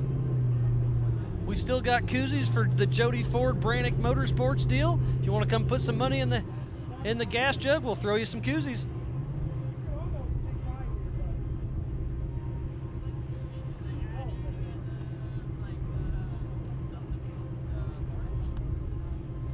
So come on then, Mars, we're watching these cars now up at Jackhammer, and they're winching her through these big rocks. Is this something you want to have a go at one day? I would love to be a part of any of these racing. I race UTVs back at home, mainly short course and endurance, but I'd really like to give it a run, you know, if the budget was there. We know you've raced a few years ago, did very well. Yeah, there's a whole heap of guys over here from Europe this year as well. They're going to be trying their hand at the big race, King of the Hammers itself on Friday, and I'm very excited to see them here. We have Neville Canter coming out of Malta, tiny little island in the Mediterranean Ocean. Danny Roderick from the UK. Nicolas Montador from France. And then Michael Henn from Israel. First ever Israeli entry at King of the Hammers. They also got Inaki Lanzagorta out of Spain. It's going to be great to see as we keep seeing the action here from Jack North.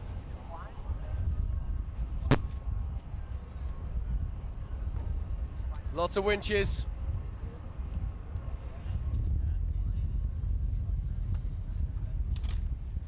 Always amazes me how flat these trails look, and yet when you get out there you can hardly walk up them. It's incredible.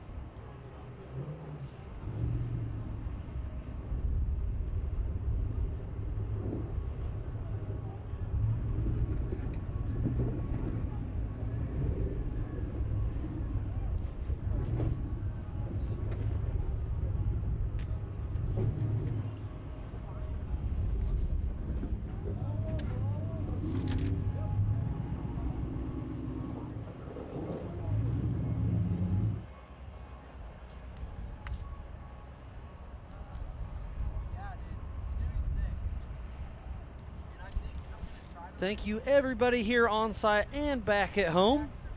This is the 2019 Four Wheel Parts Everyman Challenge.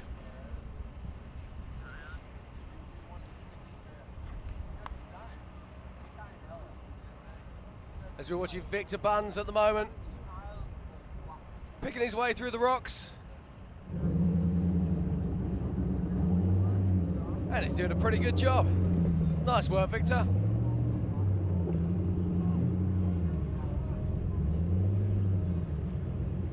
Let's not forget there's still nearly 100 vehicles out on course. Over 3 classes. On this Four Wheel Parts Everyman Challenge 2019.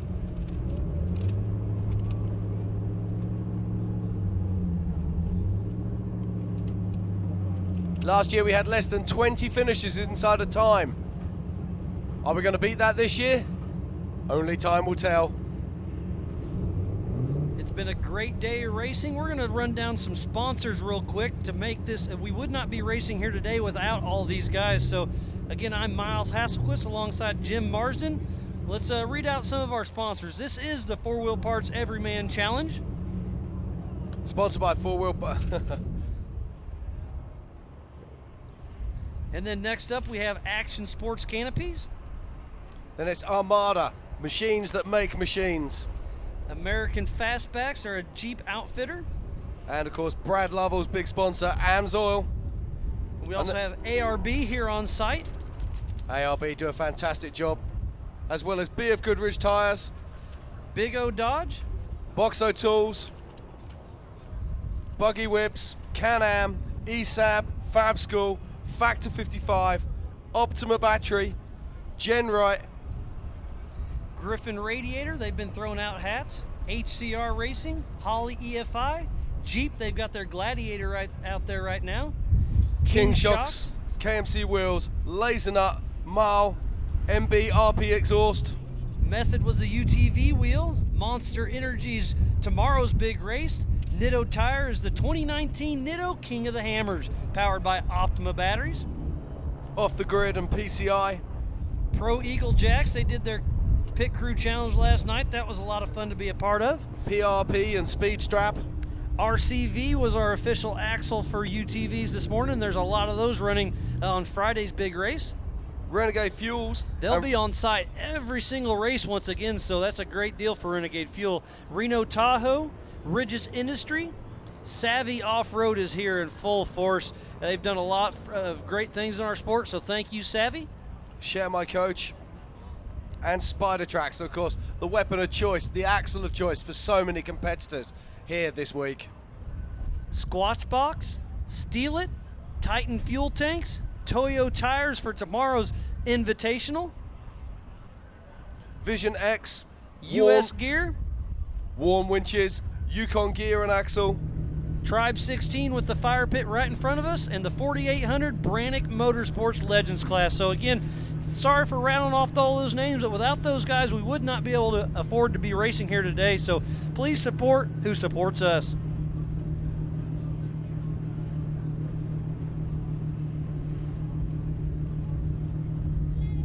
As we watched the Jeep Gladiator picking its way down through Jackhammer.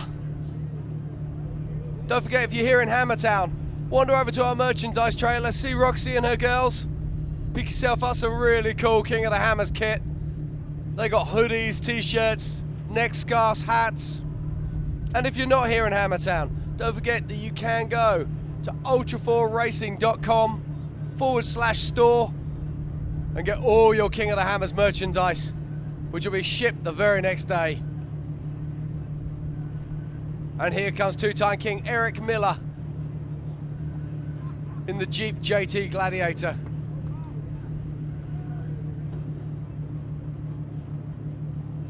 And I bet he was so happy he had a heater this morning on that huge 90-mile desert loop. All the crews coming back in the 4800 and 4600 class cars, all complaining about how cold it was.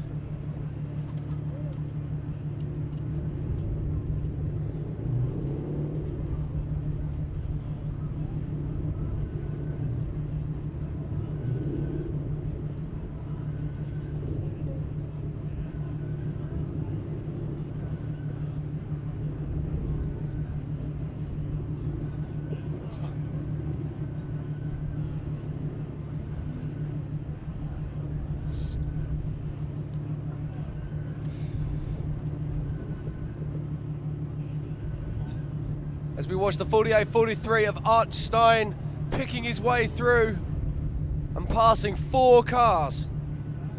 Great work there from Art. These guys are still diligently working out there, trying to get through Jackhammer. You know, they're overcoming broken parts, overcoming winching, getting stuck on the rocks. These guys have been really working hard all day. This is what they've been waiting all winter for, to just be a part of the 4-wheel parts every man challenge.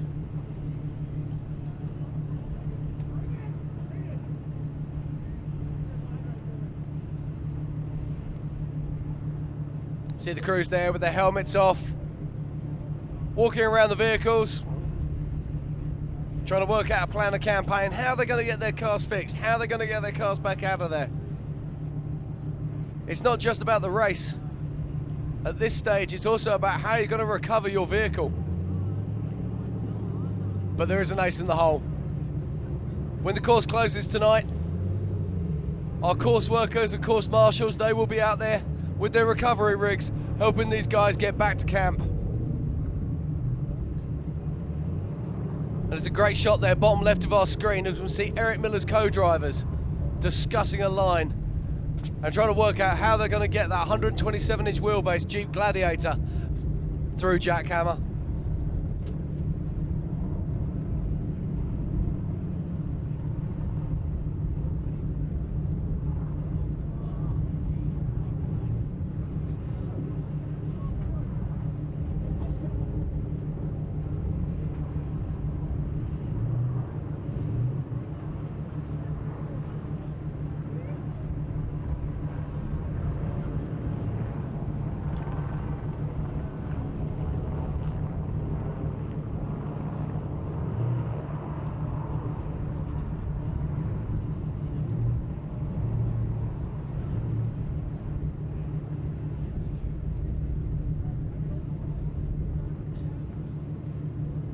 So we just saw Art Stein at the top of the shot there, past 4 vehicles, and he's now hung up himself,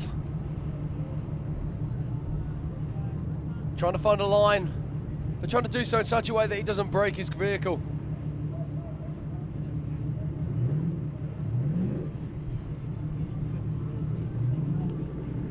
So easy to get a wheel caught down between 2 rocks, break a shaft.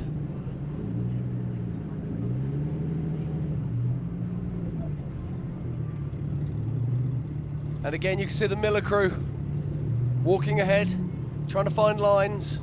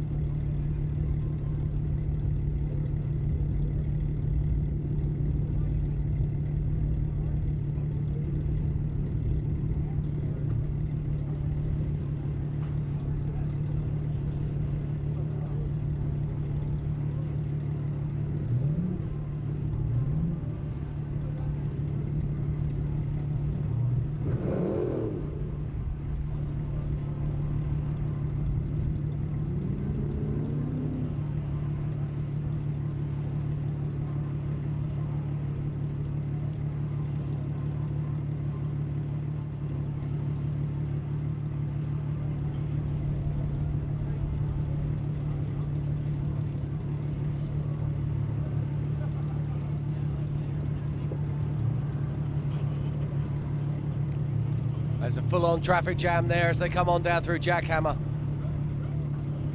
So frustrating for the crews. They've broken free of one set of problems, picking their way through, and then bang, straight into the back of another big traffic jam. And this is where the crews have got to work together. They've got to be smart. Maybe they'll need to winch someone out of the way. Maybe they'll need to get their heads together and work on a plan of campaign so they can get 1 or 2 vehicles moved to the side.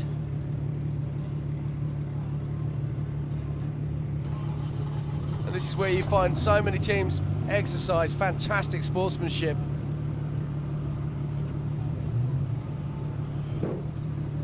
As Art Stein still tries to find that magic line that will allow him to break free.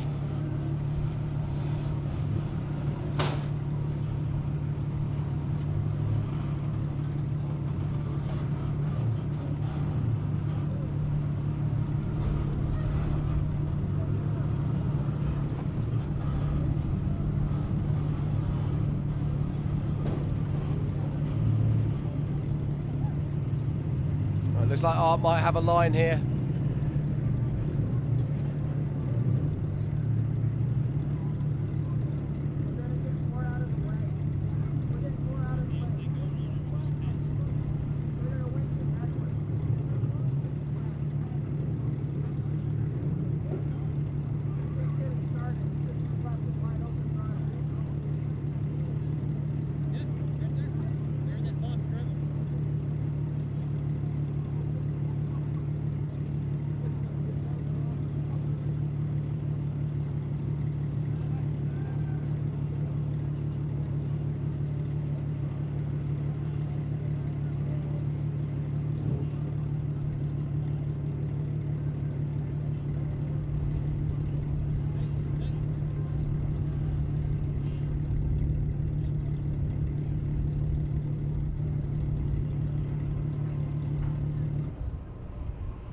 While we have a little break in the action, Jody Ford, we got a gas tank up here for him. We got some more Griffin radiator hats. Take a couple bucks out and I'll throw you a hat.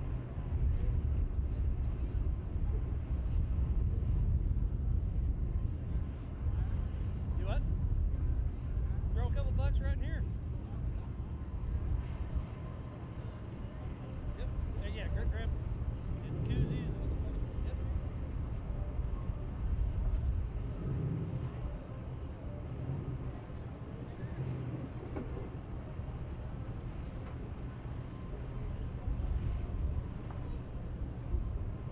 So Art Steins, co-driver, changing the line there. Getting a quick winch on. And away he goes. And the next car takes his turn to battle these huge rocks in Jackhammer.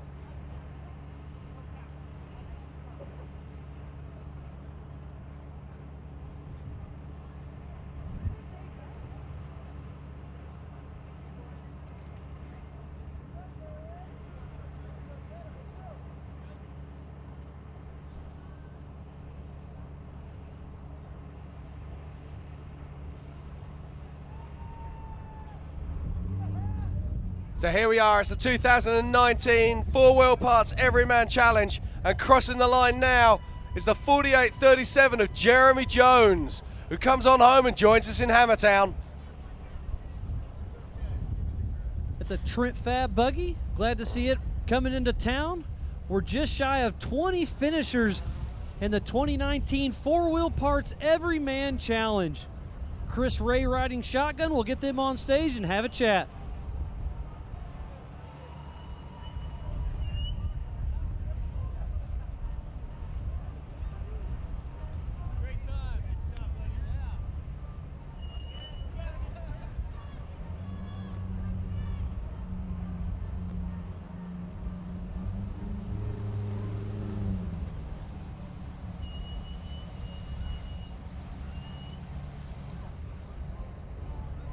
So unofficially 18th across the line. There's been a lot of cars.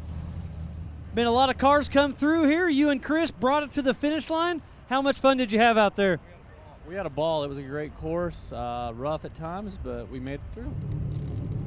So Chris, how much fun did you have out there getting Jeremy Jones to the finish line? We've been buddies for a while, and you've been having fun. Glad to see you up here on stage with me, man. Hey, I'm really happy that we actually made it. We ended up having an electrical issue in Outer Limits that had us dead in the water. Finally got it figured out, got it fired up. I thought we were going to have to call the race, but it's that Ultra 4 never quit, and we got here. You've rode with a lot of people. How good of a driver is Jeremy Jones? I'm sure you guys saw everything in the desert. We were moving up. We qualified 5th overall, moving really far up. And then we took a bad bounce at Cougar Buttes. We already talked about that when we were in main pit. But you know what it is, and we just kept driving, kept going, and he's just absolutely fantastic, especially for his second King of the Hammers. Second King of the Hammers, and we won nationals. So, we took a couple bad bounces, had one bad flat. Other than that, we had a really good day. And thanks to Trent Fab for building a great car. Thanks to Raceline for great wheels, Maxxis for their tires. Fox Shocks, obviously we put a beating on these 3.0 IBPs. Wayne Israelson, Daddy, if you're out there, thank you for the tune. And then obviously my wife, Morgan, first year I get to say that. Well, good job, Chris. Jeremy Jones, fresh off his win at Nationals, and makes it across the finish line here for the 4-Wheel Parts Everyman Challenge. How about you give a few shout-outs to who you are glad to help get you here? Raceline, Maxxis, Trent Fab, my wife, my crew, right there. This is pretty cool. All good, man. He's very emotional, very excited to be here. We're glad to get you unofficially 18th across the line. Great job, Jeremy Jones. Thank you. Thanks to Chris Ray, too, for getting me through this stuff. So great jobs giving up, Jeremy Jones and Chris Ray.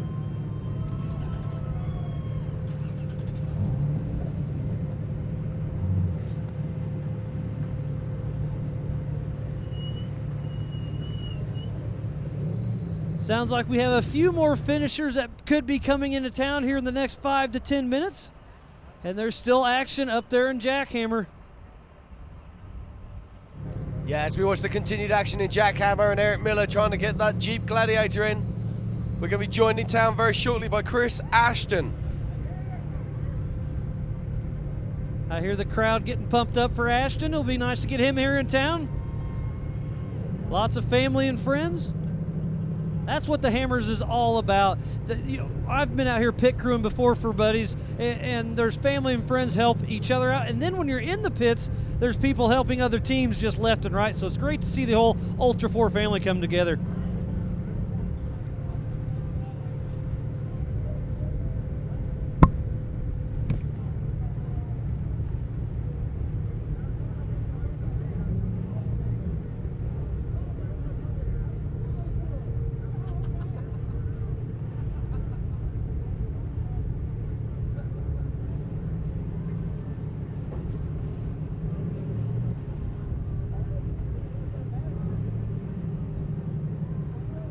Once again, this is the 2019 4-Wheel Parts Everyman Challenge. We're right here in Southern California in Johnson Valley. Are you sure we're in Southern California? It feels like the North Pole at the moment. This has been one of the coldest King of the Hammers I've been to in quite a while. That wind has been absolutely brutal. Let's not forget these guys who were traveling out on that first lap this morning, and they reckon there was snow for nearly 20 miles of the course today.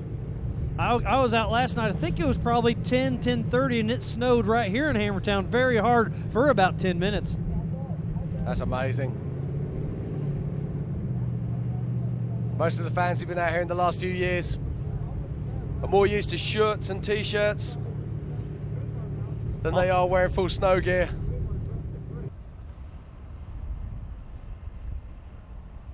There's a couple stock 4600 Spider Tracks Jeeps on scene.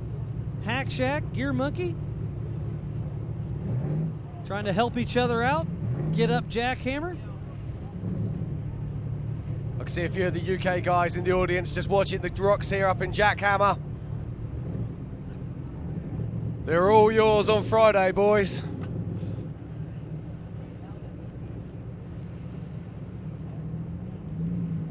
We still have a lot of racing coming up and a lot of money to give out the next couple days. Tomorrow, Thursday, is the Toyo Desert Invitational powered by Monster Energy Drink. First place gets $100,000. And like you were talking earlier, one of our co-hosts, Cameron Steele, fresh off his Baja 1000 win, will be with us. The winningest off-road racer ever, Rob McCachran's here on scene. We've talked to Robbie Gordon a few times. There's a really interesting format to that race as well, which I'm really going to enjoy. They're having a prologue in the morning. It's a 40-mile sprint prologue. And they'll be running one at a time in 1 minute increments. So they're racing themselves, and then we'll reset the course, take about a 20-minute break, make sure everything's good to go, and then send them out chasing down that $100,000. 240-mile course, but this is the interesting part. They will have no chase support. So no helicopters allowed, no chase support allowed. It's a 40-mile prologue and then a 240-mile sprint to the finish for the biggest names in desert racing. There's 2 laps. There's an 80-mile lap and a 40-mile lap. They'll be doing those 2 times for that 240 miles, and then that'll lead us into Friday. The 2019 Nitto King of the Hammers powered by Optima Battery. And there's another $125,000 on the line. $100,000 to first. And all our big boys will be out racing. It'll be Nick Nelson and Jason Shear off the line first. They'll be racing in 30-second increments on corrected time. And there's Eric Miller, one of our 2-time Nitto King of the Hammers winner, and the Jeep Gladiator. The windshield still looks like it's in one piece. I don't see any doors that are completely caved in, but it's getting tight right there. That's okay, it's a little bit of rock rash. No Jeep's complete without it. And there's a taillight dangling off the back, so he's definitely crunched the back of the truck bed. That's by design, Miles, for later on so they can see under the car. And there's a tonneau cover on the back, and that's hiding their spare tire, their battery, their fuel system. It's really cool to see this Jeep JT Gladiator out here racing. Jeep did a huge thing to throw that out here in the Hammer Trails. Keep saying it, but I think it's absolutely remarkable. I wish more manufacturers would do this kind of thing. And very soon coming into town, we should have Chris Ashton. Let's not forget, we haven't had 20 finishes yet, and Chris will be coming across the line in 19th position. What a great shot of the back of that. So the back end of that Jeep is getting absolutely beat up. That savvy built Jeep. It'll polish out, Miles. It won't be a problem. So I wonder if somebody tried pushing him up or he backed into a rock, but that tailgate, it's got a couple holes in it. Okay, let's look at this realistically. We've just watched Eric crawl all the way around through that trail in Jackhammer, following 4800 class cars that are running on 37s. He's on 35s. And that literally is a brand new street legal Jeep they have out there, so it's pretty cool to see. Oh, coming through the Jeep arch, is that Chris Ashton? That looks like that might be Chris Ashton coming through, and he's stopped. Taking a photo as he makes his way towards Hammertown and the finish line. He will be our 19th place vehicle to cross the line here today in the 4-wheel parts Everyman Challenge 2019. And there goes the checkered flag. He has made it into Hammertown. We'll get him up on stage.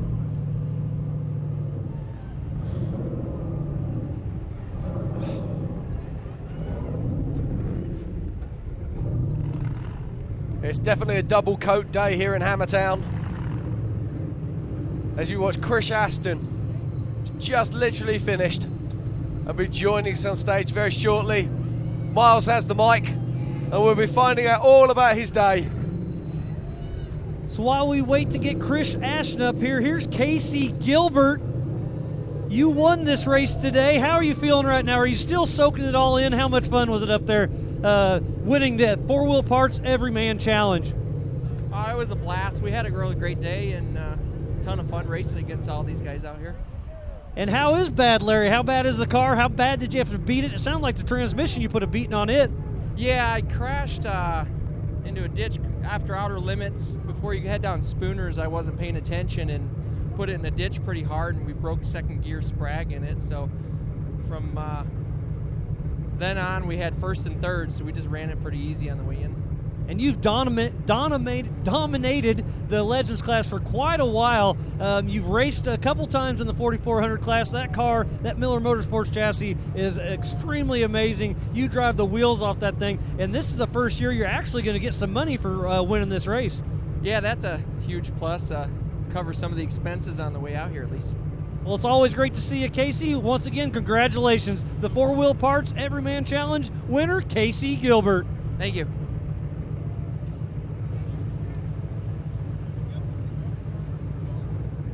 So again, congratulations, Casey Gilbert. While we wait on Chris Ashton, we're going to pay a couple bills. We'll be right back after this.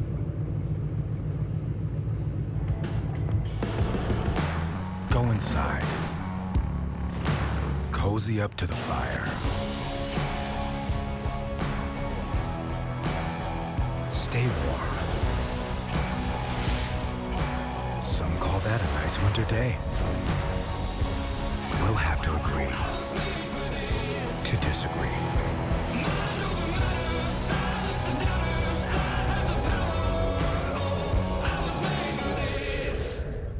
Your bearings shoulder the burden whenever you tow, haul, or stomp the gas. AMSOIL delivers powerful protection for bearings and other critical components so you can drive with confidence. To demonstrate, an independent lab put AMSOIL synthetic motor oil head-to-head against a leading competitor in a 100,000-mile test. AMSOIL provided far superior wear protection and kept engine bearings looking like new. Get your truck the protection it deserves at amsoil.com/auto.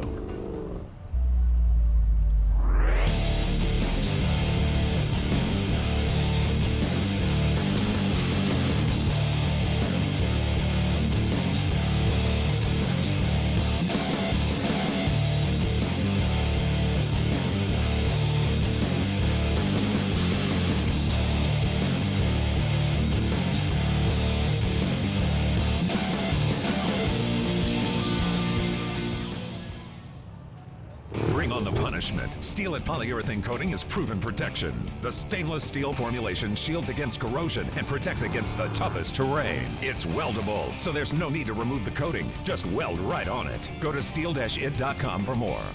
Go further. Go safer. Gasoline transfer tanks for Jeeps, SUVs, pre-runners, and chase trucks. Tanks made in the USA, backed by a lifetime warranty. Includes an easy-to-use shaker siphon that transfers over 2 gallons per minute. Proven tough in the deserts of Baja, the trails of Moab, all the way to the race course. Venture further. Visit TitanFuelTanks.com today.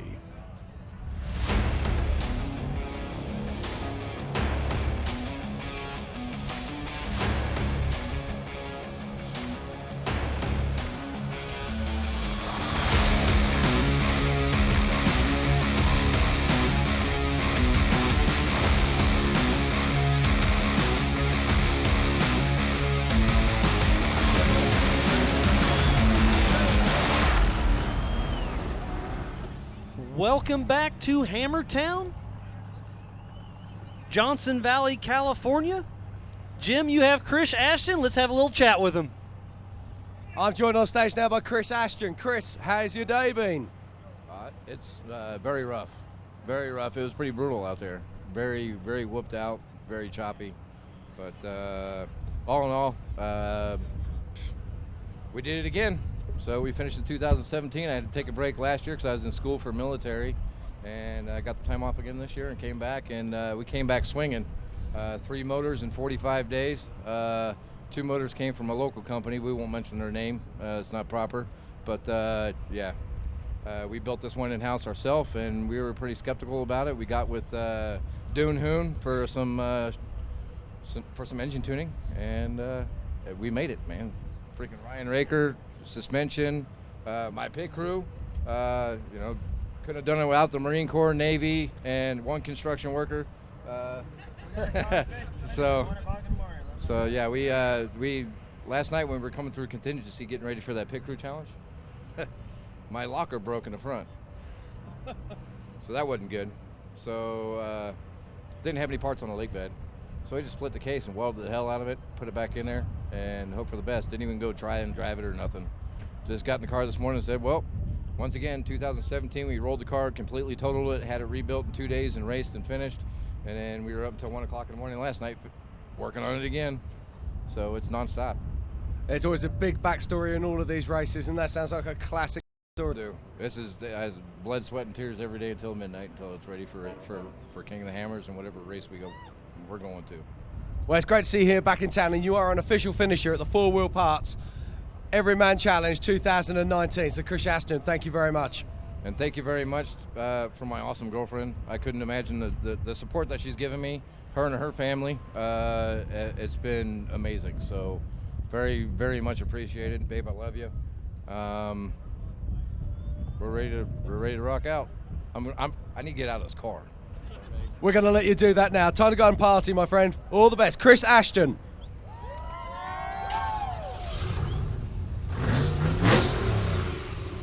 I'm getting a little bit of chatter through my PCI radio. It sounds like Justin Reese could be our first 4600 Spider Tracks car.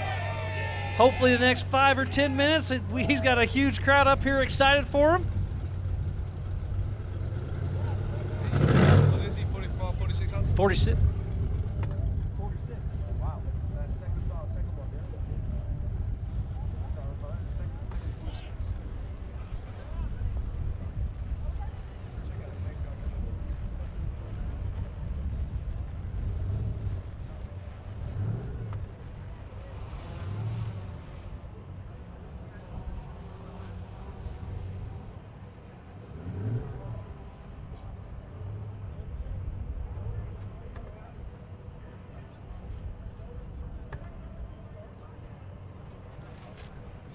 So we might get our first leader, Justin Reese, in here in about 5 minutes. Be our first stock class racer.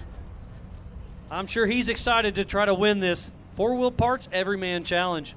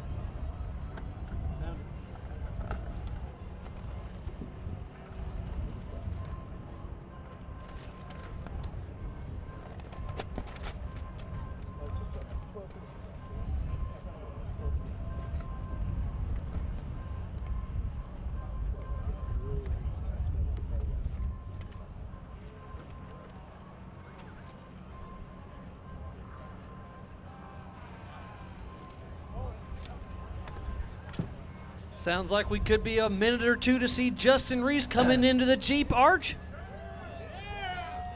Let's not forget he will be the first across the line in this year's stock class.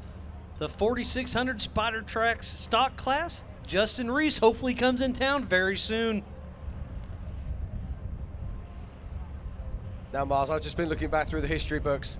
Last year, we only had 12 finishers across all 3 classes. This year, we've already had 19, and when we get Justin here, we'll have had 20.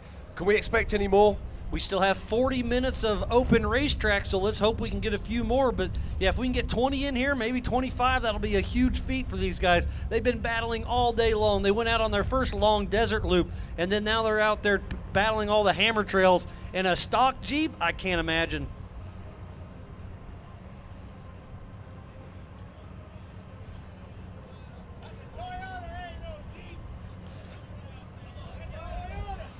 There is a couple stock classes close. There is a lap traffic out there, so we're still waiting for Justin Reese.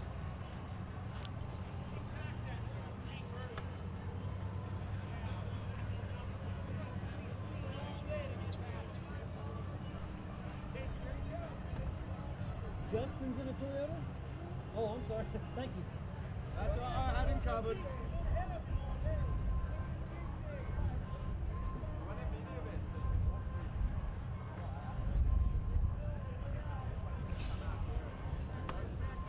Justin Rees is being showed at 18 miles an hour at the moment on the trackers. So fingers crossed, we should be seeing him any moment now, heading towards Hammertown, the Jeep Arch, and of course the finish line.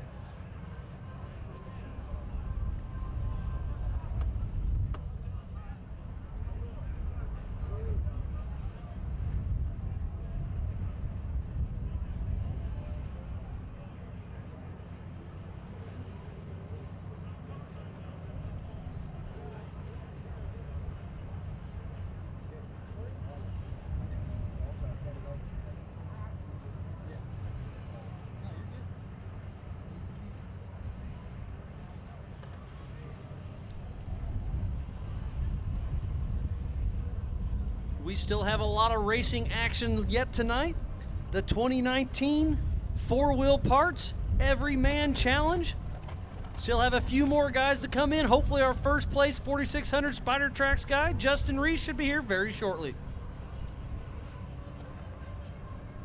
You've been on these hammer trails in your car, Jim. How hard would you think it would be to come through in a stock vehicle? I can only take my hats off to all the guys in the 4600 Spider Track stock class. These trails are brutal. They are absolutely savage. To take you need to look at the rulebook here and understand it. To take a stock class vehicle with 35-inch tires and to bring it through those trails is pure insanity. It really is. So fair play. Absolutely anybody here can get to the finish. I have a total 100% admiration for them. It's crazy enough doing it in a 4400 class car with 40-inch tires, big V8 engine and triple bypass. And in stock class, very difficult indeed. It's definitely a driver's class for sure. They can't just blast through everything with the high horsepower, so they just really have to pick their lines and really play smart and use their winching to their advantage. They do, and let's not forget that they've got mechanical link steering as well. So most of these guys are running steering boxes with assister rams and stuff like that. It's so easy to break your steering box. It takes one momentary lapse of concentration. And look at this, we can see Dust now heading towards Hammertown. This could well be the man we're waiting for. And I had a little mix-up earlier. He is in a Toyota, and it looks like that could be a truck body, so that could be Justin Reese coming in here very, very soon.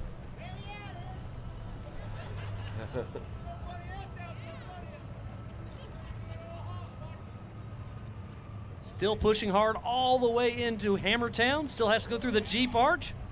Grab his checkered flag, and we'll have our winner for the 4600 Spider Track stock class up here on stage just moments away.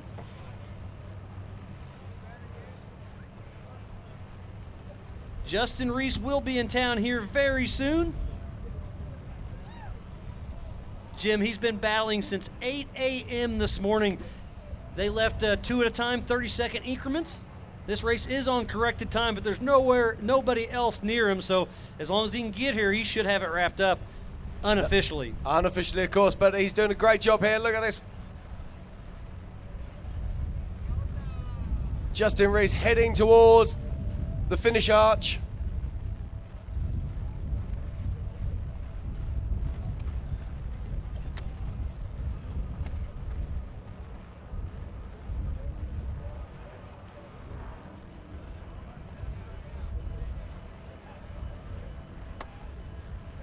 Our live drone is following him all the way here into town.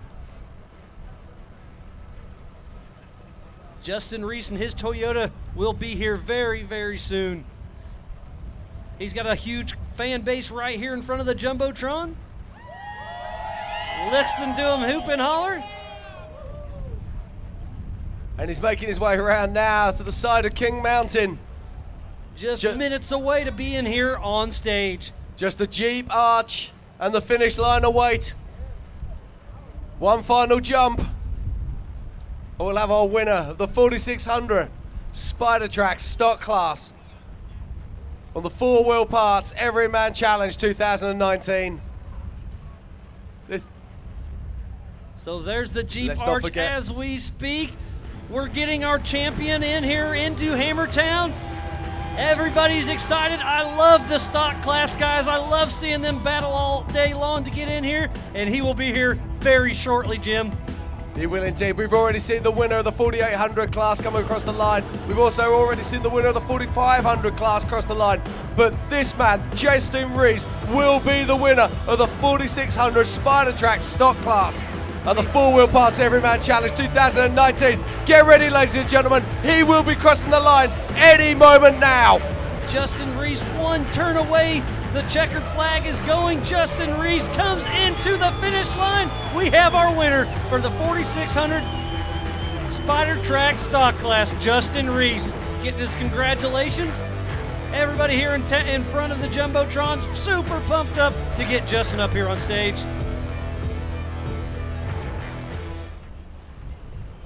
Leaf springs on this vehicle. No coilovers in sight. Great to see.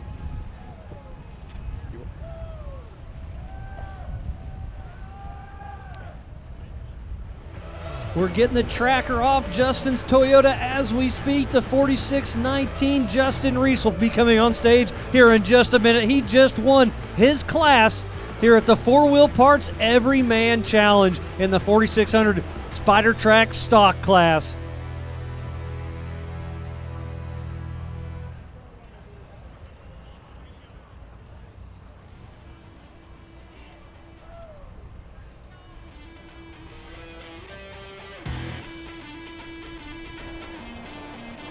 Dave Cole's out there pounding on the hood, giving the big thumbs up.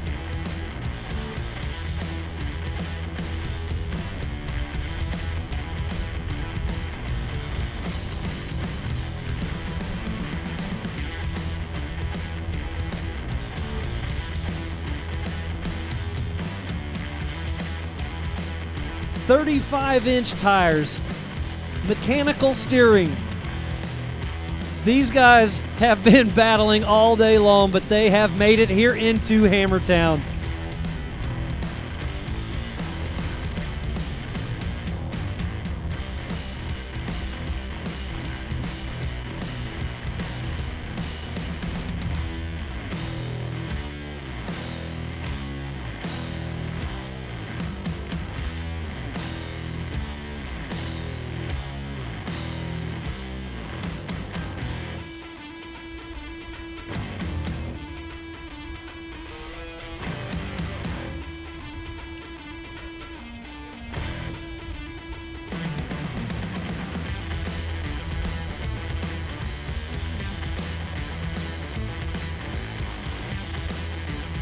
Justin Rees has been battling all day long as he keeps rolling in towards the stage. He is our unofficial winner to the 4-wheel parts Everyman Challenge, Justin Rees in the 4600 Spider Track stock class. What a day he has had. Justin Rees, the crowd is going wild. How much fun did you have out there on course today? And the door still opens. Anybody want to buy a slightly used Toyota truck? It was a great day. Super rough desert, but we just hung in there all day and just kept pushing the whole time, and then just the great pit support. And my co-driver did get me lost for just a few minutes, but we did all right. So you've been out there racing for 8 full hours. This morning it was extremely cold out there, and this does not have the best of suspension. It beats you through the desert. Then you rock crawled 35-inch tires up those hammer trails, and you made it in a stock Toyota. Oh yeah, old school 4-wheeler. Come from rock crawling, been just desert racing since Dave Cole started this. First time was in '09, so we've been at it for a while, and we're getting better and better. If somebody wants to hook us up from Toyota and give us a real car, I think we could do some damage. Well, you already proved that you've done something, because you are our unofficial winner for the Everyman Challenge in the Spider Track stock class, Justin Rees. Who helped you get here? Oh, mostly most of my family and pit support. You know, Skies Off-Road, they've always been good to us. ADS, those guys helped us so much with the shocks. I couldn't believe how much that changed the Desert Chop in a leaf sprung car. That was absolutely amazing. And then Diamond Axle, they've helped us out a bunch as well. So. And Chris Bird, she's part of my family.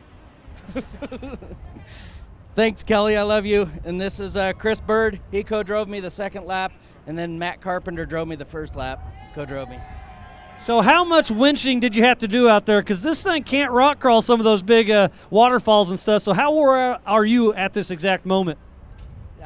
Pretty tired. This is actually my first time ever in this truck during a race. Any truck during a race. And just speechless how hard it was. And I only had to winch twice. And I think we could have got away with that winching the second time, but did quite a bit of stacking, helping other people out that were in front of us, bottlenecked up. It's a good learning experience, and I want to thank his brother for letting me have this opportunity. It means a lot. Well, how about you hop out of that car, jump up and down, put a few more dents on the roof of this Toyota. Justin Reese, unofficial winner of the 4-Wheel Parts Everyman Challenge in the 4600 Spider Trax Axles stock class, Justin Reese.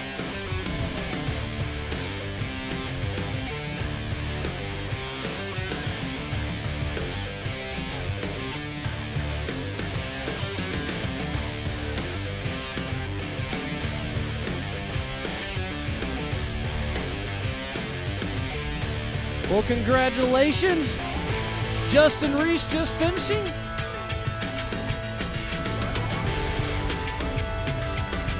Justin Reese just brings it in. We're going to be right back to some more racing action after this. We'll see you soon. 4WP is more than a store. We're truck and Jeep experts and have been for over 50 years. From wheel and tire upgrades to full custom builds, 4WP has you covered. Whether you want to order the best parts online or shop in store, do the work yourself or get it done by a pro, all roads lead to 4WP. Do your rig right. Shop online or find your store at 4WP.com.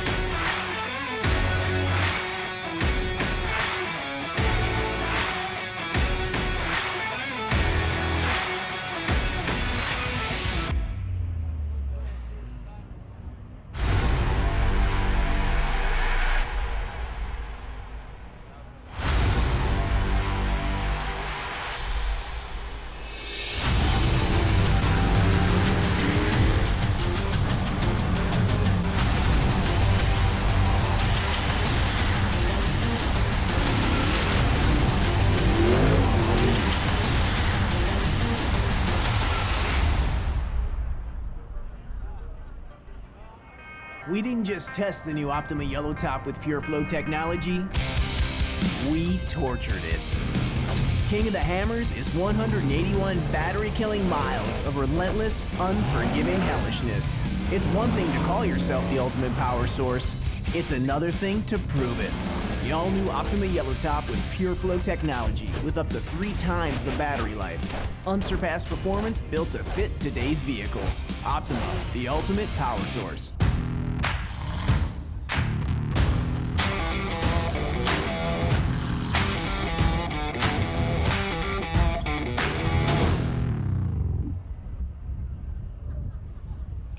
And welcome back to Hammertown for the 2019 4-Wheel Parts Everyman Challenge. It's been a day of fantastic action that saw Casey Gilbert cross the line and take a fantastic win earlier today.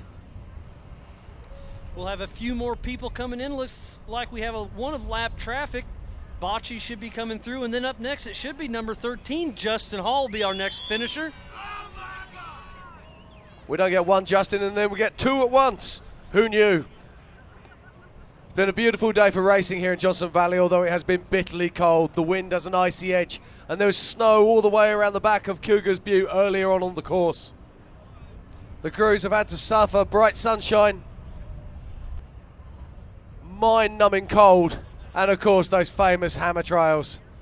And there's a great shot of the Toyota, the 4619. He just won the four-wheel parts Everyman Challenge in the 4600 Spider Track stock class.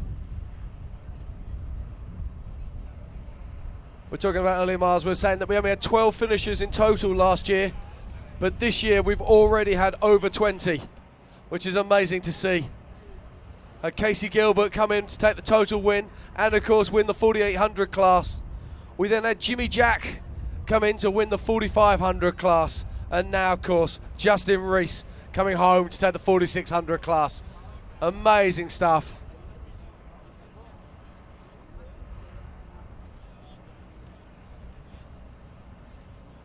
It has definitely been a great day of racing. They played in the desert this morning. They played in the rocks this afternoon. And we've got just a little over, or just a little under 30 minutes remaining of the course being open. I wonder how many more we can bring home.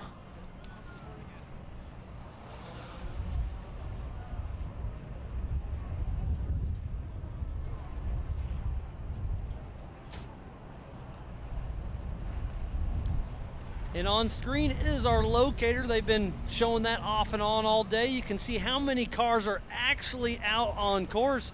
And the ones that are circled in pink are cars that are at 0 miles an hour last time they were. And there's Justin Hall, number 13, at 15 miles an hour.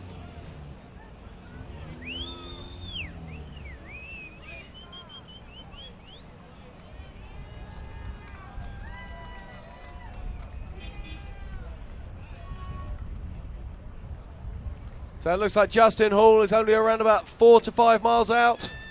Up next, the 4882 is Sam Geezer. Dave Schneider at 0 miles an hour in his Trent Fab car. Sean Rance Sr. still racing at 50 miles an hour. David Hartman and Cade Rod still moving at 57. So we've got a few guys who look potentially like Joey Simone that could make it here to the finish. Kevin Stearns, Mike Stokes, John Grounds, Daystar Jeep, Chance Holloman. There's a great shot of everybody right here in front of the Jumbotron. Well, we're just looking there at the tracker, Miles. We've only got a little over 25 minutes left of this race. There's going to be some of those guys that are just not going to be able to get back here in time. And it looks like that's Josh Bocci, if I'm not mistaken. He's a lap 1, and the car looks a little hurt. So tough break, but at least he's back here in town, because look, on the tracker just a moment ago, look how many people are out there stuck. They're going to be out there in the dark here very soon.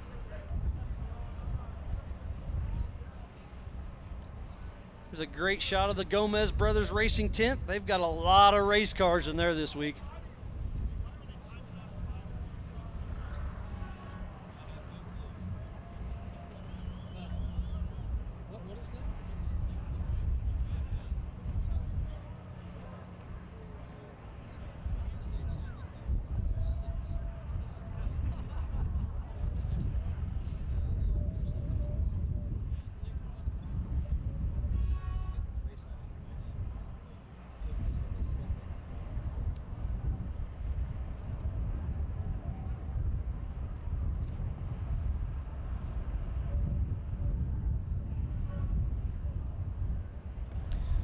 There's a great high and wide of Hammertown. There's a lot of people here. The wind is still blowing. It's very chilly out here. Again, I'm Miles Hasselquist alongside Jim Marsden. We've been with you all afternoon. I was running around in the pits this morning having a great time, but this has been a lot of fun watching the 2019 Four-Wheel Parts Everyman Challenge. It's great to see so many people here in front of the stage on a bitterly cold evening. So thank you very much for all coming out. Give yourselves a big cheer because you're all awesome. Come on, guys. Off-road motorsport fans are the best fans in the world, so thank you for being here and watching the 2019 Four Wheel Parts Everyman Challenge.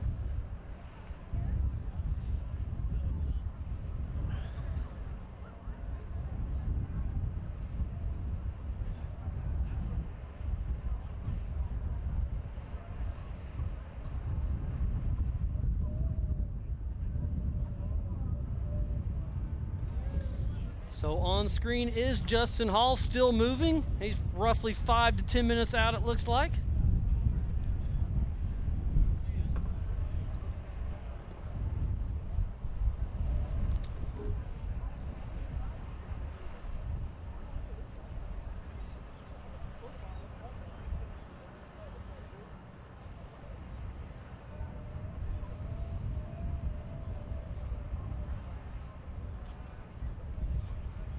Looks like Justin Hall's speed right at 25 miles an hour still on the tracker, but remember it does update about every minute or so. Behind him is Sam Geezer at 10 miles an hour. And you just saw it update right there, and David Hartman and Cade Rod are moving pretty good at 50. Sean Rance Sr. at 35 miles an hour, so we still have a few guys that could be in here in the next half hour or so.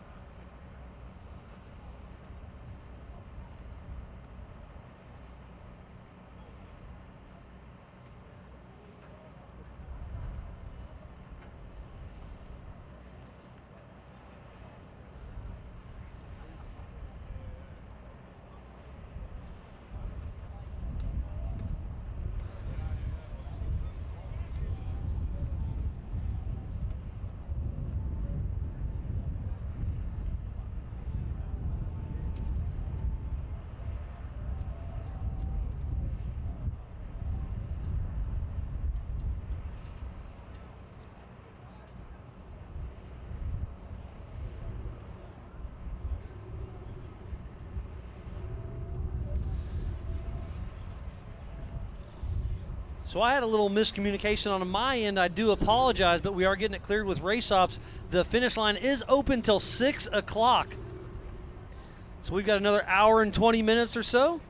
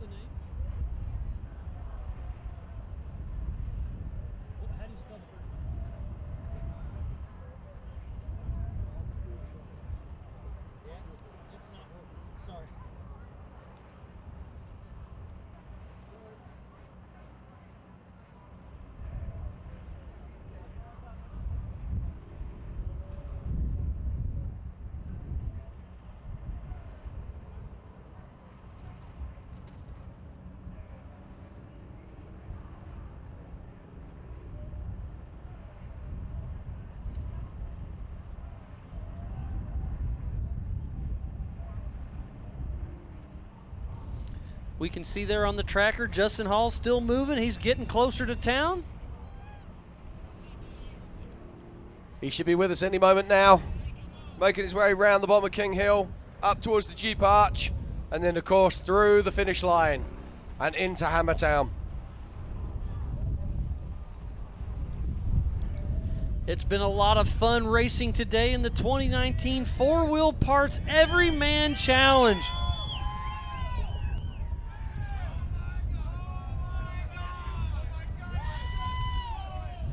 Justin Hall coming through the Jeep Arch. We have another finisher for the Four Wheel Parts Everyman Challenge. Oh my God, it's Justin Hall coming through the checkered flag as we speak. All over the throttle. We'll get him up here shortly.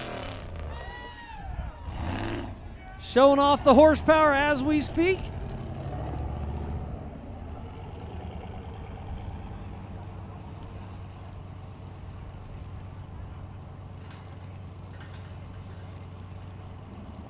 That would be a long day for Justin Hall in a single-seater machine.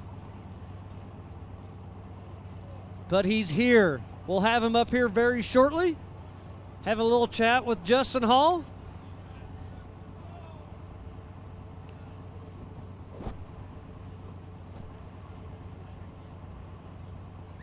He's got the helmet off. Getting the tracker handed over so we can make sure he hit all his waypoints. He's been racing with us for quite a while. He's been racing all over the world here recently. Great to see him still out here at King of the Hammers Week for the Four Wheel Parts Everyman Challenge. Having a quick chat with Dave Cole himself.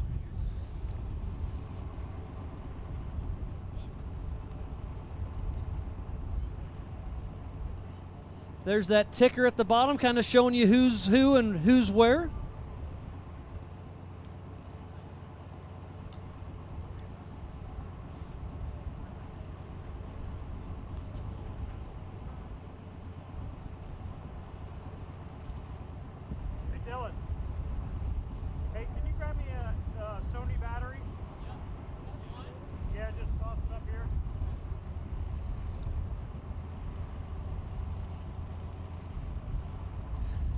Justin Hall fires it back up. He's heading towards the stage. We'll get him up here.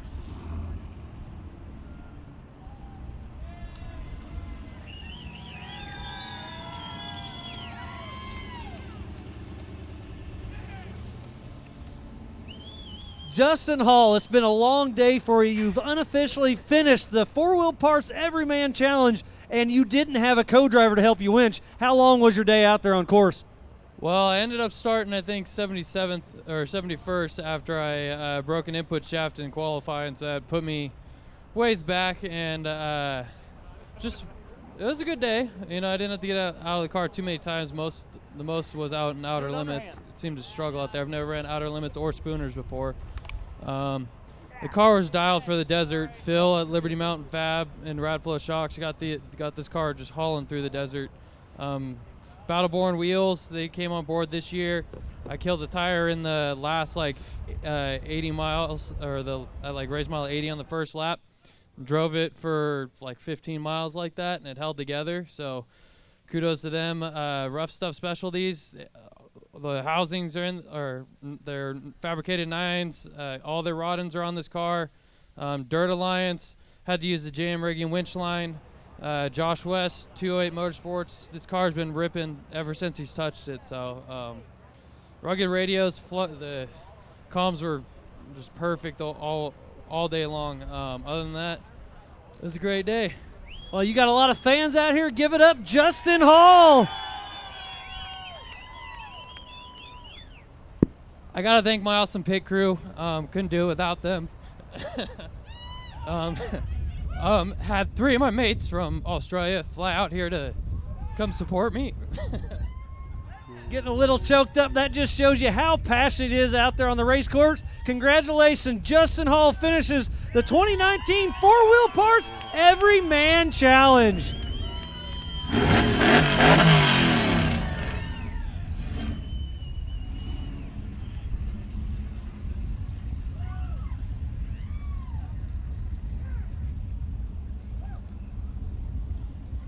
badass, man.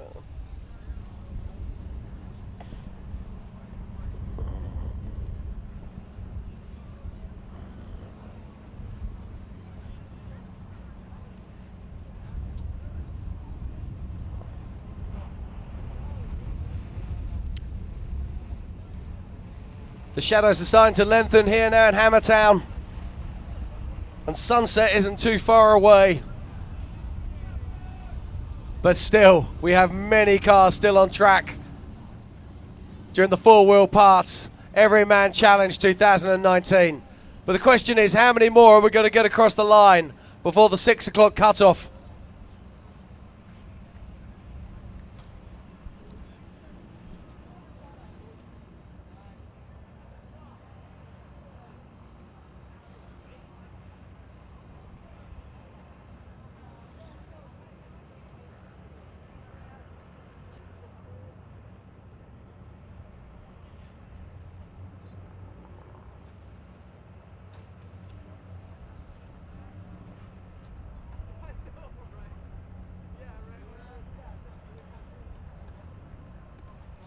So we have about 5 guys that should be coming into Hammertown in the next 20 to 30 minutes. The first would be David Hartman and Cade Rod, I believe.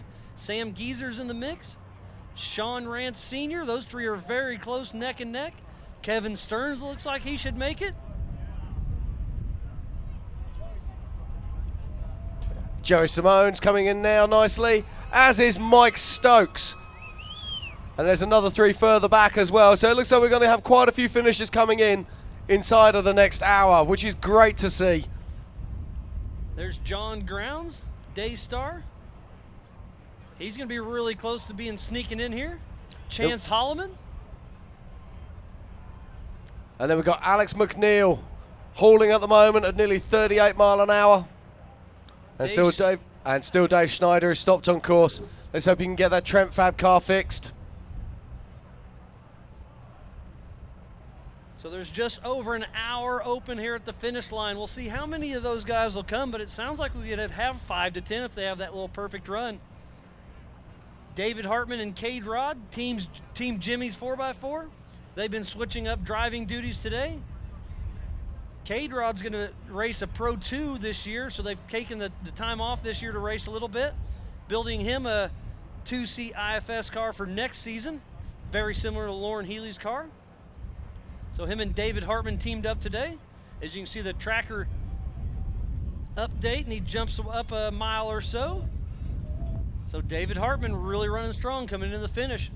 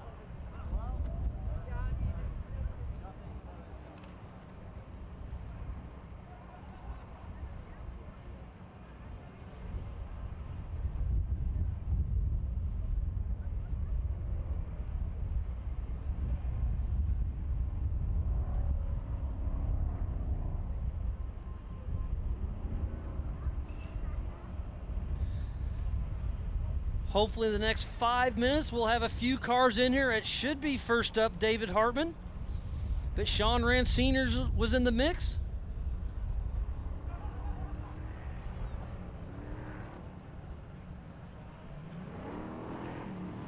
The wind is still blowing. The sun is starting to set for the 4-wheel parts Everyman Challenge.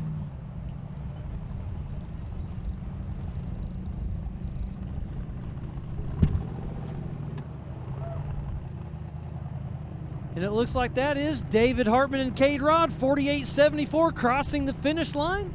We'll get his tracker off and bring him on up.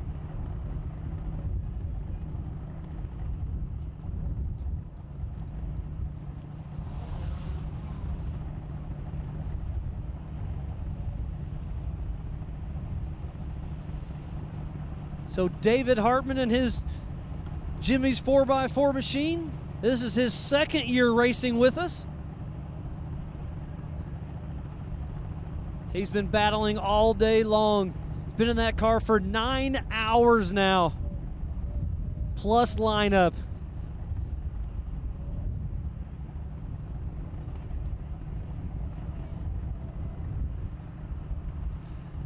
So we'll have a lot of action up here on stage here very soon.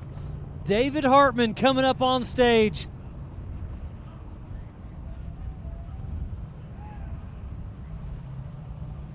And it does look like Cade Rod is in the driver's seat with David Hartman riding shotgun. They have traded up duties today.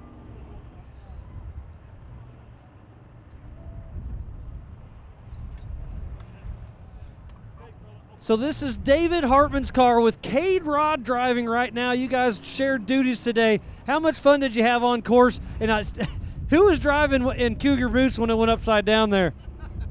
That was me. So that was David Hartman, but in the driver's seat is Cade Rod, the son of Randy Rod. He's up here with us. How much fun did you have on course today?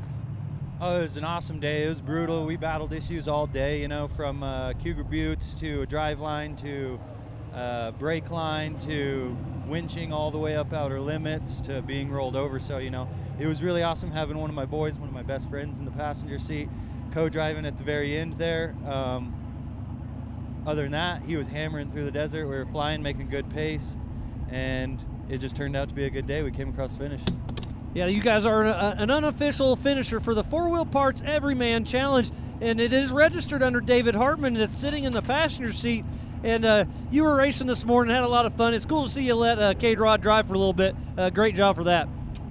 Yeah, you got all that talent next to you. It's hard to not put him behind the wheel at some point. We had a great run going. We had a really stupid slip up at Cougar Buttes, and that took us out of the running, but we hammered it all the way home, so it was a great day. And like I said, it was just awesome being with Cade in the car, one of my best friends. Just a great day of wheeling. And also, this is only your second year out here racing with us, and to be able to see you come across the stage is a huge feat, so great job on that. David Hartman, Cade Rod, congratulations to finish this race. Thank you, brother. I appreciate it. Give it up, David Hartman. Cade Rod made it to the stage in the 4800 Brannick Motorsports Legends class. Give it up, David Hartman, Cade Rod.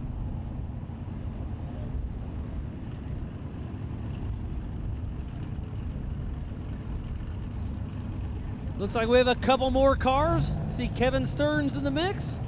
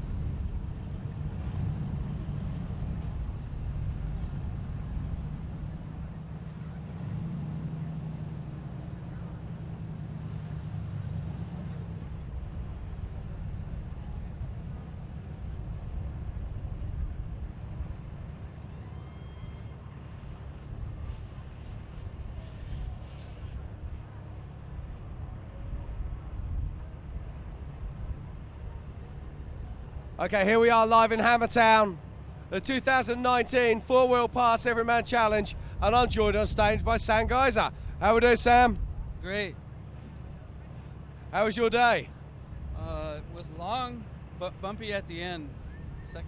Yeah, it's a really rough course out there today. So what's been happening out there? Tell us what you've been up to. Just going steady, passing people in the rocks. Nitto tires worked great all day. LS motor, didn't miss a beat. Have you had any problems out there? No, just one back hub leaking, that's it. Wow, so it's fantastic stuff. Is this a race that you've done before? Yeah, sir, third time. And have you finished before? First time. Well, congratulations. I can tell you are an official finisher at this year's race. Thank you. Let's have a quick word with your co-dog sitting over there. How you doing, sir? Great. Long day. Well, everyone's been saying it, but just how cold were you on that first lap? Not too bad. You get out and run out in the second lap. We would get out and walk a little bit and wake you up, but we did fine. Fantastic. Sam, is there anybody you'd like to thank? Just the John Dolls for helping get us down here in this car. So, thank you. Fantastic. Well, Sam goes out. I can tell you are an official finisher at the 2019 Four Wheel Parts Everyman Challenge.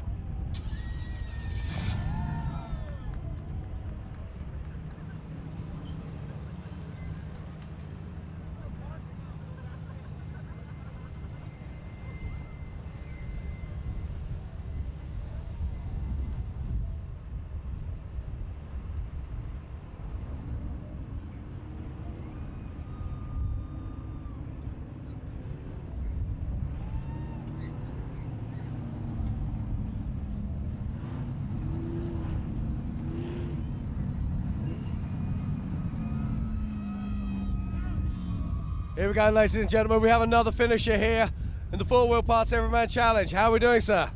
We're doing very good. It was a great day. The Ultra 4 staff makes some awesome racetracks. They do indeed, they do indeed. But tell us, what's been happening out there? You've had a trouble-free day? No, we didn't have a trouble-free day. We started out, we did the first lap very good, and then we had a little winch.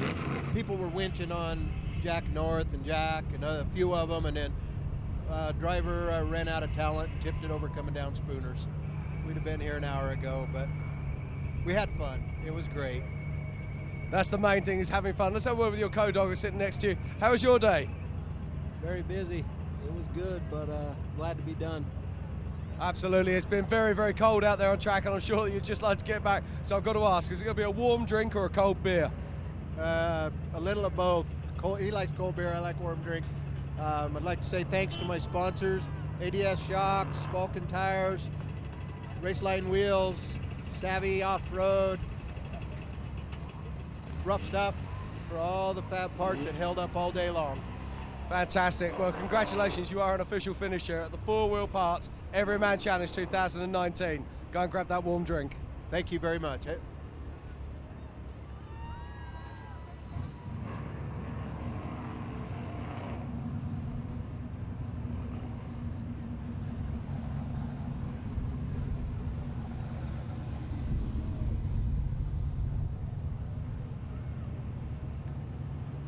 Up next, a 4502. Kevin Stearns will be pedaling up on stage as we speak in the 4500 Yukon Gear and Axle modified class.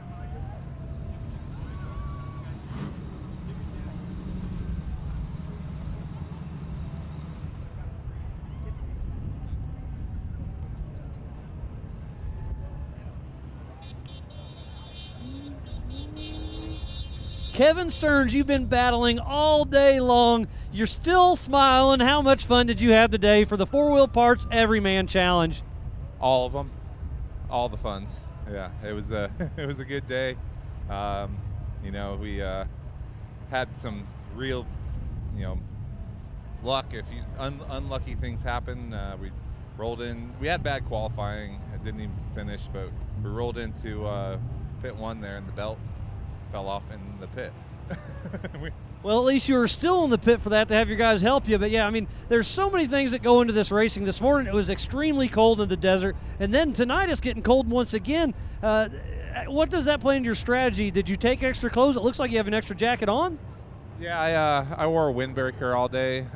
This year they made us wear gloves, which is really a good thing. I'm all about the safety. We want to have fun, but we want to be safe, and that helped keep me warm. And for me, this was good weather for me. I mean, this is when you're doing work behind the wheel, it warms you up. So I was only cold for maybe the first 3 or 4 miles. And did you have to do a lot of winching today? How'd your co-driver do for you over there, sitting in the right seat? He took a nap. No, Steven's awesome. He got us through some bad situations. I think we winched 2 or 3 times, and it was a good day. I'd like to thank some people, if that's okay. Absolutely. I'd probably start out with those Nitto tires. They still look like they're in good shape. Yeah, the Nitto tires took us all the way from start to finish. Never took a tire today. Still got a fresh one on the rack. Just can't say enough about that. The Fox shocks got us through the heavy stuff and passed us a bunch of people out there, which was a good deal. BDS suspension, I can't say enough about those guys supporting me. If you guys need good suspension stuff, go there. CNR, I mean, at points we had the engine down to 150, and we were turning fans off and turning oil coolers off, and trans sat at 140 at points, and we were just, I know it's cool today, but I mean that's amazing. So you know, Dirty Life, these wheels, again, same set of wheels, banged everywhere on them today. They were brand new at the start. They don't look so much that now, but they're a great wheel. Optima batteries winched us up through everything, and our crew's been rocking our Black Ladder pants. South Bay driveline, same set of drivelines that I've had in this car for a while now, and a fresh one on the rack. So again, I can't say enough about my sponsors. Safecraft, thank God we didn't have to use this stuff, but knowing it's there puts us good. Oh, it's Stephen Watson, Off-Road Designs, best stuff out there. Get yourself some Off-Road Designs goods. Well, another top 25 finish for Kevin Stearns in the 4500 Yukon gear and axle class. Give it up, Kevin Stearns.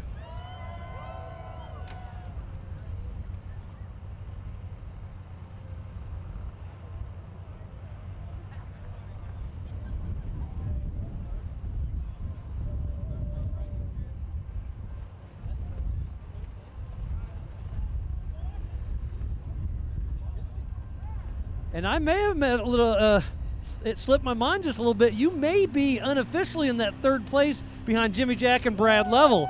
So how excited does that make you feel unofficially? That's where we need to be. That's where we need to be. So as long as we're on the box, that makes me happy. I'm just happy with the finish. I've been trying this for a lot of years, and finally got the guys I got, my crew. I mean, my shop foreman and all the guys that helped me out. Rick Baker, my co-driver in the desert.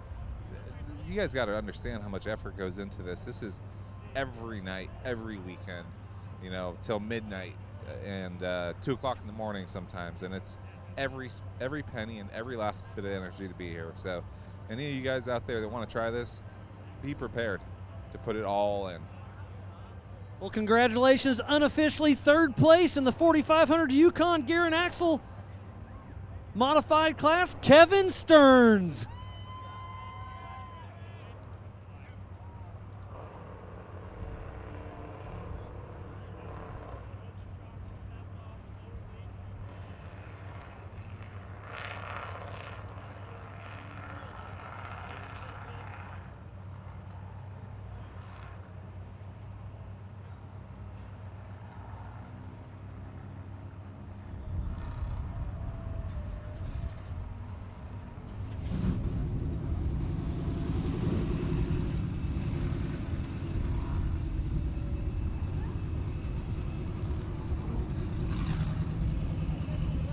And as Kevin Stearns leaves the stage, we get Joey Simone up.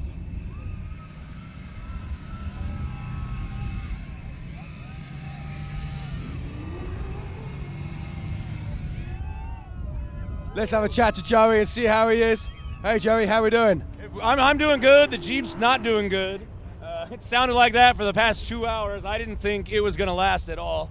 I had some belts or something going on, but we just keep beating it through the rocks, and it kept working. So I don't know. Glad it's over now. Fantastic. How many times have you done this race before? This is my 5th. This is the 2nd time I finished. Congratulations. That's very cool indeed. Now tell us a little bit about your day out on the trail. What's been happening out there? I started mid-pack. All the fast guys passed me, and I was driving around by myself all day. So the rocks weren't bad. We winched a couple times on the tough stuff and just kept going. The shocks were blown out from the beginning, so we had nothing but bump stops all the way 100 miles that way and 100 miles that way. So, but I'll be sore tonight, I'm sure, but that's okay. That's okay. So have you had to get out and do any winching today? He did. I haven't gotten out of this seat since 7 this morning. So. Fantastic. Let's ask your man over there. How is that working out for you today? It worked out really good. I got my exercise for the week. Yeah, we've been saying it's nice for actually, for the first time ever, co-drivers have said, thanks, I've got to go winching because I need to warm up. Well, we practice a lot out here, so we're used to winching. We knew what to do. Fantastic. Joe, before I let you go, I'm sure you've got a heap of people you need to say thank you to. Yeah, all these people standing right here, but Jason, Rubber on Wheels, Bones, help me in the garage every day. My wife, my dad, he's the expert here. He gets everything running. This is probably the only carburetor that's ever finished King of the Hammers, at least this year. And Dirty Life beadlocks and Falcon tires worked good. I didn't have any flats. We didn't have any issues. So I'm sure I'm forgetting people, but I'm pretty fried right now. So. Well, Joe Simoni, you are an official finisher of the 4-Wheel Parts Everyman Challenge 2019. Congratulations. Thanks, Simeon Racing, yeah!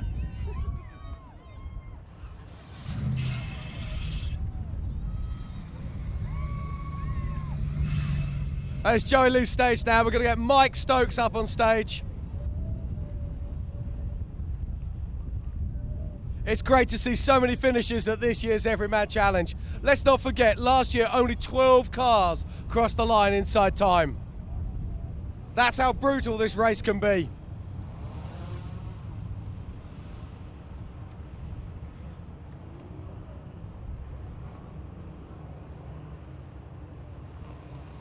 Hey Mike, how we doing? Doing excellent. We finally finished this darn thing. Wow, now tell me, how many times have you been trying to finish this thing? Well, for 5 years we tried to get here, and we could never make it. It was just something would happen. We made it last year, made it 95 miles. Had a little bit of an electrical issue on Wrecking Ball, and that took us out. And took her home, didn't do anything to it. Waited 7 months, had Adam here fix the electrical issue. Brought it back home, checked the oils and fluids. Didn't change the tires, didn't change the oil, didn't change the gas. Brought her out here again, and she went right across. This thing is a beautiful rig. I need you to work on my car. That's an amazing story. I just drive it. So the thanks go out to K&K Motorsports. Dan Kovarik is supposed to be here, but he's not. So Dan, you're supposed to be here. I told your butt to be here. And I said, what are you gonna do if we cross the line? He goes, oh, that's not gonna happen. I'm like, yeah, well. So Dan Kovarik, Victoria Stokes, my wife, for sponsoring me. And that's about it. About Adam. Well, let's have a quick chat to Adam. How was your day in this rig? One hell of a ride, that's for sure. It's been a good day. It's a little abusive. We had a winch a couple times, broken winch cable, had an overheating issue, but all in all, we had one kind of slow leaking tire, didn't lose any tires at all. It's the second year on these tires. Pretty happy with those. Had a hell of a day. Fantastic. I've got to ask this, so is this the first time you've been through Outer Limits and Spooners? Definitely. So what do you think of those two trails? They're pretty rough. It's all pretty rough. I had never seen any of that except for maybe Chocolate Thunder and a couple others before we ran it last year. So yeah, those were pretty hardcore trails. Well, that's amazing. It's very impressive. I'm so pleased to tell you that you are an official finisher at the 2019 4-Wheel Parts Everyman Challenge. Congratulations. Go party. Thank you, thank you.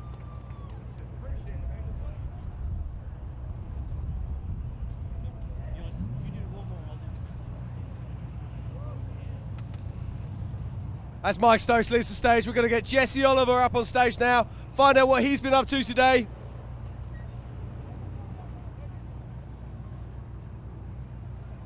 Nearly 100 cars left the line first thing this morning, and it is so good to see so many joining us.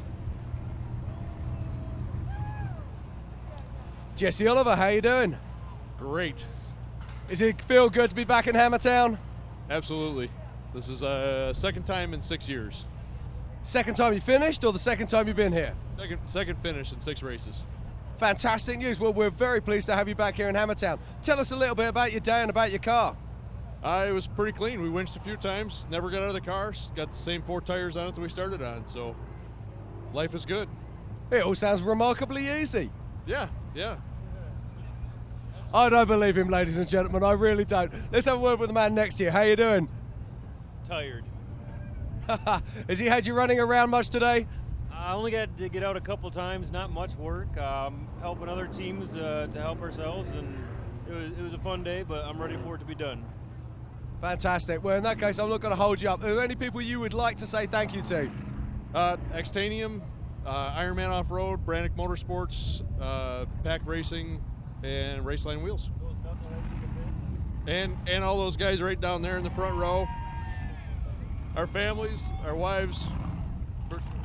Well, go and celebrate. I think you very much deserved it. Jesse Oliver, everyone, you are officially a finisher at the 4 Wheel Parts Everyman Challenge 2019. Congratulations.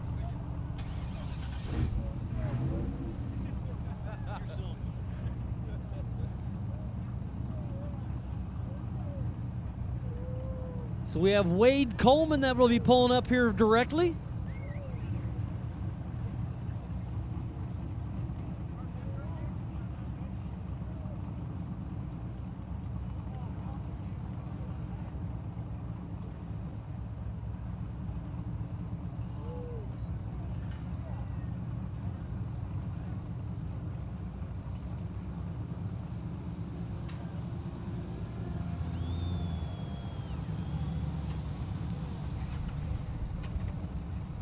So on stage in a Trent Fab machine, Wade Coleman. You look like you're having a good day. How much fun did you have out there on course? It was awesome. It was pretty rough, but we got it done. So how much winching did you guys have to do, or did you drive everything? This car still looks like it's very, very clean. Yeah, we didn't even break out the winch one time. That's very impressive. And your lady friend over there sitting in the seat, you didn't make her get out of the car one time. How cool is that to be able to share this and chat back and forth while you're racing? Yeah, we chat back and forth and just try to make it happen. So how you didn't get out of the car one time? The car looks like it's in great shape. How much fun do you have out here on the trail with him while he's racing out here for the 4 Wheel Parts Everyman Challenge? It's always a good time. We do this all the time together anyway, so it's just one more day. Well, just another day. Wade Coleman, you're top 30 for sure. There's a lot of cars coming through here, but you have finished in the 4800 Brannick Motorsports Legends class. Congratulations, Wade Coleman. Who else helped you get up here? My whole crew, King, Trent Fab, Wilwood, Warren, Yukon, Rugged, 28 Motorsports, and my family and friends, my whole crew. We couldn't have been here without them. Well, I'll let you get out of here so you can go celebrate. Give it up for Wade Coleman.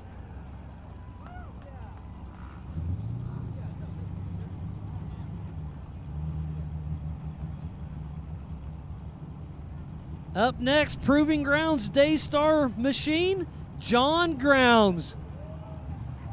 Looks like the Savvy front bumper still in one piece. Everything still looks good. He's tore this car down all the way to rebuild it for today's race, and he did a great job doing it.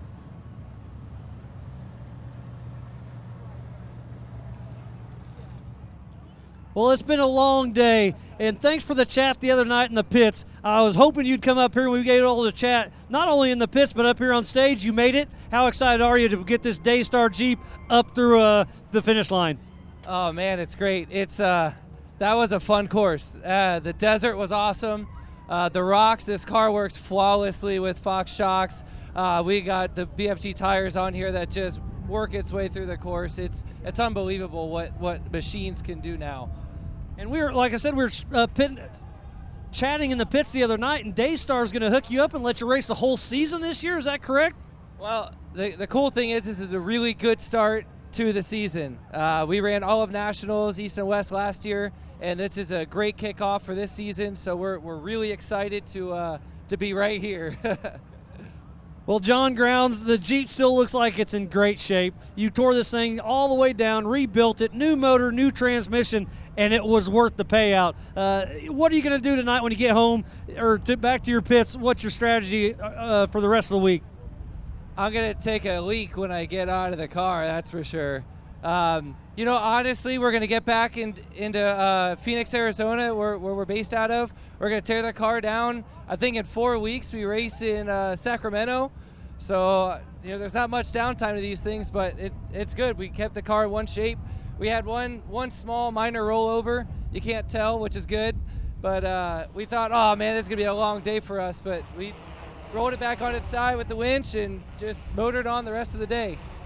All right, well, I'll let you get out of here. Congratulations, John Grounds. The 4570 finishes the 4-wheel parts Everyman Challenge in the 4500 Yukon Gear and Axle modified class. As John Grounds leaves the stage, we've got to get Chance Holloway up on stage now. 48.32.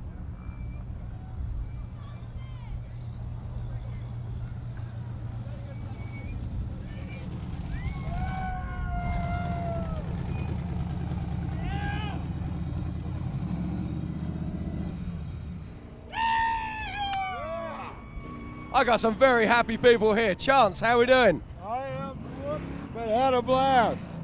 This was amazing. My crew, they're all sitting out there. Jason, Corey, Tony, Steve, Clint, Rick, my wife, Tony's wife, and Eric. If it wasn't for Eric keeping me safe and yelling at me when I was doing stupid stuff, we'd be upside down. So Charles, tell me about your day. What's been happening out there? We just took our time and ran our own race, and there's a whole bunch of rocks somebody put out there. I don't know what they were thinking, but we made it through it, and we got that flat about 5 miles ago when I piled it into a random rock. But I'd like to thank our sponsors. I can't see them from here, so you guys can. You're not getting away that easy. But, right, how about your winch guy here? Has he had a tough day? Not at all. We didn't winch once. No way. No way. We didn't get out and winch one time. We had one guy that was broken in a spot, and he hooked up for us, and we winched for about 20 feet. That was it. Well, that's fantastic. How many times have you raced here before? We made it 20 miles last year. I've never done any of these rock trails. You guys put a hell of a track together, but the only thing I've ever done is Chocolate Thunder. Well, I've got to ask you, how did you find those small trails called Outer Limits and Spooners? They are small trails with very large rocks.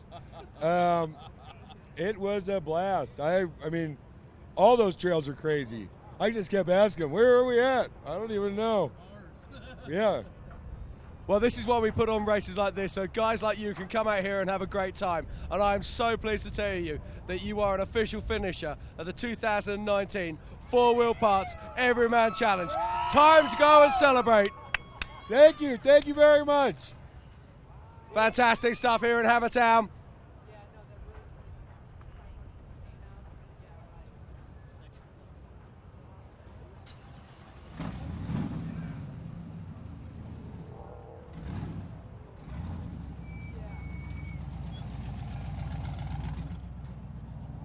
Okay, we've got someone very special joining us on stage now. We've got Alex McNeil coming on stage, 46.75. Why is he special? Because he's the second stock class finisher here today. Alex, how are we doing? I'm doing awesome. I don't think I've ever been doing better. Fantastic. Now, I'm not sure if you're aware, but you are the second stock class finisher today. We knew we were either second or third, so that's awesome to hear. It's fantastic. Now, tell us a bit about your rig. Tell us about all your day. We had actually as close to a flawless race as we could. We had a little bit of trouble with the brakes that we got fixed up right off the bat, but the car was literally flawless, no issues the whole race. We got caught in a bit of traffic on Jack North and waited it out, got through it, and we were able to push through the rest. So the car held up great. I will say my favorite part of the day was passing Eric Miller in his old car. Yeah, it's not many people who get to say they pass Eric Miller. So how about this guy sat next to you? How's his day been? Oh, it's been an absolute blast. It's an absolute pleasure to fill in. I'm filling in for his spotter man. And man, it's been a great run. I ran my ass off up and down the hills, and we made it through. We passed a lot of traffic and didn't get caught up in much. And you know, the rocks is what made our day, right? So. This is our fifth time. This is our fifth time running this race with this car, and this is our first finish. So we're really pumped, and I just want to say thanks to our families and our teammates, because we have the best of both for this, and we couldn't do it without you guys. So thanks so much. Now I've got to ask you a personal question here. If you had to build another stock cast vehicle, would you leave the heater in? Yes. Well, Alex McNeil, you are unofficially second place in the 4 Wheel Parts Everyman Challenge 2019. Go and celebrate. We will. Thank you. Woo!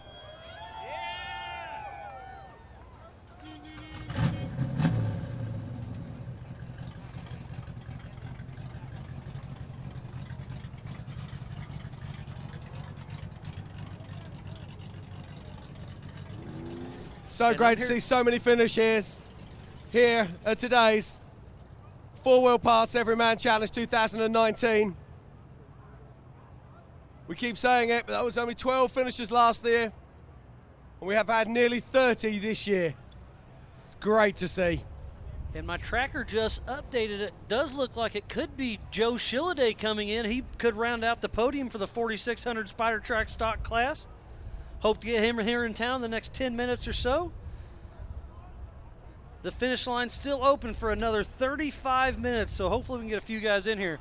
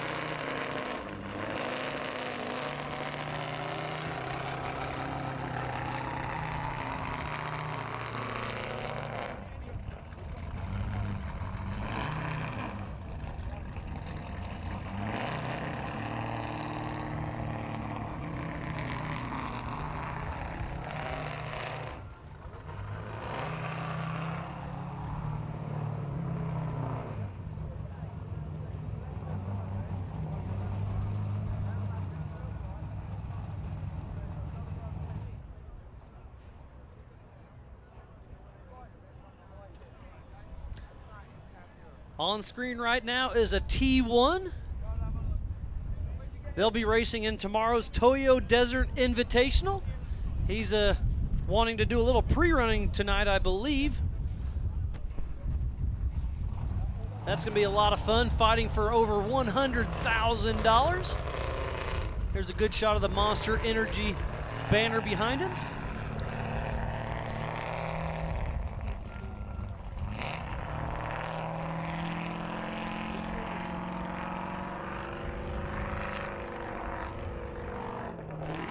Thank you, everybody here on site and back at home. This is the 2019 4 Wheel Parts Everyman Challenge. Not easily, but I'll try and find out. 457. What's the name? 457. 4572. Victor? Hey, there's a man. Hey? Good job. He's a wait. He's like the Rock said.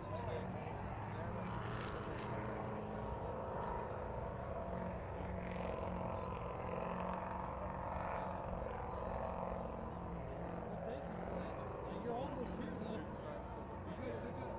The good news is you might make it.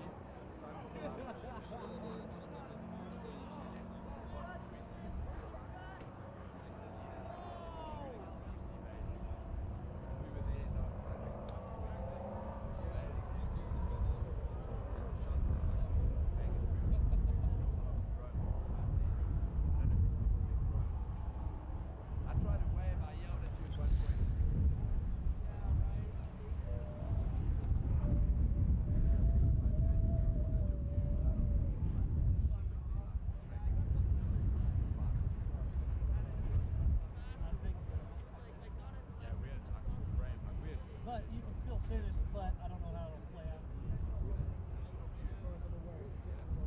Yeah, I think it's in the rocks.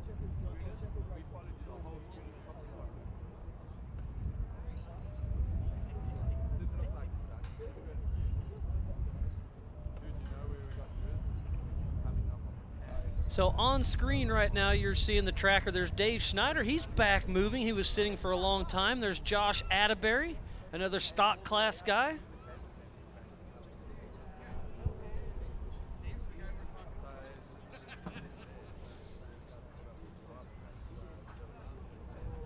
There's Scott Moore still moving at 46 miles an hour.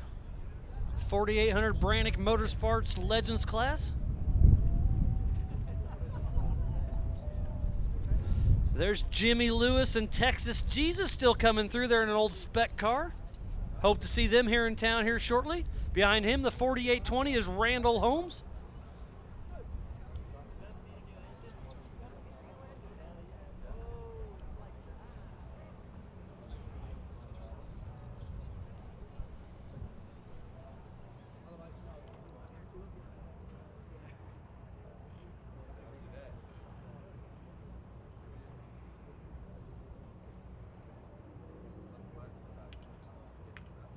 That's what it sounds like.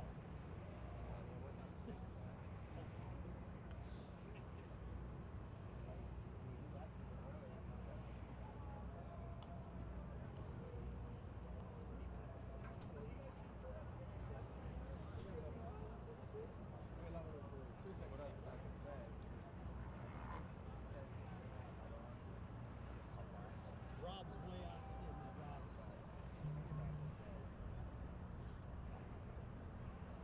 Oh, Michael, not enough to get back here. 141-ish?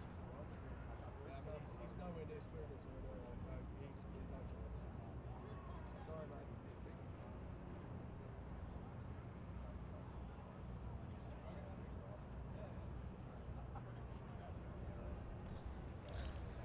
Josh Atterbury still creeping along at 4 miles an hour. Behind him is Scott Morse cruising at 46 miles an hour. There's Jimmy Lewis at 34. Randall Holmes at 27. It's worth noting that everybody left the line this morning at 8 a.m, but all the racers get 10 hours on course. So if you started at 8:15 this morning, your finish time is 6:15 this evening.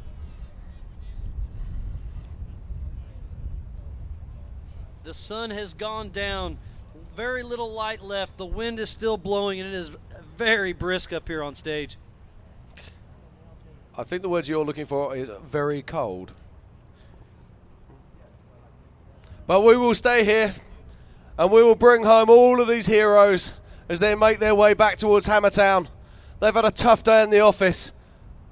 They've had the brutal hammer trials, every single one of them. Let's not forget, this EMC course is actually tougher than the original 4400 hammer trials of old.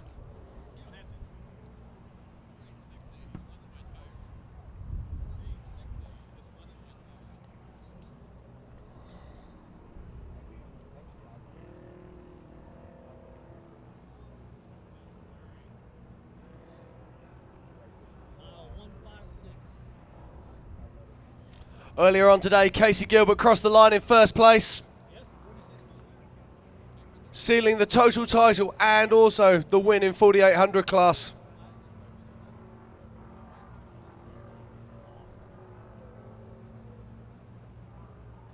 Through the PCI radio, I'm hearing the Gladiator hasn't been moving for a little while, so tough break for Eric Miller. But we sure hope they can bring that on in here to Hammertown at some point tonight. It sounds like they're not having any lockers in the JT right now, so that's probably not making it any easier battling through the rocks, as long as it is. Again, thank you everybody here on site and back at home for tuning in. This is the 2019 Four Wheel Parts Everyman Challenge.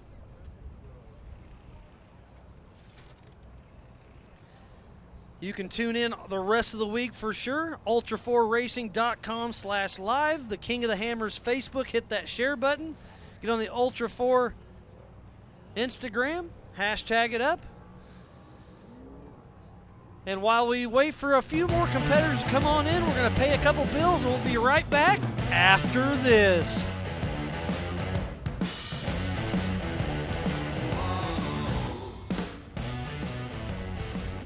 4WP is more than a store. We're truck and Jeep experts and have been for over 50 years. From wheel and tire upgrades to full custom builds, 4WP has you covered. Whether you want to order the best parts online or shop in store, do the work yourself or get it done by a pro, all roads lead to 4WP. Do your rig right. Shop online or find your store at 4WP.com.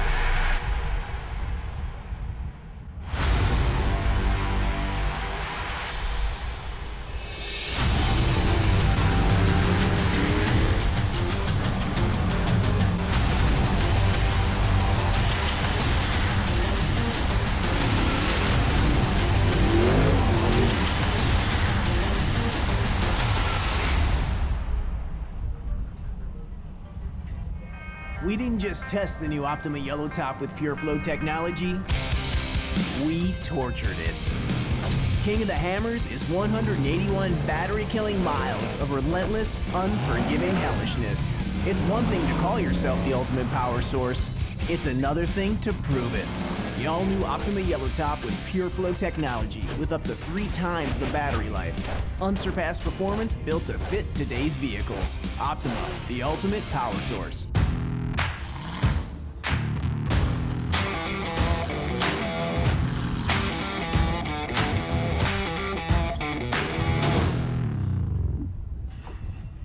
And welcome back to Hammertown for the 2019 Four Wheel Parts Everyman Challenge.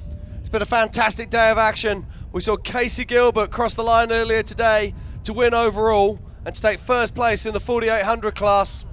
Brad Lovell crossing the line not long after him. And then Bailey Cole coming from absolutely miles back to push Jason Bunch off third on adjusted time and take third place. And as we speak, we've got 4871 crossing the line now. And he'll be coming up on stage at any moment. And it's Dave Schneider in the Trent Fab car, who's shown stationary on trail for quite a long time. So he's going to have a nice backstory, and we'll find out what that is very shortly.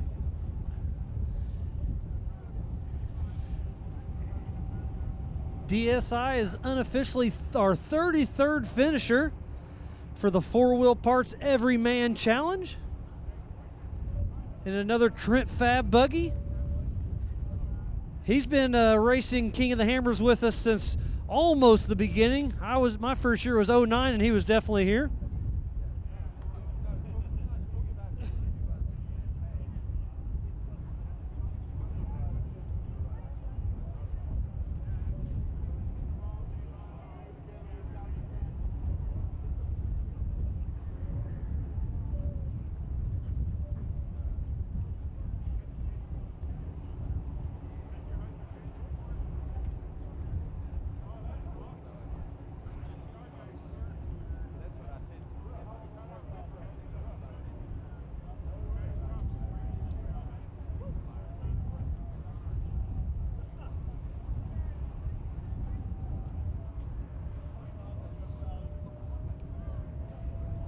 Sounds like William Young may be another 10 minutes out to finish this race as well.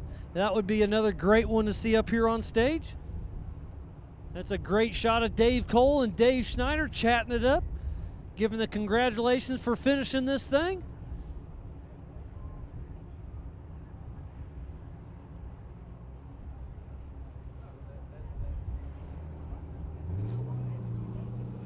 Dave Schneider fires it up. We'll get him up on stage right now. All 4 Nitto tires still holding air.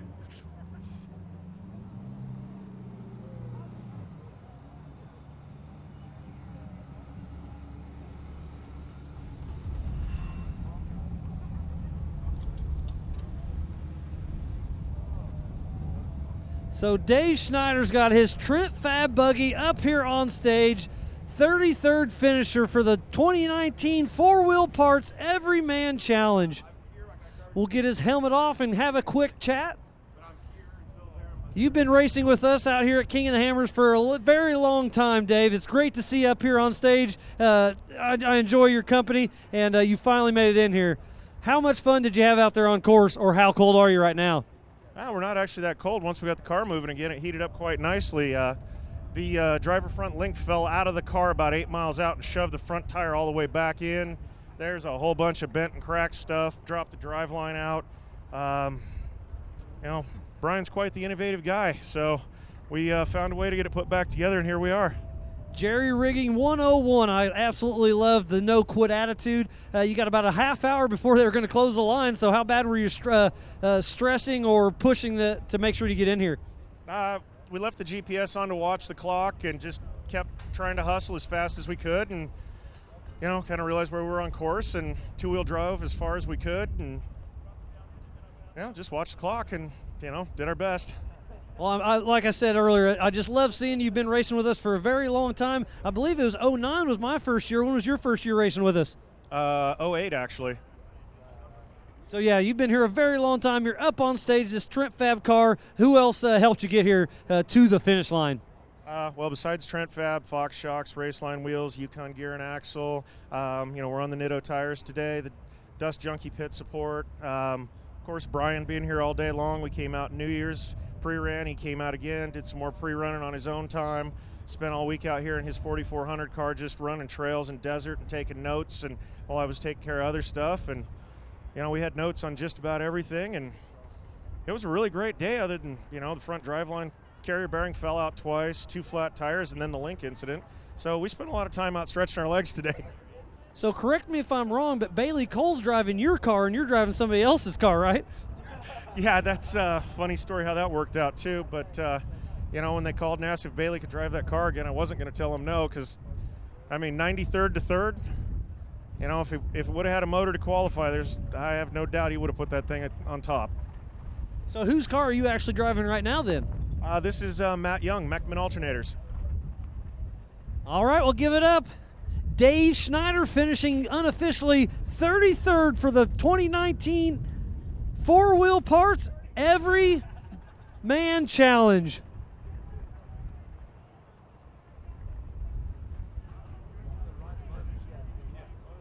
Started 33rd, ends 33rd. I like it. Looks like we have another one coming in town.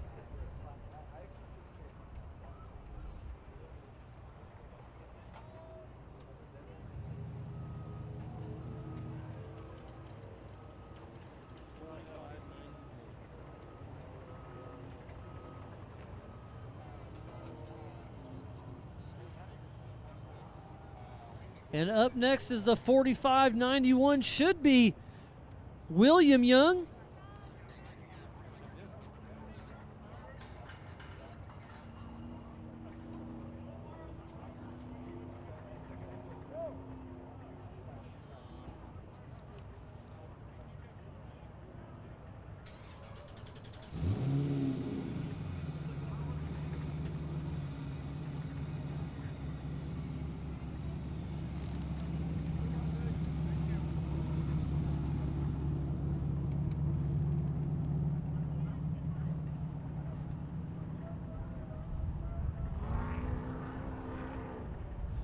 So as night draws in here at Hammertown, we have another finisher, William Young, who's just crossed the line, and we'll get him up on stage in a minute and find out what he's been up to and how his day has been. We keep coming back to the same point, which is that last year there was 12 finishers. This year there's been over 30, and we've been speaking to the drivers and saying, you know, is the course easier? And they're saying no, it's a harder course this year. So why are we seeing more finishers? We've got to think about the weather, we've got to think about cooling, and all of these things play a massive factor. So although this cool weather can be really uncomfortable for the crews, it does mean that it can save transmissions, it does mean it can save engines and drivelines.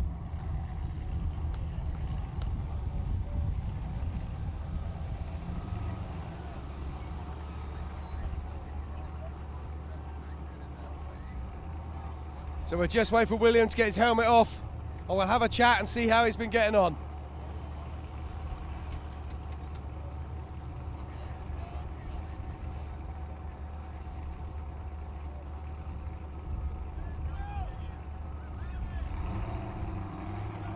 Very different looking car to most we've seen today. 4591 in modified class, of course.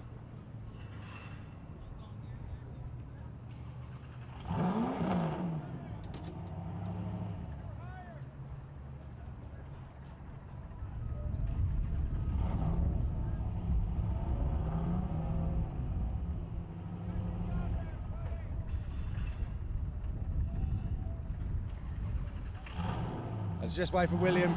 He's undoing all the clips, taking off the pumpers, taking off the radios.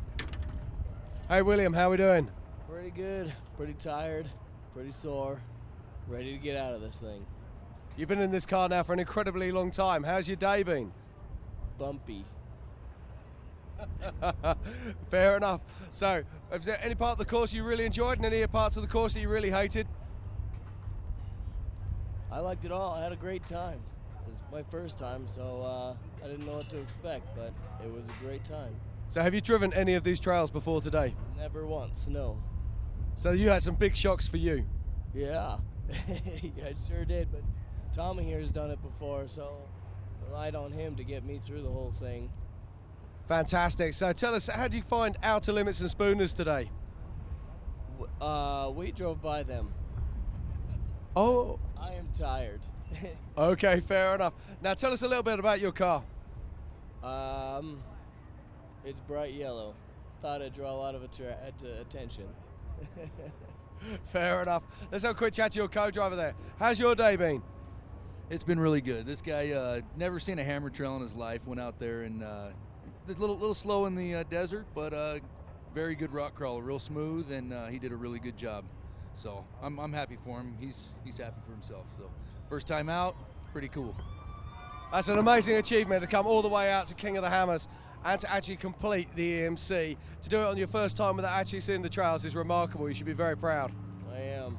I just want to say thanks to D Squared Racing and their whole team, their pit crew, my wife Emily for letting me come out here and do all this, Tommy's wife for letting him come out here and do this. Man, all my friends that have pitched in and helped out, and yeah, I think the pit guys, everybody that's been part of this is a dream come true for me. Fantastic. Well, you're an unofficial finisher in the 4-Wheel Parts Everyman Challenge 2019. So congratulations. Woohoo! I'm tired. Go and stretch your legs. It's time to get out of this car. Congratulations, William Young.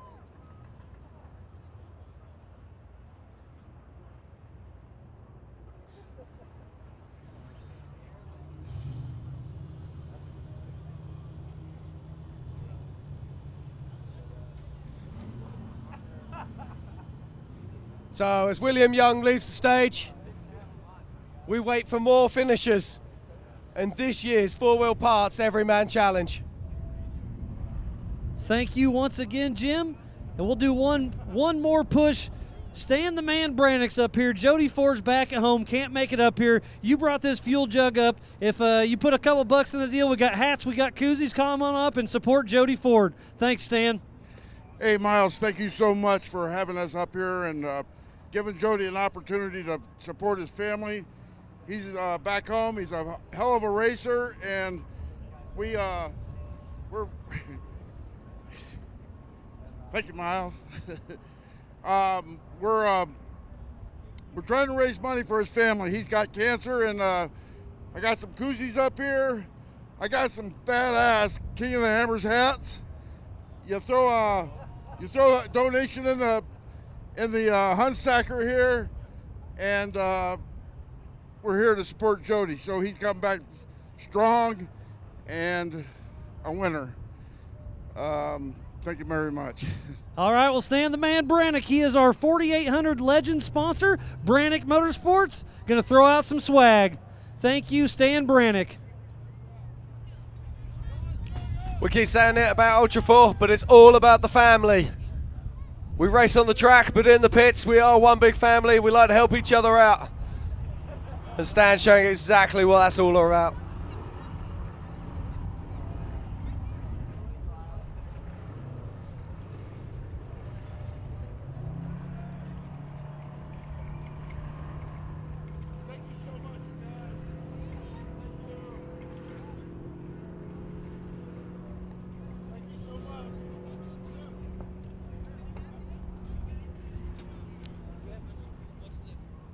So it's a little over 10 minutes left until the 6 o'clock cutoff. But don't forget, we're on adjusted time. So if they started at 8:15, for example, they will have till 6:15 to cross the line. And our race ops is working hard behind the scenes to work out who can and who can't finish, as I see lights coming in towards Hammertown.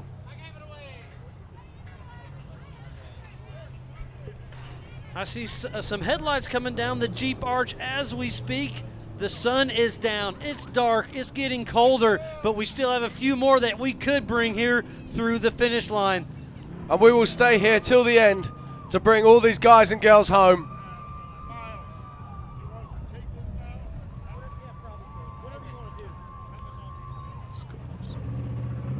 And it looks like Scott Morse crossing the line now.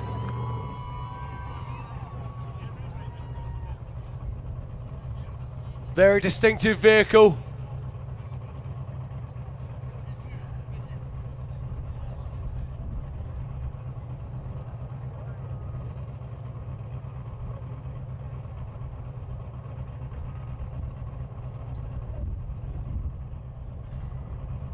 So we're just waiting for Scott Morse to have his tracker removed from his vehicle. And then we'll get him up here on stage and we'll find out how he's been doing and what he's been up to all day.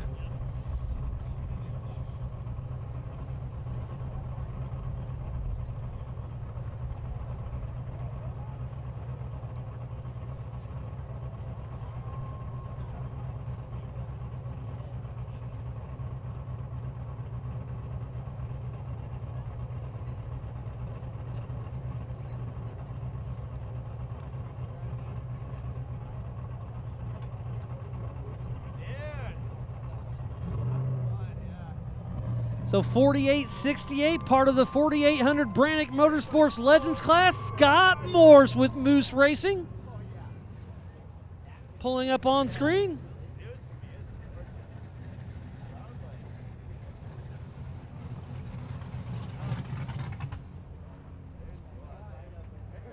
Having a quick snack up here. It's been a long day. You guys have been racing all day long. We'll get your helmet off. And you made it in time, just barely. Had about 15 minutes to go. Been racing almost 10 hours, and to be down to the wire like that, how excited are you to be on the stage here with me? Oh man, I'm ecstatic right now. Just to be able to cross this finish line and this race it's quite an accomplishment. A lot of work went into it. So. How many? You've been racing with us for a little while. How many years have you raced the Everman Challenge with us? This is my second year. Last year we had some mechanical failures, so we were really pushing hard to get it to where it's 100% on the car, and we did great today. Ran into a few problems, but made the best of it and kept going.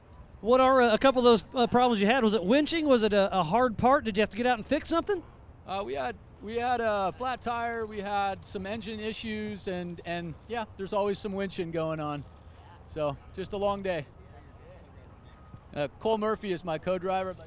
So Cole Murphy over there. Speaking about winching, how hard did you have to run around today and do some winching with that Warn winch? I did it way more than I would have liked. So it was cold this morning. It's starting to get cold once again. But out there running, you probably broke a little sweat from time to time, didn't you? Yeah, and I thought I saw Jesus, and then I realized it was Texas Jesus. I gotta love it, yeah. He's out there on course with Jimmy Lewis still. But we got another finisher for the 2019 Four-Wheel Parts Everyman Challenge. Scott Morse, congratulations, you made it. Who helped you get here? I'd like to say a big thank you to my sponsors, so Yokohama, Method, are the biggest ones. And then Team SEI, I couldn't have done it without you guys. They're huge, huge. And then my parents and my wife and children that are here. Factor 55 as well. Who else we got? Yeah. All right, well, once again, thank you, Scott Morris. You made it into Hammertown for finishing this race. Jim, we've had a lot of fun today, buddy. We have indeed. It's fantastic to see so many people crossing the line. And we've got more vehicles heading towards us. Just listening to race ops, and it sounds like Jesus is making his way towards us, as in Texas Jesus. One of our Hammertown superheroes, and he's sitting next to another superhero in Jimmy Lewis. But it's going to be very tight. They left here at just gone 8 o'clock this morning, and on adjusted time, it's going to be to the wire. They cannot afford to have any problems on the run towards town. So let's see if they've got God on their side.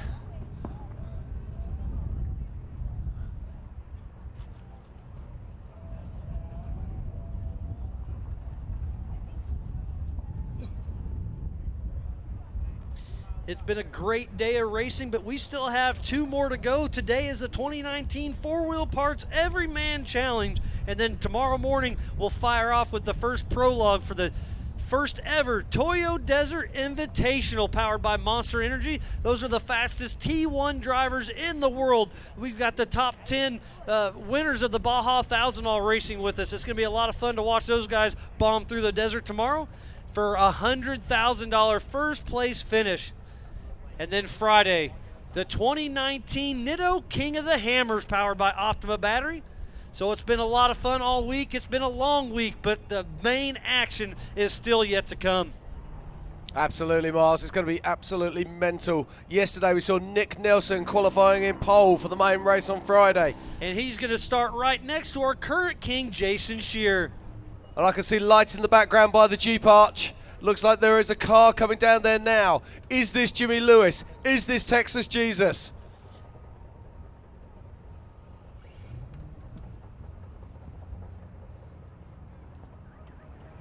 He's Jesus. So the headlights are coming in. Just a couple more final turns. Is this going to be Jimmy Lewis and Texas Jesus? Yes, it is. Grabbing the checkered flag as we speak. They made it into Hammertown. These guys are going to have a lot of fun up here on stage with us. They worked so hard behind the scenes to put all this together. So to see them enjoy themselves on race day is an amazing feat. Can't wait to get those guys up here. Jimmy Lewis finishes his first race ever. And he's cut it to the on 4 wire. wheels. He's cut it to the wire, Miles. 9 hours, 47 minutes. Scrapes it in. But that's all you have to do. As long as you get back inside of time.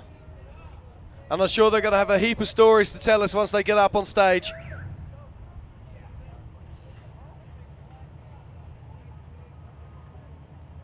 Dave Cole's out getting fist bumps all the way around to some of his crew. That Spec Class car made it to the finish line once again. Jimmy Lewis is a dirt bike guy from forever ago. He's been doing everything from Dakar to King of the Hammers. And to see him race his first time on 4 wheels and make it to the finish line is a great, great feat.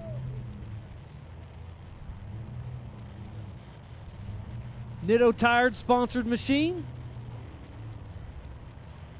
All smiles, all laughs.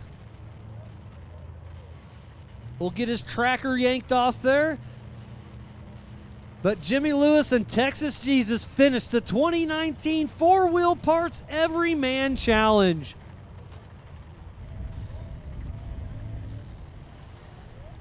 They are both great characters of the sport. I get to hang out with these guys quite a bit behind the scenes, and they're a lot of fun. Can't wait to get up here and help them celebrate.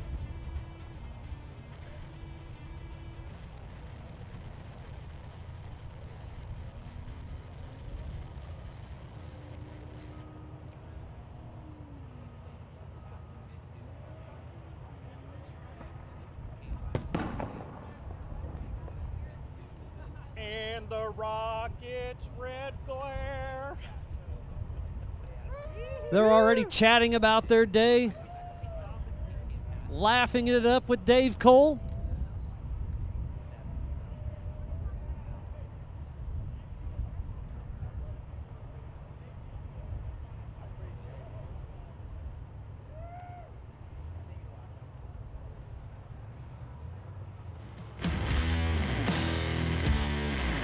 Here they come up to the stage. We'll have Jimmy Lewis and Texas Jesus come on up. I'm sure the crowd's going to go wild for these guys. They got a lot of love from a lot of people.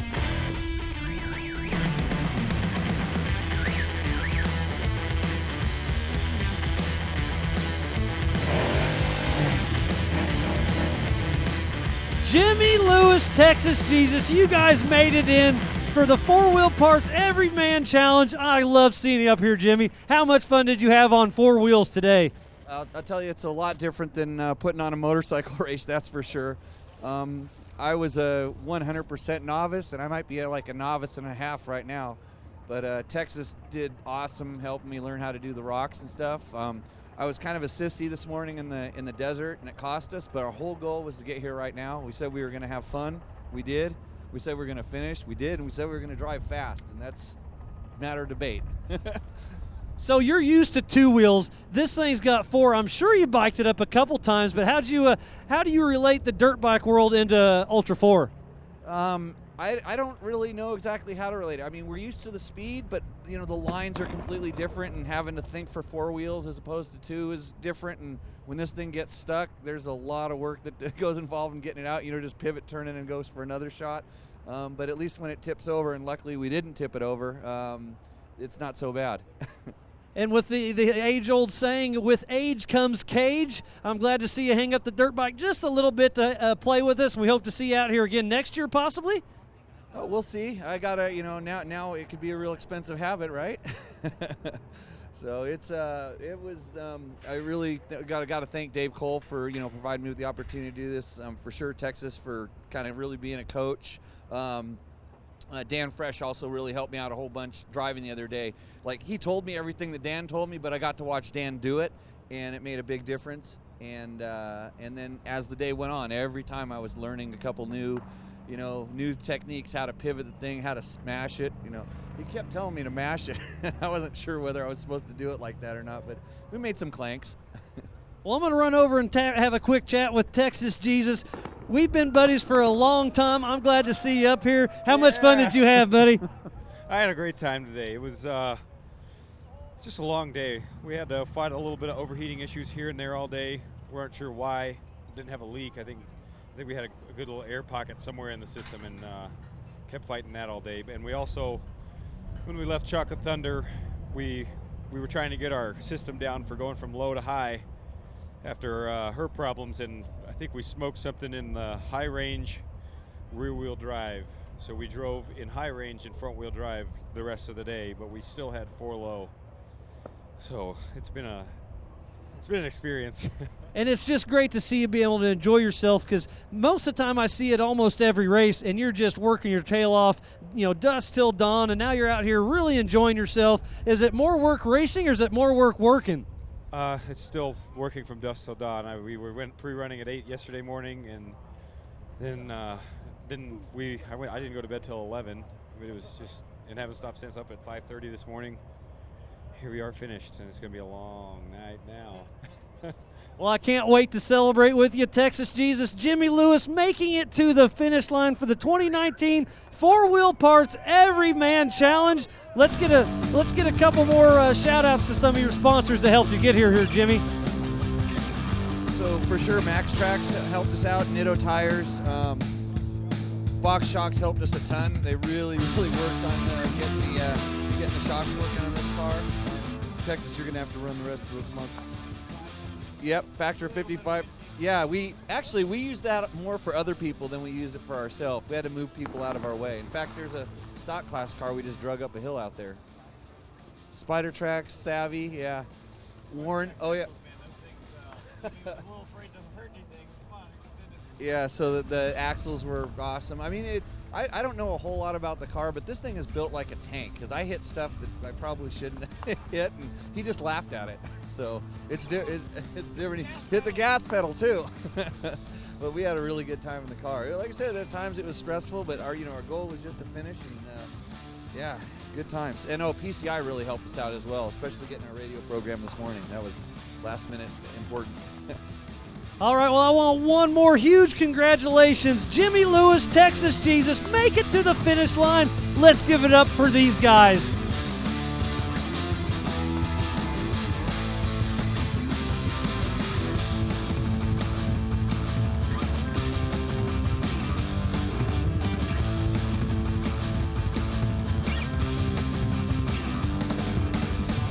Can't wait to celebrate with those guys here in another hour or so. We got hopefully one more car to come in.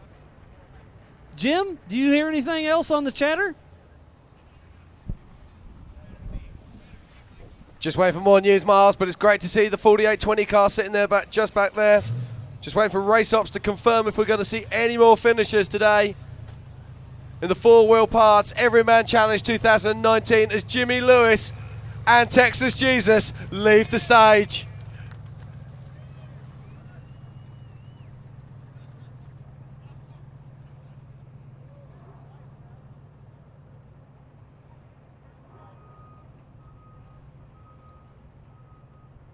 Sounds like Randall Holmes may be coming into town here shortly.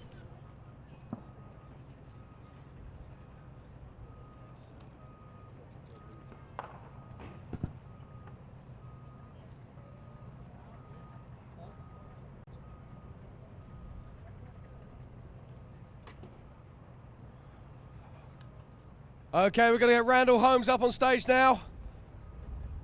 Find out all about his day.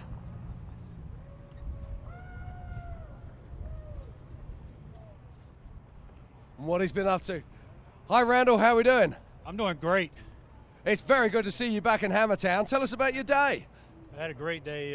Car was fast. Phil Achardi with Liberty Mountain Fab, Brad Flow Shocks did a great job on the tune. We were able to carry a lot of speed in the first lap in the desert section. Got in the rocks nice and smooth. Had a little hiccup in outer limits, burned the winch up. Co-driver was out doing a hell of a job. We burned the winch up, ended up taking a lucky bounce, got over the obstacle, and then from then it was just down spooners and back here, and it was an awesome day. Glad to be here. Third time trying, first time finishing. Fantastic. I love the way you say you just drop down spooners. There's no kind of just drop down spooners. That's a rock hard trail. So it's very, very cool that you're here. Thank you. I got to thank all these guys out here who helped out Race Mile 1. Thank my sponsors, Novozymes North America, American Ethanol, Growth Energy, East Coast Gear Supply, Barnes 4-Wheel Drive, Radflow Shocks, Carolina Epoxy Garage. Special thanks to my girlfriend Jill down there. She did this awesome paint job for me. And then co-driver Scott, he like I said, he did all the work. I just sat here and drove, but he did all the hard work. Well, let's have a quick word with Scott. Scott, how you doing? He's a good listener.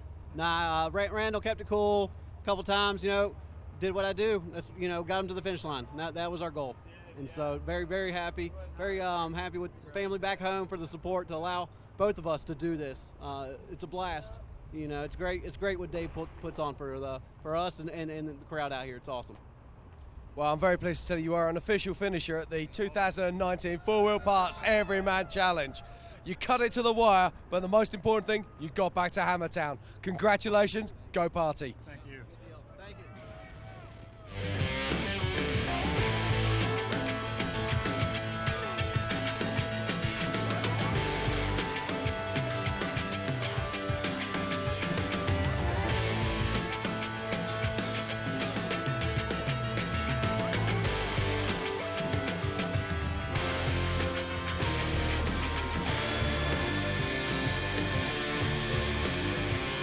Getting a little tick through my PCI radio. Eric Miller might make his time cut. It's going to be down to the second, but that Jeep JT Gladiator may make it into Hammertown.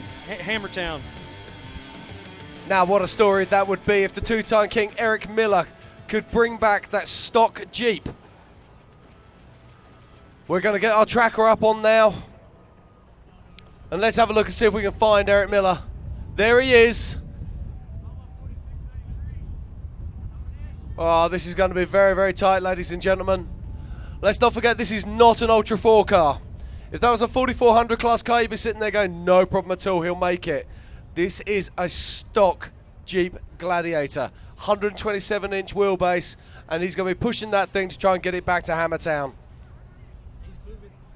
He's moving smooth at 38 miles an hour. There's John Makowitz right around the same spot as he is. Hack Shack. There's Eric Miller running at 30 miles an hour. Sean McNamara. So we have quite a few Spider Track stock guys that are getting close to town. Okay, guys, don't forget we are now past 6 o'clock, so it's going to be down to adjusted time. But most of these guys started from the back of the pack, so there's a 20 or 30-minute time gap.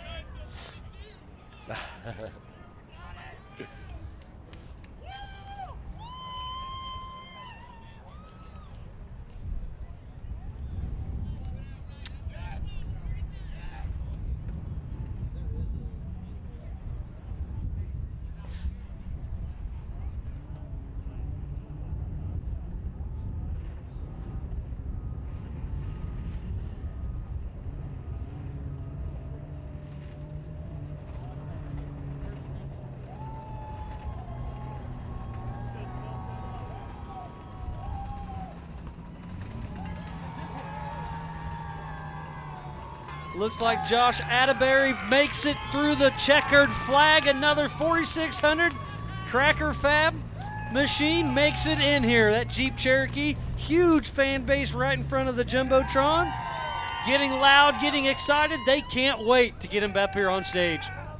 So good to see another finisher in the Spider Track stock class. Last year we only had one finisher in this class. That was Jesse Combs. And this year,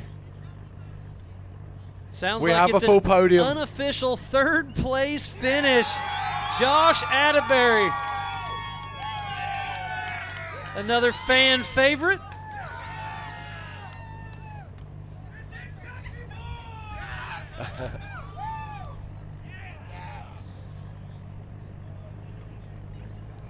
And we'll see if we can get Eric Miller in here. He split duties today with Robbie Gordon in that brand new Gladiator. But right now, Josh Atterbury coming up on stage.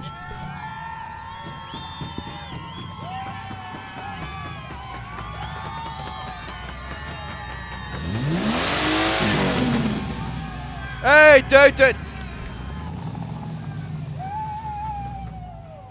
A little champagne celebration. Josh Atterbury up here on stage. We'll have a quick little chat with him. Cracker Fab made it to the finish line.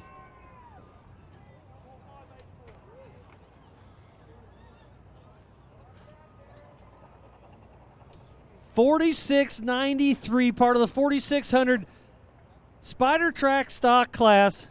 Josh Atterbury makes it to the finish.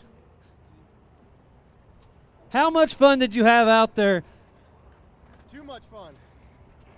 It was awesome. It was a long day. We lost four-wheel drive on Jackhammer, so we've been fighting the rest of the way two-wheel drive, and about 20 miles out, we lost the whole rear axle. So the pinion is currently hanging out of the rear axle. So, but we made it. We're here. Unofficially in third position for the four-wheel parts Everyman Challenge. Josh Atterbury is super excited to be here. Good job. The crowd's going wild. The podium has been filled. Congratulations, Josh Atterbury. So who helped you get here? Got to thank Status Pros. They're our title sponsor this year. Definitely Falcon Tire Ultra Wheel. We did not change a wheel or tire all day. So these are the same four that we left on. ADS shocks kept us going through the desert great. Yukon gear and axle, it was great, except for our pinion bearing now. But yeah, I don't know if they'll warranty those or not, but I guess we'll see. Yeah, Rad Designs, and of course our family and Dirty Chonies race support. Woo! without them, we couldn't have got through the day. So it was an awesome day. I can't believe we're up here right now. Well, let's get loud one more time. Josh Atterbury on the podium unofficially for the 2019 Four-Wheel Parts Everyman Challenge in the Spider Track Stock Class. Josh Atterbury. Jim, this has been a lot of fun today. We've had over 30 people finish today's race, and we got a couple more to go. It's absolutely fantastic, Miles. It's so good to see. We're past 6 o'clock now. We're into the dying embers of this race. And what a race it's been. It's a race that Casey Gilbert crossed the line first on earlier today. Closely followed by Brad Lovell. Then Jason Bunch. But he was edged out by Bailey Cole after he did a crazy run coming from near the back to take third overall.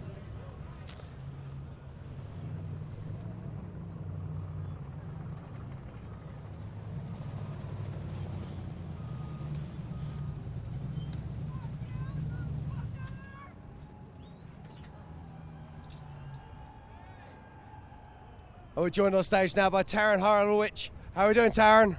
Pretty good, man. It's very nice to have you back in Hammertown. How's your day been? Very, very long. Did we make it? You've made it inside. I'm just going to get clarification of that. But it's looking pretty good. Awesome. This is a wicked race. I'm so tired. We've been sitting in that car for 10 hours. Have you had to get out at all? A couple times. We had a flat, steering issues, all sorts of stuff. Rad fans. Our motor's pegged at 250 right now. Wow. Let's talk to your co-driver there. How's it been for you? It's been a bit of a stretch. I am just shaking. I'm just so happy to finish. I know my wife's watching at home. I love you. He's tired. He was doing all the running around, so he worked his butt off. Well, it's a very hard race. It's a very tough race. Okay, it's a very tough race indeed. But the best thing is you got home back to Hammertown. I have got confirmation for you. And it's probably not what you want to hear. You've missed it by 43 seconds. But that means that you've got to come back here next year and try once again. So we want to see you here. Will you got to come back? Maybe. I'm sure we will. But whatever happens, it's time to party because you got back here into Hammertown for the Four-Wheel Parts Everyman Challenge 2019. Congratulations. Thanks, buddy.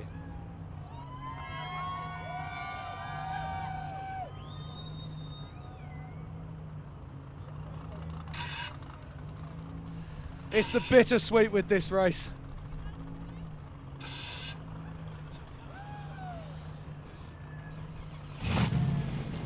There she goes, bursting into life.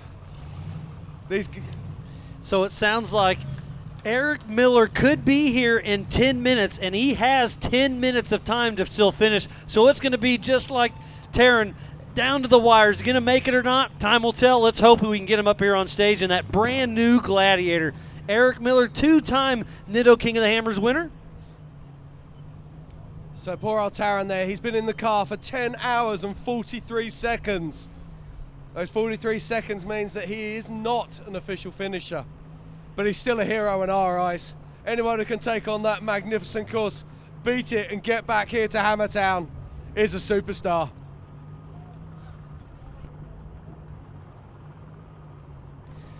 Looks like there's Josh Ebel in that Bomber fabrication car.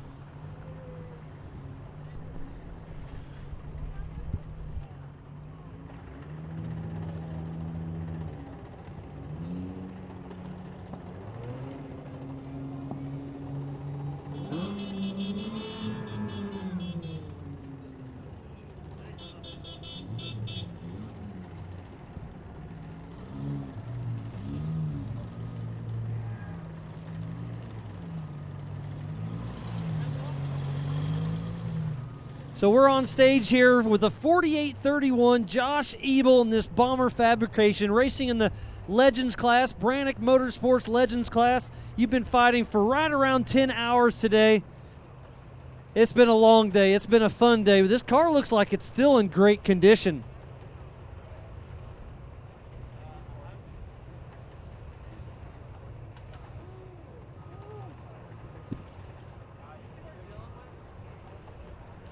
Mars is just helping Josh here.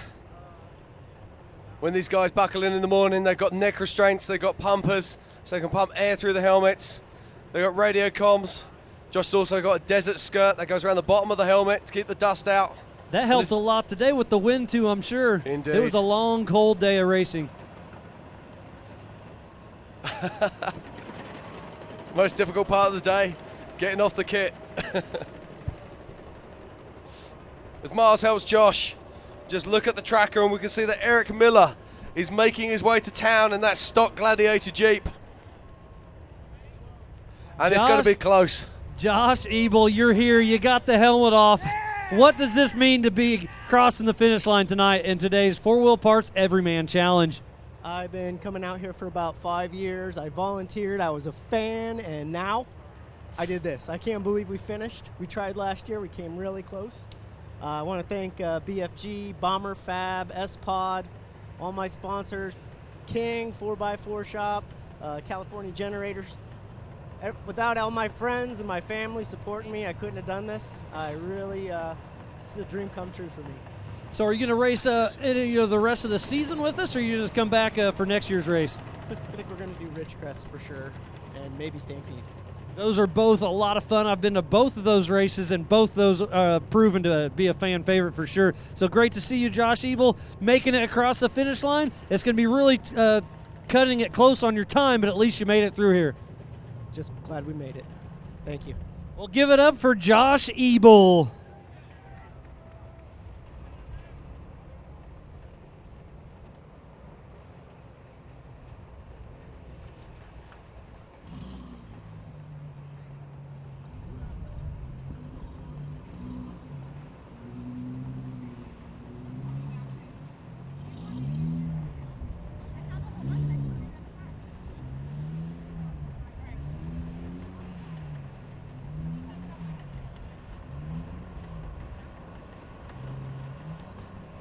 Looking like right there, Sean McNamara, the 4696, still moving. He's going to be cutting it close as well. Right behind him, two-time king Eric Miller in that brand new Jeep Gladiator. He's cruising right now at 34 miles an hour, so it's going to be down to the wire. Behind him, Patrick Beckwith. Dave Oliver still moving. And then look back in the Hammer Trails. There's still a slew of cars sitting there. It's dark. It's cold. They've been in the car for over 10 hours. Yeah, it's going to be a long night for some of these crews. They stay out on the trails, repairing their cars, trying to get them back to bits. But the great news is there's far fewer of them still out there than there was this time last year. Let's not forget we only had 12 finishers last year. This year we have nearly 40 finishers, and there's still more making their way towards Hammertown as we speak.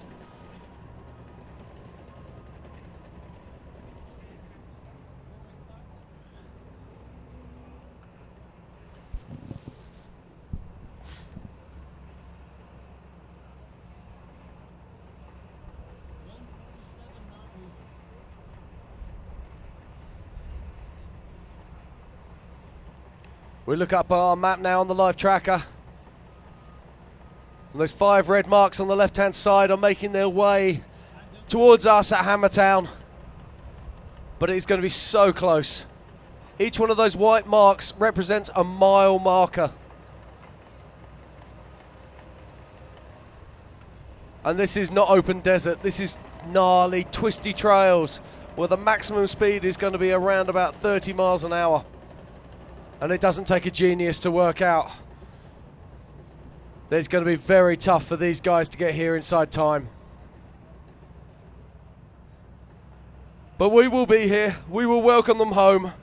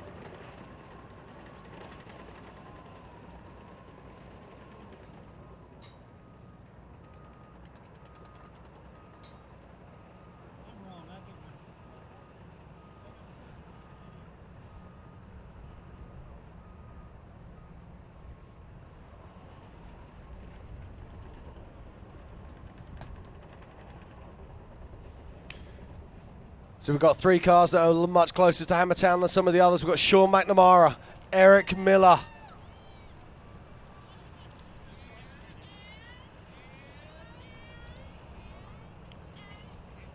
This is going to be very close, ladies and gentlemen. We are watching the clocks up here. We're in constant communication with race ops to see where we're at. Time to cross your fingers, cross your legs, and get everything ready. Let's see if we can bring these guys home. It's been a great day of racing for the 2019 Four Wheel Parts Everyman Challenge. Thank you everybody here on site and back at home for staying tuned in. We've had a great day, and we still have 2 big days of racing. We still have tomorrow's Toyo Desert Invitational, the T1 trucks hitting the desert floor, powered by Monster Energy Drink. And they're going to be battling for over $125,000 tomorrow. And then that leads us straight into the 2019 Nitto King of the Hammers, powered by Optima Battery on Friday. They'll be battling for over $125,000 as well.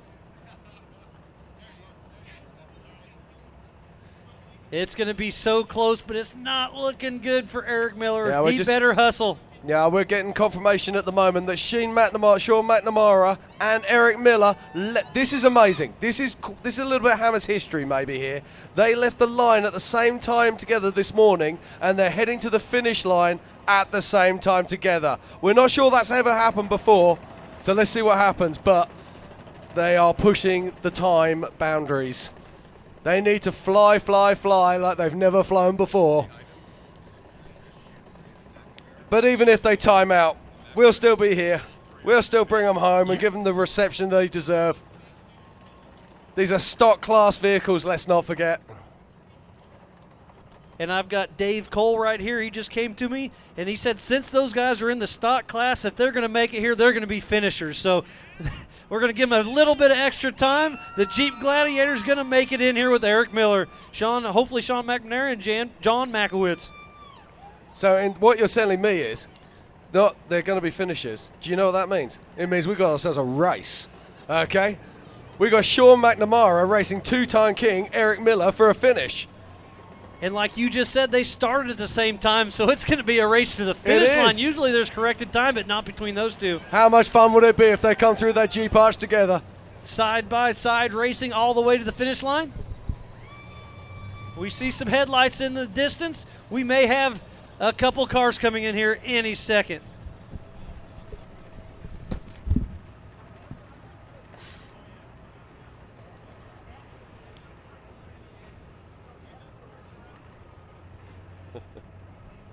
Miles runs to the edge of stage now, looks out across towards King Hill to see if he can see some headlights. I can't see any headlights quite yet, but they should be getting very close. We have 3 guys racing to the finish. John Makowitz, Eric Miller, Sean McNamara. And Dave just made the call. Since they've been battling all day long in this stock class, he's going to give them a finish. Great call by Dave Cole. It's also worth noting that John Makowitz is also heading towards the line. He still has 6 minutes to make it. He really could be here in time.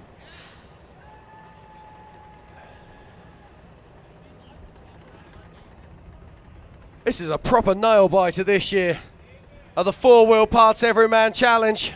I walk out just a little bit further, and now I do see headlights on one of those stock rigs coming in. So about 1 more minute, we'll see him in the Jeep arch, but we got some action coming into Hammertown.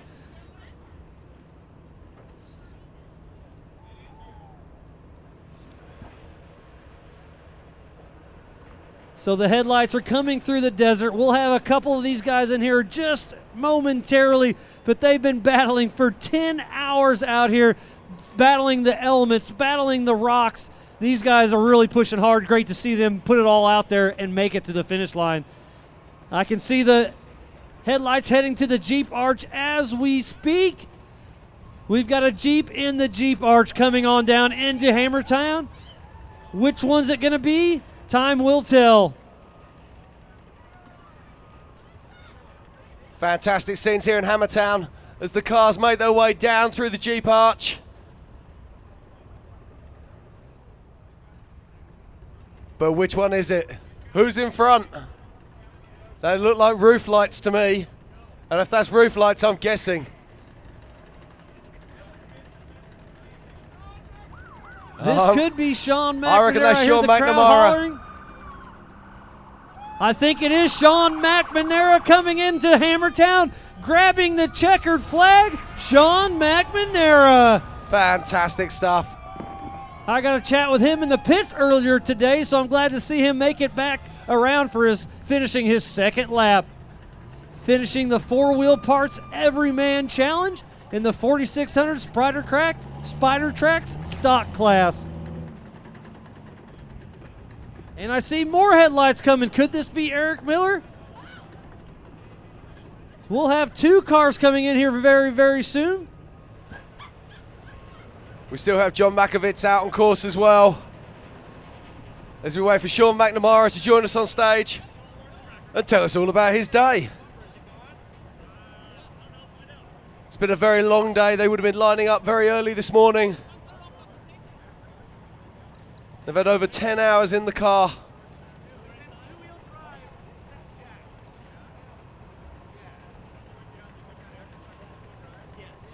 And I believe this is Miller. Eric Miller, 2-time Nitto King of the Hammers winner, coming down the Jeep arch in that brand new Jeep Gladiator coming in town. What a sight to see. That thing's got probably 300 miles on it since it was brand new just 2 weeks ago, and it's going to come into Hammertown. And Eric Miller's really pushing hard all the way to the end. That Jeep JT truck is grabbing the checkered flag as we speak. Eric Miller makes it through the 4-wheel parts Everyman Challenge. The savvy JT makes it, Jim. That's amazing. A stock Jeep Gladiator JT. As Sean McNamara joins us on stage.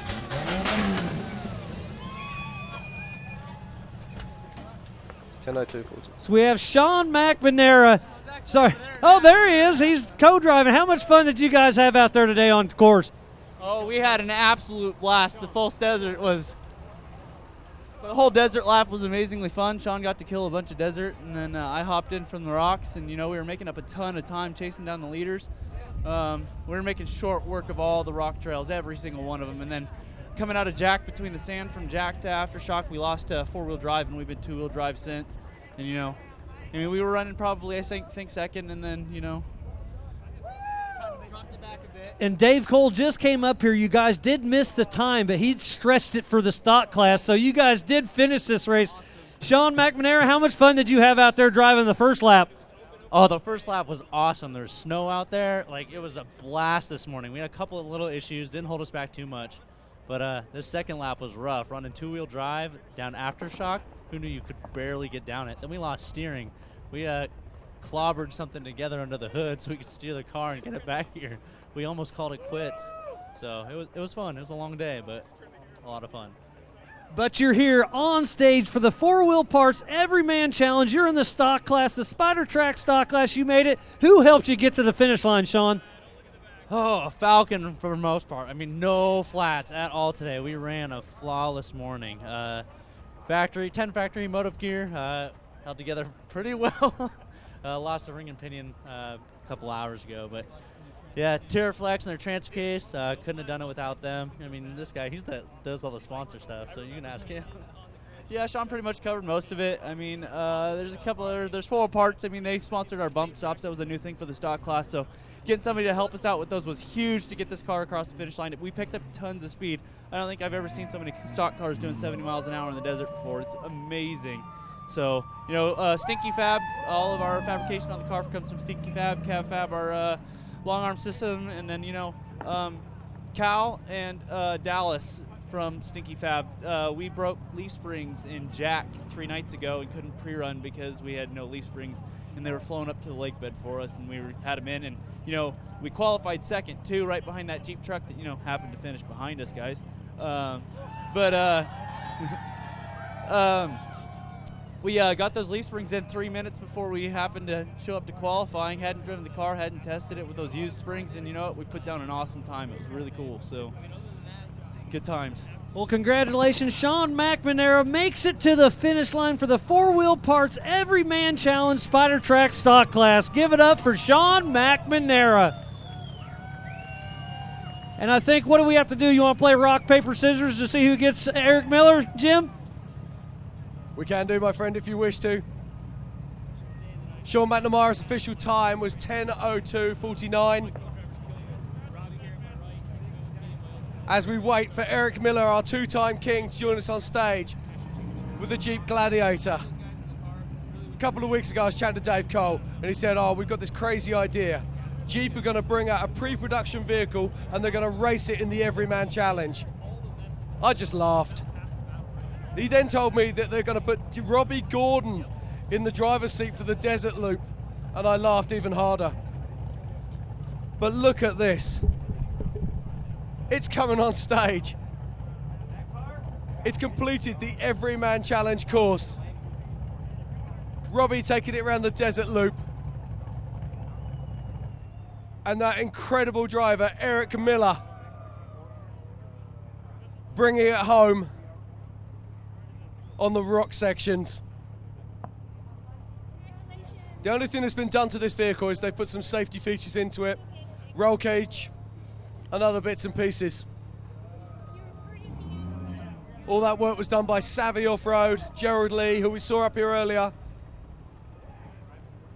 Dan Fresh bringing one of his cars across the line.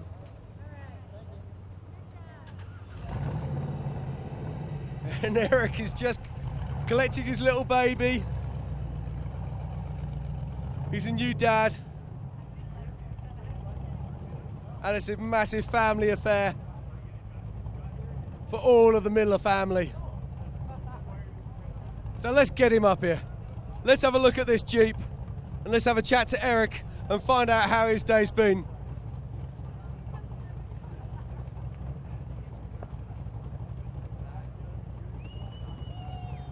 Good evening, Eric. How are you doing? Great, Jim. How about yourself? I'm fantastic. I'm still smiling. I cannot believe you've brought this Gladiator to the finish line. We were grinning ear to ear all day. I mean, we actually left main pit with no front locker, and found out shortly after that we didn't have a rear either. So, like, to say that it was a challenge today is an understatement. But I had the two best guys in this car with me to do that. You know, Robbie's been with me out here since I started back in 2010, and Nate the last couple of years running regional races. We won the national championship together. So these guys in the rocks cleared up every mess in front, made it happen, and then got this thing through because, like I said, it was handicapped. You know, we had issues with the aftermarket lockers. The Jeep, though, it was a tank all day. I mean, the way that this thing is built is phenomenal. I mean, honestly, the last stretch there on Emerson, I looked over to him and I said, what do you guys think this thing will do? I mean, we've beat the ever-living heck out of it all day. You know, what will it touch? We hit 92 and it was smooth as glass, and it's just remarkable. It's a testament to what they built. And it's really, really cool to have them back out here racing, and I'm proud to have brought it around and finished the EMC because it is no small feat, I'll tell you that. It's been incredible. We've been watching all day on the video feeds, and you say your co-drivers there have been remarkable. We've seen them walking out in front of this vehicle, picking lines, choosing lines, helping other crews, and making sure that you can get to the finish. All day long. That's what King of the Hammers is really about. It's the teamwork. I mean, we're racing against each other, but we're all here for the same common goal. We want to finish this race because it's the toughest race in the world. And to finish here in this truck is, I'm so proud. Now, we've had some crews saying that you're cheating because you still have a heater in here. What do you say to that? I think the windshield's a bigger advantage. We hit a silt bed out there on the last part of the desert, and I had my visor up, and we had the wipers going. But no, it's this truck is awesome, but I could definitely feel the 136-inch wheelbase in the rocks, and yeah, if it wasn't for that worn winch up front, I don't know if it'd be here. I used that thing harder today with Robbie and Nate than I think I have in my whole time wheeling Johnson Valley.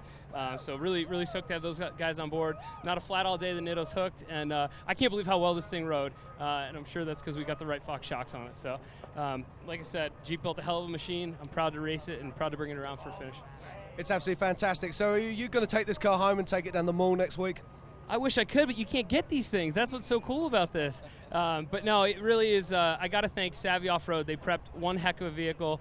Ultra 4 Dave Cole for the opportunity, and most importantly, my teammates, because last night, we went over to Gerald's and went through everything just to make sure it was good to go for race day. And if it wasn't for all that teamwork together, Leah supporting me out here, I wouldn't be able to do it. So really, really proud and thankful to have the support I do behind me. Well, Eric, it's been absolutely fantastic to see this. Now, I've got to have a quick word with one of your co-drivers. I say one, as there is two. So, Rob, how was today? It's very interesting. We went out there, a lot of vehicles, a lot of people out there, and usually in the big car we're just going up through everything, and it just makes it. This was actually very fun, big challenge. We did the best we could do, and like he said, there were some minor difficulties we had with, aftermarket lockers that held us up quite a bit, but we did all we could do and had a blast doing it. It was a lot of fun working with the other teams, getting other cars through. Me and Nate were screaming back and forth at each other because this thing's so long that it helped to have one person in the back and one person in the front, because you don't know what's there. So it was awesome. I'm stoked to have this opportunity, driving with these guys, and it just had a great day, I think. Well, Jeep is an iconic American brand, and we've got some iconic drivers and co-drivers sitting in this vehicle. We're very proud to say that you are finishers of the 2014 Four Wheel Parts Everyman Challenge 2019. Thanks, Jim. I got to say, if they haven't trail rated this thing, we did today. Well, I think you've just done all Jeep's testing for the next 5 years. Congratulations. Thanks, man.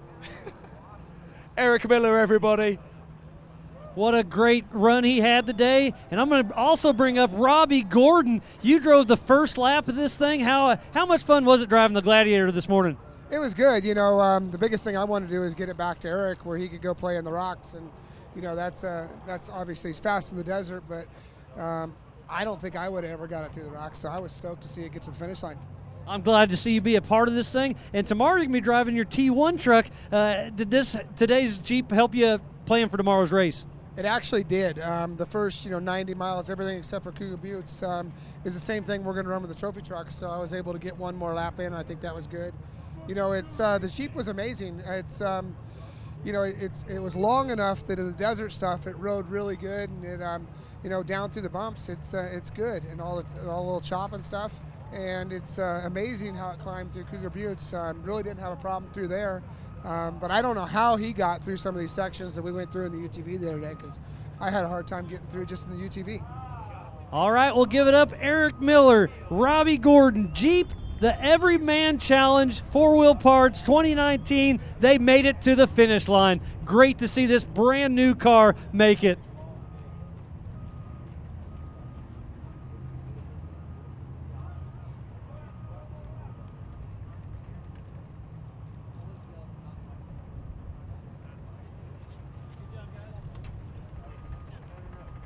Great job. Robbie Gordon, Eric Miller, two champs of their own sport. Great run for them in the Gladiator. We'll get another guy up here, but great job for bringing the Gladiator on home, finishing the 2019 Four Wheel Parts Everyman Challenge.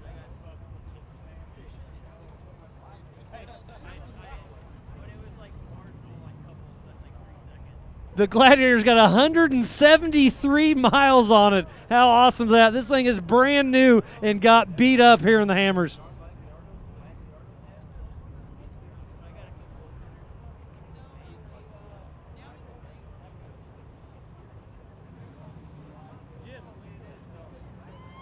You can do it if you want. Who is it?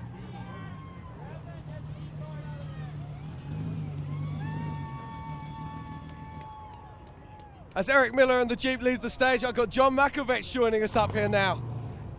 John, how are we doing? We're doing good. We had a long, rough day. A lot of stuff went wrong, but we knew it was going to be tight to get in here. I'm glad we made it. So you're saying a few bits have gone wrong. Tell us about what's been happening out there. We were driving the first desert section out of pit 1, and we were hauling the mail, and we got out. Something was feeling fishy. We had 2 flats. We only got 1 spare, so we swapped it onto the front and ran the living hell out of that other one. And we got some of the poor boys' tires at the next round at pit 1, and then we were back up to speed. So we got to say thanks to them for loaning us some tires. We got to square up afterwards.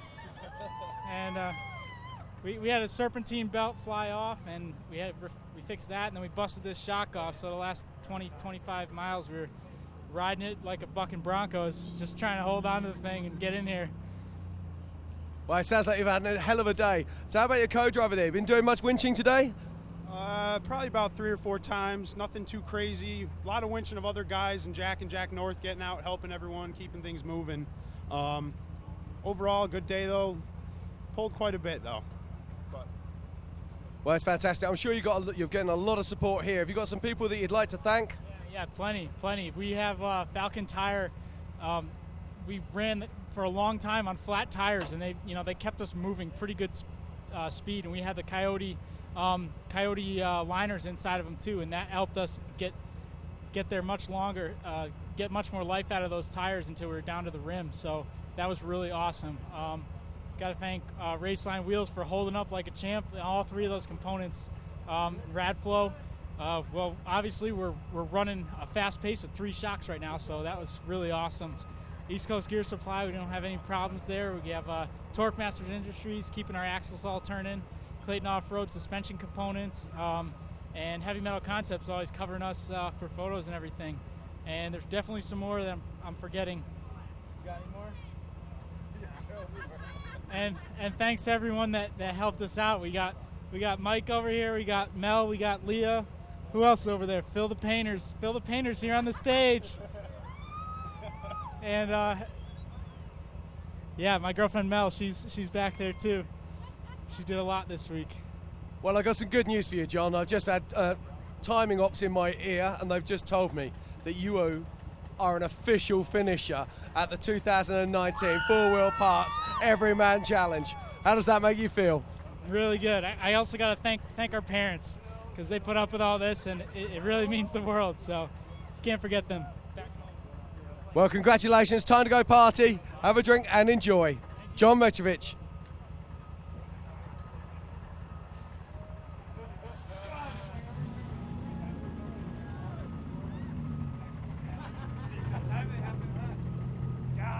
Up next, the 4810 Patrick Beckwith. And everything we are saying is unofficial, but I believe Dave extended it for everybody, so he may be a finisher.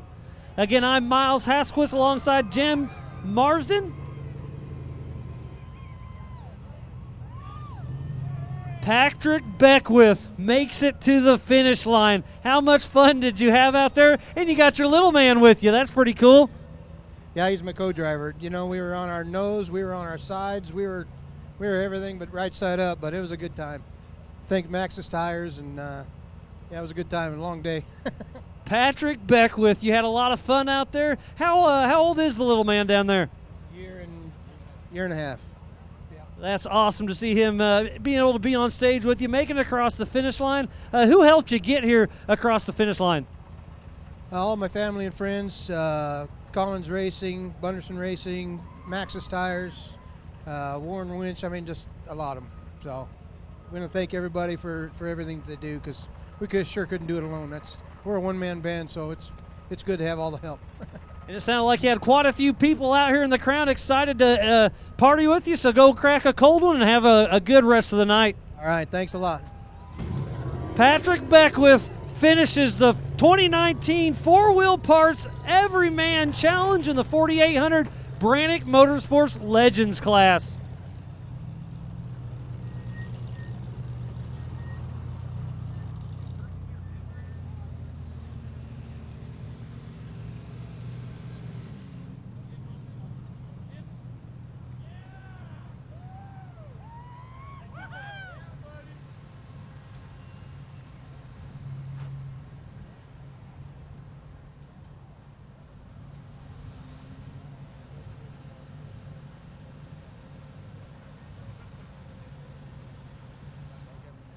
So Dave Oliver, I'm hearing a little bit of chatter. Is this your first time racing here in the Hammers and finishing this race?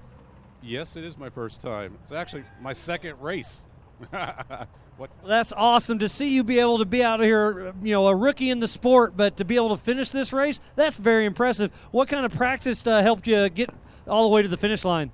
It was more prep work where my guys from Goodall Racing couldn't have done it without them, and Sinfab, and definitely this guy right here, Andrew Brown. He was my rock guy. I mean, he got out there and guided me through. I did what he said, and here we are. So you finished this race your first time. There's lots of people that have raced this multiple times, never got a finish. So you ought to be very proud to finish the 4-wheel parts Everyman Challenge. Congratulations, Dave Oliver. Thank you. Thank you very much. All right, we'll get back to camp. Have fun with the family and friends, and congratulations finishing this race.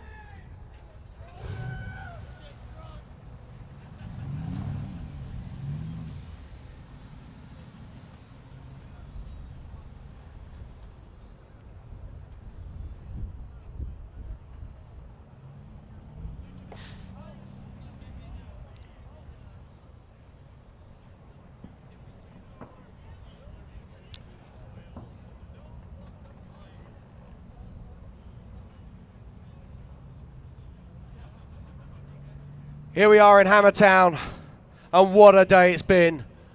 At 8 o'clock this morning, we had nearly 100 vehicles leave the line across 3 different classes, 4800, 4600 and 4500. It's been a day full of drama.